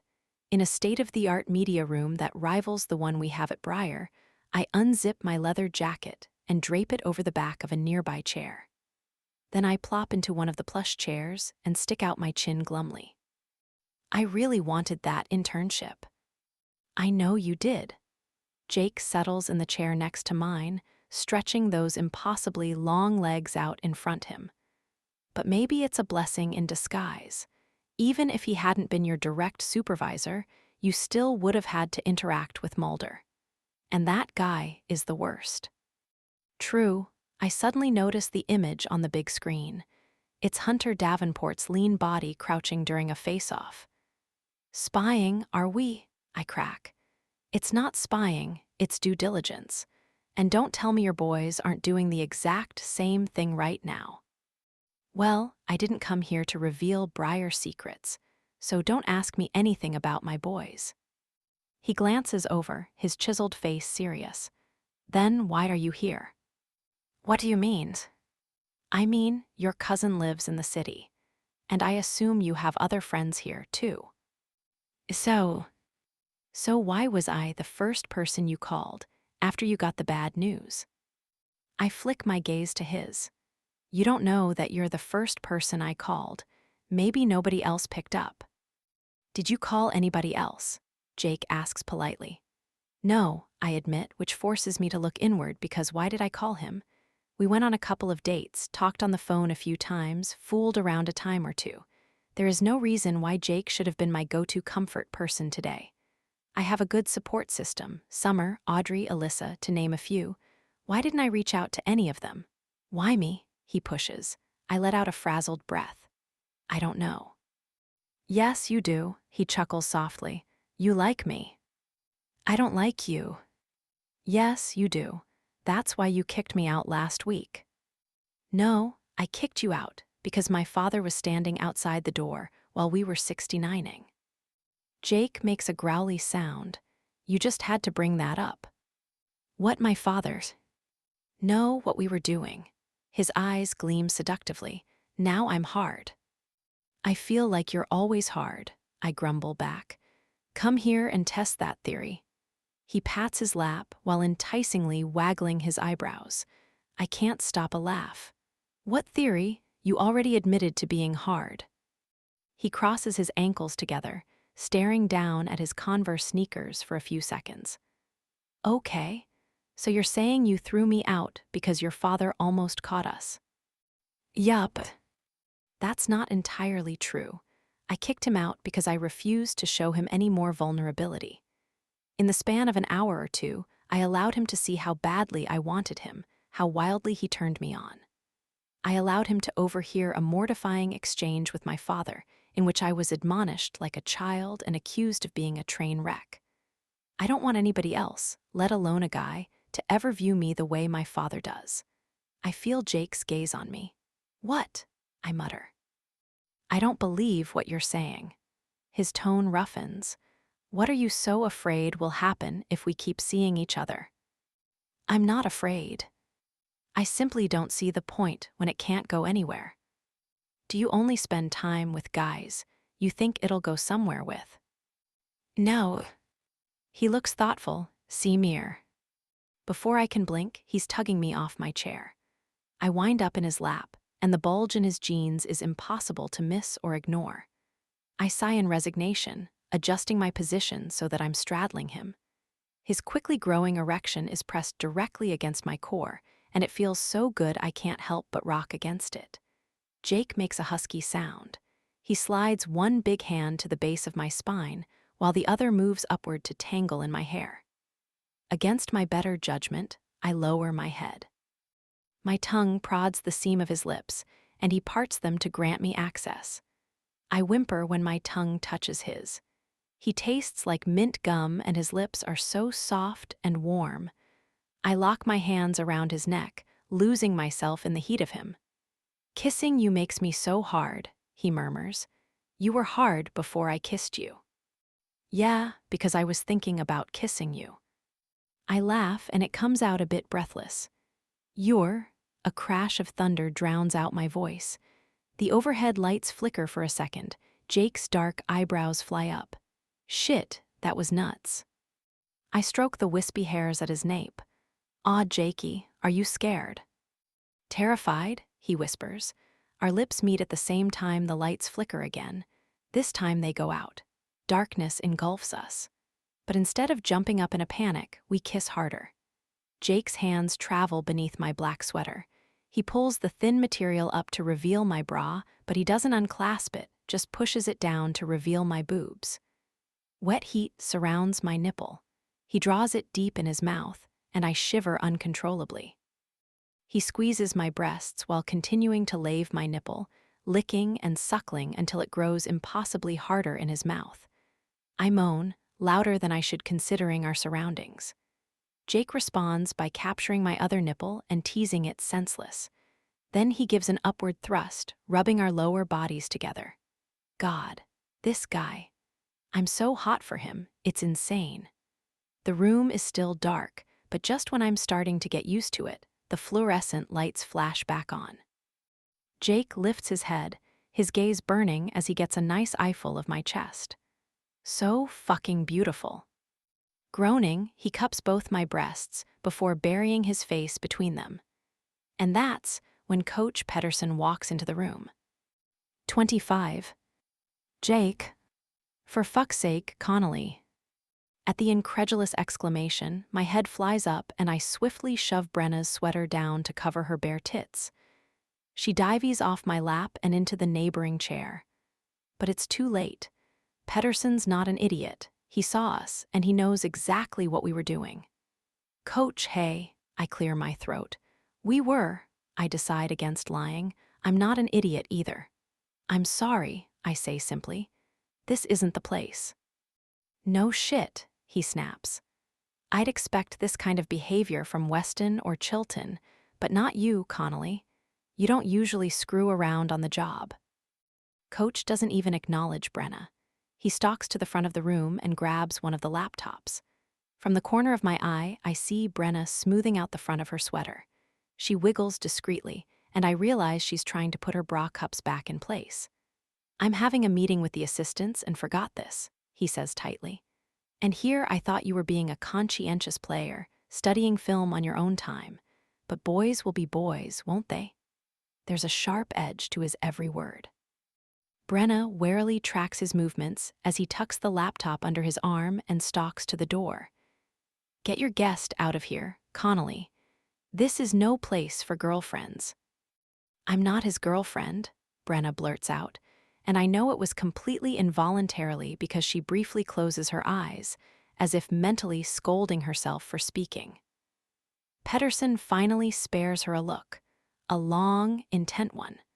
During his scrutiny, his frown gets deeper and deeper until his eyebrows are practically touching. You're Chad Jensen's kid. Shit, Brenna blinks. For once, she doesn't have a smart-ass comment locked and loaded. I want to lie and tell him he's mistaken, but he clearly recognizes her. He places the computer on a desk near the door and slowly approaches. His cynical gaze takes in Brenna's rumpled sweater, her disheveled hair. We met at a banquet a couple years ago, he tells her. Yale alumni dinner. You were still in high school at that point. Chad brought you. Oh, she visibly swallows. Yes, I remember that.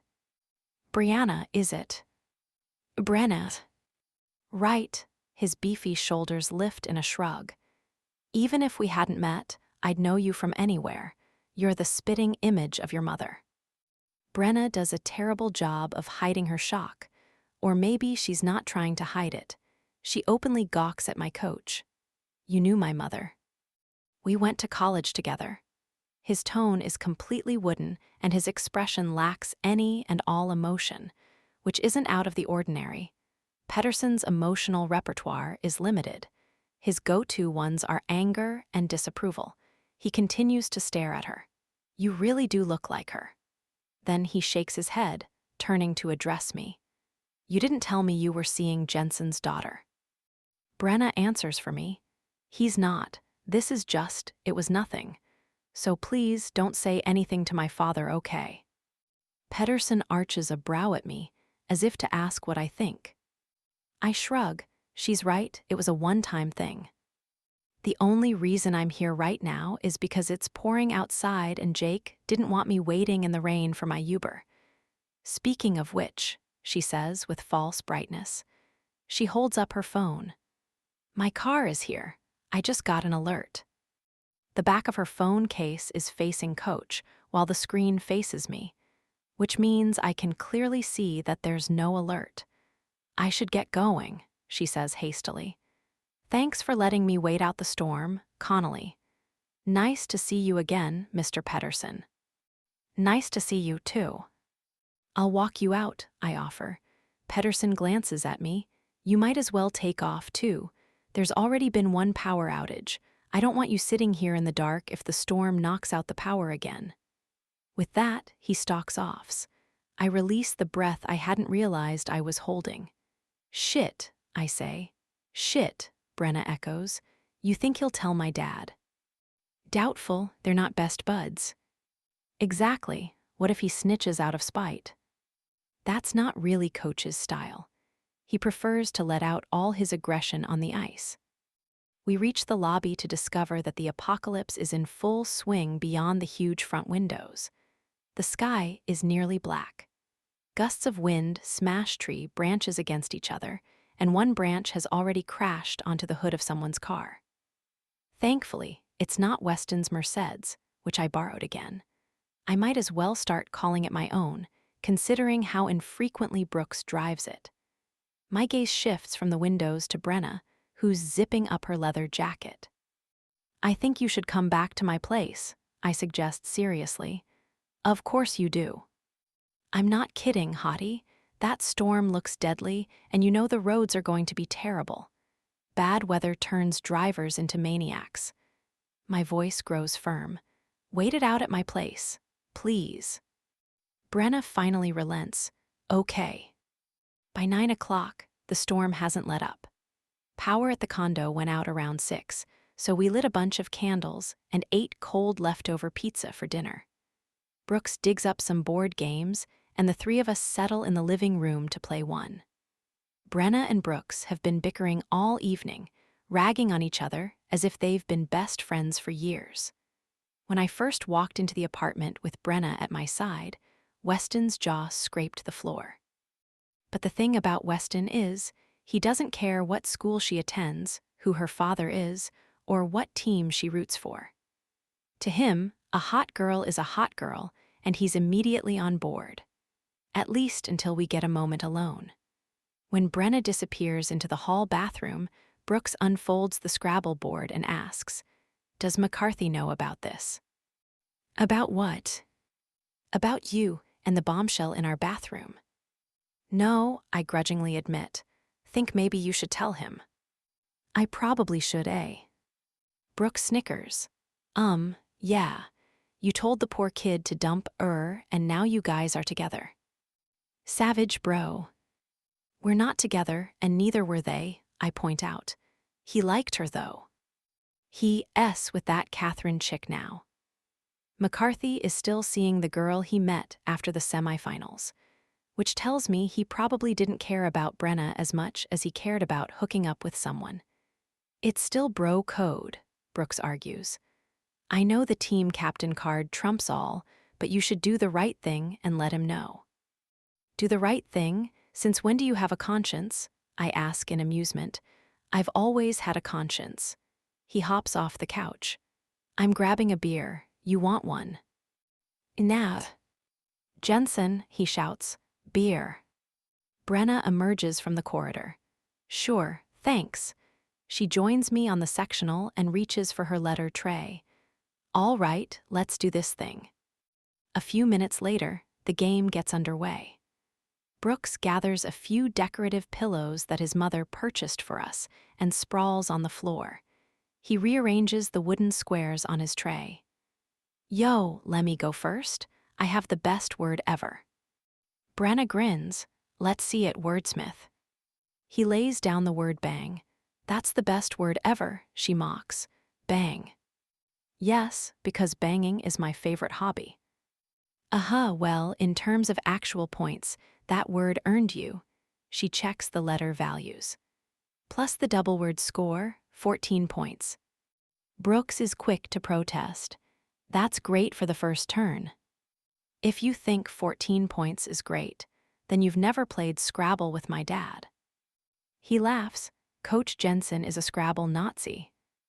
"Oh, he's nuts about it. He's the kind of player who puts down those 2- or 3-letter words on a triple-word score, and the next thing I know he's beating me by 200 points. "That's no fun," Brooks replies.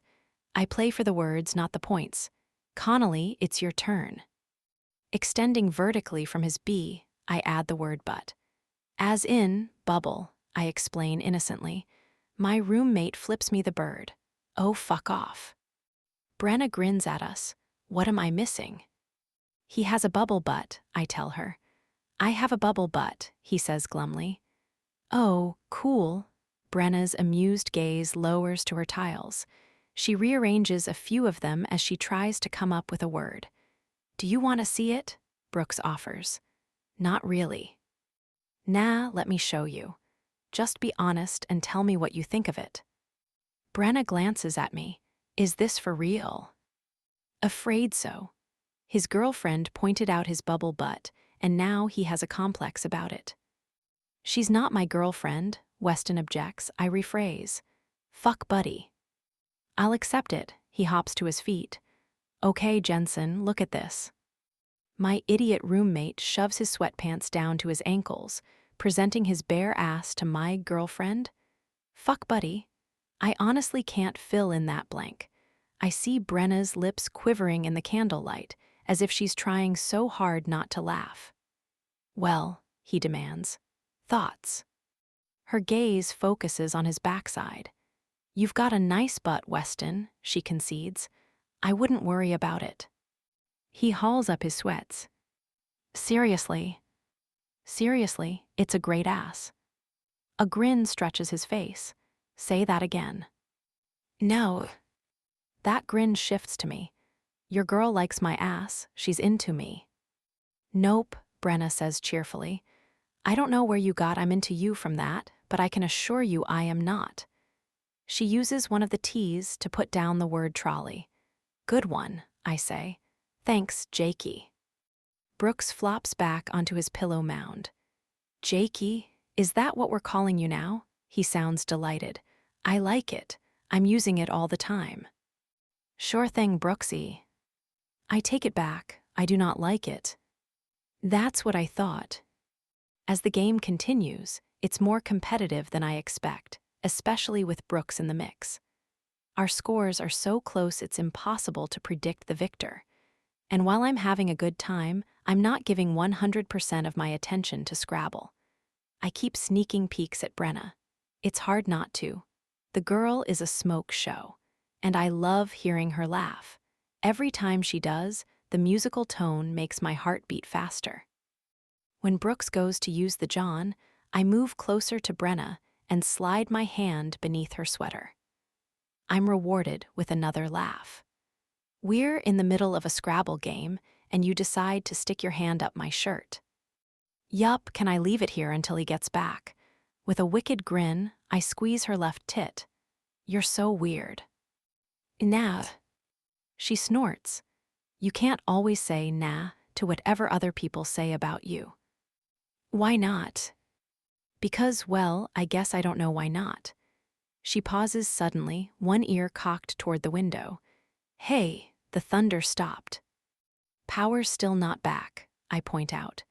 No, really. I thought the candlelight was just setting the ambience for our threesome. We're having a threesome, Brooks exclaims as he bounces back into the room. He looks like an elated little kid. For real, Connolly, you didn't want to have a threesome with Kayla, but you'll do it with your girl, and oh dear God, why am I complaining?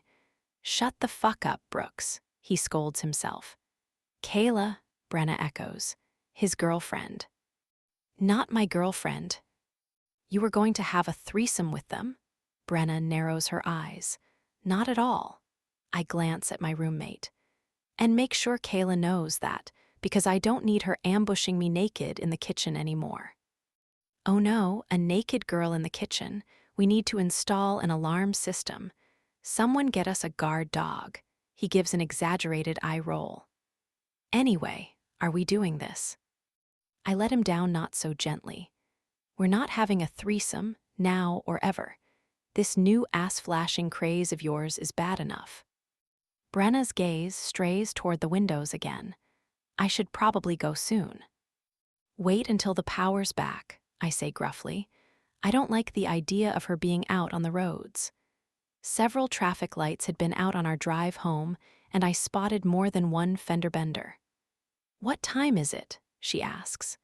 If I'm going to leave, it needs to be sooner rather than later. I lean forward to check her phone. It's almost 10. Maybe you should. The screen suddenly illuminates with an incoming call, and since I'm looking right at it, I can't miss the name of the caller. Eric's calling, I tell her, my tone harsher than I intend. My peripheral vision catches Brooks grinning at me. Yeah, he knows exactly how I feel about this. You'd better get that, I prompt. Her expression is suspiciously stricken. She snatches the phone and hits the ignore button. Who's Eric? Brooks attempts to sound casual but fails. I'm glad he asked before I did, though, and the wink he gives me reveals it was intentional. I nod back, appreciating the solid. Nobody, she says tightly. Well, that tells me nothing. Is she seeing somebody else? Does she have a roster of guys she hooks up with, a bench full of McCarthys? The hot jealousy burning my gut is not a pleasant sensation. I'm a competitive guy, but I've never competed for the affections of a woman before, because no woman has ever chosen another man over me. That sounds pretentious, and I don't care. The idea of Brenna seeing other dudes is not okay with me, which creates another first. I've never been the one to initiate the "are we exclusive" conversation. How does one even bring that up? When her phone buzzes with a voicemail alert, I feel even testier. Are you going to check that? No need, I know what he wants. The unwelcome jealousy burns hotter. Is that so? Yup, whose turn is it now? Mine, Brooks offers. But as he sorts the tiles on his tray, Brenna's phone rings for a second time. And then, after she ignores it, a third time. Just answer it, I mutter. With a heavy breath, she reaches for the phone again. Eric, hey, I told you I don't have time for. her sentence comes to an abrupt halt. When she speaks again, concern has softened her voice. What do you mean you don't know where you are? Brooks and I exchange a wary look. Slow down, you're not making any sense. Where are you? There's a long silence. Okay, stay put, she finally says, and I swear her voice cracks a little. She blinks rapidly, as if fighting tears. I'll be right there. 26. Jake, thank you so much for doing this. Brenna's voice is barely audible, and she's sitting directly beside me. The rain is nothing more than drizzle now, the brunt of the storm having finally blown past us, but beyond the windshield, several streetlights still aren't functioning. I'm behind the wheel of the Mercedes because Brooks had too much to drink. He's in the backseat, though, after insisting on tagging along. I mean it, she stresses. You guys didn't have to come. You could have just let me borrow the car. I glance over darkly. Really? And let you drive in a storm? It's not storming anymore, she protests. In a storm, I repeat, to track down your ex-boyfriend. At least that's what I understood of her objective when, in a panic, she begged to borrow Brooks's car. Apparently she dated this Eric dude in high school and now he's in trouble. What kind of trouble is he in anyway? I demand. I'm not sure. I give her a sharp look. She seems to be grinding her molars to dust from the looks of it. Drugs, she finally mutters. What kind of drugs? I'm not purposely trying to interrogate her, but I do need to know exactly what we're walking into. Rather than respond, she gazes down at her phone to examine the map. 2 fingers pinch the screen to zoom in. Okay, so he said he can see a street sign, Forest something, she says absently. He thinks it's Forest Lane. That narrows it down, I say sarcastically. There are probably dozens of forest lanes or streets or avenues around here. She scans the map. 4, she corrects. One is about 10 minutes away, the others are upstate. I think it's probably this one near Nashua. That's closest to Westland. I blow out a breath. So we're driving to New Hampshire. Is that okay? I don't answer, but I do click on the turn signal and get in the right lane to be ready for the I-93 ramp. Who is this guy, Brenna? I grumble. He sounds sketchy. Super sketchy, Weston agrees from the backseat. I told you, we dated in high school. And this requires you to drop everything and rescue his ass. Bitter, who's bitter? Eric and I went through a lot together, and yes, his life has gone off the rails, but... Off the rails how? Before she can even answer, I pull over abruptly, flicking on the emergency signal. I draw a loud honk from the motorist who is behind us, but everyone else goes around. What are you doing? She demands. I'm not driving another inch until you give us more details. And not only because this feels like a wild goose chase. We need to know what we're walking into. We're playing the most important game of the season this weekend, and if you're taking us to some crack den. He's not in a crack den. She rubs her face with both hands, clearly upset. All right, let me call him again. Seconds later, sketchy Eric is back on the line. Hey, it's me, Brenna says gently. We're in the car, she pauses. Just a couple friends, don't worry about it. We're in the car and we're on our way to come get you, but you need to be more specific about where you are. You said Forest Lane, what else is around you? She listens for a few beats. The houses, what do they look like? Okay. Row houses. How did you get there? Do you remember? A pause. All right, you were with your friend, got it, he drove, and he left you there. What did you do there? Another pause, this one thick with tension. Okay, you smoked. I meet Brooks's uneasy eyes in the rearview mirror. I hope to God we're talking about marijuana. Cigarettes would be ideal, but I doubt a pack of Marlboros is responsible for this insanity. My map shows a few streets with the word forest in them. Are you near the coast at all? Did you go toward Marblehead? No. Are you sure?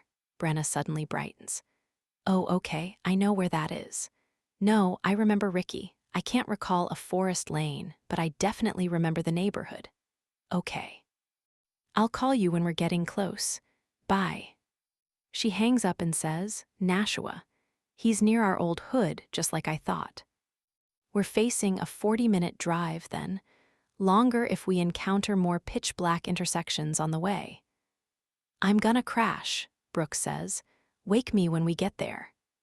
We drive in silence for a good 10 minutes before I finally can't take it anymore. You're really not going to tell me about this guy? I growl at Brenna. You're gonna let me walk blindly into whatever fucked up situation your ex is in. I can't tell you what the situation is, Jake. She sounds tired. I haven't seen him in a long time. He called recently and asked for money, but I told him no. And yet now we're going to rescue him. Yes, we are, she shoots back. You didn't hear his voice, okay? He sounded so messed up. What would you do if someone you used to care about called you up in a panic and said he doesn't know where he is, that he's cold and he's wet and lying in some gutter? Would you leave them there? Because I can't do that. Why? Because you dated in high school. Who is this guy? Eric who? My frustration only keeps growing. Who is he to you? His name's Eric Royce. I wrinkle my forehead, vague recognition floating through my mind. The name is familiar to me. Why do I know that name? He was a #1 draft pick out of high school, Brenna continues. Drafted by Chicago. That's it, oh shit, I say. Whatever happened to that guy? She pointedly holds up her phone. He's high on meth in some gutter, Jake. That's what happened to him. Meth, Brooks straightens up, his nap forgotten. We're going to meet a meth head. I don't know, she says unhappily. Last I heard, meth was his drug of choice, but for all I know, he could be high on oxy or drunk off his ass. I honestly don't know. She rakes both hands through her hair. You can drop me off and I'll deal with it alone. You guys don't have to be there. Stop 2 blocks away or something. I'll walk the rest of the way and then grab an Uber home. I stare at her in disbelief. I am not abandoning you in a fucking meth neighborhood, Brenna. It's not a meth neighborhood. It's 1 town over from where I grew up, and I grew up in a safe, normal town, okay? And yes, every town has the occasional druggie, and in this case, that druggie is Ricky Harmon, but I'm just assuming we're dealing with crystal meth. I don't actually know for sure, and you freaking out on me isn't going to miraculously produce any answers. A tense silence hangs between us. In the rearview mirror, I see Brooks's expression soften. He reaches out and squeezes her shoulder. It's all good, Jensen. We got your back. Kay. She bites her lip and gives him a grateful look. I change lanes to pass a truck that's traveling half the speed limit even though it's not raining anymore. So you went out with Eric Royce, I say roughly. Her head jerks in a nod. I remember playing against Royce a few times in high school. He was damn good. He never went to the NHL, I muse. No, sadness hangs in her voice. His life turned to shit after graduation. Why though? The short version, he had some emotional issues and he liked to party. And when he partied hard. She hesitates. Plus, I broke up with him not long after the draft. He didn't take it well at all. Geez, Brooks pipes up. You dumped the guy and sent him spiraling into a pit of drugs and despair. Savage. She bites her lip again. Brooks, I chide. To her, I try to offer reassurance. I'm sure his spiral wasn't your fault. No, it was, or at least partially my fault. The breakup destroyed him. He was already prone to drinking and drugs, but after we broke up, he took it to the next level. Drinking every night, skipping school to go smoke joints with Ricky Harmon and a few guys who graduated the year before and were doing nothing with their lives. And then one weekend, he fucked off to this EDM festival and got so high he forgot to show up for a crucial game. The missed practices were bad enough, but when he didn't suit up for that game, his coach kicked him off the team.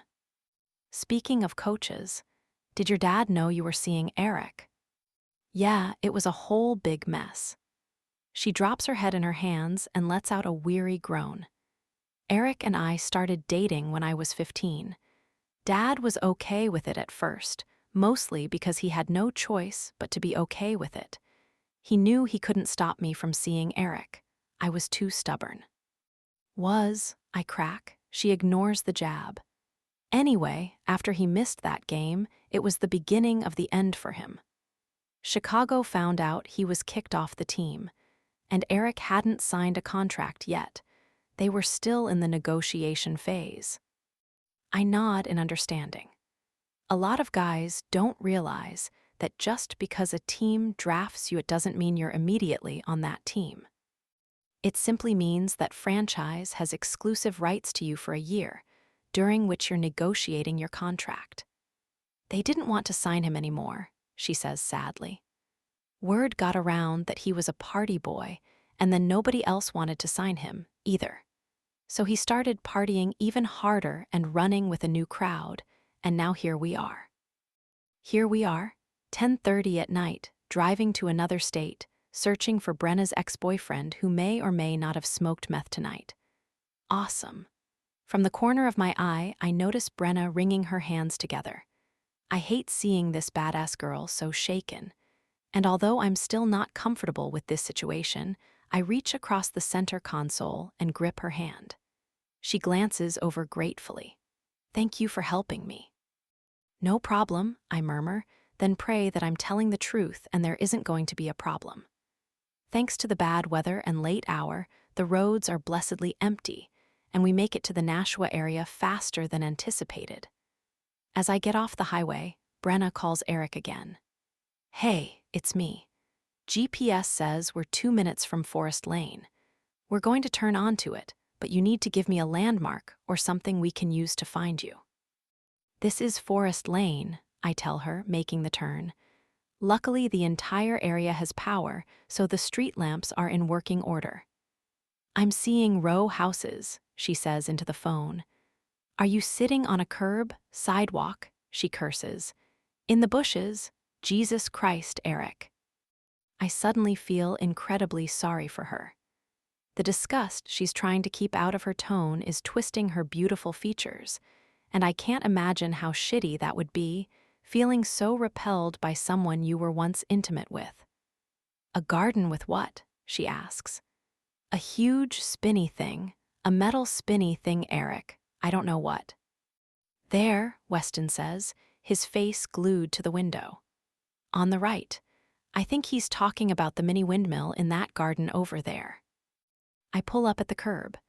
Brenna swings the door open before I've even come to a complete stop. Wait, I say sharply, but she's already gone. Shit. I jump out of the car. Brenna is making a beeline for a tall hedge that separates 2 front yards. I catch up to her just as she drops to her knees. Peering over her shoulder, I spot a hunched-over figure hugging his knees.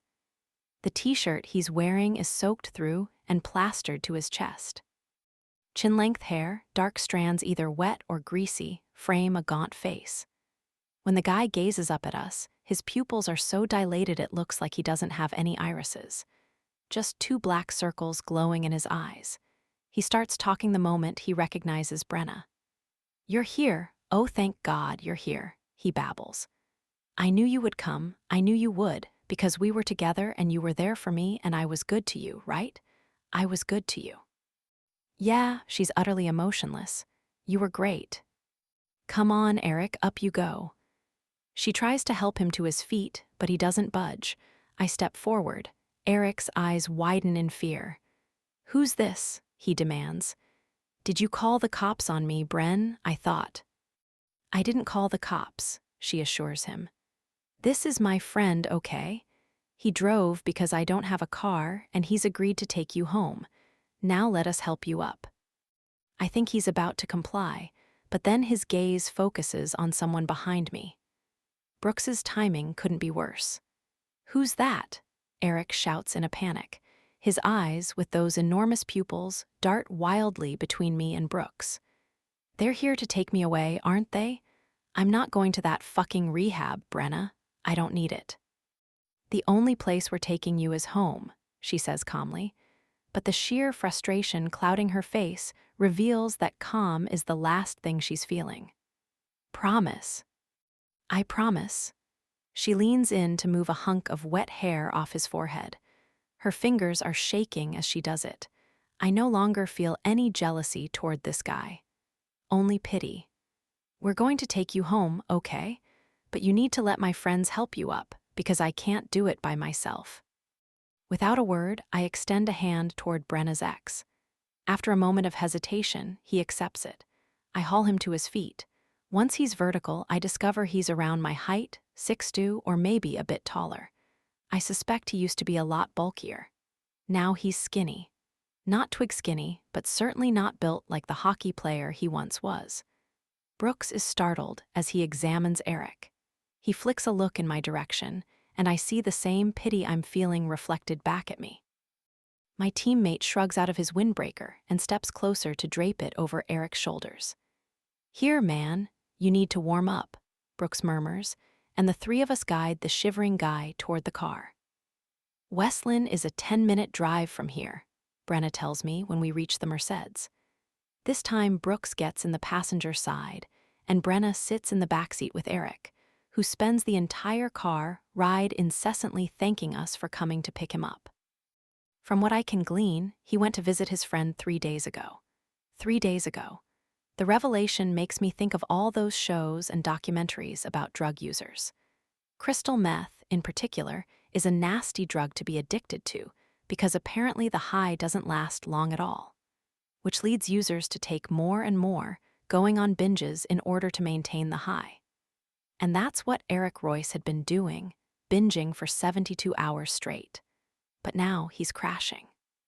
He left his friend's house to walk home, became completely disoriented, and wound up in a stranger's bushes.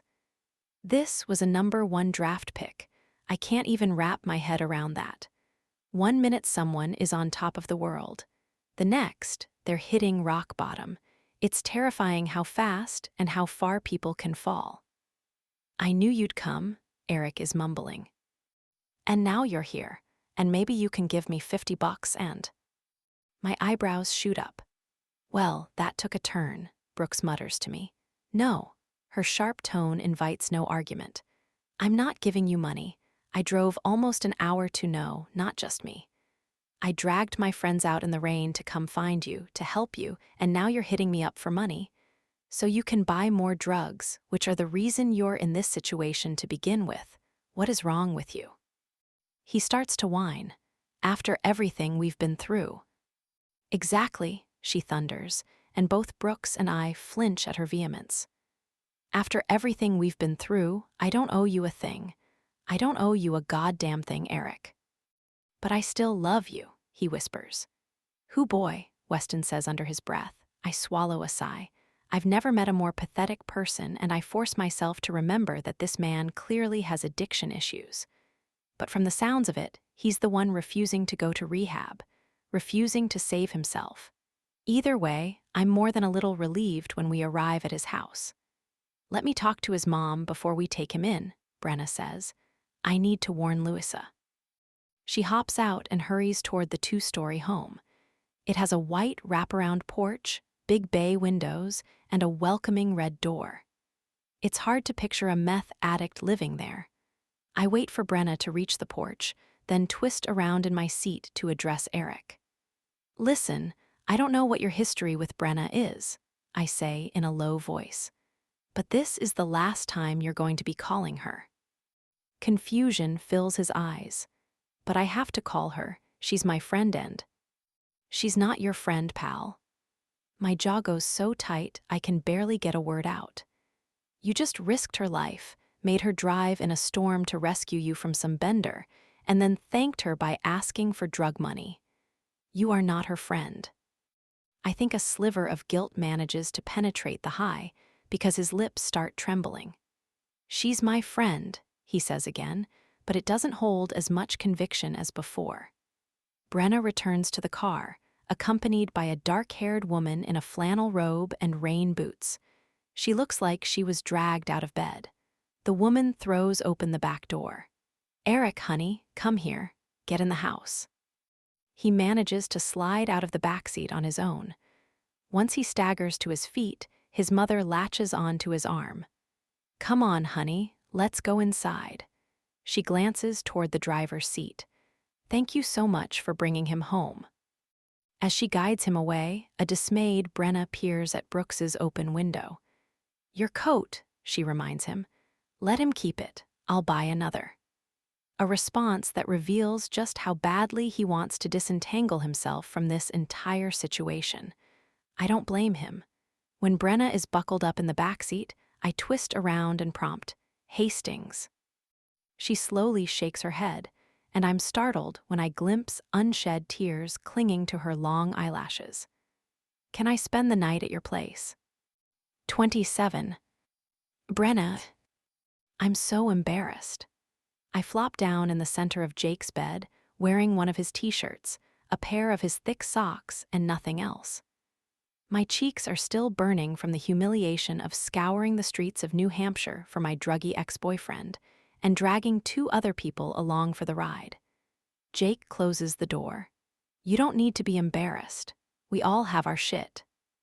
"Really? So you have a meth-addicted ex-girlfriend lurking in the shadows who might require rescuing at any moment. Sweet. We have so much in common." His lips quirk up. "Fine, maybe my shit isn't quite as exciting as yours." He runs a hand through his hair, which is still damp from the shower. We both showered, separately, the second we got back to Jake's apartment. After being out in the cold April rain with Eric and then driving home in wet clothes, we desperately needed warming up. A part of me is still floored that Jake and Brooks did this for me tonight. It's definitely going above and beyond. I can't get Eric's face out of my mind. His enlarged pupils, the rapid-fire jabbering. It's horrifying to know that he smoked meth for 3 days straight, got lost in a quiet residential neighborhood and passed out in the bushes. Afraid. Alone. Thank God his mother continues to pay for his cell phone so that he has the means to communicate and call for help. I just wish he hadn't called me. I can't believe that's the same Eric Royce who almost played for Chicago, Jake says, and there's a flash of pity in his eyes. I know. He joins me on the bed. "Are you okay?" "I'm fine. This isn't the first time I've had to deal with him." I have to amend that. Not to this extent, though. Usually he wants money. Last year I made the mistake of giving him some, so now he thinks it's okay to keep asking.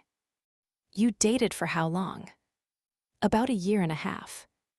"And you broke up with him?" I nod. "Why?" "Because it was too much." I swallow the lump in my throat. It got too intense, and we weren't good for each other anymore. Plus, my dad hated him by that point. "Doesn't your dad hate everyone?" "Pretty much," I smile faintly. "But he especially hates Eric." I'm not sure I fault him for that. "Me neither, but you weren't there. We went through some stuff, and it hit Eric hard. He was immature and didn't know how to properly deal with his emotions. He made a lot of mistakes." I shrug. "Dad doesn't allow for mistakes." My voice cracks, and I hope Jake doesn't notice. Because that's the problem, there's no such thing as forgiveness with my father. He hasn't forgiven me for my relationship with Eric and all the trouble it caused. I don't think he ever will. Once again, I feel my cheeks heat up. "See, I told you that you didn't want to get involved with me. I'm way too fucked up." "You're not fucked up," Jake says. "If anything, you seem to have your shit together, a good head on your shoulders. Especially compared to your ex." Well, one of us needed to be the grown-up in that equation. Bitterness coats my tongue. I gulp it down. I was carrying the entire relationship by the end of it. Eric fell apart and couldn't be there for me when I needed him, and yet I was expected to be there for him, always. It was exhausting. I can imagine. I rub my weary eyes. My relationship with Eric taught me so many tough lessons, the most important one being that you can't rely on anyone but yourself. He wasn't equipped to handle my emotions, and I don't know if that's exclusive to Eric or boyfriends in general. What I do know is that I'll never be so careless with my heart again. If he ever calls again, I don't want you to pick up, Jake says roughly. Really?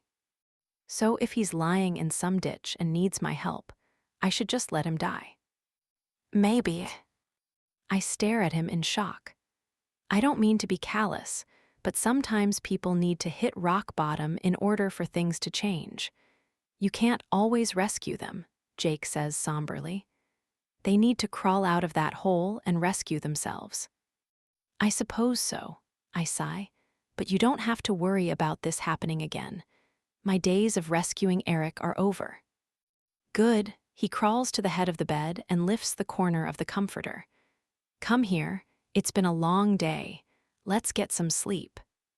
Our first sleepover, Jakey. Isn't this exciting? My sarcasm lacks its usual bite. He's right, I'm tired, and I just want to erase the memory of Eric Royce from my head. I was as devastated as Eric was when everything fell apart. I almost died for that guy, but enough is enough. He's a ghost from my past, and it's time to forget about him. I slide under the covers and snuggle up next to Jake. He's lying on his back, and my head is on his bare chest. He smells fresh and clean from the shower, and his skin is so warm. I feel his heart thumping beneath my ear. Steady, soothing beats. I can't believe he did this for me tonight. I could have gone to find Eric on my own, but Jake wouldn't let me. He had my back, and the thought causes my throat to close up a bit, because I can't remember the last time someone was truly there for me. Can I ask you something? He murmurs in the darkness. Of course. Can I kiss you, or are you too tired for that? God, no, please kiss me. He rolls on his side, one arm stretched out with his cheek pressed against it. He inches closer until our lips are touching, and then we kiss, and a wave of pure emotion spills over me. I'm not sure if it's the adrenaline wearing off, or if I'm feeling overly needy given tonight's events. But the emotional connection we made tonight is merging with the deep physical ache I feel for him whenever we're together. I don't know how long we lie there making out, but soon kissing is not enough. My breasts feel heavy, and my core is throbbing. I push him onto his back again and climb on top of him, grinding against him in a desperate attempt to ease the ache. He squeezes my ass and groans against my mouth, and suddenly his thick erection pokes out of his boxers. Oh, hello there, I greet it. Jake grins up at me. Sorry, that was unintentional, I swear. Unintentional or not, it's a welcome sight. I stroke the hot, hard length of him, shivering when I remember how it felt filling my mouth, the wave of satisfaction that hit me when I brought him to climax. I want to feel that satisfaction again. No, I want more than that. I want you inside me, I tell him. Yeah, he says thickly. Yeah, I take a slow breath. Now that I've made the decision, my pulse kicks into high gear, thudding in my ears. Sex isn't something I give freely. Do you have condoms? Top drawer. I lazily stroke him before reaching for the nightstand. I grab the box of condoms from the drawer, pull out a strip, and rip one off. Before I can open it, Jake sits up and removes my shirt, his big hands cupping my breasts. Then I'm the one on my back, crushed by his muscular body, completely at his mercy. Get in me already. I kiss him back impatiently, my hips rising of their own volition, seeking relief. Let me get you ready first. His lips travel down my body, leaving shivers in their wake. His calloused fingertips abrade my skin as he lightly strokes my inner thighs before parting my legs. When his mouth touches my clit, pleasure dances through my body. Jake rubs the tip of one finger over my opening. Fuck, he groans. You're so ready. I am. Kissing him is such a turn-on. See, now get up here. No, I feel him smiling against my flesh. His tongue comes out for another taste, and he goes down on me for several excruciating minutes, until my head lolls to the side and my hands clutch the sheets. The telltale tingling in my clit warns of impending orgasm. I fight it, desperate to save the orgasm for when he's inside me, because I haven't had sex in so very long. And what if I can't come again tonight? Jake, I beg. Please. I snatch the condom and thrust it at him. Chuckling, he suits up and kneels between my legs. The light from the bedside lamp is dim, but I don't need much more than that to admire his chest. I trace his muscles with my fingers, loving the way they quiver at my touch. The gleam of desire burns his gaze as he lifts my ass and angles his hips. I find myself holding my breath as I wait for him to slide inside. And when he finally does, it's the sweetest, most exquisite feeling in the whole world. He stretches me, fills me up completely. When the full length of him is buried in me, he bites out a low, tortured curse. "Are you okay?" I ask immediately. Jake's chest rises as he sucks in a deep breath. "Why are you so tight? Are you sure you're not a virgin?" I chuckle. "I told you, I just don't do this often." "Why not?" he asks, then shakes his head as if to scold himself. Yeah, we can talk about that later. Right now I'm about 3 seconds from exploding." "Don't you dare." "We haven't even started." He's breathing harder. I'll do my best. His features are strained, though. He moves ever so slightly, groans again. Then he slowly curls his body over mine so we're in the missionary position. He kisses me, a slow, teasing seduction of my mouth. Meanwhile, his hips are moving so excruciatingly slowly that it isn't long before I'm squirming with impatience. "Are you doing this on purpose?" "No," he growls. "I told you I'm way too close. If I start pounding into you, I'm going to lose it." "Where's your stamina?" I taunt. "It's inside your tight pussy, babe." Laughter sputters out of my chest. "So you're saying I just need to get plowed more often so that it doesn't feel as good for you?" "Only if you're being plowed by me, or a vibrator. Anything else is against the law." "What law?" "My law," he mutters. He thrusts deep and we both make a strangled noise. His chest is covered with a sheen of sweat. He hasn't increased his pace at all, and it's driving me crazy. I wrap my arms around his broad shoulders and stroke his back. His mouth latches onto the side of my throat as his hips move lazily. It's almost unbearable. I want him to go faster, but I also never want this to end. I reach between us and lightly rub my clit. That's when he stops moving altogether. "Are you kidding me?" I wail. "You're going to lie here inside me without moving." "Only for a bit, just while you get yourself close." He watches my face as I stroke myself. "You're goddamn beautiful." I swallow. Heat swims in his green eyes as they bore into me. It's insanely intimate, and yet I can't break the eye contact. I rub harder and we both hear my breathing quicken. "That's it," he encourages. "Fuck yeah, that's it." I moan, trying to rock my hips. He splays a big hand over my belly to still me. "Not yet." So I keep stroking with his cock lodged inside me. I feel so full. Our gazes are still locked. He's so sexy I can't look away. He licks his lips, and that's what sends me flying over the edge. "I'm coming," I choke out, and suddenly he gives me what I've been begging for this entire time: deep, fast strokes, and holy hell, the orgasm is like an explosion of pleasure. The rest of the world disappears. It's me and Jake. Body and soul, he's plunging into me so hard. And when he comes, he honest to God bites my neck. A husky, blissed-out groan vibrating against my skin, and that one beautiful moment makes this entire night worthwhile. 28. "Brenna, where have you been?" I jump like a spooked horse when Dad suddenly appears behind me. I was at the kitchen counter, waiting for my coffee to brew, and I hadn't even heard him come in. I turn to find him frowning at me. I frown back. "I texted you last night that I was staying with a friend in Boston. And when I asked what friend, you didn't text back. Because you didn't need to know more. You knew I was safe." "Is that a joke? Just because you stayed with a friend doesn't mean you were safe. Who was this friend? Was it the boy who was here last week?" I sigh. "You promised you weren't going to do this anymore. And you promised you weren't going to be reckless." How am I being reckless? Yes, sometimes I drink with my friends or go dancing. Sometimes I party with your players, by the way. As if that makes it better. Anger flashes in his eyes. The last time you went out with a hockey player, you almost destroyed your life. I experience a jolt of guilt. Dad would go apocalyptic if he knew I was helping Eric last night. Turning my back to him, I open the cupboard and grab a mug. That was a long time ago, Dad.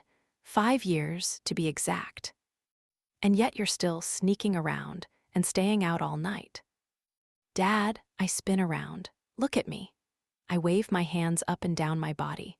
I'm in one piece. I'm alive. I'm not even hungover because I didn't drink last night. I stayed in Boston because of the storm and the power outages. I didn't feel comfortable being out on the roads. I slam the mug down in the middle of the counter. I did the responsible thing, and I'm getting shit for it. Do you realize how ridiculous that is? Really? So you were acting responsibly when you drove to Westland in the aforementioned storm and power outages to rescue Eric Royce from a crack house. I freeze. How the hell does he know about that? As guilt climbs up my throat, I inhale slowly and remind myself that I have nothing to feel guilty about. I'm not obligated to tell my father every detail of my life. He waits for me to say something. When I don't, he spits out an expletive. Louisa Royce called me last night. She didn't have your cell phone number, and she wanted to thank you again for getting her son home safe. And here you are telling me you're not doing anything reckless. Why are you seeing him again, Brenna? He's trouble. I'm not seeing him. He was in trouble and I went to help him. Why? He doesn't deserve your help. He doesn't deserve shit. The raw hatred in his voice is terrifying. Dad isn't a Care Bear. He's never going to shower you with kisses and compassion. But he's also not cold-hearted. Dad, come on. Eric's not an evil person. He's just in a bad place. And it's not your duty to rescue him from that place. He drags both hands over his scalp. His gaze is a little wild. Do you know how worried I was after I got off the phone with his mother, not knowing if you were all right? You knew I was all right. I told you I was staying with a friend. What friend? He demands again. It doesn't matter, but you know it was Eric because Louisa wouldn't have called to speak to me if I'd spent the night there. So please, just relax. You want me to relax, he mutters.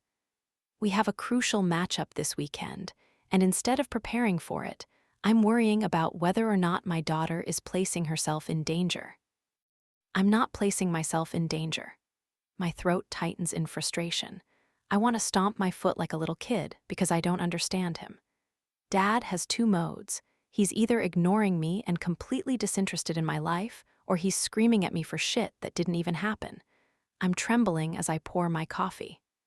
I'm only going to tell you this once, I say, and my voice is as shaky as my hands.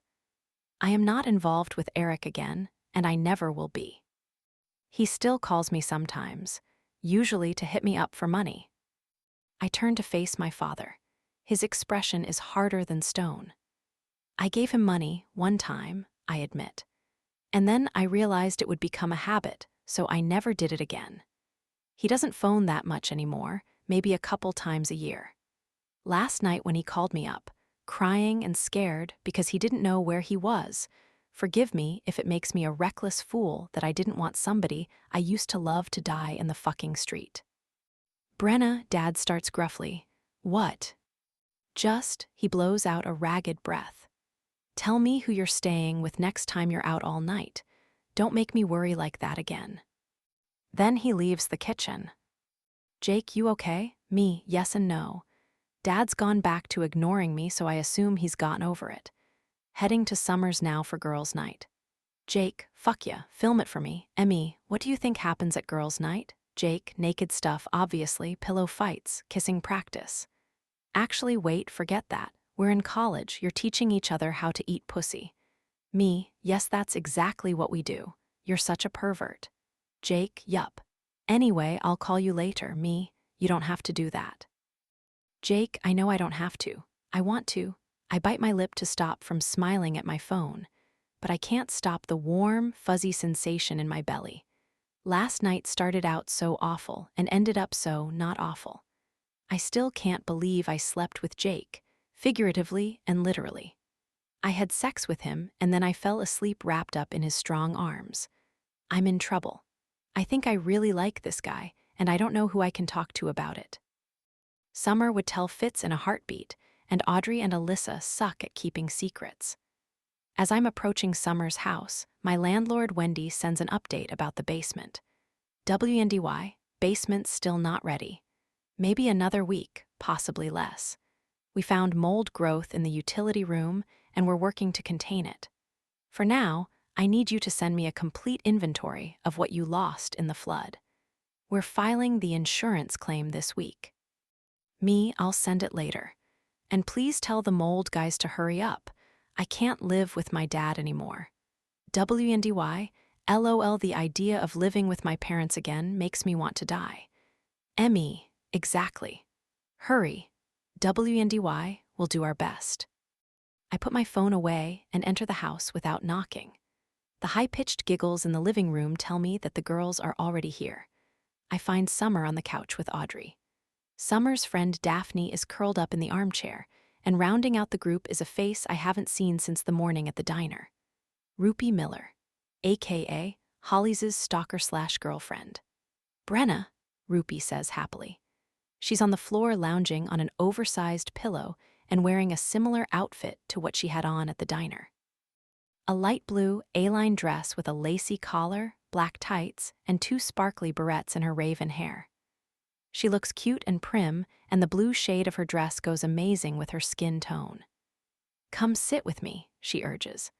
Also, you look gorgeous. Guys, how gorgeous does she look? I can't believe your skin, it's so luminous. What do you use for it? On mine, I use a homemade mask that my mom told me about. That's how I get my pinkish hue. I'm going to grab a drink, I interrupt. Rupi is still chattering as I leave the room. I don't even know who she's talking to anymore. Maybe herself. Summer trails after me into the kitchen. Holy moly, B, that girl can talk, and I thought I was a blabbermouth. You are, and so is she. 2 blabbermouths can exist in the same realm, babes. It's not like Highlander. What's Highlander? I haven't seen it. Is that the one where the woman travels back in time? No, that's Outlander. Which, by the way, we absolutely need to watch because the leading man is smoking hot. Ooh, all right. Let's do it after the semester ends. Done. As I pour myself a glass of water, Summer raises her eyebrows. It's girls' night, she reminds me. We're drinking margaritas. I'm hydrating first. I've barely had anything to drink today. I was holed up in my room working on my final paper for Calm Theory. When we wander back into the living room, Rupi is still gushing about her homemade face mask. It's just chickpea flour and yogurt, and I swear it is the best exfoliant ever. You'll be glowing after. Audrey and Daphne are hanging on her every word.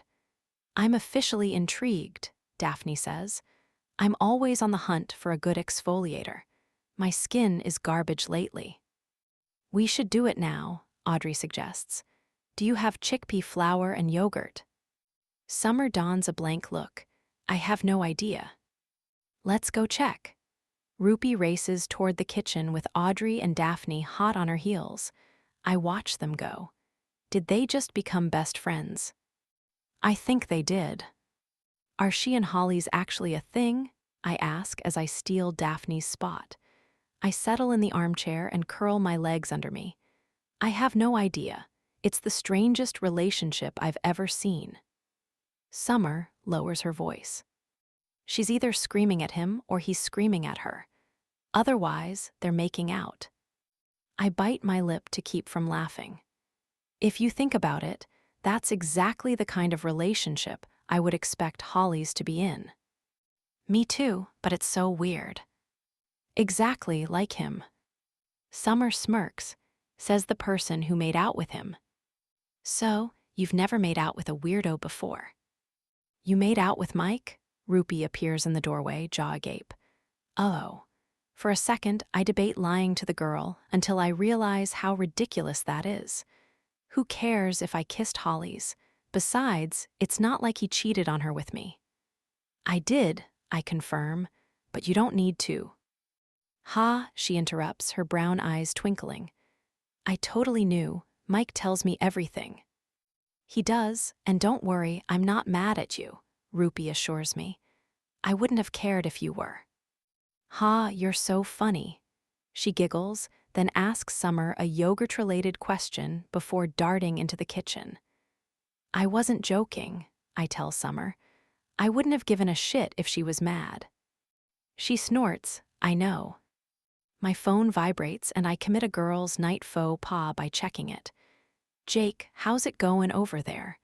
Have you had a girl-on-girl orgasm yet? Emmy, not yet, so bummed. Jake, not as bummed as I am. Detective Di Laurentiis is instantly on the case. Who are you texting with? Nobody. Don't say nobody. You literally just texted somebody. Her green eyes light up. Are you still secretly dating that Harvard guy? I almost blurt out, how did you know, before I realize she's referring to McCarthy, not Jake. We were never dating, I answer with a shrug. We just hooked up a few times. I hurry on when I see her opening her mouth. That was Nate, okay? Relax. Say hi to him. She looks disappointed that she hadn't stumbled upon a major scoop. If she only knew. The other girls come back. Rupi is holding a plastic bowl full of a beige-colored mixture. She quickly teaches everyone how to put it on. Are you wearing any makeup? She asks me. No. Daphne glares at me. Are you messing with us? You're really not wearing makeup, not even concealer. Nope. How does your skin look so good? Genetics, I offer. I hate you, Daphne says frankly. Under Rupi's sharp eye, we all start slathering the weird yogurt concoction on our faces. How long do we leave it on for? Summer asks. Until it dries. No longer than 10 minutes, though. Rupi flops down on her pillow thrown near my feet. From the armchair, I grin down at her. So what's the deal with you and Holly's? Are you together now? Of course we are. She stares at me like I'm from a different planet. We were together after our first date. Does he know that? Summer asks in amusement. Of course he does. I truly can't figure out if this girl is delusional or. Actually, there's no or. I think she might be delusional, period. It's been ages. We're pretty much an old married couple now. The freshman beams at me. That's why I don't care about you guys hooking up. You weren't serious about him anyway. I needle her just because. Maybe I was. No, her confidence is astounding. He's not your type. What makes you say that? Because he's a puppy dog. Who's a puppy dog? Asks a male voice, and then the puppy dog himself bounds into the room. He yelps when he notices our faces. Why the fuck are your faces covered with glue? Of all the things you could have picked, why glue? Summer asks in exasperation. Why the hell would it be glue? I don't know. He scans the seating situation as if he actually has a choice about where to sit. Rupi pats the pillow next to her. I swallow my laughter. Holly's lowers his big body onto the floor. Puppy dog, indeed. He's wearing basketball shorts and a blue t-shirt that brings out the blue of his eyes. The shirt also hugs his impressive muscles, a sight that's always a bit jarring for me. Mike Holly's is like an obnoxious kid in a hot guy's body. He slings an arm around Rupi's tiny shoulders. Yo, he says. I hide a smile. I swear he's so into her. See, you're a puppy dog, she informs him. So silly and lovable. I'm not silly and lovable, he argues. Yes, you are. No, I'm not. You can't compare me to a puppy. You gotta pick something good, like a stallion. You can't be a stallion unless you're super hung, I crack. Audrey snorts. Rupi glances at me in horror. Brenna, you can't make disparaging comments about a boy's penis. It's damaging to the ego. Just because Mike doesn't have a stallion penis doesn't mean. Why are you talking about my dong? Holly's interrupts. Which you haven't even seen, by the way. I've touched it, she says smugly, before patting his knee. I was just telling everyone that our anniversary is coming up. Confusion washes over his face. We have an anniversary. Yes, our 1-month anniversary. It hasn't been a month. Well, it's been almost a month. 2 weeks. 20 days, that's almost 3 weeks. Rupee studies his face. When is our anniversary, Mike? What? I lean back in my chair and enjoy the show. When was our first date? She pushes. Why would I know that? Because you were there. Rupee flies up to her feet and plants both hands on her hips. You didn't write down the date? What's wrong with you? What's wrong with me? What's wrong with you? Who writes down the date of a date? It was our first date. Are you telling me it wasn't worth remembering? Hollis stands too. At 6'1", he towers over 5-foot Rupee, and yet any bystander can see who really wields the power. You showed up here and dragged me to dinner, he reminds her. I didn't even know who the fuck you were. I really wish you wouldn't curse at me. Well, if wishes were horses, we'd all be equestrians. Huh? Summer lets out a high-pitched laugh. Daphne looks utterly fascinated. What on earth does that mean? That's not a real saying, I inform him. It's a real saying, Hollis growls. My father uses it all the time. Summer grins broadly. Oh my gosh, Mike, your father is as incomprehensible as you are. I glance over at her. Where do you think he learned it from? Rupee doesn't appreciate the digression. She takes an angry step toward him, and now the two of them are in each other's faces. Hers is covered with that gunk, and his is bright red from frustration. I can't believe you don't care about our anniversary. Rupee spins on her heel. I need to reflect on this, she declares over her shoulder. A moment later, we hear her stomping up the stairs. Hollis turns to me and Summer. Why did you do this to me? He asks miserably. We like her, Summer announces. Of course you do, of course you fucking do. He stalks out too, there's a beat of silence. Do you think we can wash our faces now? Daphne asks, grinning. Probably, Audrey answers. We pile into the hall bathroom where we take turns ridding ourselves of the mask. After I pat my face dry, I can't deny that my skin feels insanely smooth. Rupee said you have to apply moisturizer immediately, Daphne instructs. Let me grab something. As Summer disappears, the rest of us admire ourselves in the mirror. Oh my gosh, I really do have a pinkish hue, Daphne raves. My skin feels amazing, Audrey gushes. We should package and sell this stuff. We can call it face glue, I suggest. Daphne snickers. Summer returns with moisturizer, and our skin routine is back in business. Even though they're all the way upstairs, we can hear Rupee and Hollis yelling at each other.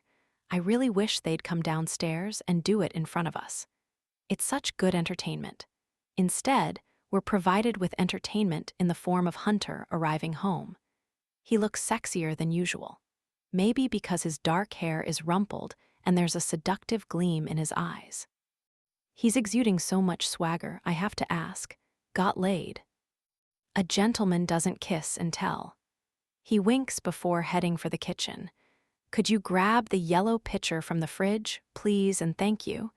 Summer calls after him. We need refills. Sure thing, Blondie.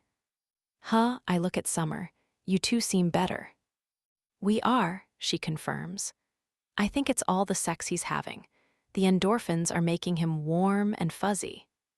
Hunter reappears and sets the plastic margarita pitcher on the coffee table. So, who was the lucky lady tonight? I tease. No one you know, some girl at a bar in Boston. Classy, Audrey says. He rolls his eyes.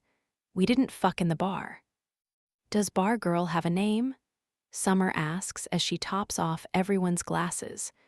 Violet, he shrugs. Not to be a dick, but don't bother remembering her name. She kicked me out like 2 minutes after the sex. I can't help but laugh. Cruel woman. Nah, made my life easier, he admits. I didn't want more than one night anyway. Classy, Audrey repeats, now he chuckles. Right. I'm a horrible person for wanting a one-night stand, but she's not a horrible person for wanting the same thing. Makes perfect sense to me. I change the subject, reaching for my margarita. You ready for the game this weekend? I ask him. Ready as we're ever going to be. They'll be tough to beat, though. The intensity in his voice is promising. At least his head is in the game and not on all the girls he's hooking up with. If we can find a way to contain Jake Connolly, stop him from wrecking us, then we've got a good shot. If they find a way to not be wrecked by Jake, I'd love to know it. God knows I haven't found the solution. 29. Jake. Every player prepares differently for a game. Some guys are obsessive about their superstitions, like Dimitri, who got a paper cut once and went on to shut out the opposing team, so now he gives himself a paper cut before every game. Or Chilton, who needs his mom to say, "Break your leg, Kobe." Those exact words, because in high school it won his team a state championship. Me, I just need my trusty beaded bracelet and some silence. I need to sit quietly and get my head ready, because hockey is as mental as it is physical. It requires laser focus, the ability to react mentally to any situation, any obstacle, and there's no room for self-doubt on the ice. I have to trust my brain, my instincts, my muscle memory to create opportunities and bring on a desired outcome. This entire season, I haven't given any pep talks. The guys don't expect it of me. They know that when I'm hunched over on the bench, not looking at them, not saying a word, it's because I'm mentally preparing. Everyone stands to attention when Coach strides into the locker room. He sweeps his gaze over the uniformed bodies crowding the space. "Men," he greets us. We tap our sticks on the floor in a hockey salute. We need to get out there for our warm-up skate, but Coach has a few words to say first. This game is the single most important game you play this season. We beat Briar, we go to the national tourney. We beat Briar, we're one step closer to bringing home a national title. He rumbles on for another full minute, pumping us up, telling us we need to win, growling that the title belongs to us, that we need to bring it home. "What are we gonna do?" he shouts. "Bring it home." "Can't hear you." "Bring it home." Coach nods in approval, then he throws me a curveball. "Connolly, say a few words." My head jerks up in surprise. "Coach." "You're the captain, Jake. Say something to your team. This could be the last game of the season. Hell, your last game at Harvard." Fuck, I don't like that he's messing with my ritual. But I can't object, because unlike nearly every other athlete in the world, Coach doesn't believe in luck or superstition. He believes in skill and hard work. I suppose I admire that philosophy, but respect the rituals, damn it. I clear my throat. "Briar's good," I start. "They're really good." "Great speech," Brooks breaks out in hearty applause. Standing ovation. Kobe snickers loudly. "Can it, bubble butt, I wasn't done." I clear my throat. "Briar's good, but we're better." My teammates wait for me to go on. I shrug. I was done that time. Laughter rings out all around me until Coach claps his hands to silence everyone. "All right, let's get out there." I'm about to shut my locker when the phone I left on the shelf lights up. I crane my neck to take a peek, and a satisfied smile tugs at my lips.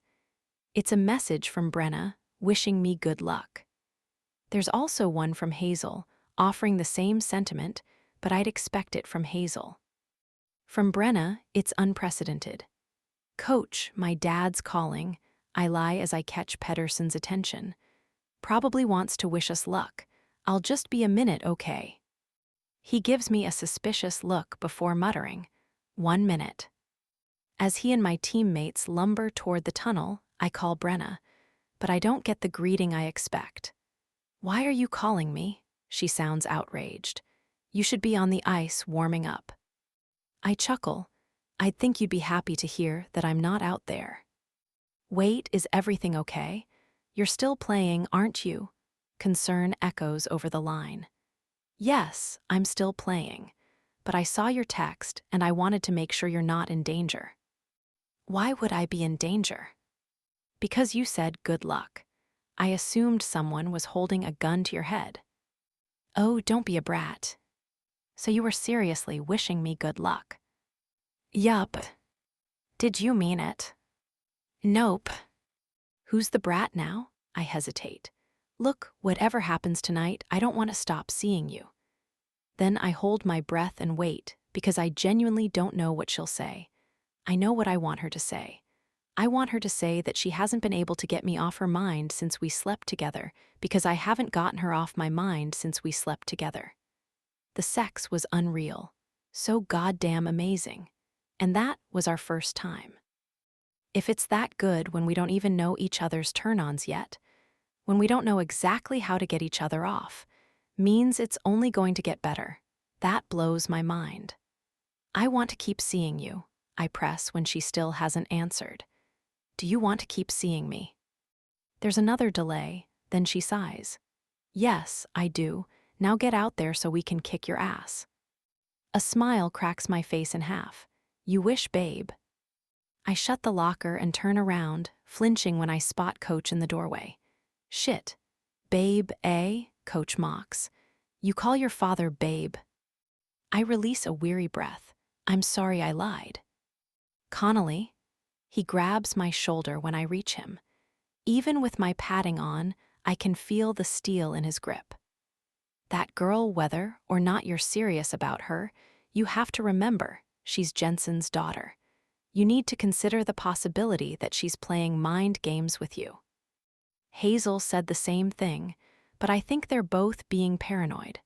Brenna doesn't play games. I'll take that into consideration. I force a smile. Don't worry, it won't affect my performance on the ice. We got this.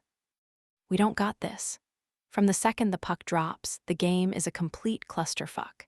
It's speed and aggression. It's two teams that aren't competing for a win, but competing to fucking kill each other. The hits are brutal, and I suspect the refs are letting a lot of calls go because of the high intensity of the game.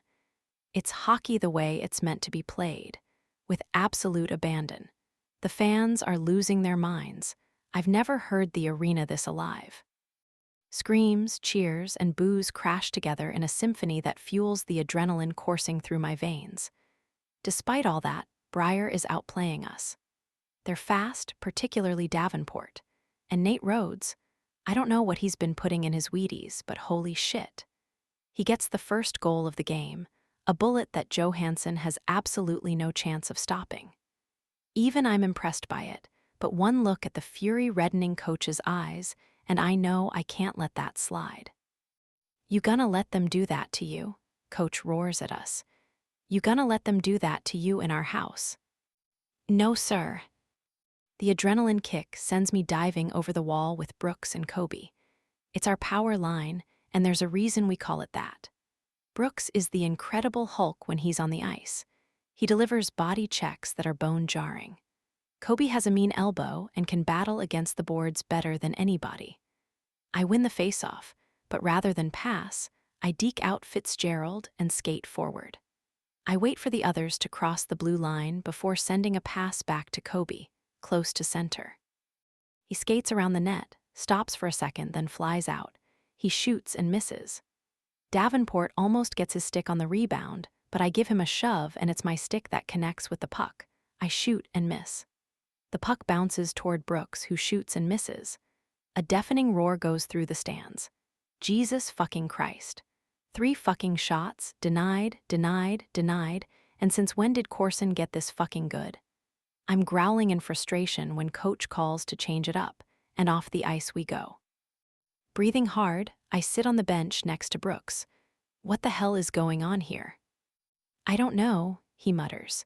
Corson's not usually that fast with the glove. Just gotta keep hammering him, tire him out. Brooks gives a grim nod. Coach appears behind us, clamping a hand around Weston's shoulder. Get us a power play, he orders. I tense up, because anytime Coach encourages Brooks to draw a penalty, there's real potential for tempers to fly. Our line returns to the game, and Brooks is immediately out for blood. In the face-off, he starts taunting Davenport, who's crouched to the right of Nate Rhodes. Mike Hollies is at Rhodes's left. I'm too focused on the puck to register what Brooks says, but whatever it is, it summons a feral growl from Davenport. "Go fuck yourself," the sophomore spits out. "Enough," the ref shouts. Once again, I win the face-off. I snap the puck to Brooks, who muscles his way into Breyer's zone. He snaps it back to me, but I don't have a shot. The D-men are protecting Corson and the net like the fucking Kingsguard in Game of Thrones. I need an opening. I need. The whistle blows. I didn't see what happened, but I turned to find Hollies shouting something at Weston. It's a high-sticking call, and Hollies is hauled into the penalty box. Brooks and I exchange a look. He did his job. Now it's time to do mine. Our line stays out for the penalty kill, but we don't need much time. Breyer is a man down, and although they manage to ice it right off the face-off, the moment we get the puck back. Stick a fork in them 'cause they're done. I deke out Davenport and release a shot that even Corson and his new glove skills can't stop. The lamp lights and relief ripples through me. The score is tied. "Good job," Coach says when I swing over the wall. I pop out my mouth guard, a piece of equipment that isn't mandatory, but I value my teeth, thank you very much. My breathing is labored, chest sucking in and out as I watch my teammates speed by. That was exhausting. My shift lasted more than 3 minutes, which is unheard of. "Get your shit together," I hear Heath growling to Jonah. I glance down the bench, frowning deeply. "We got a problem?" I call to the younger guys. "Nah, it's all good," Heath says. I'm not convinced. Jonah's angry gaze is glued to the action in front of us, but I can't quite pinpoint where his anger stems from. Maybe he took a dirty hit and is pissed at the player who got away with it. Dimitri's line manages to hold Breyer off. When McCarthy flops down beside me, I pound his shoulder with my glove. "Good hustle," I bark. "Thanks." He blushes at the compliment, and I know he's trying hard not to grin. I don't throw out praise haphazardly, so my teammates know that when I praise them, I really mean it. His obvious happiness brings a rush of guilt to my throat. Brooks got in my head the other night about doing the right thing with McCarthy. I'd already made the decision to tell him that I'm seeing Brenna, but I'm waiting until after the game. I didn't want to take the chance that the news might distract him from the finals. Coach changes up the lines again. Now it's me and Brooks, and Kobe S. been swapped out for Jonah, a right winger who's excellent at taking advantage of rebounds. There's almost an immediate offsides call. At the whistle, I skate over and get in position. The face-off is a disaster from the word go. The bullshit starts, but this time it's not courtesy of Weston. It's from Jonah. "Davenport," he barks. The Breyer player spares him a glance before focusing on the ref. "I'm talking to you, asshole. Stop pretending you can't hear me." "Not pretending anything," Davenport snaps back. "I just don't give a shit about what you're saying." The puck drops. I secure it, but Jonah is still distracted from the exchange, and he misses the pass I flick his way. Davenport intercepts and takes off on a breakaway. We chase after him, but it's Johansson who saves us from that potentially costly mistake. He stops the shot and passes the puck off to Brooks. "Unacceptable," I hiss at Jonah as I skate by. That kind of screw-up isn't typical of Jonah Hemley. Keep your head in the game. I don't think he hears me. Or maybe he doesn't care. When he and Davenport are tangled up against the boards during our next shift, Jonah starts up again. "Thursday night," he's growling. "Where were you?" Off." Davenport elbows Jonah hard and wins the battle for the puck. I hit Davenport with a cross-check and steal the puck, but once again Jonah is too caught up in whatever the hell this is. He doesn't drive forward like he's supposed to, and we're offsides again. The whistle blows. I don't know what's happening, and I don't fucking like it. The next face-off is to the left of our net. As we line up, Jonah's interrogation resumes. "Thursday night, asshole," he spits out. "You were at the brew factory." "So what?" Davenport sounds annoyed. "So you're not denying it?" "Why would I deny it? I was at the bar. Now shut the hell up. The redhead you left with, you remember her, Jonah demands. My stomach drops, and I pray that the puck drops too now, because I've figured out where this is going and it needs to be squashed. Now, who, Violet, what do you care who I stick my dick in? That was my girlfriend. As Jonah heaves himself forward, he knocks over the referee, who goes sprawling on the ice in a tangle of limbs. Fuck, fuck, fuck, fuck. Hemley, I thunder, but Jonah's not listening. He tackles Hunter Davenport and his fists start flying. When Jonah's gloves come off, anger sizzles up my spine because, damn it, this is cause for ejection. I try to haul him off our opponent, but he's strong. He screams at Davenport for sleeping with Vi while whistles blast all around us. Davenport sounds genuinely confused. She didn't tell me she had a boyfriend. Jesus, get off me. He's not even fighting back. I don't believe you. Jonah's fist slams down. The whistles keep blowing. Blood pours from the corner of Davenport's mouth. He still has his gloves on, and he hasn't thrown a single punch. If anyone gets kicked out of this game, it'll be my guy and not Davenport. I once again attempt to calm Jonah. Nate Rhodes, my rival captain, skates over and tries to give me a hand. Together, we succeed in yanking Jonah to his feet. He's still beyond pissed. He fucked my girlfriend, Jonah shouts. Another whistle blows. It's chaos. Davenport manages to get up, but my teammate escapes the hold I have on him and lunges at the Briar player again, slamming him into the boards. Once again, they fall to the ice. Only this time, it's accompanied by a loud grunt of pain. I pull Jonah up again, but the agonized sound hadn't come from him. Davenport's helmet comes off.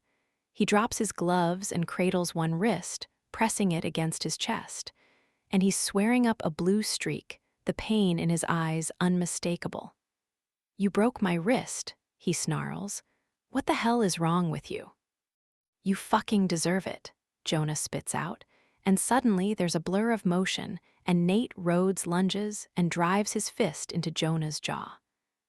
Other players spill onto the ice, and chaos becomes catastrophe.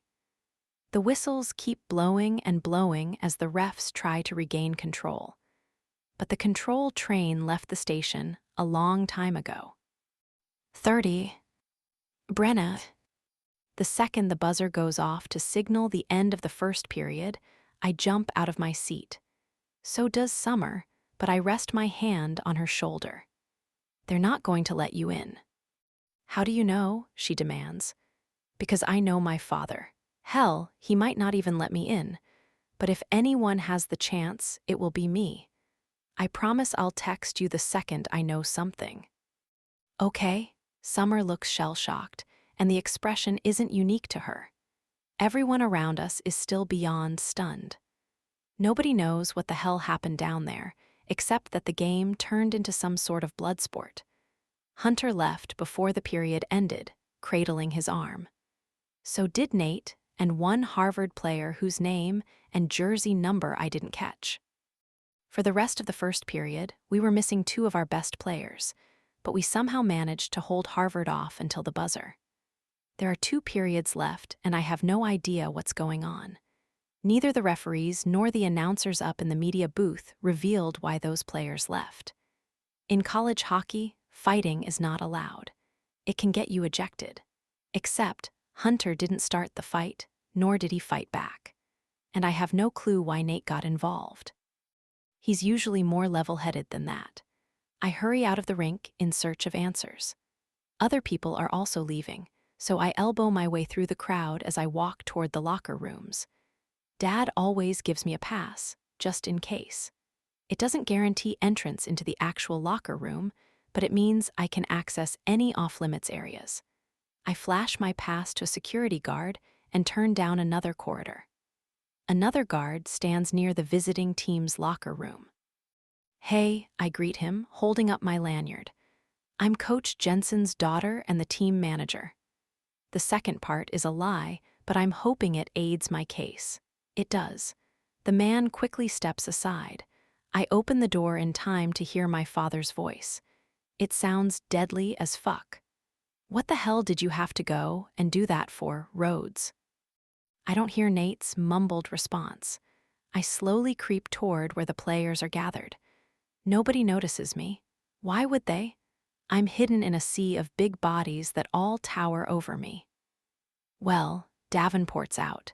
He's getting x-rays, but the team doc says she doesn't need the scans to tell her the wrist is broken. My stomach drops. Dad doesn't sound at all happy, and I don't blame him. Hunter is out of the game. And Rhodes, you've been ejected for your part in the scrum. Holy shit. Nate's out too. They're our best players. On their side, we have Jonah Hemley getting ejected, which is no big loss to them. Dad sneers. The kid was filling in for Kobe Chilton, who might have pulled a hammy. Except he didn't pull a damn hammy, and now the power line is back in business. My God, this is a travesty. Panic weakens my muscles because we might actually lose now. My father doesn't vocalize my fear, but I know he's thinking it too. And he sounds enraged as he addresses his players. What the hell went on down there? There's a long, fearful silence. Fitz is the one who finds the balls to speak up.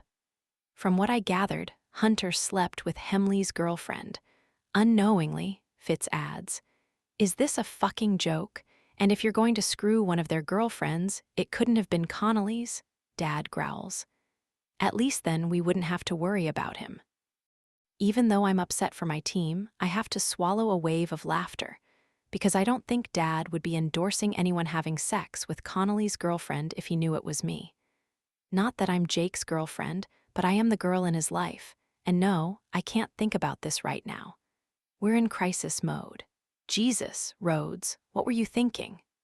Dad is clearly livid at his captain. I'm not too thrilled with him either. What happened to being the better man? Nate was so adamant about taking the high road after the whipped cream incident, ordering Wilkes not to retaliate. And now he goes and loses his cool on the ice, retaliating against Hemley for the attack on Hunter. It's completely unlike him. Nate's tone tells me that he's as angry and disgusted with himself as my father is. I snapped, he says shamefully. That asshole broke Hunter's wrist, coach. And then he had the balls to say Hunter deserved it. It was the most sickening thing I'd heard, and I snapped, he repeats. I'm sorry, coach. I hear you, kid, but an apology ain't gonna put you back in this game. AKA, we're utterly screwed. I edge backward and leave the locker room. Doesn't sound good in there, the security man says sympathetically. It's not. I hurry back to our seats, where I file a report with Summer and the others. Looks like Hunter is out, and so is Nate. Summer gasps.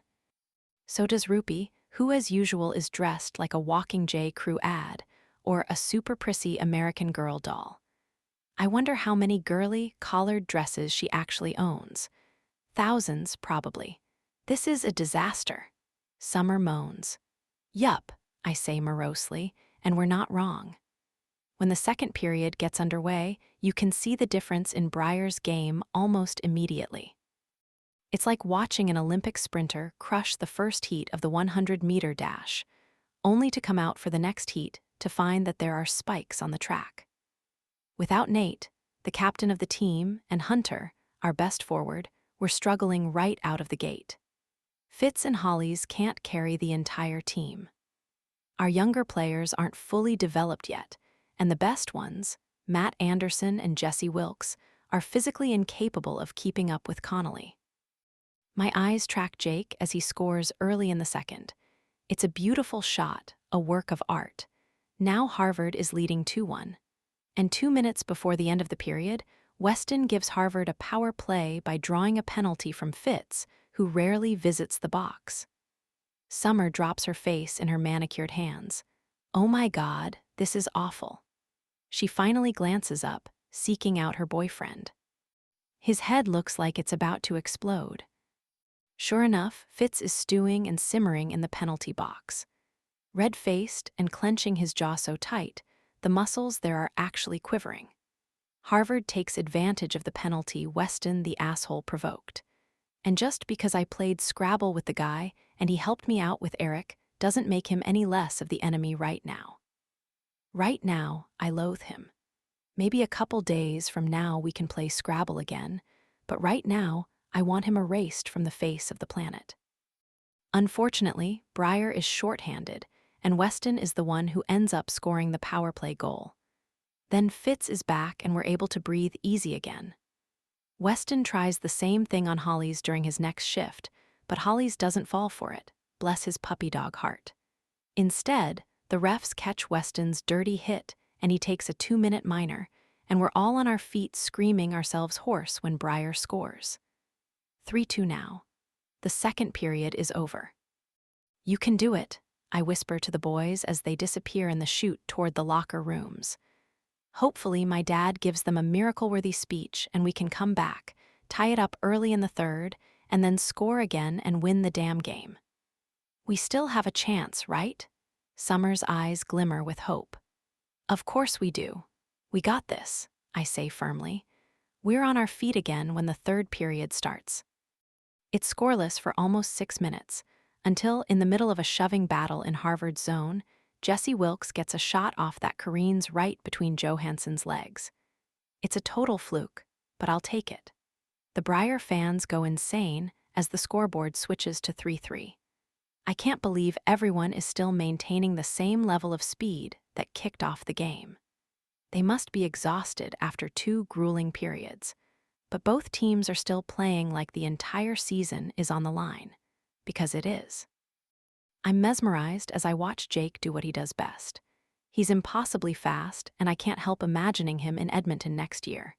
He's going to have a hell of a season if he plays even half as well as he's playing tonight. "He's so good," Summer says grudgingly, as Jake literally dekes out 3 of our boys to charge the net. He takes a shot. Luckily, he misses, and I'm ashamed to say I experience a spark of disappointment when Corson thwarts Jake's attempt. Oh God, where do my loyalties lie? I want Breyer to win, I truly do. And I hate what that Harvard player did to Hunter and Nate, but I also want Jake to succeed. He's magnificent. We're still tied and the clock is winding down. The possibility of overtime worries me. I don't know if we have enough juice left to hold them off. Especially Corson. He's good in the net, but he's not the best. Johansson, on the other hand, I definitely rank in the top 3 of college goalies. He stops every shot like a pro. He didn't enter the NHL draft when he became eligible, but I hope he tries to sign with someone after college. He's too good not to. Come on, guys, Summer screams. Let's do this. Her shouted encouragement is drowned out by the shouts of everyone around us. My ears are going to be ringing hardcore after this game, but it's worth it. There's nothing better than live hockey. The excitement in the air is contagious. Addictive. I want to be able to do this for a living, not as a player, but a participant. I want to cheer for these athletes, talk to them while they're still hopped up on whatever it is that makes them come alive on the ice. Adrenaline, talent, pride. I want to be part of that in whatever capacity I can. 3 minutes left and the score remains 3-3. Jake's line is back. Brooks is up to his usual tricks, except no one's falling for them anymore. I think it's pissing him off, judging by the hard set of his shoulders. Good. He deserves it.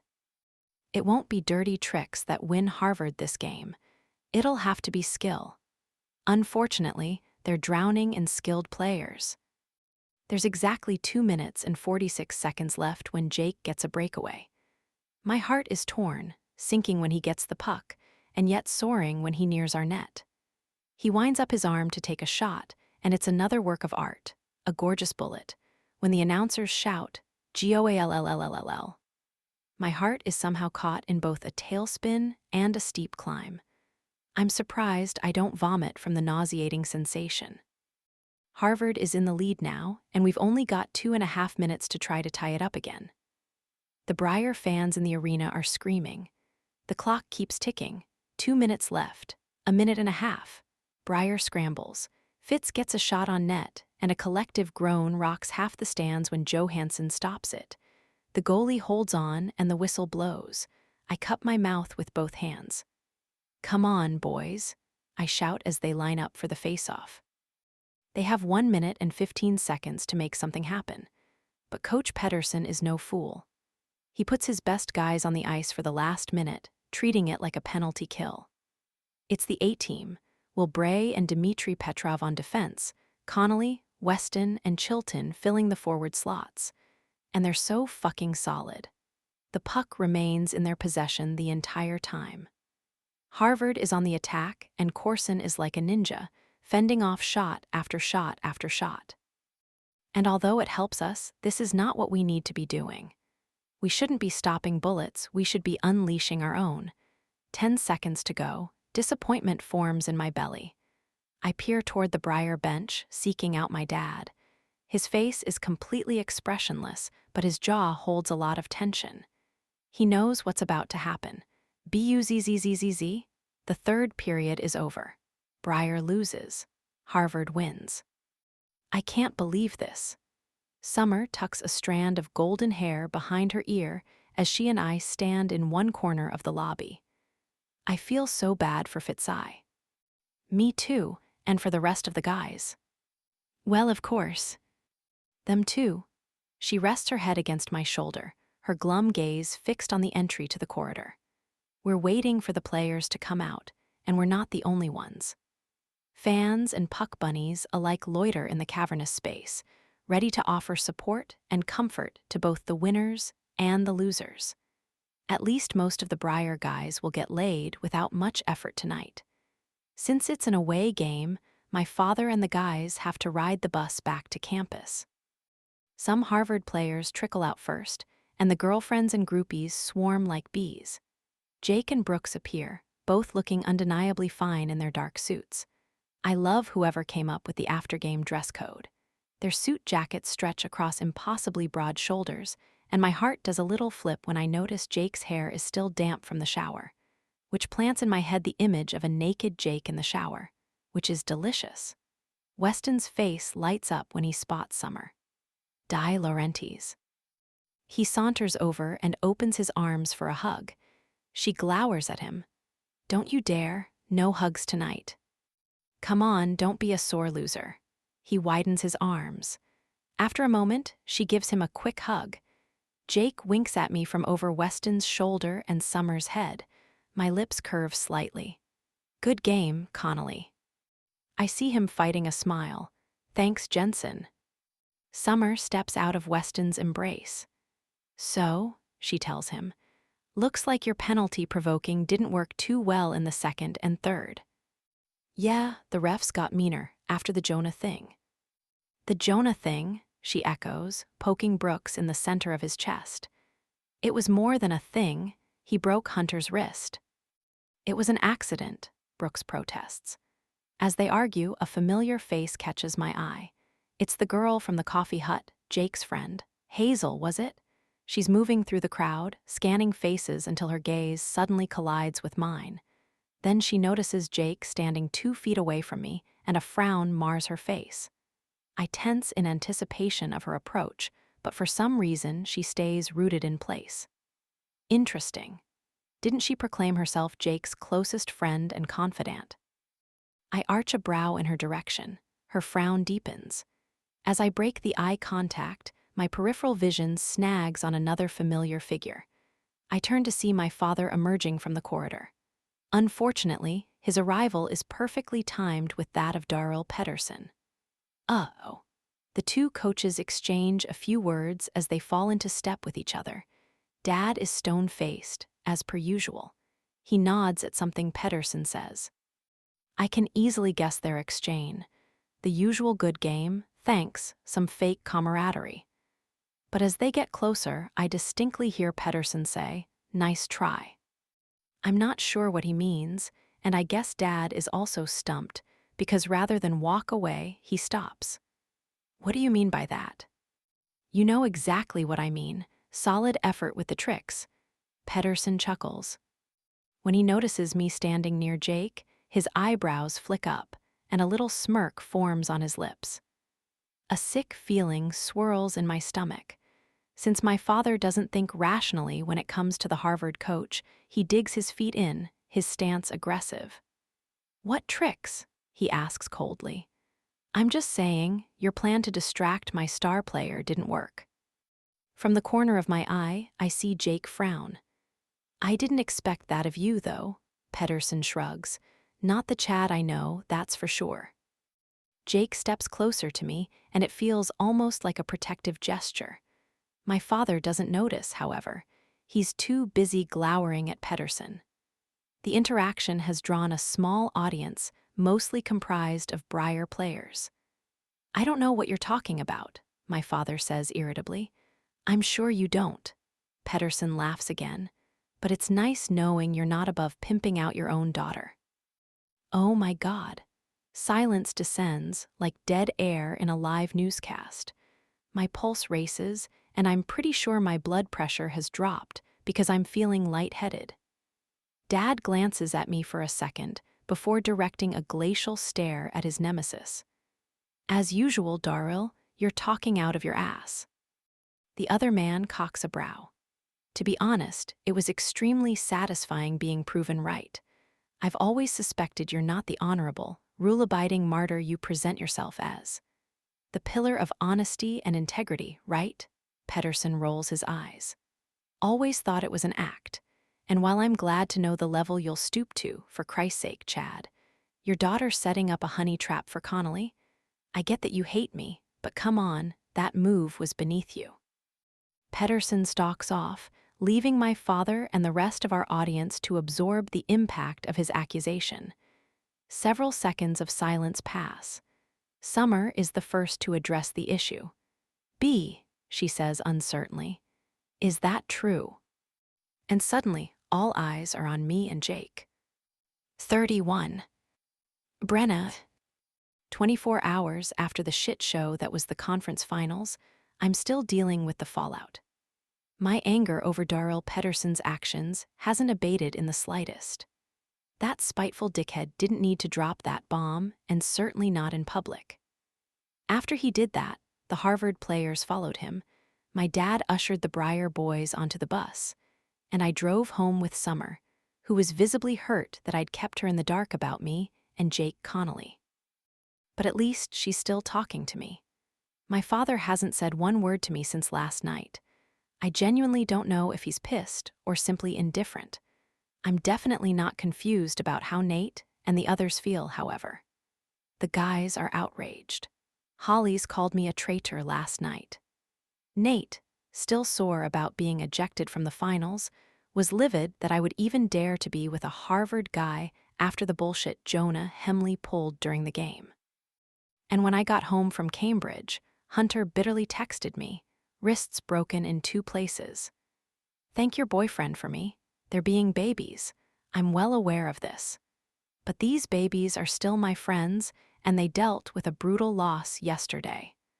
A loss that might not have occurred if Jake's teammate hadn't instigated Hunter's and Nate's ejections. Doesn't matter that Jake himself wasn't responsible. He's the Harvard captain, he's the enemy, and I'm an asshole for choosing him over us. Holly's words, not mine. I still can't believe you don't trust me.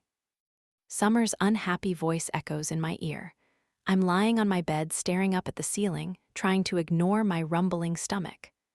I'd hoped Summer's phone call would distract me from the hunger, but no such luck. Sooner or later, I'll have to drag myself downstairs to find something to eat, which means having to face my father, who's been holed up in the living room all evening. I do trust you, I assure her. Do you really? She says doubtfully. Of course. But like I said in the car last night, I didn't want to risk it. You're the girl who tells her boyfriend everything, and that's fine, at least most of the time. But tensions were already running high between us and Harvard, especially after that dumb prank on Jesse's car. I just didn't want to take the chance that you might tell Fitz, at least not before the finals.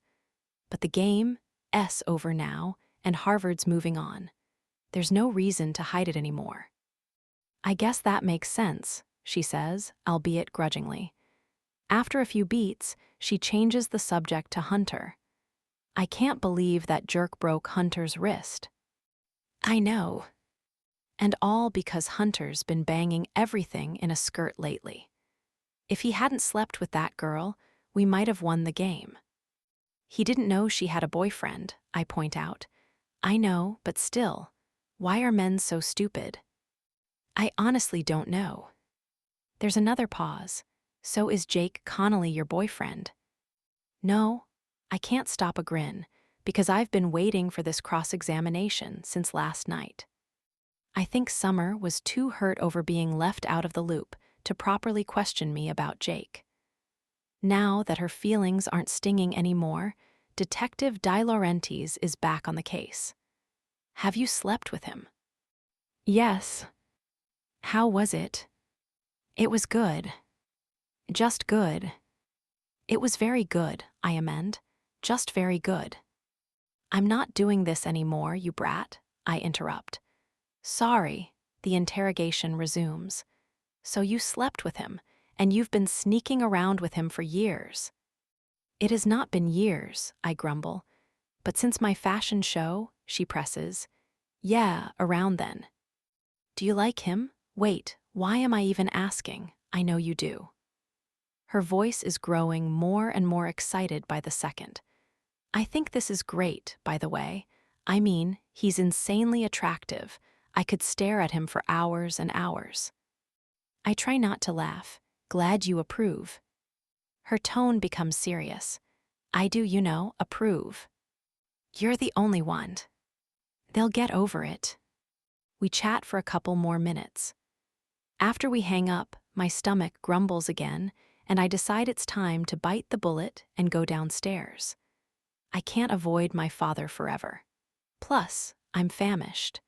I know he hears me descending the stairs because of the horrible creaking, but he doesn't turn around as I reach the doorway.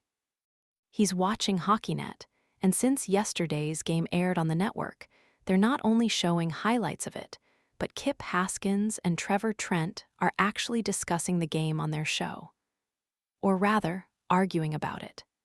There's fighting in the pros, Kip is grumbling. I don't see why the NCAA is so severe about it. Because these are kids, Trevor points out.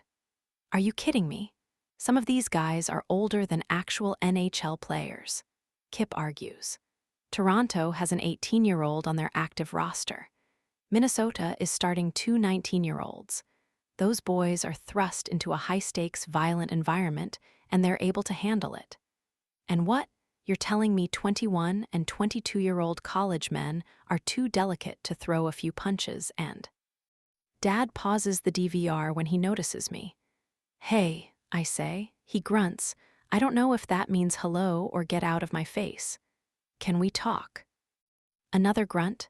Swallowing a sigh, I enter the room and sit on the other end of the couch. Dad watches me warily but doesn't say a word. He's clearly waiting for me to start, so I do. I'm sorry I didn't tell you I was seeing Jake Connolly. I shrug awkwardly. If it helps, I didn't tell anyone. His jaw ticks. Darrell Pedersen seemed to know. He saw us together at Harvard once. Anger sharpens Dad's features. You've been around Pedersen. Yes, I mean no. Just one time, one conversation. My father goes silent for a long, tense moment. I can't read his expression anymore, and I have no idea what's going through his mind. I want you to stay away from that man, he finally mutters. Dad. I mean it, Brenna. He raises his voice, and now his expression is easy to decode, bitter, cold, and disapproving. But what else is new? Darrell Pedersen is a selfish prick. He was a dirty player, now he's a dirty coach, and he has no honor on or off the ice. Stay away from him. I shake my head in exasperation. Dad, I don't care about your stupid feud with Coach Pedersen, okay? I don't care. It has nothing to do with me, and if you're worried I'm hanging out with him in my spare time, I can assure you I'm not. Why would I? As for Jake. Stay away from him too, Dad growls. Come on. I exhale slowly. Jake S. a good guy. What's wrong with me seeing him? I'm not doing this with you again. He locks his gaze to mine. I will not watch this happen again. We already did it with Eric. Jake is not Eric, And our relationship is nothing like my relationship with Eric was. I was 15 when we started dating. And I was 16 when. We're not going through it again, he booms. Do you hear me? I hear you, but you're not hearing me. I rake my fingers through my hair, agitation rising inside me. Jake is nothing like Eric. He's smart, he's disciplined, he doesn't party. I swear, this guy is a generational talent, Dad. People will be talking about his career for decades to come. And he's a good guy. He was with me the night I went to help Eric. So that's the friend you spent the night with? Dad's lips tight. And I suppose he's the one you keep going to Boston to see. Is this why the hockey net internship fell through? Because your mind's been so wrapped up in this guy that you didn't properly prepare for your interviews. He laughs humorlessly.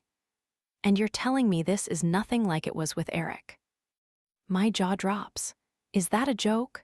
I absolutely prepared for those interviews. I didn't get the job because the man in charge thinks my sports knowledge is cute. Anger heats my throat. And yes, I stayed at Jake's place that night, and I'm not apologizing for that. Fine, then maybe you should go and spend a few more nights there, Dad snaps back. A second ticks by. 2, 3. Are you kicking me out? I ask in amazement. No, he shakes his head. Actually, yes. If you're determined to revert back to this bullshit high school behavior where you stay out all night and throw your life away for another hockey player. I'm not throwing my life away. Not only are you overreacting, but you're being ridiculously irrational right now. Irrational? You have no idea what it's like to almost lose your child, he spits out. You have no idea, Brenna. And forgive me if I'm not feeling optimistic about this relationship with Connolly. You have a track record of making terrible decisions. I feel like I've been struck. My heart beats double time as I try to collect my thoughts, as I try to put into words why his accusations are such a slap in the face. Despite what you think, I've actually been making solid decisions, I say bitterly.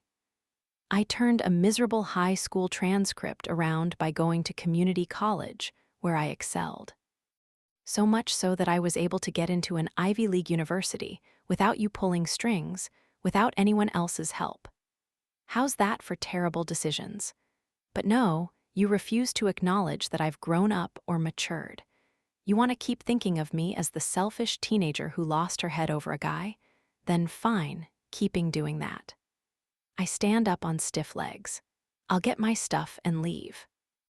32. Jake, thank you for letting me stay here.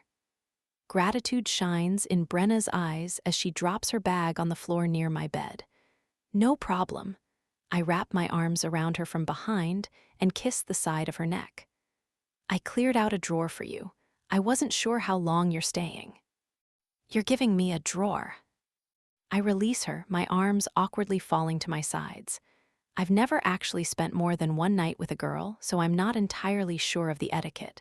Was the drawer too much? But Brenna's surprise is quickly replaced with approval. Aw, Jakey, you're the bestest. She winks at me, drawer for the win. I clasp my hands on her waist and lean down to kiss her. She kisses me back, but it's only a peck. Then she kneels to unzip her black carry-on. So what kind of destruction did Pedersen's bombshell cause on your end? Any of your boys mad at you? Not really. I mean, McCarthy wasn't thrilled when he found out I've been seeing you. He's full-on dating that Catherine girl now, but he still called me a douche. I let out a rueful breath. I was a bossy prick when I ended your hookup, and then to get together with you right afterward? I don't blame him for being pissed. No, you were right to do it. He was starting to really like me, and I knew there was no chance of it ever going anywhere. You called him a puppy once, remember? I can't be with a puppy. That's right, you need the stallion.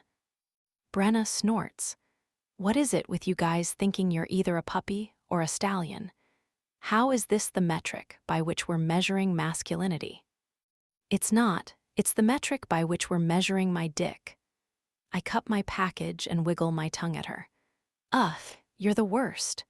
Grinning, she opens her assigned drawer and starts placing items of clothing into it, arranged in neat piles. You're already unpacking. Yeah, you gave me a drawer. Why would I leave my stuff in my suitcase? Oh Christ, you're the person who goes on vacation and immediately puts all their shit away. Yes, Jake, because then it's easier to find, she says primly. Who wants to dig through a huge pile of clothes every time you're getting dressed? I don't think we can be together, I inform her.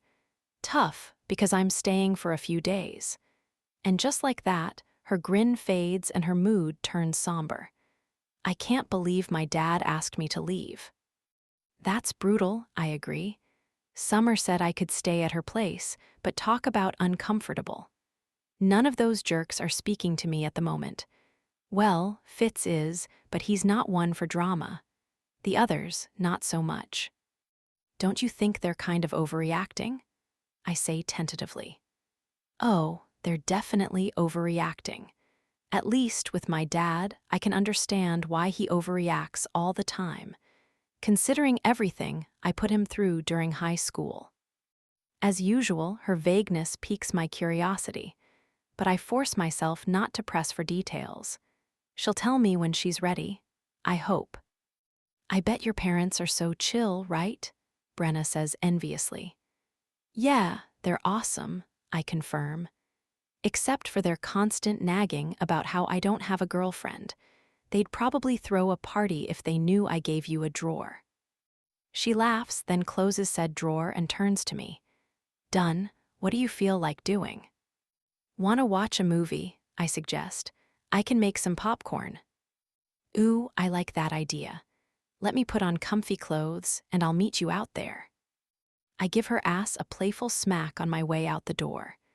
In the kitchen, I experience a wave of déjà vu when I find Kayla at the sink, pouring a glass of water.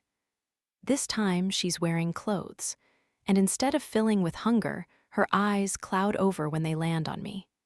Hey, I grunt. Hey. I open the cupboard and grab a packet of microwave popcorn.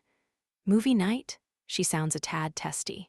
Yep, you and Brooks can join if you want. I'll make another bowl. It's a bogus offer. I ask only because I'm confident she'll say no.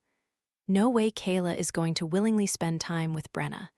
The moment my girl walked through the front door, Kayla had reacted like a territorial cat. The claws came out, and she might as well have hissed.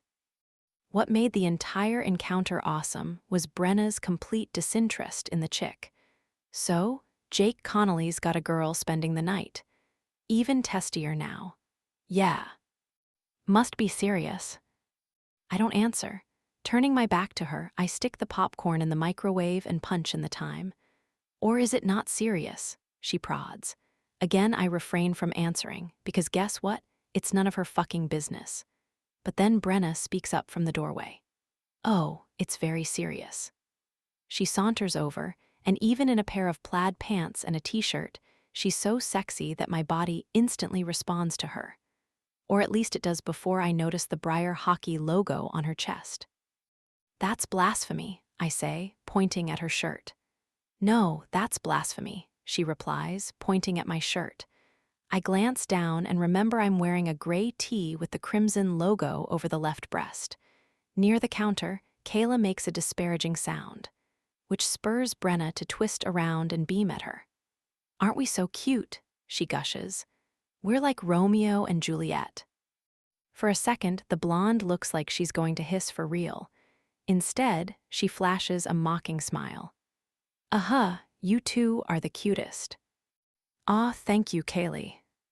Kayla, she snaps before stomping out. Brenna starts to laugh. You're such a bitch, I tell her. Yup, that girl wants you though. Who does?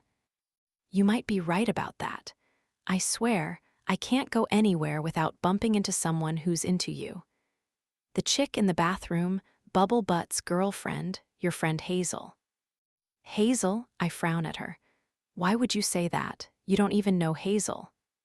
Oh, you mean she didn't tell you she ambushed me on campus? What? I'm sorry, what? I vocalize my shock. Hazel hadn't mentioned that at all.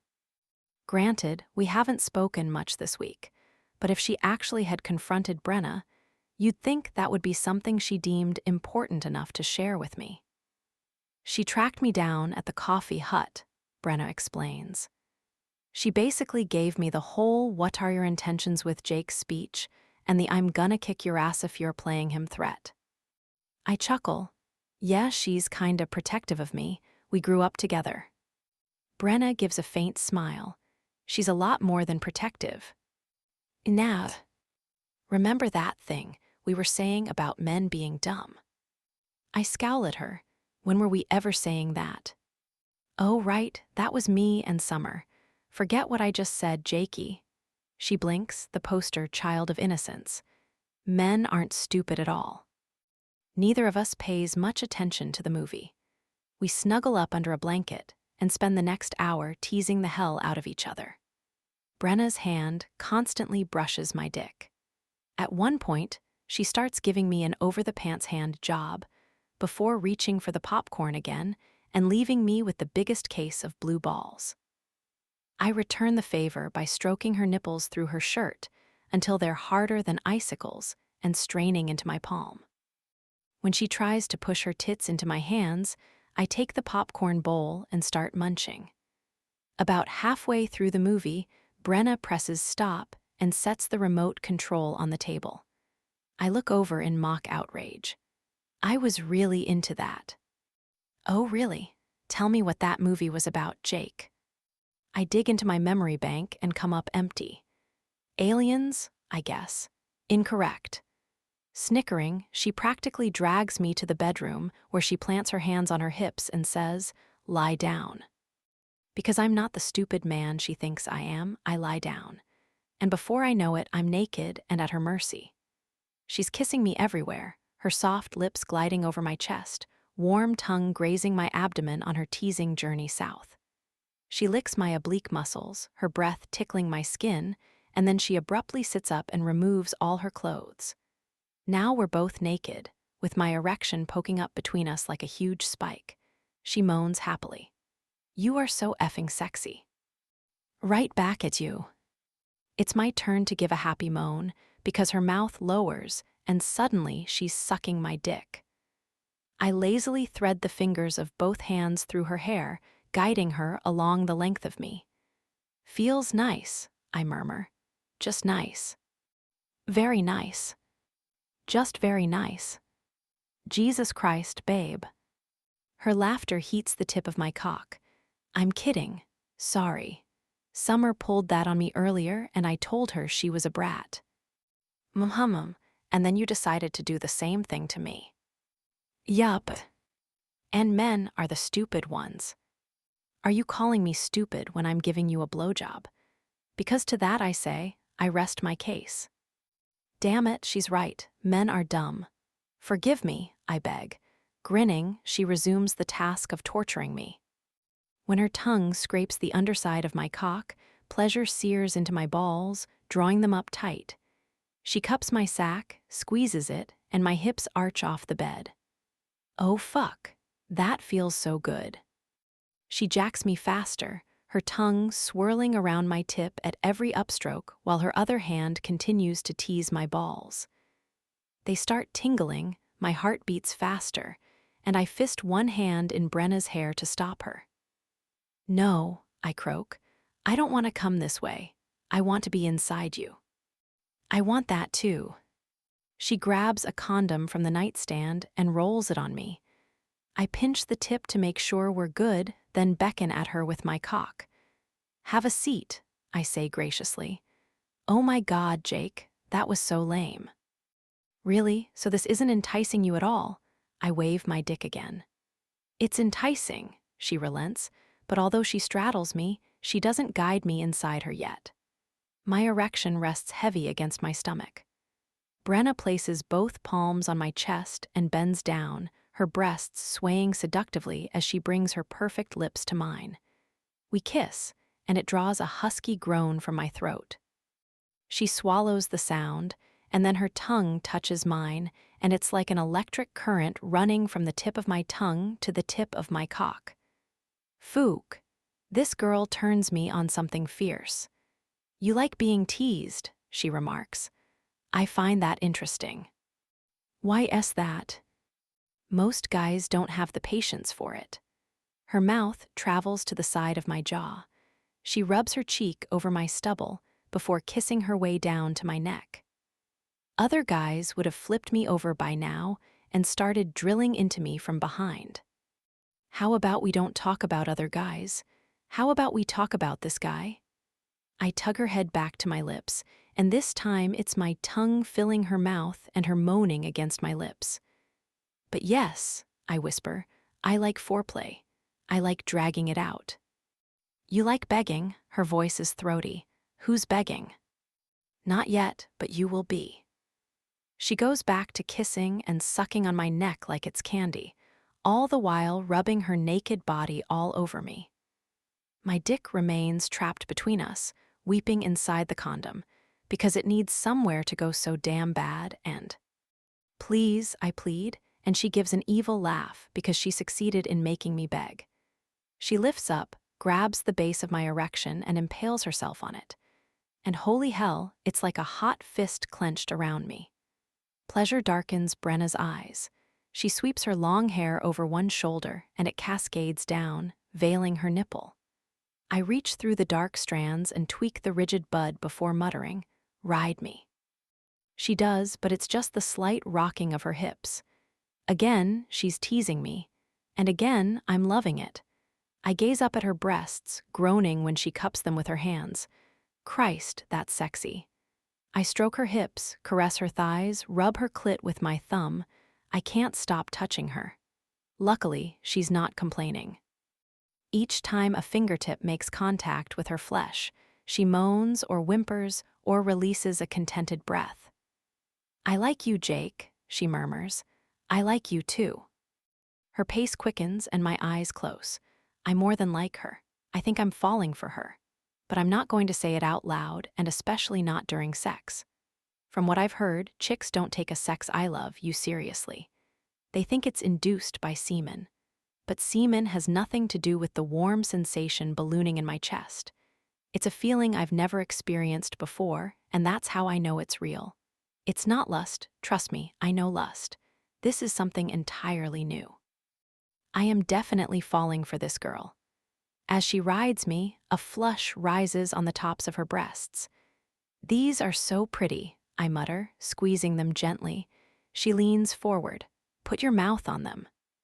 So I do, nuzzling the swell of one soft tit before capturing a nipple between my lips. Her pussy clenches around me, and she starts moving faster. Getting close. She nods wordlessly. Her breathing quickens. She's no longer riding me so much as grinding furiously against me. I have to grip her hips to steady her because she's trembling so wildly. That's a good girl. Give it to me. She comes apart, collapsing on my chest and struggling for breath. And as she's climaxing, I dig my fingers into her waist and thrust upward, pounding into her until I come to. Within seconds of our respective orgasms, Brenna lifts her hips, grips the base of the condom so nothing spills out, and pulls me out of her. Then she turns on her side, snuggling up beside me. I hold her close to me, and we fall asleep like that. 33. Brenna. I love Jake's apartment. It's big, roomy, and always nice and toasty, not frostbite cold like my basement in Hastings. I know I can't stay forever, but for now I'm enjoying being here, being with him. It sucks that some of my friends still aren't speaking to me, but to be honest, I'm starting not to care. Jonah Hemley didn't purposely set out to break Hunter's wrist. I do believe it was an accident. And yes, it was Hunter's fault. He had no idea that he'd slept with Jonah's girlfriend. Violet, or whatever her name is, was the one pretending to be single while cheating on her boyfriend. But at the same time, she was Jonah's girlfriend, and the kid was upset. Sure, he handled the situation poorly, but not maliciously. Speaking of upset, my friends are undoubtedly feeling the sting tonight. The Division I Men's Ice Hockey Committee made its selections, and Breyer won't be one of the 16 teams playing in the national tournament. Harvard has their auto bid because they won the conference tournament. And from our conference, Princeton and Cornell received at-large bids from the committee over Breyer. Right now, the talking heads on TV are picking apart the conference finals. I'd been scrolling through my phone while Jake watched the segment, but my head jerks up when Kip Haskins mentions a familiar name. Are they talking about Nate? Turn it up. Jake hits a button on the remote control. The volume gets louder. Breyer University should have won that game, Kip is telling his co-host. I turn to Jake with a huge grin.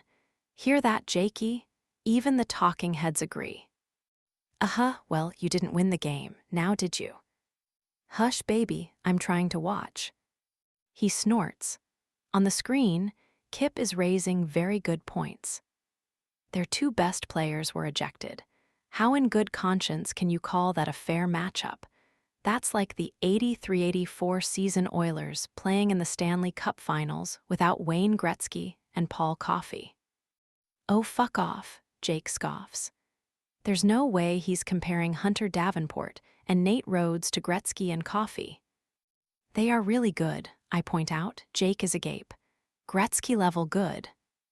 Well, no, I relent, but nobody is. I am, he says smugly. I roll my eyes because I don't want to encourage his grandiose delusions, but deep down I suspect he might be right. Aside from Garrett Graham, there haven't been many players out of college lately with Gretzky potential. Jake is definitely an anomaly. Playing with the big boys is a lot different than college, I warn him. Oh, really? Played on a lot of NHL teams, have ya? Absolutely. I did a few seasons with New York Islanders and Rangers. 2 seasons with the Maple Leafs. Oh, shut up. He pulls me into his lap and starts kissing my neck. I'm not done watching, I protest. The announcers are still arguing, but now it's even more hilarious because Trevor Trent is basically saying the same thing as Kip Haskins. They're now both in complete agreement that the Breyer-Harvard game was unequivocally lopsided. See, I say victoriously. Even they know the truth. You can't say you won that game. Of course I can say we won the game. He's exasperated. Because we won the game, hello, autobid. Yes, but okay, I'm not going to argue about this, I grumble. Just know that if Hunter and Nate were skating that night, the outcome could have been a lot different. That is true, Jake agrees. I heard it was about a girl, Trevor is saying, and the two HockeyNet hosts chuckle at each other until Kip dons a thoughtful look. But that raises a good question, Kip muses. If you're so immature that you're swinging your fists over a girl during the most crucial game of your season, do you not deserve to get ejected? Hunter didn't get ejected, I yell at the screen. Trevor backs me up. Davenport wasn't ejected. He was injured. The instigator was Jonah Hemley. And what's Rhodes' excuse? Kip shoots back. He's the team captain. What's he doing throwing himself in the middle of a brawl? Damn right, Jake chimes in. Rhodes made his own bed. You know these hockey players, they're hot-blooded, Trevor counters. They operate on aggression and passion. Jake hoots. You hear that, hottie? I'm aggressive and passionate. I am so turned on right now. Good, get on your knees and suck me off. See how aggressive and passionate I am. I punch him in the arm. That is so unappealing to me. Fine, then spread your legs so I could eat you out. I'll think about that one. He grins at me. Keep me posted. The light-hearted mood dies when the hosts bring up the topic of my father. Jensen had a great season, Trevor says. Shame they didn't get a berth, but hopefully next year will garner a different result.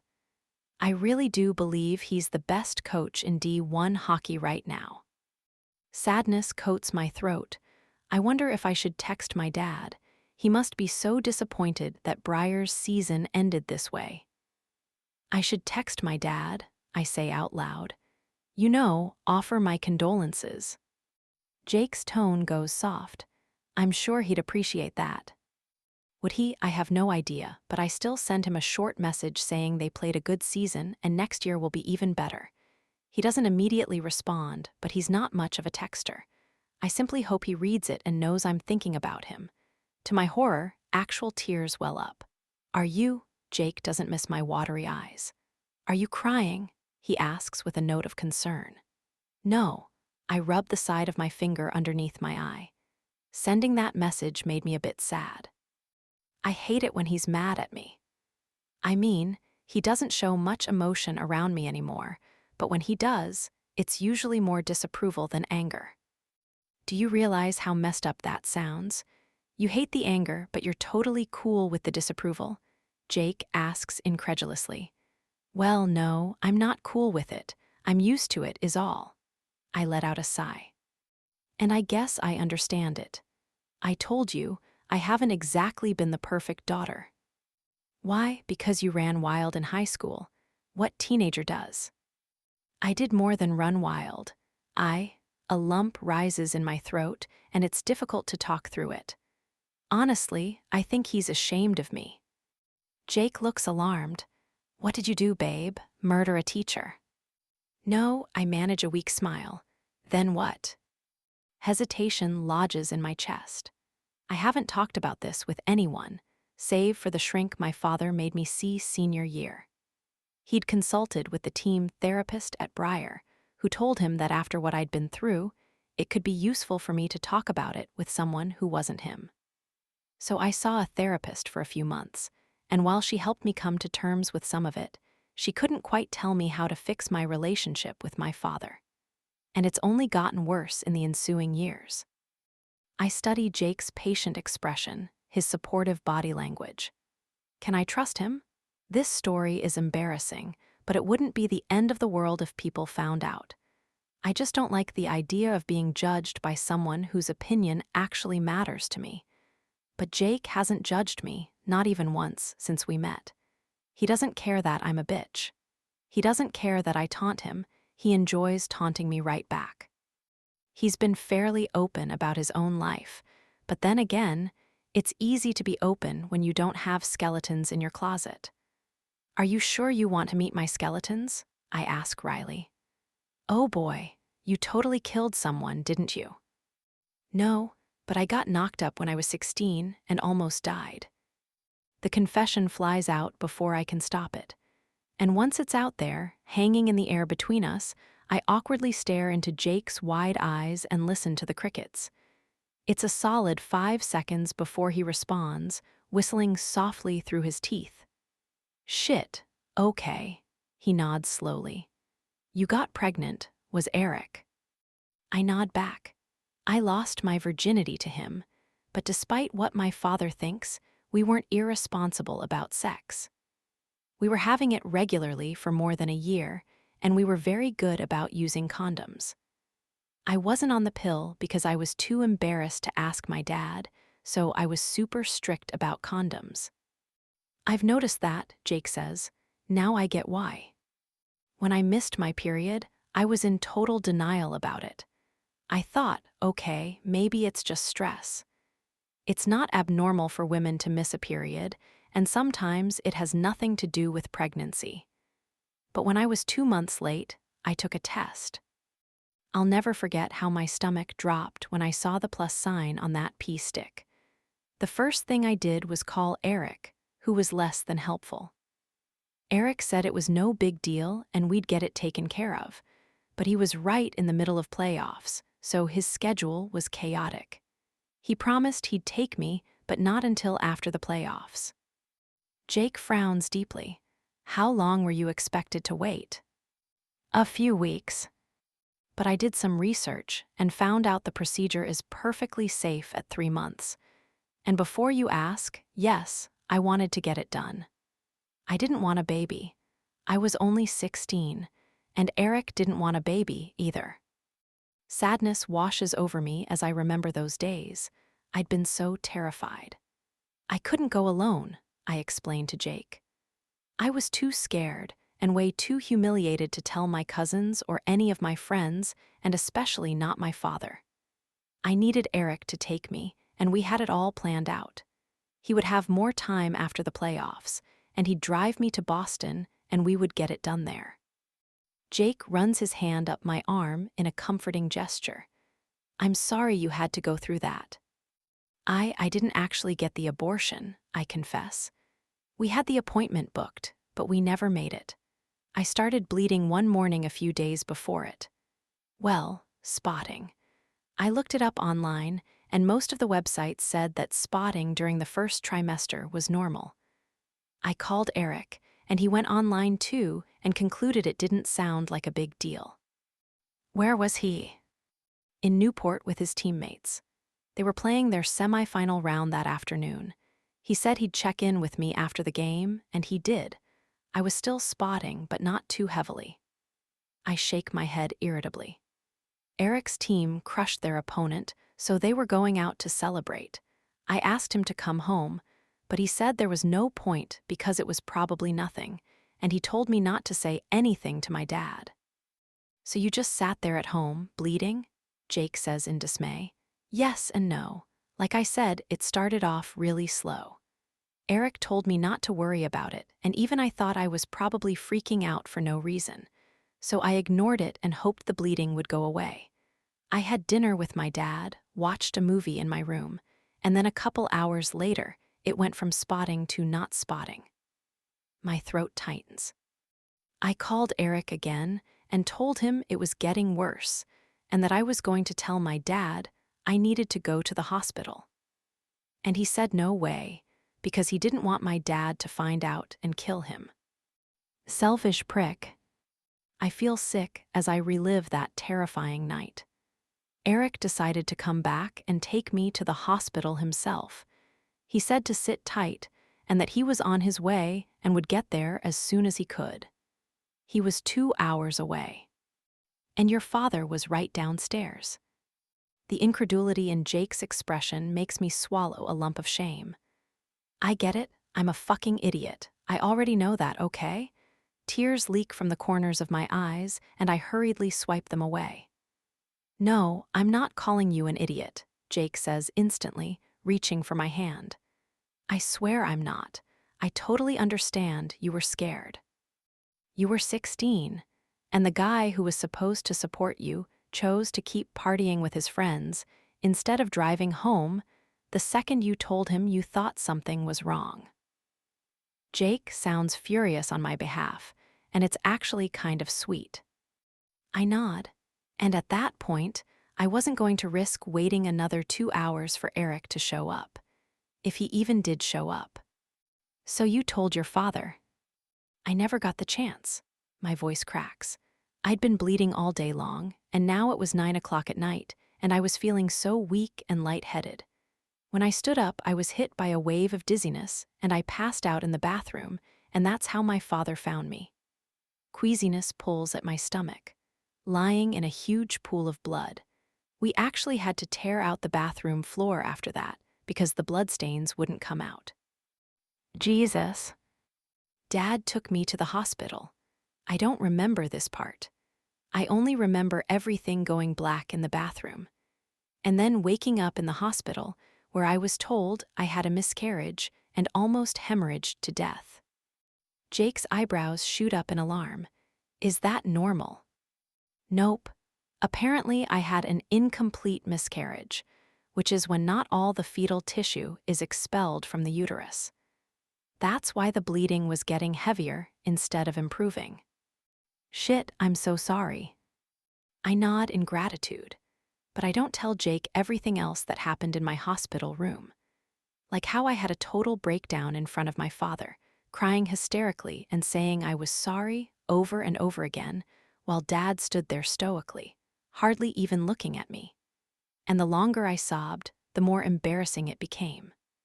I'd always been so strong and resilient, and suddenly I was wailing like a child in front of him. He hasn't looked at me the same way since. He wasn't just ashamed that I'd gotten knocked up. I think he was equally ashamed of the way I fell apart. Dad doesn't respect soft people, and that night I was beyond soft. Things were never the same with Dad after that. He pulled me out of school for 2 months because I was so emotional, depressed, crying all the time. We told everyone I had mono, and Eric was the only person who knew the truth. I can't believe you were still with him, Jake says darkly. Oh, I was. I give a humorless laugh, for so many reasons. He officially became public enemy #1 to my father. Dad despised him, and he almost beat the shit out of Eric one day because Eric kept showing up at our door trying to talk to me. Dad forbade me from ever seeing him again, and I was perfectly cool with that. I couldn't forgive Eric for the way he behaved the night I lost the baby. I was crying and begging him to come home, to take me to the hospital, and he just didn't care. Anger bubbles in my throat. I could have died. But getting loaded with his buddies and smoking weed was more important to him than making sure I was all right. I lean my head against Jake's shoulder, and he plays with strands of my hair. Dad became overprotective, but it's funny. He was so busy with his job that he couldn't really enforce all the rules he was trying to make me follow. So most of the time I did whatever I wanted anyway, and he'd lecture me about it afterward. I went back to school, started senior year, and acted out like every other teenage girl who's trying to get her parents' attention. It was the typical adolescent crap, and the more stupid shit I did, the more he noticed. So I'd stay out all night, drink, party, make him worry on purpose. It's mortifying looking back on it, but we all do dumb things when we're teenagers. It's all those raging hormones. Anyway, now it's 5 years later and Dad still views me as a disappointment, as weak, even though I cleaned up my act a long time ago. I shrug sadly. But it is what it is, right? I'm so sorry you had to go through that. Jake presses a kiss to the top of my head. You're not weak, Brenna. Coach Jensen's blind if he doesn't see that. And calling your daughter a disappointment because she accidentally got pregnant? That's a dick move. You don't deserve that. And you definitely don't deserve what that prick Eric did to you. I can't believe you're still in contact with him, that you actually allow yourself to feel any compassion for the guy. I sigh. The breakdown I had after the miscarriage was nothing compared to the one Eric had. Losing me sent him into a tailspin. He blew off the championship game because of me. No, because of him, Jake corrects. Don't kid yourself, babe. He would have gotten kicked off the team eventually, even if he had played in the championship. Eric Royce was never going to the NHL. He clearly already had a burgeoning substance abuse issue. He would have failed a piss test, gotten busted for possession, something. I guarantee it. Maybe you're right, but at the time, I felt responsible for him. I didn't want to date him anymore, but I also felt an obligation to take care of him. It's so messed up, I can't even explain it. I lift my head from Jake's shoulder. Eric was never there for me when I needed him, so why couldn't I say, boy bye, and let him self-destruct? Because you're a good person. I guess, I hesitate. So are you, I tell him. Nah. A hot lump of emotion fills my throat. You are, I insist. Look at everything you've done for me. You helped me rescue my undeserving ex. You gave me a place to stay. You just listened to that whole sordid tale without judging me. Eric is one of the most selfish people I've ever met. But you're not. You're a good guy, Jake. His big body shifts in discomfort, and it's kind of adorable. You'd think he'd be thrilled to hear someone singing his praises. I swallow repeatedly because the lump keeps growing in size. This is so unlike me. I'm not usually this sappy, but despite the tickle of embarrassment in my belly, I still vocalize the words that are tugging at my heart. Thank you for being there for me. 34. Jake. Morning sex is something I don't get to indulge in very often, which is a damn shame because I love it. There's nothing better than an orgasm first thing in the morning to set the tone for the rest of the day. But since I never have women stay over, nor do I crash at their places, I'm constantly missing out on one of my favorite activities. Until now. For the past 3 days, I've woken up with my morning wood nestled between Brenna's firm ass cheeks, one hand cupping a warm breast, my nose buried in her hair. It's the best feeling in the world. No, scratch that. The best feeling in the world is when Brenna climbs on top of me and seats herself on my dick. We've been sleeping naked since she got here, because whenever we're in my bed, our clothes end up coming off anyway. Don't kiss me, she warns, as she has every morning since she got here. She has a strict rule about not kissing with morning breath, which I guess I'm down with. But I'm also too impatient to get up, go to the bathroom, brush my teeth, and then fuck her brains out. I'd rather kick off with the fucking. There's something different about this morning, though. It feels like more than fucking, feels more intimate. Maybe it's because of the confession she made last night. Opening herself up to me, allowing me to experience, at least secondhand, the traumatic events she'd gone through. She'd been so vulnerable, and for a moment, I'd almost felt inadequate. As if this glimpse into her soul that she was trusting me with was beyond what I was capable of taking on. I'm seeing the same vulnerability in her eyes right now, and it's making the sex feel. Nope, it's not our locked gazes heightening the intimacy. It's the fact that my dick is surrounded with warmth and wetness. I'm not wearing a condom. Babe, I groan, stilling her by grabbing her hips. Condom, I remind her. She looks stunned that we'd forgotten. And I know it's a big deal for her because she's typically such a stickler for condoms. After her confession, I understand why. I'm on the pill, she says in assurance, and her expression becomes unusually shy. I get tested twice a year. My last results were all clear. There's an unspoken question there. Mine too, I say huskily. So maybe we should, she visibly swallows. Keep going. My pulse quickens. You sure you want to bareback it? She nods slowly. Yeah, but maybe you can pull out at the end if that's okay. The fact that she's even allowing me to be inside her this way is a beautiful gift. And my mother always told me to never look a gift horse in the mouth. Of course it's okay. I roll us over so that she's lying beneath me, her dark hair fanned out across my pillow. Jesus, she's beautiful. And because I don't know when, or if the bareback gods might bless me again, I drag out the out-of-this-world sensations for as long as I can. I fuck her impossibly slow. My hips move in a lazy rhythm, and so does my tongue as I slide it between her parted lips. We kiss and fuck and kiss for what seems like forever. It almost becomes too much to bear. I bury my face in the crook of her neck, kissing her there.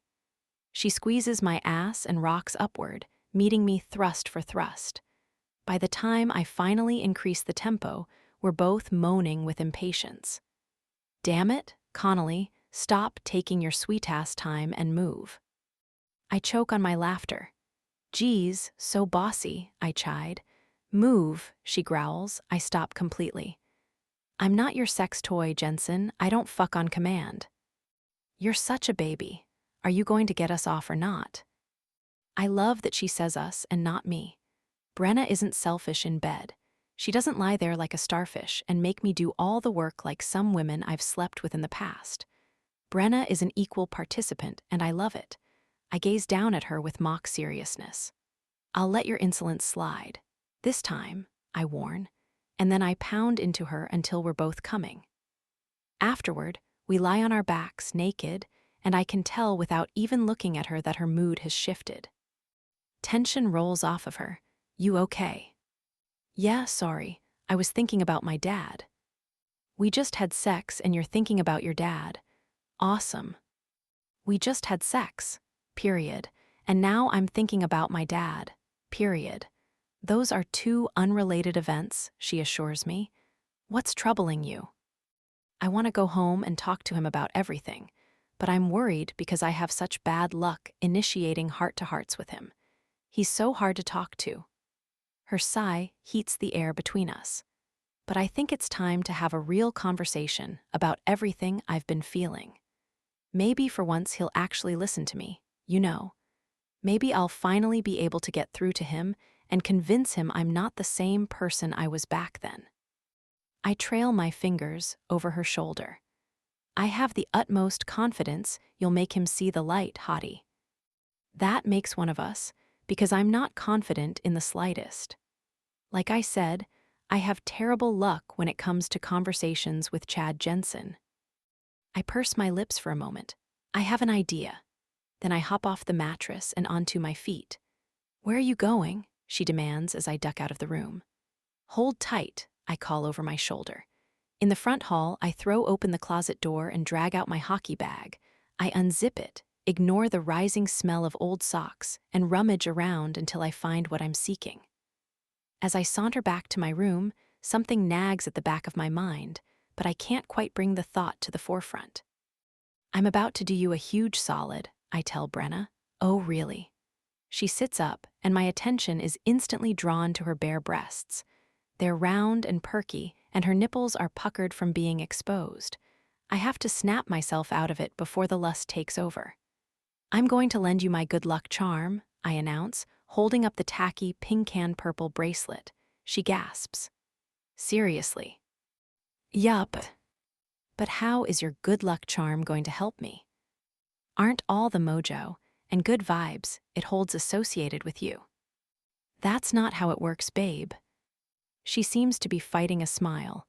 How does it work then?" "It's a good luck charm. It brings luck to whoever is wearing it, not just me. Geez, don't you know anything about charms and superstitions?" "No," she replies, "I don't."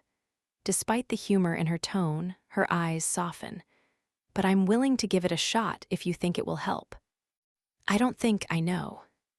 I sit at the edge of the bed, naked as a jaybird. I take her hand and slip the beaded bracelet onto her delicate wrist. It sits a bit looser on her than it does on me, and when she lifts her arm to admire it, it slides halfway down to her elbow. "There," I say with a pleased nod. "You're all set." "Thank you, I'll probably head over there and talk to him while you're at." Her face suddenly pales. Mine does too, panic careening up my throat. Shit. I glance at the alarm clock, which confirms my worst fear. It's 9:30, and I'm an hour late for practice. Coach doesn't let my tardiness go unpunished. After I've suited up in the empty locker room, I sprint down the tunnel on skates and practically hurl myself onto the ice. My teammates are running a shooting drill, but Coach blows his whistle when he spots me. He doesn't even let the guys finish what they're doing. He abandons the mid-drill and skates over to me. His dark eyes burn like hard, angry coals. "You'd better have a damn good excuse for this, Connolly. We're facing off against Michigan in 3 goddamn days." My shameful gaze drops to my skates. He's right. This was a colossal screw-up on my end. The regionals are being held in Worcester this weekend. We're the number 1 seed, playing Michigan, the number 4 seed. But that doesn't mean we're guaranteed a win. Anything can happen in the national tourney. My alarm clock didn't go off, I lie, because the alternative is not an option. I was having sex with Chad Jensen's daughter, who I'm pretty sure I'm in love with. Coach would have an aneurysm. "That's what Weston said probably happened," Coach mutters. I force myself not to send a grateful look in Brooks's direction. He didn't come home last night. Otherwise, he would have been pounding on my door earlier reminding me about morning skate. And obviously Brooks knows that Brenna is staying with us, so I'm beyond relieved he kept his mouth shut about it with Coach. I make a mental note to stop calling him Bubble Butt around the house, at least for a few days. I'm sorry. It won't happen again. I'll set 3 alarms tomorrow. Fortitude rings in my voice. The reason I gave for being late is bogus, but that doesn't alter my determination to never let this happen again. "You'd better." Coach spins around and blasts the whistle a couple times. "McCarthy, you're up." Practice is particularly draining, since I'm going out of my way to kick ass. I need to make up for what happened this morning, to absolve myself of this cardinal sin. I've only been late to practice twice in my entire athletic career, and to put that in perspective, that career began when I was 5 years old. Both times I was late occurred in high school. The first time, I had the stomach flu. yet I still dragged myself out of bed and drove to the rink. I was 30 minutes late, and my coach took one look at me and ordered me to drive right back home. The second time, the coast was hit by an unexpected blizzard, and I woke up to 1.5 feet of snow outside the door. I spent most of the morning shoveling the driveway and trying to dig our cars out. And even then, I was only 40 minutes late. Today, there was no stomach bug, no blizzard.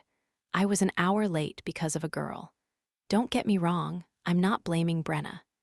And despite my complete dissatisfaction with myself, I don't entirely regret what happened this morning. The sex was goddamn spectacular. It was our first time without a condom, and I shiver at the memory. Her tight heat surrounding me fuck, so hot and so good. I'm about to leave the ice when I glimpse a familiar figure waving at me from the stands. Fans are allowed to come and watch us when it's an open practice, like today's. I execute a sharp turn and skate the opposite direction from the boards.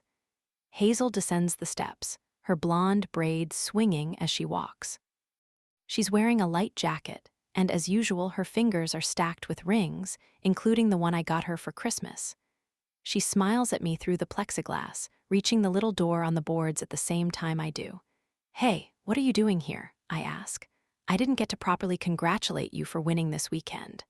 Her expression becomes rueful. "You were a bit occupied, what with that little scene between your coach and your girlfriend." The last word, girlfriend, has a slight bite. I stifle a sigh. Yeah, that was awkward to say the least. Anyway, I owe you a celebratory meal, so I thought I'd surprise you with brunch at that place we both like in Central Square.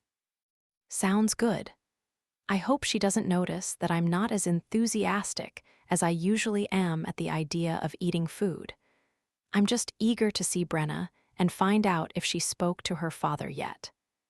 Let me hit the locker room, and I'll meet you out front in 10.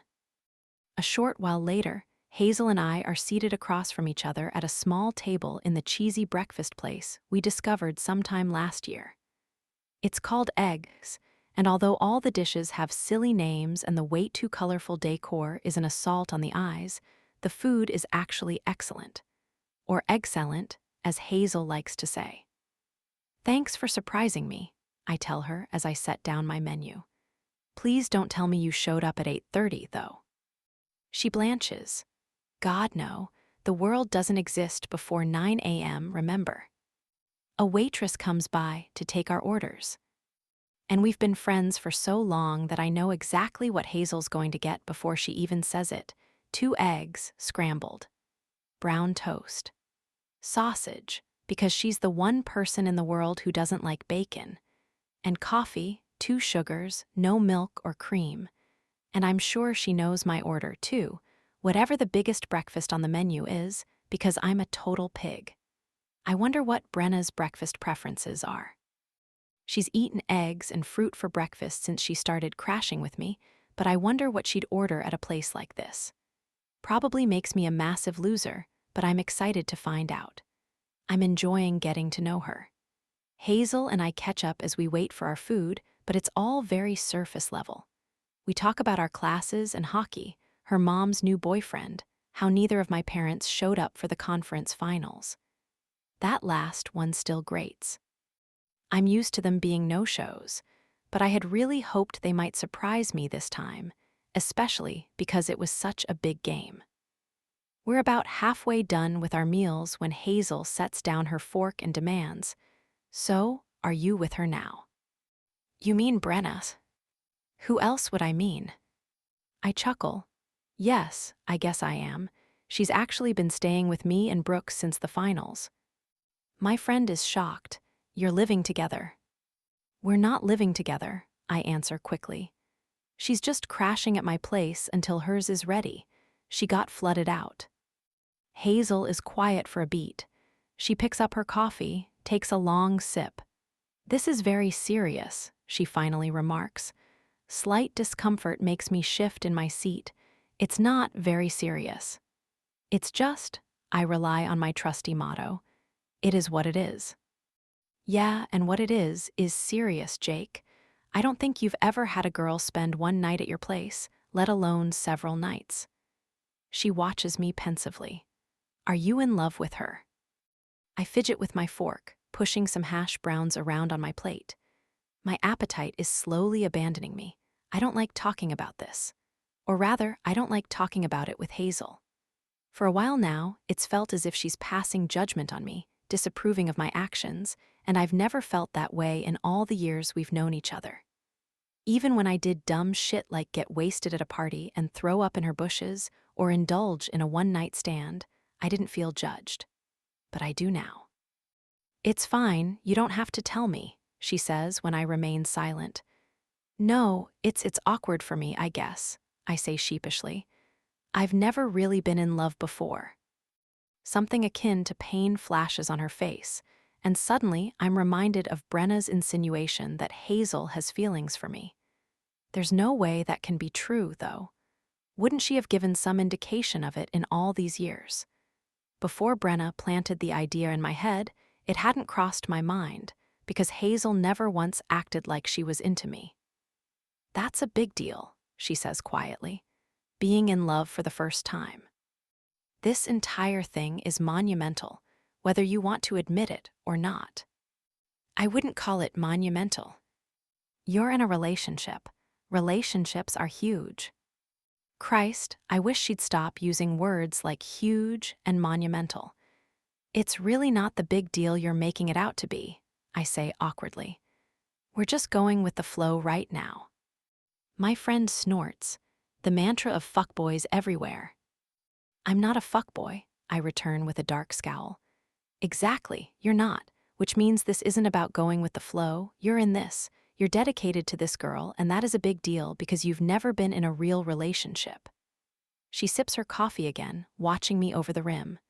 You sure you're ready for this? She asks, her tone light. My palms are unusually damp as I pick up my own coffee cup. I can't decide if you're purposely trying to freak me out, I say dryly. Why would you be freaked out? I'm simply asking if you're ready. Ready for what exactly? I ask, then release a clumsy laugh and hope she didn't notice how confused I sounded just now. She's right, I haven't been in a real relationship before. I've fucked a lot of women. I've had some flings that lasted a few weeks or months. But I never developed deep feelings for anybody until Brenna. I never wanted to say the L word to anybody until Brenna.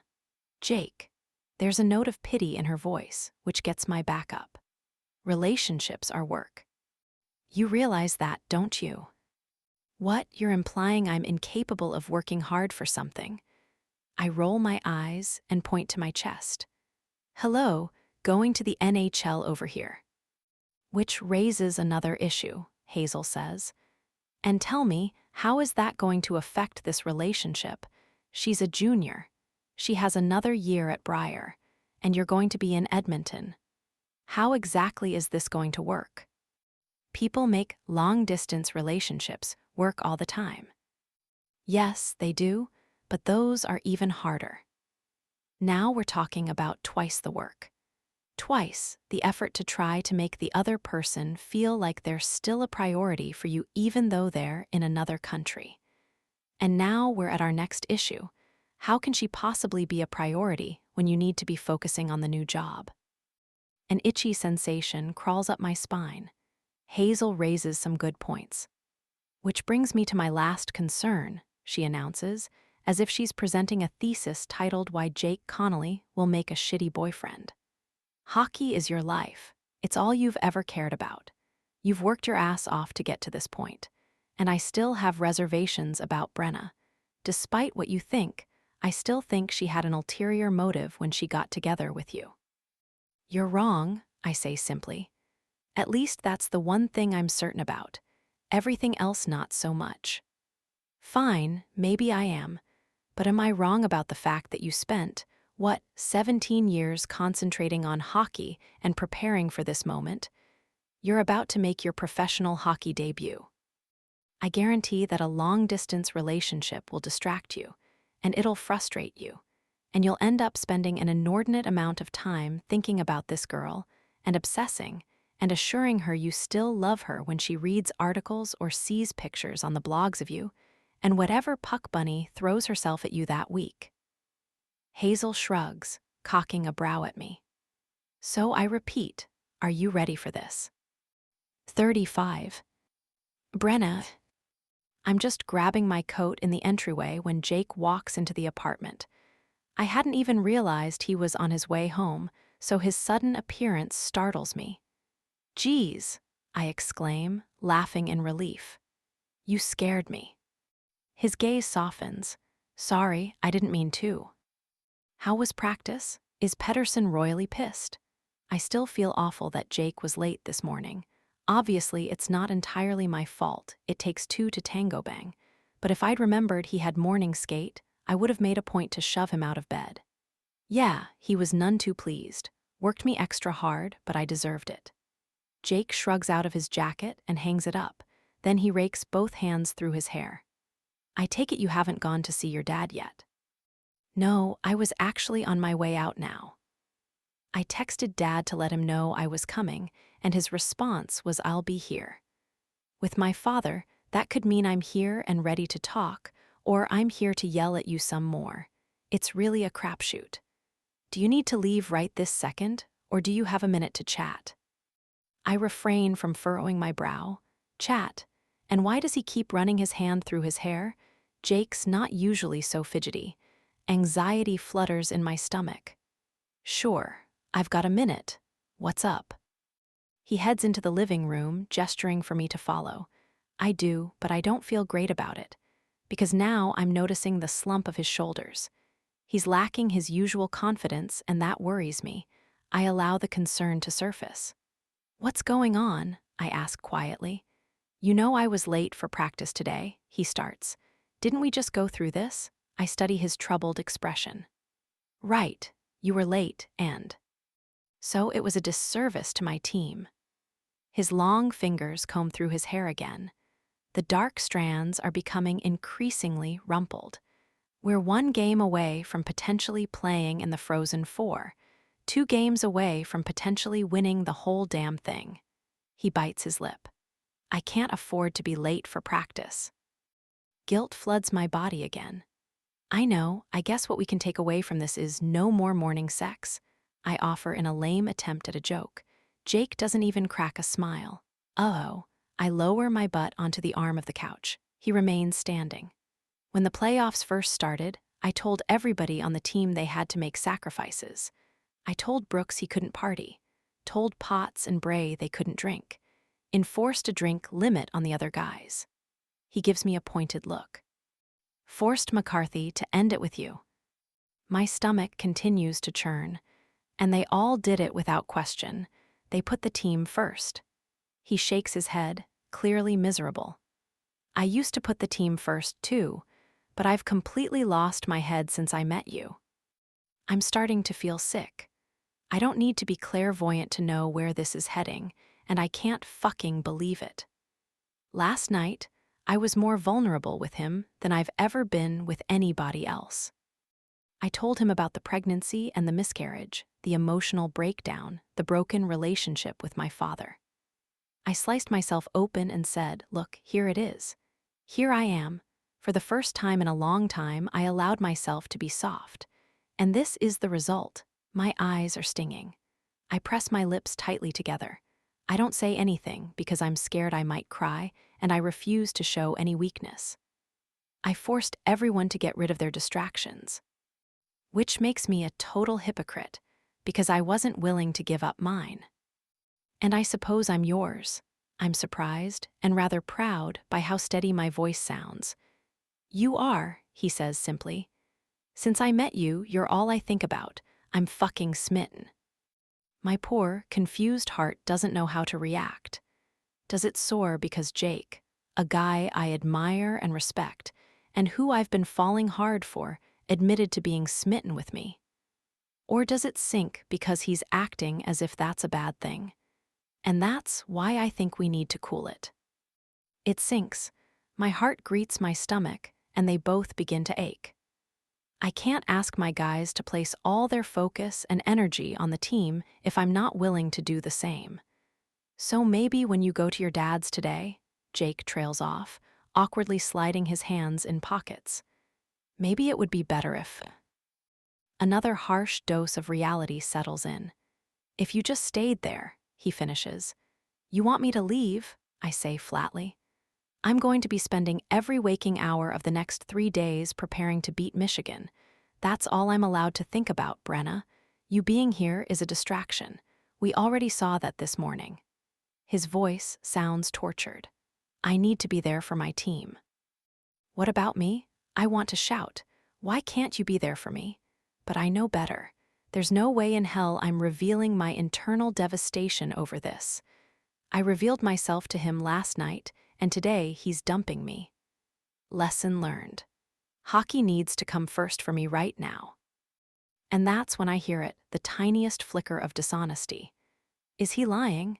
His expression is so pained and unhappy that it's obvious he's not jumping for joy at the idea of breaking up. But I'm not about to beg anybody to be with me. I'm going to take his reasons at face value. Because I'm an adult and I don't play games. If he's telling me it's over, then it's fucking over. It's fine, Jake, I get it. He falters, you do. Hockey comes first? I echo with a shrug. And it should. This is what you've worked for your entire life. I don't expect you to throw it away for a relationship that was going to end anyway. A slight frown touches his lips. You really believe that? Yes, I lie. I told you this once before, this can't go anywhere. You're moving to Edmonton. I have another year of college left. It would be stupid to even try. I rise from the couch. I'm sure my dad will be fine with me moving back, and if he's not, then I'll stay with Summer. My landlord said the basement will be ready any day now. Who knows, maybe it's ready now, and they haven't had a chance to call me yet. His fingers slide through his hair for the millionth time. Brenna, he doesn't continue. His remorse is unmistakable. It's all good, Jakey. Let's not drag this out. We had some fun, and now it's time to move on. No biggie, right?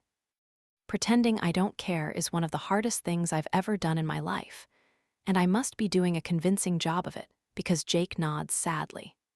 Anyway, I'm going to go grab all my stuff now, make it easier. It's only one drawer, so, my voice breaks. He gave me a drawer, and now he's taking it away. It feels like someone took a rusty blade and stabbed it into my heart 100 times. In Jake's bedroom, I quickly empty the contents of the drawer and dump everything in my suitcase. Then I duck into the hall bathroom and sweep up my toiletries. I'm sure I've forgotten something, but if Jake contacts me about it later, I'm going to tell him to throw it out.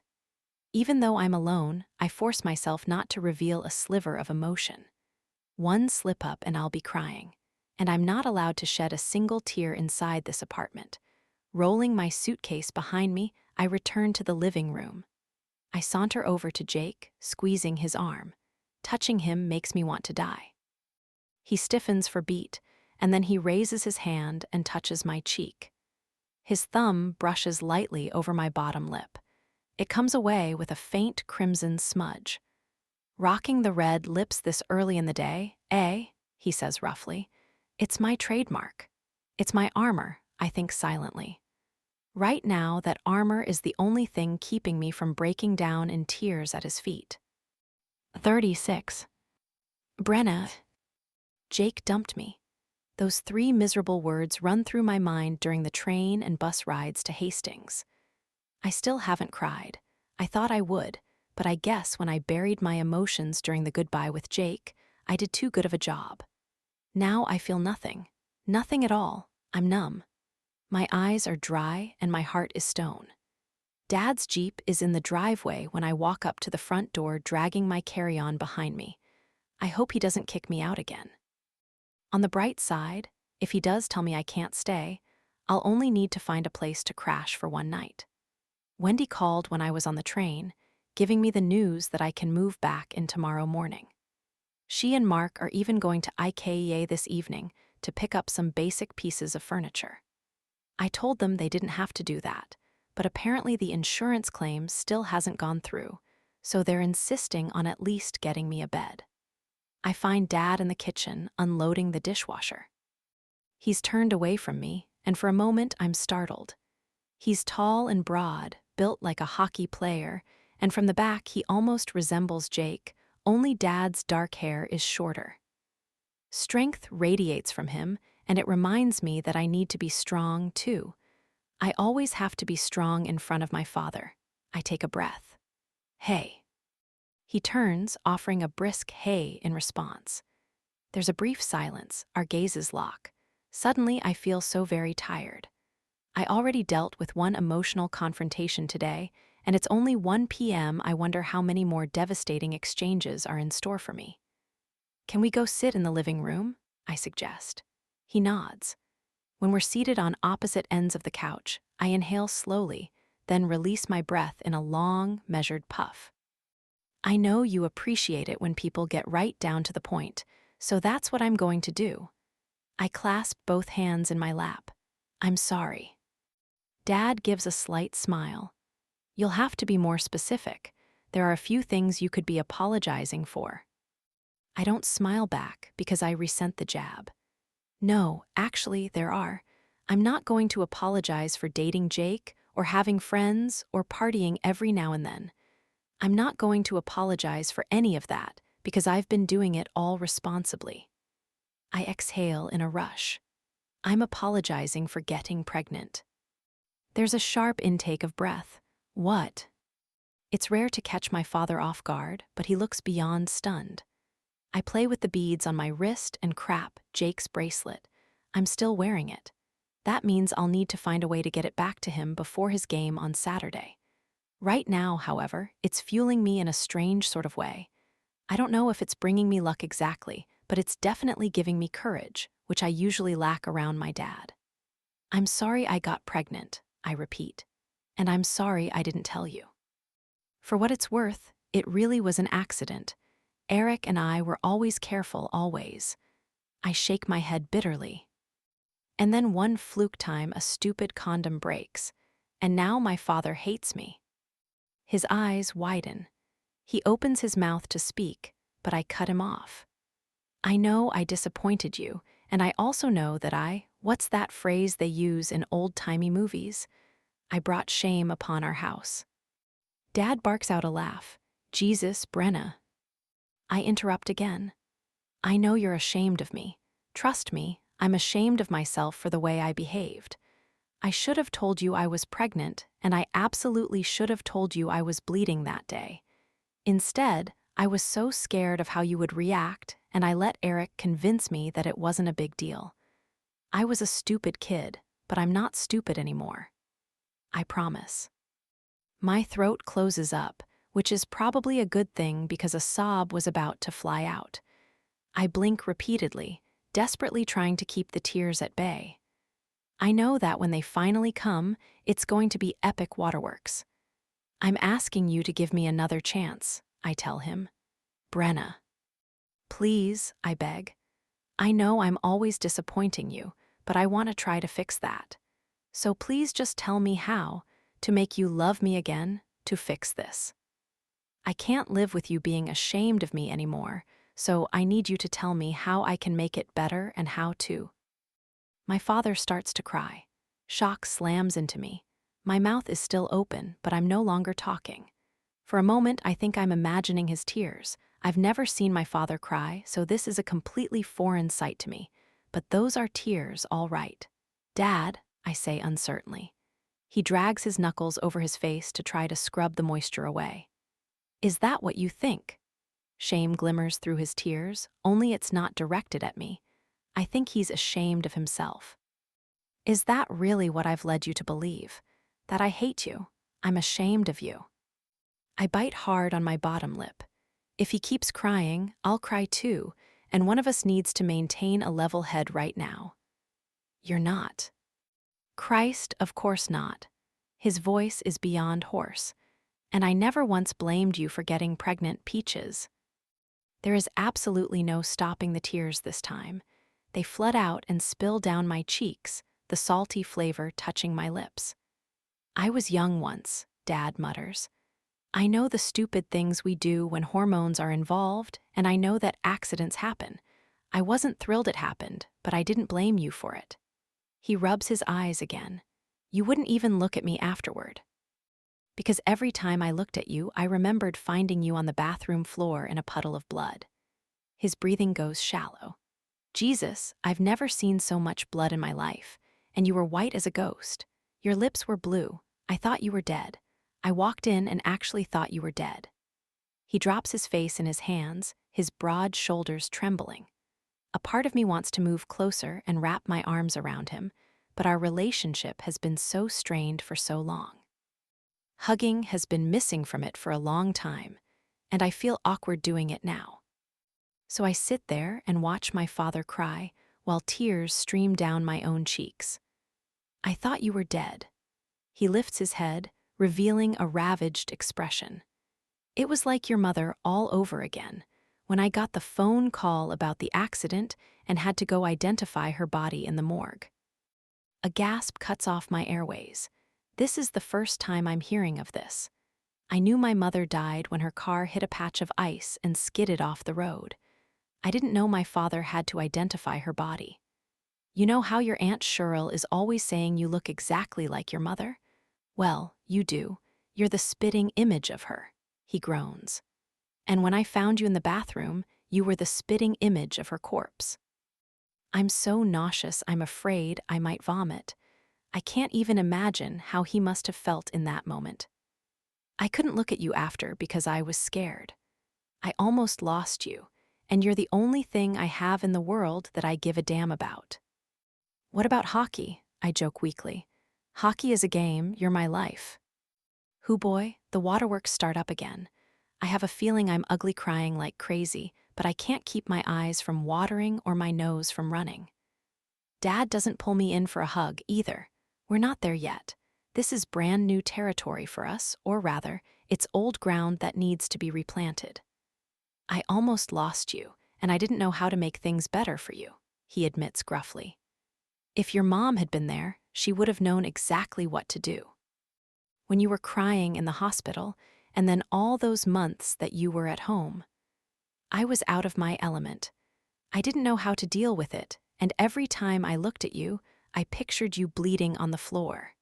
He shudders. I'll never forget that image. I'll remember it until my dying day. I'm sorry I scared you, I whisper. I'm sorry I made you think I was ashamed. He lets out a ragged breath. But I won't apologize for the shit that happened afterward.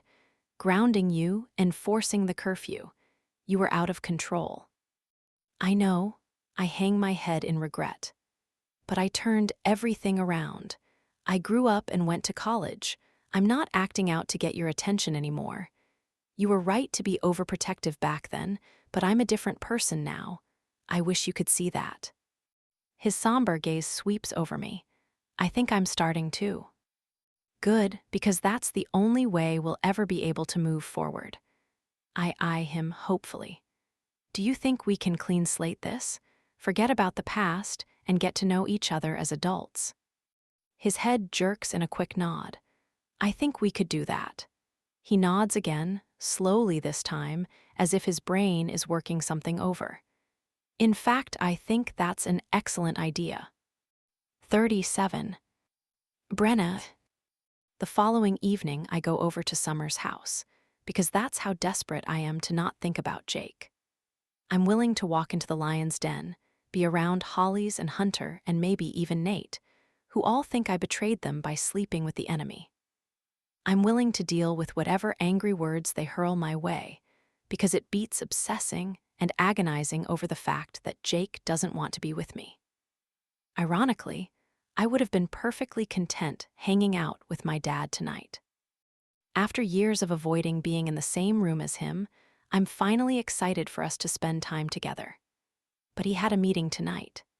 The dean of Briar is apparently interested in discussing the prospect of extending my father's contract with the university, which he totally deserves. But that meant if I stayed home, I'd be alone, with my own thoughts.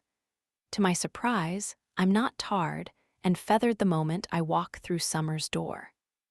In fact, when I poke my head into the living room, Hollies looks up from the couch and offers a preoccupied, "Hey, Jensen." That's it. I expected a lot more yelling. Why would I yell? I'm dumbfounded. Are you kidding me? The last time we spoke, you called me a traitor. Oh, right. I've never heard him sound so blasé and uninterested, and it takes a second to realize he's not even watching TV. He's staring at a black screen, and his cell phone sits untouched on the coffee table. What's going on? I demand. Are you okay? Where are Summer and Fitz? Upstairs. No, they went to pick up the pizza. Summer refuses to get it delivered ever since the delivery kid bitched at her for giving him a $5 tip. Isn't $5 a decent tip? If not, then I've been tipping pizza delivery boys wrong for years. Not according to Mr. Moneybags over there. I unzip my jacket and duck into the hall to hang it up before joining Holly's on the couch. His vacant stare is alarming, to say the least. All right, what's going on with you? He shrugs, nothing much, studying for finals. Rupi dumped me, but no biggie. Wait, what? I'm genuinely shocked to hear that. Seriously, why did she dump you? Doesn't matter, who cares, right? He hops to his feet. I'm grabbing a beer, you want one? Sure, but this conversation isn't over. Nah, it is.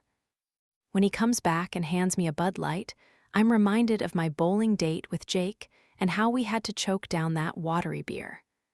Also, it doesn't surprise me that it's Holly's beer of choice. He's totally a Bud Light kind of guy. I'm calling bullshit, I say. Bullshit on what? Bullshit on the bullshit you're trying to feed me about not caring about Rupi. You do care. You liked her. I did not. She's so annoying. Really? So why did you keep hanging out with her? Because I was trying to get in her pants, Brenna. Come on, keep up. So you were just trying to get laid. I was, and now I don't have to work for it anymore. I've got a dozen other chicks lining up to bang me, so good riddance. His tone holds zero conviction. Admit it, Hollies, you like her.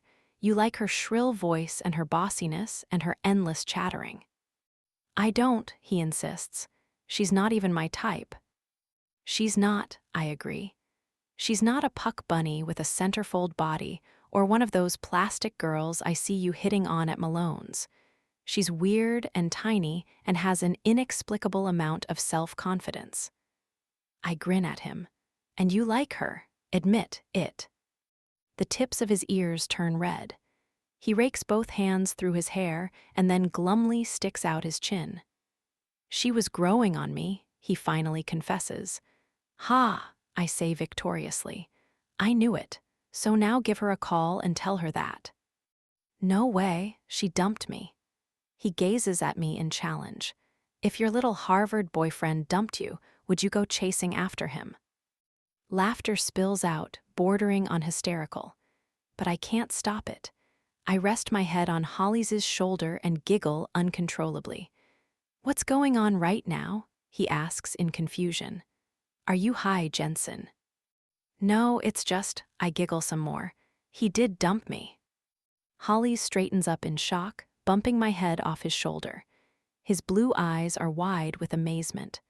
Are you serious? Was he high? He wasn't high, and yes, I'm serious. He broke it off yesterday. Said he needed to focus on the tournament and his team, and I was too much of a distraction. Blah, blah, blah. That's horseshit. I always knew Harvard men were dumbasses, but this is a whole new level of dumbassery. Has he seen you? You're the hottest girl on the planet. Even though the compliment is coming from my collies, I'm still genuinely flattered. Thanks, Hollies. He swings his arm around me. This just confirmed everything I already knew. Harvard sucks and Connolly sucks harder. I second that, drawls Hunter, who enters the living room with a beer in hand. He's drinking a Founders all-day IPA. Wait, why didn't I get that option? I wince when I notice the cast on his left wrist. At least it's not his right one, so he still has use of his dominant hand. And his season is over, so it's not like he'll be missing any games. Nevertheless, the cast triggers a rush of sympathy. Hey, I say carefully. How's the wrist? What, you can't tell? He raises his arm. It's broken. But he doesn't sound pissed, just resigned. Can I sign it? I tease. Sorry, but Holly's kind of ruined that for everyone, Hunter answers in a dry tone. He approaches the couch to give me a better view of the cast. In a black Sharpie, someone drew a dick and balls, I sigh. Real mature, Hollies. Also, you used a surprising amount of detail for the balls. He shrugs. Well, you know what they say. I wrinkle my forehead. No, what do they say? Hunter settles in the armchair. I'm also curious to know. For fuck's sake. Seriously. I don't actually have anything to add to that, Hollies grumbles in aggravation. Most people don't question you when you say, you know what they say. I would love to spend one day in Hollies' brain. Just one, though. Any more than that, and I'd probably get trapped in the upside down. All right, you've dodged this enough. Why did Rupee end it? Rupee ended it, Hunter echoes. Does that mean we don't have to listen to you guys screaming at each other at all hours of the night anymore? Sweet. Be nice, Davenport. He's really bummed about this. Hunter cocks his head. For real? No, Holly says firmly. Not for real. It doesn't matter to me in the slightest. If it doesn't matter, then there's no reason not to tell us why it ended, I counter. It was stupid, okay? Doesn't even bear repeating. What did you do? Hunter asks in amusement. Hollies lets out a heavy breath. She wanted to give each other nicknames, and I wasn't into it. Okay, I'm trying very hard not to laugh. Hunter doesn't try, he bursts out laughing. What were the nicknames? She didn't actually have any. She wanted us to come up with a list, and then, Hollies is visibly clenching his teeth.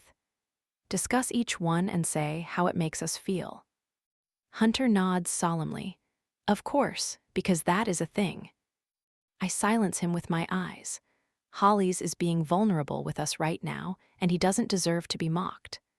Oh my God, who am I? Is this the upside down? Because since when do I pass up the opportunity to mock my collies? Did you not like any of her ideas? I ask carefully. He stares at me. I didn't even let her start brainstorming. Who makes a list of nicknames and sits around voting on them like fucking American Idol? I told her it was crazy and that she was crazy, and then I suggested that maybe her nickname should be Crazy. And she lost her shit and stormed out. And then she texted me later to say she can't be with somebody who isn't, and I quote, all in. She has a point. It's hard to be in a relationship when both people aren't all in. I shrug. Also, I don't blame her for bailing. Who wants to be called crazy all the time? It's bound to give someone a complex. She already has a complex. It's called insanity. Hollies, I chide, he's suitably shame-faced. I bet you've called her crazy more times than you've said you liked her. Actually, I bet you've never even said the words, I like you. Have you? I challenge. Yes. Hollies. Fine, no.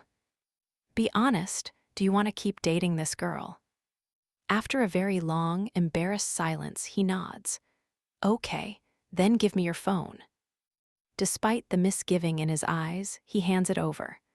I scroll through his contacts until I find Rupee's name with the heart eyes emoji beside it.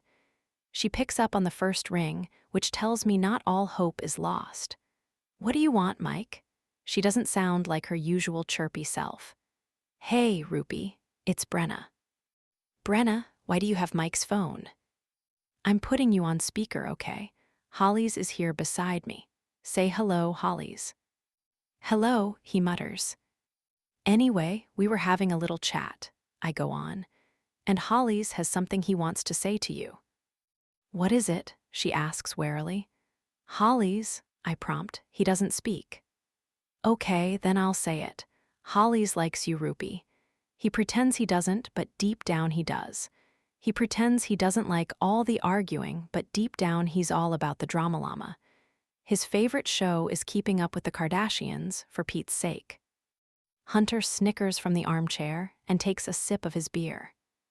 Yeah, But his favorite Kardashian is KH Lo, Ruby says darkly. Everybody knows that Kourtney is the best one. Kourtney doesn't even make the top 3, Mike grumbles at the phone. See, that's why it can't work. Nah, I disagree. That's why it will work. You don't want to be with someone who's exactly like you. You want someone who challenges you, who inspires you to open up when you've been closed off your entire life. My voice cracks. Oh no, I'm thinking about Jake again, and I notice Holly's shooting me a strange look. I ignore it and keep talking to his stalker. I mean, girlfriend. Listen, I know he's always calling you crazy, but coming from him, that's actually a compliment. Hunter snickers again. Explain yourself, Ruby orders. Have you met him? He's crazy. And from the sounds of it, his family's crazy too. Hey, Holly's protests. I wish you wouldn't bring my family into this. If wishes were horses, we'd all be equestrians, I say smugly, and that shuts him right up.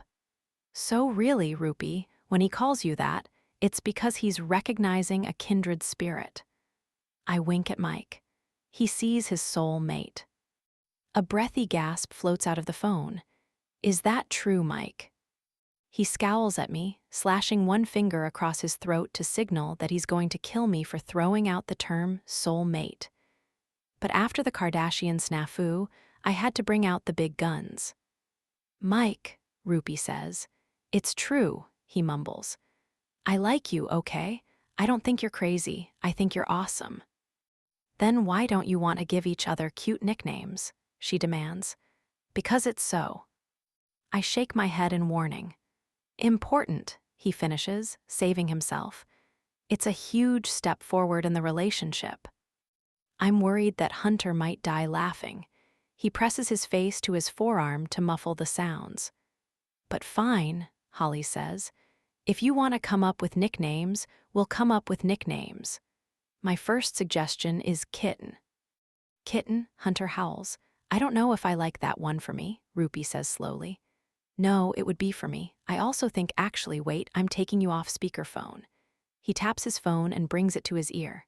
I'm going upstairs. Brenna and Hunter don't get a say in the nickname conversation. As he nears the doorway, he suddenly stops. He glances at me over his shoulder and mouths, thank you. My heart actually melts a little. For Holly's, imagine that. I smile graciously. Once he's out of the room, I turn to Hunter and say, my work here is done. He grins, solid job you did there. I study him. You seem to be in a pretty good mood, considering, you know. I nod toward his cast. And you don't seem pissed at me at all. I was never pissed at you. You sent me a nasty text about thanking my boyfriend for you, I remind him. Yeah, the day after that, jackass Hemley broke my wrist. I was still smarting over everything that went down during the game, and you were an easy target. Gee, thanks. He shrugs, and I was indirectly pissed at Connolly. But truthfully, he didn't do anything wrong. He tried his best to break up the fight. Another shrug. That said, I still think if Nate and I were playing that night, we'd be the ones facing Michigan this weekend. I think so, too. I release a glum breath. We were in the lead for most of the first period, until you guys left the game. We had it. We had it, he echoes, before taking a hasty sip of his beer. And then we lost it because of me. Bullshit, you didn't get injured on purpose. No, but my off-the-ice behavior cost us the game. I spent the last couple months banging my way through campus. And then when that got boring, I started hitting the bars in Boston and picking up strangers, and look what happened. He groans. Apparently Violet was aiming to get back at Hemley because they got in some fight. She knew who I was when we met. Really? I gasp. Oh yeah. And the first thing she did after I left was call him to taunt him about it. So the moment Hemley got on the ice during the finals, he started questioning me, and well, you know the rest. Hunter shakes his head in disgust. It's clearly self-directed, though. I never used to be like that. I hooked up, sure, but I didn't make it my mission in life to sleep with any chick that crossed my path. I lost my head, became a pussy posse of one, as Hollies likes to call it.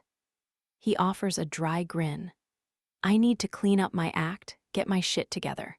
I want to take the team to the Frozen for next season. Nate's graduating, and I don't know if Coach will be choosing the next captain, or if the guys will vote on it, or what. But I want it to be me. I whistle, that's a lofty goal. I know, and I plan on working hard to reach it. So, no more fucking around. Literally. What does that mean? It means I'm taking a vow of celibacy. A gust of laughter flies out. That's never going to happen. I give you 1 week, tops. You think I can't keep it in my pants longer than a week? He looks mildly insulted. You're a 20-year-old hockey player. No, I don't think you can keep it in your pants longer than a week.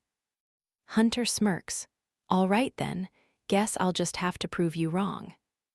38. Brenna. Holy shit.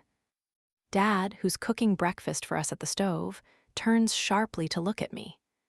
It's Saturday morning, and my phone screen is currently displaying the most shockingly unexpected news since that Toronto player Ryan Wesley announced to the world he was gay. Everything okay? Dad barks. Holy shit, I repeat as I reread the message. Tansy got engaged. He blinks, your cousin Tansy. Yup. Engaged. Yup. To who? Lamar, that basketball player she's constantly breaking up with. According to this, he got down on one knee at a nightclub last night and popped the question. He had a ring and everything. I flip the phone around so Dad can see the picture she sent. The diamond on her finger isn't enormous, but it's much bigger than I'd expect from a college student's budget. Wow, I guess she wasn't kidding when she told me they were talking about getting engaged. Oh boy, Dad says. Cheryl is going to shit a brick. I snort with laughter, and he responds with a loud chortle. It's only been a few days, and our relationship is already different. It's easier, almost entirely free of tension. Sure, we're not going around hugging each other every other minute, but our conversations flow so much smoother, and we're cracking more jokes. Real ones, and not the sarcastic kind veiled with venom. We're truly starting over. Hold on. Let me text her back. Me, hey, can't talk right now, BC. I'm having breakfast with my dad, but OMG. Congratulations. This is amazing news, and I'm so happy for you. You're going to be the most beautiful bride, T. 3-3. Am I more or less bullshitting? I'll be honest, yes. I still don't believe a relationship with their track record is going to last. Lamar proposed at a club for Pete's sake. But Tansy is my cousin, and I'll support her no matter what, so while I'm not jumping up and down ecstatic about this engagement, I am happy that she's happy. And if by chance I'm wrong and they do end up making it down the aisle, I do believe she'll make a beautiful bride. She texts back immediately. Tansy, thanks, B. Call me the second you're free. I smile at the phone and put it aside as Dad carries 2 plates to the table. Scrambled eggs, bacon, and cucumber slices. I thank him for breakfast and immediately dig in, talking with my mouth full. I can't believe she's engaged. This is going to be such a disaster. She's way too young. Or rather, way too immature. I mean, geez, I'm more equipped to get married right now. His expression turns wry. Does that mean I should be expecting you and Connolly to announce your engagement any day now? I freeze, then I pick up my fork and spear it into some eggs. No, you don't have to worry about that. Why is that? I chew extra slowly to delay my response. Because we broke up. Why is that? He says again. Because we did. I roll my eyes. You and I might be semi-cool now, but that doesn't mean we're best friends. I'm not going to reveal all my deep, dark secrets. First of all, we're not semi-cool.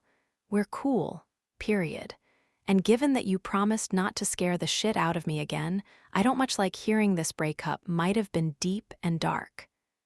There's genuine concern in his tone. It's not, I assure him.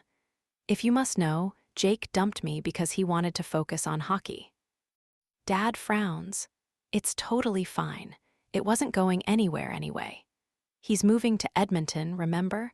Long-distance relationships never work. Your mother and I made it work, he says gruffly. I glance up in surprise. When were you and Mom in a long-distance relationship? She was a year younger than me, he reminds me. After I graduated, she still had 1 more year left at Yale. That was the year that fuckhead made his move and… Wait a sec, back it up like a Tonka truck. What fuckhead? I suddenly gasp. Are you talking about Darrell Pedersen? Yes, he was a senior like your mother. Same major too, broadcasting. Dad smiles. Like you as well. Anyway, he waited until I graduated before making his move on Marie. I'm horrified. Did Mom? Jesus, of course not. Your mother was a sweet and proper Georgian peach. Loyal to a fault. So Coach Pedersen tried to steal Mom away and she shot him down. I'm utterly captivated by this. It's always so jarring to remember your parents lived full, well-rounded lives long before you ever came into the world. Darrell played the "I'm going to take care of your girl when you're gone" card, Dad says with a snort. We weren't close friends. I didn't like him, but I tolerated him. Had to, because we were teammates. Your mother, well, she had a different opinion. She thought he was sweet, and she accused me of being paranoid for distrusting him. But I played with the fucker for 3 years, so I knew what kind of man he was. An arrogant prick, not above playing dirty and damn sneaky. He was a ladies' man, but around your mother he acted like a choir boy. Dad shoves a forkful of eggs in his mouth, chews, swallows, and then reaches for his coffee. You know, it's not even that he made a play for your mother that bothers me. He could have been upfront about his intentions. Could have said, hey, I'm attracted to Marie and I'm going to tell her. Admittedly, I would have laughed in his face, but then I would have said, sure, go ahead. My father smirks. I never had any doubt about your mother's feelings for me. Must be nice, I want to say. I hadn't doubted Jake's feelings either, and he turned around and dumped me. But he went about it in an underhanded way. You don't have to love all your teammates, but at least respect them. He cozied up to your mother, planned study sessions, platonic outings. And one night they went out with a group of friends, and he walked her home. Escorted her all the way upstairs, and then tried to paw her outside her apartment door. Please tell me he stopped when she said no. Dad nods, he stopped. But not before accusing her of leading him on, using him to help her study, taking his time and affection, but then denying him what I guess he believed was his right. Finished off the speech by telling her she needed a real man to satisfy her. Gross. When I found out, I drove all the way to New Haven from Burlington. I was a skating coach at the University of Vermont at that point. Took me 4 hours to get there, but it was worth it to hear the sound of bone crunching when I slammed my fist into Pedersen's jaw. Go, Dad. She was my girl. You don't disrespect a man's girl. Dad shrugs. He didn't go near her again after that. And that was like 20 years ago, and you still hate him. So, he pops up a cucumber slice into his mouth. So don't you think maybe it's time to bury the hatchet? Can I bury it in his skull? I snort. I was thinking the metaphorical hatchet. Letting bygones be bygones and all that. You got Mom, had a beautiful daughter, I wink at him.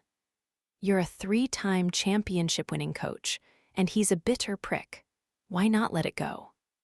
Because I don't like the man, and that's never gonna change. Sometimes people don't like each other, Peaches. Get used to that, because it's a fact of life. People are going to hate you because you hurt them, either intentionally or inadvertently. People will hate you because they don't like your personality, or the way you talk, or whatever superficial bullshit some idiot can't get past. There'll be people who just hate you on sight for no good reason. Those ones are strange.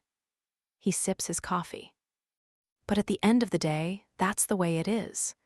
Not everyone is going to like you, and you're not going to like everybody.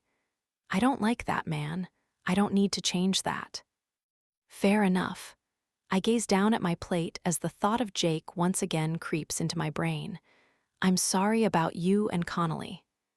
I guess my sad expression and the reason for it weren't hard to decode. Since when? You told me to stay away from him, remember? Compared him to Eric. That comparison might have been made in anger, Dad grumbles. Connolly has a good head on his shoulders, from what I've heard. I told you so. He's the one who helped me rescue Eric. Speaking of that, have you heard from Eric since then? No, and I have a feeling I won't. Good. Is there a way to forward all his calls to you to my phone, so I can give him a piece of my mind? Dad, the murderous glint in his eyes is a tad worrisome. You're not allowed to give him the Liam Neeson speech. Let's just hope his mom convinced him to go to rehab. Maybe winding up in someone's bushes was the wake-up call he needed. Maybe. He doesn't sound convinced. I'm not either. It's been 5 years since high school and Eric still hasn't even acknowledged that he has a problem. But I am sorry about Connolly, Dad says, steering the subject back to Jake. Me too. He lifts a brow. Thought you said it wouldn't go anywhere. I did. That's what I told him anyway. He dumped me and I pretended not to care, I confess. I didn't want him to see how upset I was, but I was upset. He's the first guy I've met in a long time who I could see myself being in a relationship with. He was good for me, and he was good to me. Like, when I was nervous about coming home to talk to you, he lent me his, oh my fucking God. Language, Dad scolds. I'm already flying out of my seat. I forgot about Jake's bracelet. I forgot to give it back to him, damn it. After my talk with Dad the other night, I went upstairs to take a shower, and I remember shoving the bracelet in my nightstand. And I spent most of Thursday and Friday at Summers, because even though my basement is ready, I haven't moved back in yet because I didn't want to be alone. I'm afraid that if I'm alone, I'll just be thinking about Jake all the time. I completely pushed him out of my head these past few days, and since he wasn't on my mind, neither was his good luck charm. He's playing Michigan today. Crap. Why hasn't he called or texted? Hasn't he noticed he doesn't have his bracelet? I have Jake's good luck charm, I blurt out. He gave it to me before we broke up, and I totally forgot to give it back, and he's playing today in Worcester. Coaching hockey players for more than 2 decades, my father has undoubtedly encountered a crapload of superstitions, charms, and rituals. So I'm not surprised when his expression turns grave. That's not good. No, it's not. I gnaw on the inside of my cheek. What should I do? I'm afraid you don't have a choice. He sets down his cup and scrapes his chair back.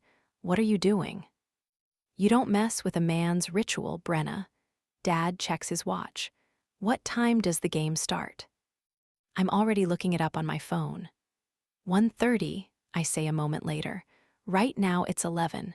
It'll take an hour or so to get to Worcester. Relief fills my chest. I can make it there long before the game starts.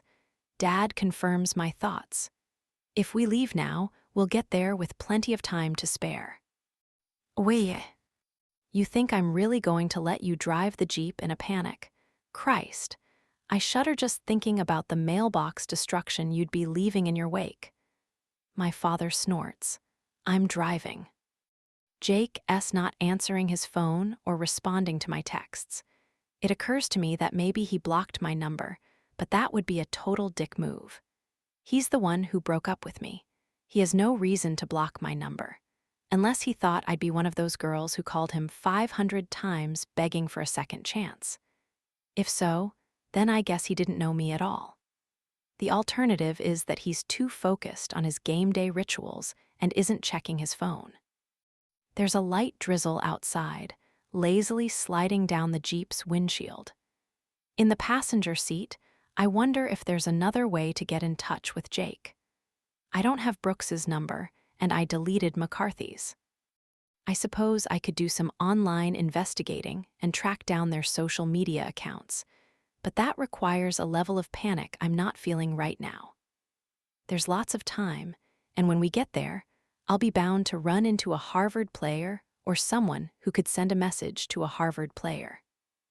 Hopefully, I can simply give the bracelet to someone who'll pass it on to Jake without me ever having to see him. I'm not sure what I would say if I saw him. Plus, he's already accused me of being a distraction. Seeing me right before a crucial game might mess with his head. When we pull into the arena, Dad bypasses the parking lot and drives directly to the entrance. "Get out here," he orders. "I'll park the car and meet you inside. Keep your phone on." A thought suddenly occurs to me. "Oh no," I say in dismay, "we don't have tickets." "Sure we do. I called Steve Llewellyn when you were getting dressed. Told him I needed a favor. There'll be 2 tickets waiting for us at the box office under your name. Standing room only, though. It was too last minute for anything better." Llewellyn is the head coach of Michigan. I guess it helps to have a father with connections. You're the best. I hop out of the car and dart toward the entrance. As I pick up the tickets, I call Jake again. He doesn't answer. Although the game doesn't start for nearly an hour and a half, tons of people are already streaming inside the arena and filling up the stands. I glimpse a sea of Harvard fans, along with the gold and blue Michigan colors. I scan the crimson portion of the crowd for anyone who looks familiar. Nada. Then I search for any signs that might tell me where the locker rooms are. I spot one and take off in that direction. I'm approaching the corridor when I finally encounter a face I recognize. It's Jake's friend Hazel. Lovely. "Hey," I greet her. "I'm looking for Jake." After a cool appraisal, a flicker of displeasure flares in her eyes. "What are you doing here?" "I just told you I'm looking for Jake." I fidget with one of the beads on his bracelet. I wore it on my wrist for safekeeping. "Is the Harvard bus here yet?" "No." "Do you know when they're showing up? Have you spoken to him at all today?" "No," she frowns slightly. "He's not answering his phone. I'm here with his parents." My stomach twists. Nope, not jealous. I am not jealous. And none of us can get in touch with him. Maybe his phone's dead. Sometimes when he goes into hockey mode, he forgets to do basic things like charge his tech. I hate this girl. I don't know if she does it intentionally, these "I know him better than you do" jabs. Maybe I'm just feeling insecure, though. Or maybe she doesn't even realize she's doing it. Maybe she knows him so well that it comes out instinctively. Either way, it's a good thing Jake isn't here yet. Now I won't have to see him, and he won't see me. He wants to focus on hockey. Congrats, he can focus on hockey. When he gets here, can you give him this? I clumsily slide the bracelet off my wrist. Removing it brings a pang of sorrow. It's like saying goodbye to the last piece of Jake that I have left. Hazel's gaze darkens with suspicion. "Where did you get that?" I set my jaw. I don't appreciate the not-so-veiled accusation. "If you think I stole it, relax. Jake loaned it to me the other day. I was nervous about something and he said it would bring me good luck." I have to smile because something good did come out of it. Dad and I got our fresh start after all. Anyway, I forgot to return it and I drove all the way here, so I thrust out my hand. "Could you please give this to him when he gets here?" "Jake let you borrow his good luck charm." Her tone has a dull note to it. "Yes." I'm starting to get annoyed, and I'm still holding my arm out like a moron. "Look, I get that you don't like me for no good reason, by the way. You don't even know me, but I care about Jake, same as you. This," I wave the bracelet at her, "is important to him. He'll hate me forever if this bracelet isn't on his wrist when the puck drops, so can you please just take it already?" After a moment of hesitation, Hazel accepts the bracelet. She slips it around her wrist and says, "I'll make sure he gets it." 39. Jake. I'm alone in the locker room, me versus my thoughts. Voices echo beyond the door, laughter and chatter and the general hum of activity, but I'm good at blocking all of it out. My ritual of silence doesn't require actual silence. I just need to quiet my brain, meditate on what needs to be done. Coach gave me permission to make my own way to Worcester today. It's unheard of, but I think my less than stellar performance at practice these last 3 days genuinely shook him up. He's worried I might lose us this game, and he's right to worry. My concentration is shot. Breaking up with Brenna wrecked me. I made a mistake, and I knew it the moment she left my apartment. Ending it was the stupidest thing I've ever done. I acted out of fear, not logic, and it backfired on me because now my head is even further away from where it's supposed to be. It's ironic. All that bullshit I spewed about needing to rid myself of distractions, which was a total lie to begin with, resulted in creating an even bigger disruption in my brain. Brenna wasn't a distraction, but this breakup sure as hell is. So Coach gave me a pass and I drove to Worcester on my own. I found a diner and fueled up with a big, greasy breakfast. At some point, I realized I forgot my phone at home, but I don't need it. Nothing is allowed to exist today beyond this one game. We win this, we progress to the Frozen Four. It's enough pressure to make a weaker man choke, but I'm not that man. I might have been weak about my relationship with Brenna, but I'm not weak about hockey. Never have been, never will be. Loud footsteps thud out in the hall. For a second, I think the rest of the team has arrived early until I hear evidence of a scuffle. More footsteps, a thump, and an outraged male shout. I told you, you can't go in there. We just need a minute, someone insists. Seriously, what the hell do you think we're gonna do in there? Murder the guy. I don't recognize the second voice. I assume the first one is security. Sorry, not happening, kid. I can't let you in there. Come on, Hollies, urges a third voice. We'll track him down later. Hollies, as in Mike Hollies. I jump up from the bench and sprint to the door. Wait, I say, flinging it open. It's cool, I know them.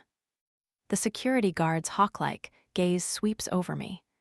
Nobody else is supposed to be in here. We'll keep it quick, I assure him. 2 minutes tops. He steps aside. A few seconds later, I'm in the locker room with the last 2 people I expected to see today. Mike Hollies has his arms crossed tight to his broad chest. Colin Fitzgerald is more relaxed, with his arms at his sides. He's wearing a V-neck sweater with the sleeves rolled up, and there's ink peeking out from under his collar and his cuffs. Dude's totally tatted up, I realize. How did you know I was here? I ask the Briar players. The goon told us, Holly says. The goon. Weston, Fitzgerald supplies, grinning. My girlfriend Summer texted him. Are we done with the small talk? Hollies asks politely. I fight a laugh. I wonder if they're going for a good cop, bad cop approach. Sure, I guess we're done. I make a gracious gesture toward him. Why are you here? Because we wanted to beat some sense into you. Please don't we this, Fitzgerald objects. I just drove you here. Hollies glares at his teammate. You're saying you don't give a shit that he broke Jensen's heart. I suck in a breath. I broke her heart. Did she tell them that? Hollies spins toward me again. You are such a dumbass, Connolly. You made the biggest mistake of your dumbass life when you broke up with Brenna. I know. First of all, she's gorgeous. It's almost disgusting how gorgeous she is. She's smart and witty and hilarious, and wait, what do you mean? You know. Shrugging, I lower myself onto the bench. They remain standing, and I suddenly feel like I'm a kid being scolded by my 2 dads.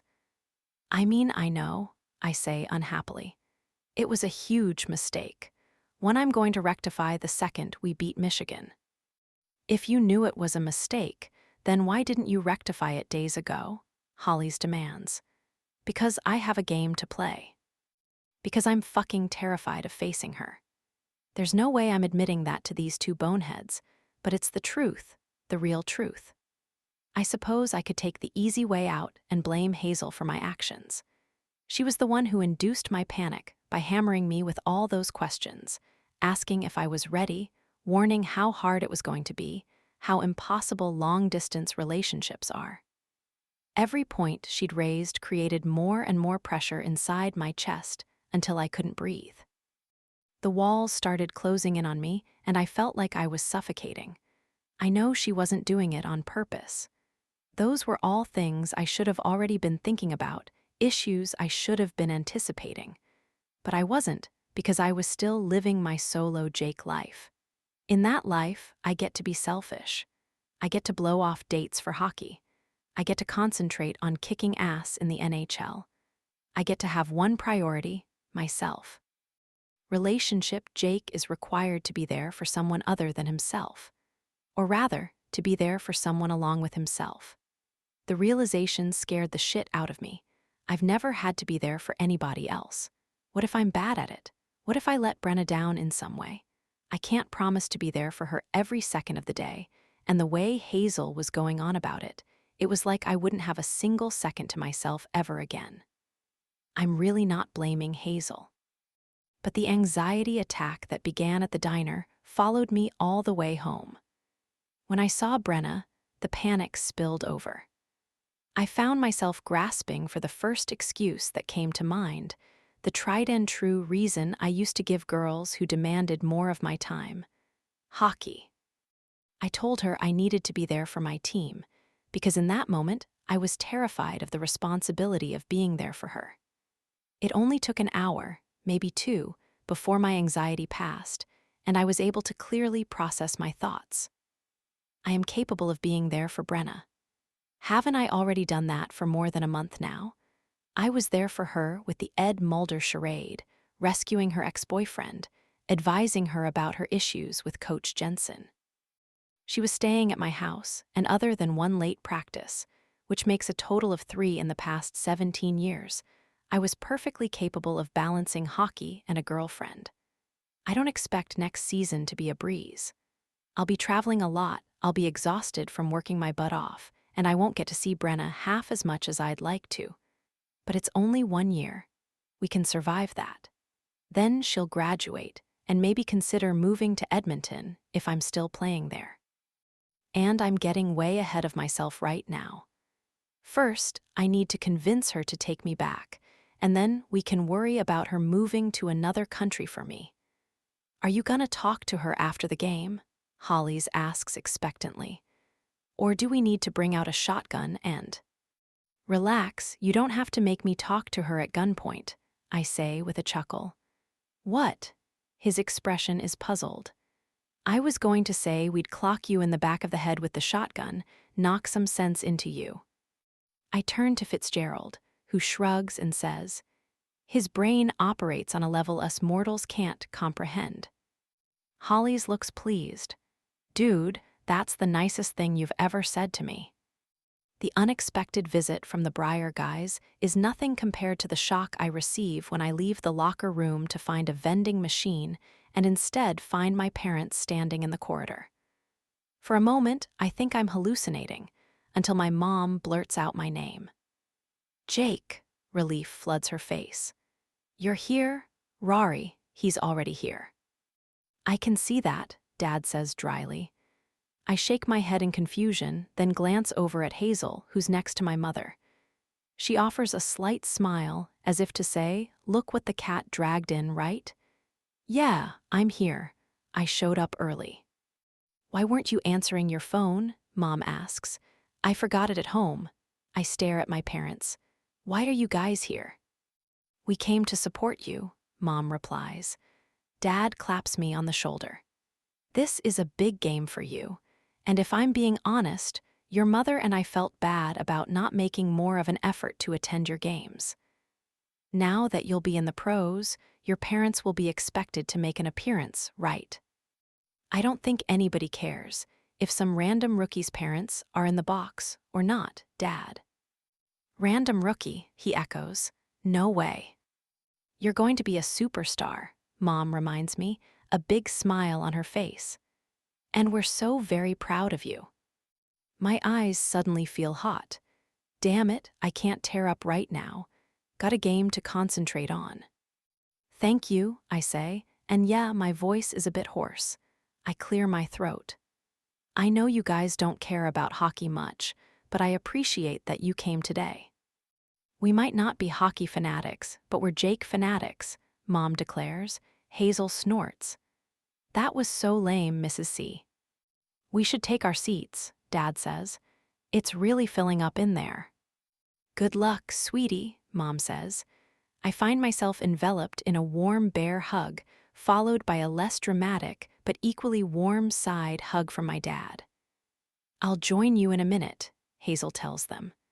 I want to talk to Jake first. Once they're gone, I raise a brow at my friend. I can't believe they came. Did you know about this? She nods. Your mom called me to get them tickets. They wanted to surprise you. I slide my hands in my pockets and glance at the door behind me. The team will be arriving soon. I should head back in and do my mental prep. Cool, Hazel seems to hesitate. You okay? I'm fine, but her face is a bit pale, and when she smiles, it doesn't quite reach her eyes. Have a good game, Jake. 40. Jake. Returning to the locker room, I immediately feel centered, strong, motivated. Now that I know my parents will be in the stands cheering me on, I'm even more determined to play well. I'm going to beat Michigan today, and afterwards I'm going to win Brenna back. I don't care if I have to throw myself at her feet and beg. I'm getting my woman back. Although the team's uniforms and gear were brought here ahead of time, I always have my own equipment bag with me. It's where I keep my spare hockey tape and other random gear, and I usually toss my bracelet in there. I pull the zipper open and rummage around in search of the familiar beads, but my fingers aren't connecting with anything. When memory strikes, it takes a second for the horror to settle in. I loaned the bracelet to Brenna, and then I broke up with her without getting it back. Fuck. Oh fuck, oh fuck, oh fuck. In the back of my mind, an angry voice is demanding to know why she hadn't contacted me in the 3 days since we saw each other to remind me she still has it. She knows how important it is to me, and she couldn't be bothered to make a phone call. It wouldn't have even required seeing me.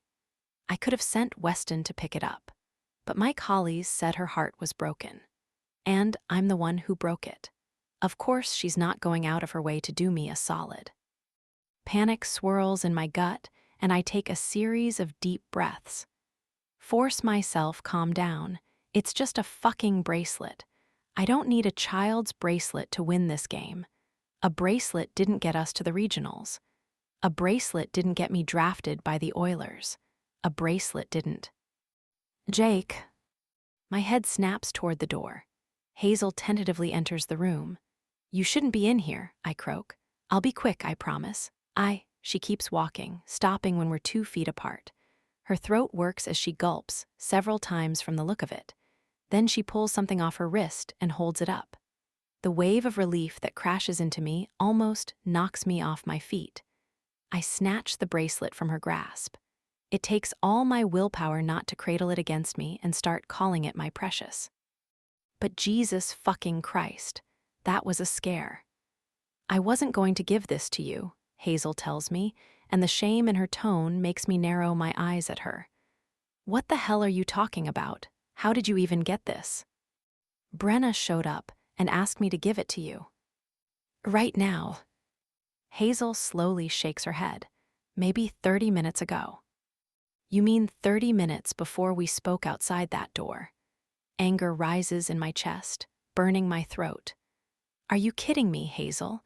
You had that on your wrist when we were talking just now. Yes, but... And you didn't give it to me. You wished me luck and sent me away without fucking giving it to me. Let me finish, she begs.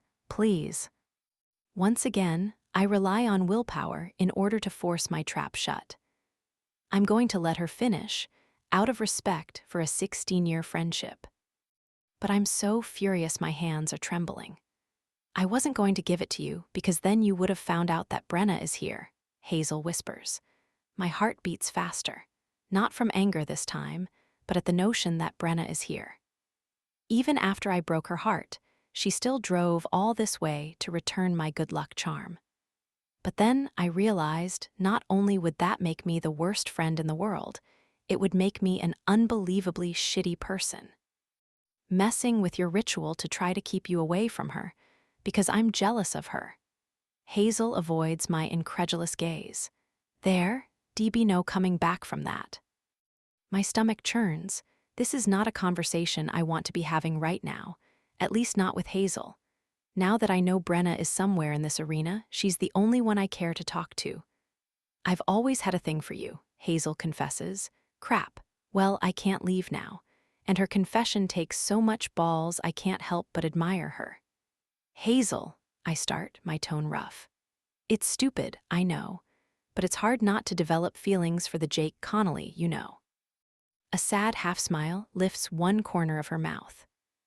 And I'm well aware that you only see me as a friend, but I guess a part of me always thought it would be like one of those cheesy rom-coms, where you woke up one day and realized I was the one you wanted all along. But that's not going to happen. No, it won't. I don't voice the confirmation because I don't want to hurt her any more than she's clearly already hurting. But I know she sees the truth in my eyes. I don't feel a spark toward Hazel, only platonic love. Even if I weren't in love with somebody else, there could never be anything between us. I'm so sorry, Jake. Genuine remorse floods her expression. You have every right to be pissed at me. But I hope the fact that I came back to return the bracelet and to tell you that Brenna is here might make up for me not returning it to you before. I messed up.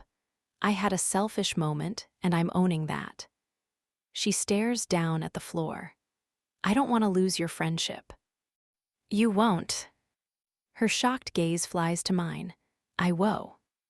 Of course not, I sigh. We've known each other forever, Hazel. I'm not going to throw away years of friendship because you screwed up. I accept your apology. She slumps with relief. But if you're truly my friend, you'll make a sincere effort to get to know Brenna. I think you'd actually really like her. And if you don't, then fucking fake it. I tip my head in challenge. If you were dating someone I didn't like, I'd fake it for you. I'd support you no matter what. I know you would. You're one of the best people I know. Hazel fumbles in her green canvas purse for her phone. I know you forgot yours at home, but I can find her on social media and... Brenna, Hazel says. She came all this way to return your bracelet, and she gave it to me instead of giving it to you herself, which tells me there's trouble in paradise. And there's no way you're putting one skate on the ice until you fix whatever's wrong. She unlocks her password screen, her silver thumb rings clicking against the side of the case. Is she on Facebook or Insta? You can DM her from my phone. We don't need social media. I have her number memorized. Really? You memorized her number? I nod. Wow, I don't even have my own mother's number memorized. I respond with an awkward shrug. I wanted it to be in my brain in case I ever lost it. Hazel goes quiet. What? I say defensively. It's just, she looks oddly impressed. You really are in love, huh? Yeah, I am. 41. Brenna. Since it's sacrilege not to make use of a perfectly good pair of hockey tickets, Dad and I end up sticking around in Worcester. We're in the standing room-only section of the arena, which happens to be near one of the cameras that are set up on the perimeter of the rink to capture and televise the game. I spot a cameraman in a hockey net jacket and wonder who Mulder sent to cover the game. Kip and Trevor don't report live, so Jeff Magnolia probably got the gig. I know who Mulder didn't send, Georgia Barnes. I mean, come on, vaginas and sports. The horror. A lanky man in a suit approaches the cameraman, and I curse softly under my breath. Not softly enough, because Dad glances up from the email he was answering on his phone. What is it? Jeff Magnolia, I grumble, nodding discreetly toward the cameras. That's who HockeyNet assigned to cover this. Like me, Dad also isn't a fan of Magnolia's reporting. He follows my gaze. Huh, He got a haircut. Looks like shit. Laughter bubbles in my throat. Dad, since when are you so snarky? What? It's a shitty haircut. Meow. Can it, Brenna? I watch as Magnolia converses with his cameraman. He uses a lot of hand gestures. It's distracting. Thankfully, he never does that on camera. You know what? Screw HockeyNet, I say. I'm applying at ESPN this fall. They have a way better track record of hiring women, and if I intern there, that means I don't ever have to see Ed Mulder again, or that tool over there. I glance at Magnolia again, and oh my God, he's drinking coffee out of a straw. Or if not coffee, it's at least a hot drink, because steam is rising from the liquid.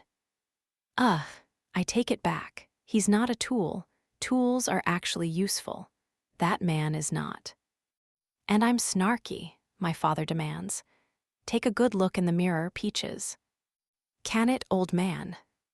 He howls with laughter and then returns to his emails. As I crane my neck trying to pick out any familiar faces in the stands, my phone rings. I peer down, register the unfamiliar number on the screen, and hit ignore. 3 seconds later, a text pops up. Hey, it's Jake's friend Hazel. He gave me your number.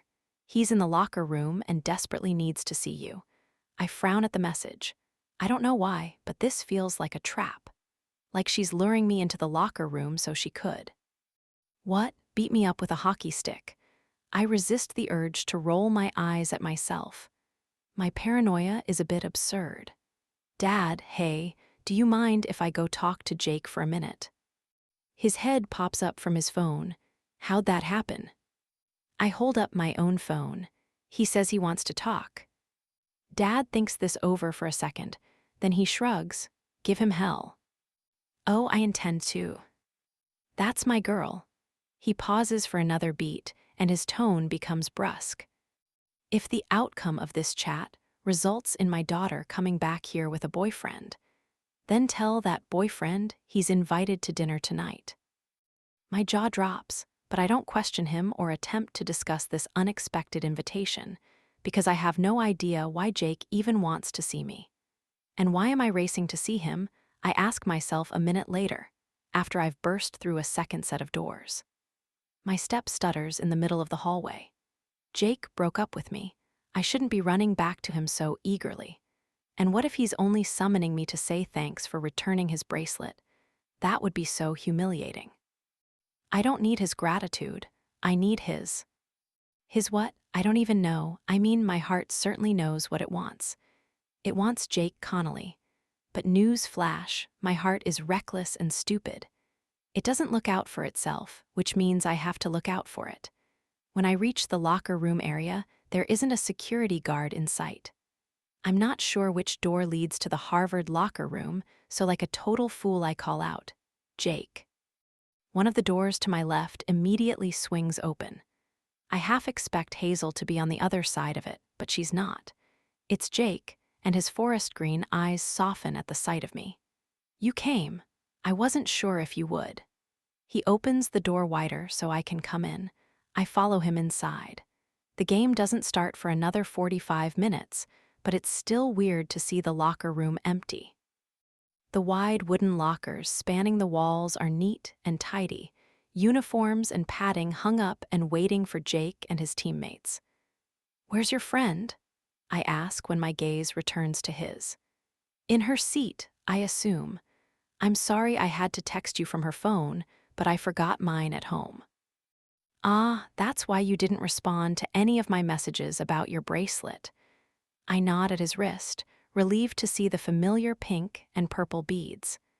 I see you got it, though. Good. Almost didn't, he murmurs. What? Nothing, it doesn't matter. We don't have a lot of time before the team arrives, so let's not waste it on a stupid bracelet. My eyebrows fly up. A stupid bracelet? You're talking about your good luck charm here, Jakey. Show some respect. A huge smile stretches across his handsome face. Why are you smiling like that? I ask suspiciously. Sorry, I just missed hearing it. Hearing what? Jakey, he shrugs adorably. I'd gotten used to it. I don't even care if it's a jab, I'm digging it. I take an awkward step backward. Why did you ask me to come? Because, he hesitates, running a hand through his hair. I'm slowly beginning to lose patience. You broke up with me, Jake. Remember? You said you didn't want to see me anymore and that I was a distraction, and now you're dragging me to the locker room before such a crucial game? How is this not a distraction? What do you want from me? You, he blurts out. Me what? That's what I want. I want you, he says simply. I stare at him in disbelief. You dumped me. I know, and I'm so fucking sorry. I was a moron, and I was selfish. And, he swallows. I was a coward, okay? No other way around it. I've always been selfish. But the one thing I've never been is a coward, and that's why I broke up with you. Because I was scared shitless. I've never been in a relationship before, and I was feeling pressured. Pressured how? I'm confused for a moment, until I realize a bleak truth. Oh, I get it. I told you about the miscarriage and everything that happened, and I became some sort of emotional burden for you. Is that it?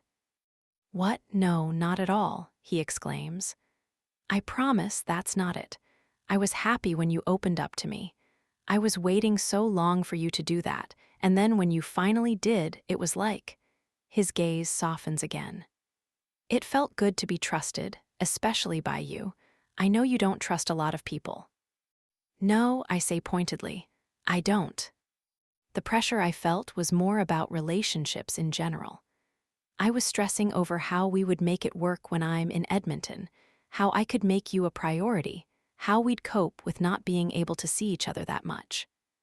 I could list a bunch of other things, but it all boils down to I had a panic attack. He sighs. Men are stupid, remember. I can't help but smirk. I was stupid, and now I'm asking for your forgiveness. He hesitates, and I'm asking you to give me another chance. Why would I do that? Because I love you.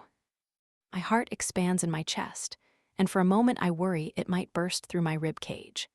Hearing those 3 words come out of Jake Connolly's beautiful mouth triggers a wave of emotion that I desperately try to suppress. You hurt me, I say softly. This time, my vulnerability is not thrown back in my face. I know I did, and you can't even imagine how awful I feel about that. But I can't change it. All I can say is that I'm sorry, and that I'll do everything in my power to never hurt you again. I can't answer. My throat is too thick with emotion. If you want me to beg, I'll beg. If you want me to jump through hoops, bring them on. I'll spend every waking hour until I have to report to training camp proving to you how much you mean to me. His teeth dig into his lower lip, proving that I'm worthy of you. I feel my own lips start to tremble and pray to God I don't cry. Fucking hell, Jake. What? His voice is hoarse. Nobody else ever said anything like that to me before. Not even Eric, in all the months and years he spent trying to win me back. Eric tossed out phrases like I'm the one for you and you can't do this to me. Not once did he offer to spend even a fraction of a second proving that he was worthy of me. Every word is the truth, Jake says simply. I fucked up. I love you. And I want you back. I swallow past the lump in my throat, even though I have another year left of college. He offers a half smile. My rookie season is going to be brutal, babe, time-consuming. It'll probably be better for us if you're also busy, right? He has a point. We can make it work. If we truly want to be in a relationship, then we'll make that relationship work. The question is, do you want it? He hesitates again. Do you want me? The stark emotion contained in that one question robs me of breath. The words are so raw, do you want me? It's not the hour-long confession I gave the other night, but that doesn't make him any less exposed. All of his insecurities are revealed in his eyes, the hope, the regret, the fear that I might reject him. And oddly enough, I also glimpse that familiar Connolly confidence. This man is even secure about being insecure, and damned if that doesn't make me love him even more. I want you. I clear my throat because I sound like I've been chain smoking for a week straight. Of course I want you. I exhale in a fast burst. I love you, Jake. The last boy I said those words to chose himself over me, repeatedly, and without a second's thought. But the man I'm saying them to now, I have faith that he'll always choose me, always choose us. I love you, too, he whispers, and the next thing I know he's kissing me, and oh my gosh, I missed this so much. It's only been a few days, but it feels like years since Jake's warm lips were pressed up against mine. I loop my arms around his neck, kissing him back hungrily until his husky groan bounces off the locker room walls. Christ, he chokes out. We gotta stop that. Now, he glances at his crotch. Fuck, too late. I follow his gaze and laugh when I notice the massive erection straining behind his zipper. Control yourself, Jakey. You're about to play hockey. Don't you know, hockey players are passionate and aggressive, he says silkily. Right, I totally forgot. There's a big, dumb smile on my face, and it refuses to subside. I'm overflowing with happiness, a state of being that is completely foreign to me. I'm not sure I like it. Nah, I actually kind of love it. You should go, Jake says reluctantly. The team will be bursting in any second now. Are you staying for the game? I nod. My dad's here too. Seriously? Aw fuck, why'd you have to tell me that? Now I'll feel extra pressure to perform. Don't worry, Jakey. I speak from personal experience when I say I've got nothing but confidence in your ability to perform. He winks, thanks baby. Oh, and don't let this freak you out even more. But he wants to take us to dinner after the game. Don't let this freak you out even more. Jake scrubs his hands over his face. Jesus Christ, just leave, babe. Leave now before you do any more damage. Love you, I say in a sing-song voice on my way to the door. Love you too. He sighs from behind me. That big-ass grin is still plastered to my face when I walk out, and a disgusting spring to my step carries me down the corridor, as if I'm a character in a Disney movie. Oh no, I'm in trouble. Badass Brenna Jensen isn't allowed to fall this hard for a guy. It happened. Deal with it. Yeah, I guess this is my life now. At the end of the hall, I turn the corner and my happy gait takes a bit of a stumble when I bump directly into Darrell Pedersen's bulky chest. Whoa there, Nellie, he says with a chuckle, which dies the second he recognizes me. Brenna. His tone is careful now. Here to cheer Connolly on, I suppose. Yup, I came with my dad, actually. When his expression darkens, I try not to laugh. We're both rooting for you today, coach. Although he's momentarily startled, he recovers quickly and gives me a smirk. You can tell Chad I have no need for his support. Never have, never will. Still a sore loser after all these years, eh, coach? His response is terse. I'm not sure what you're insinuating, but... I heard you tried to bang my mother and she shot you down, I cut in cheerfully. And I'm not insinuating anything. I'm explicitly suggesting you were a sore loser back then, and you're a sore loser now. I shrug. With that said, I'm still rooting for Harvard tonight. But that's because of Jake, of course, not you. Pedersen's eyes narrow so much they resemble two dark slits. You're not like your mother, he says slowly. I can't tell if he's pleased or disheartened by that. Marie was a sweet Southern belle. You're not like her at all. I meet his disturbed gaze and offer a faint smile. I guess I take after my father.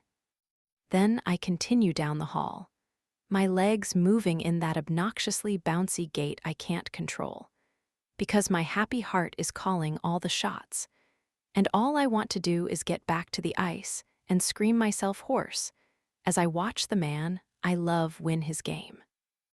Epilogue. Brenna. St. Paul, Minnesota.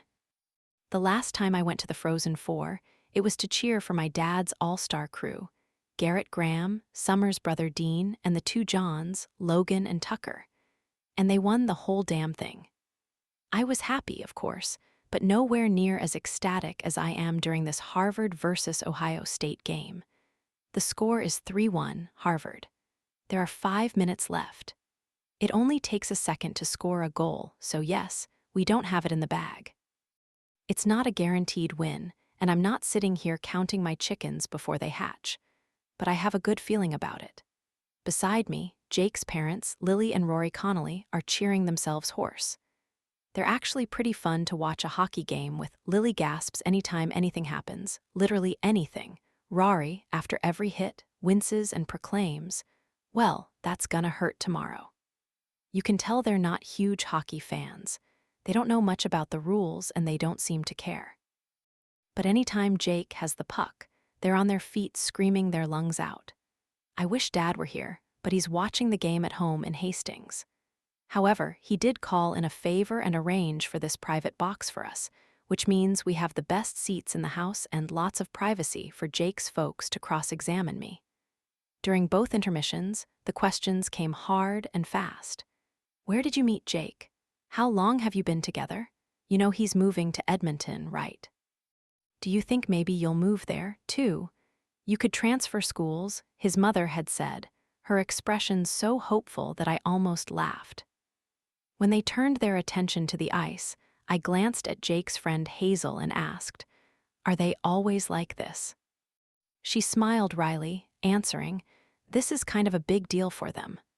Jake never had a real girlfriend." Okay, fine, I'm not going to lie. It warms my heart that I'm the first girl to meet Jake's parents. Hazel doesn't count, they treat her like a daughter. And I'll be honest, the girl's been making an effort.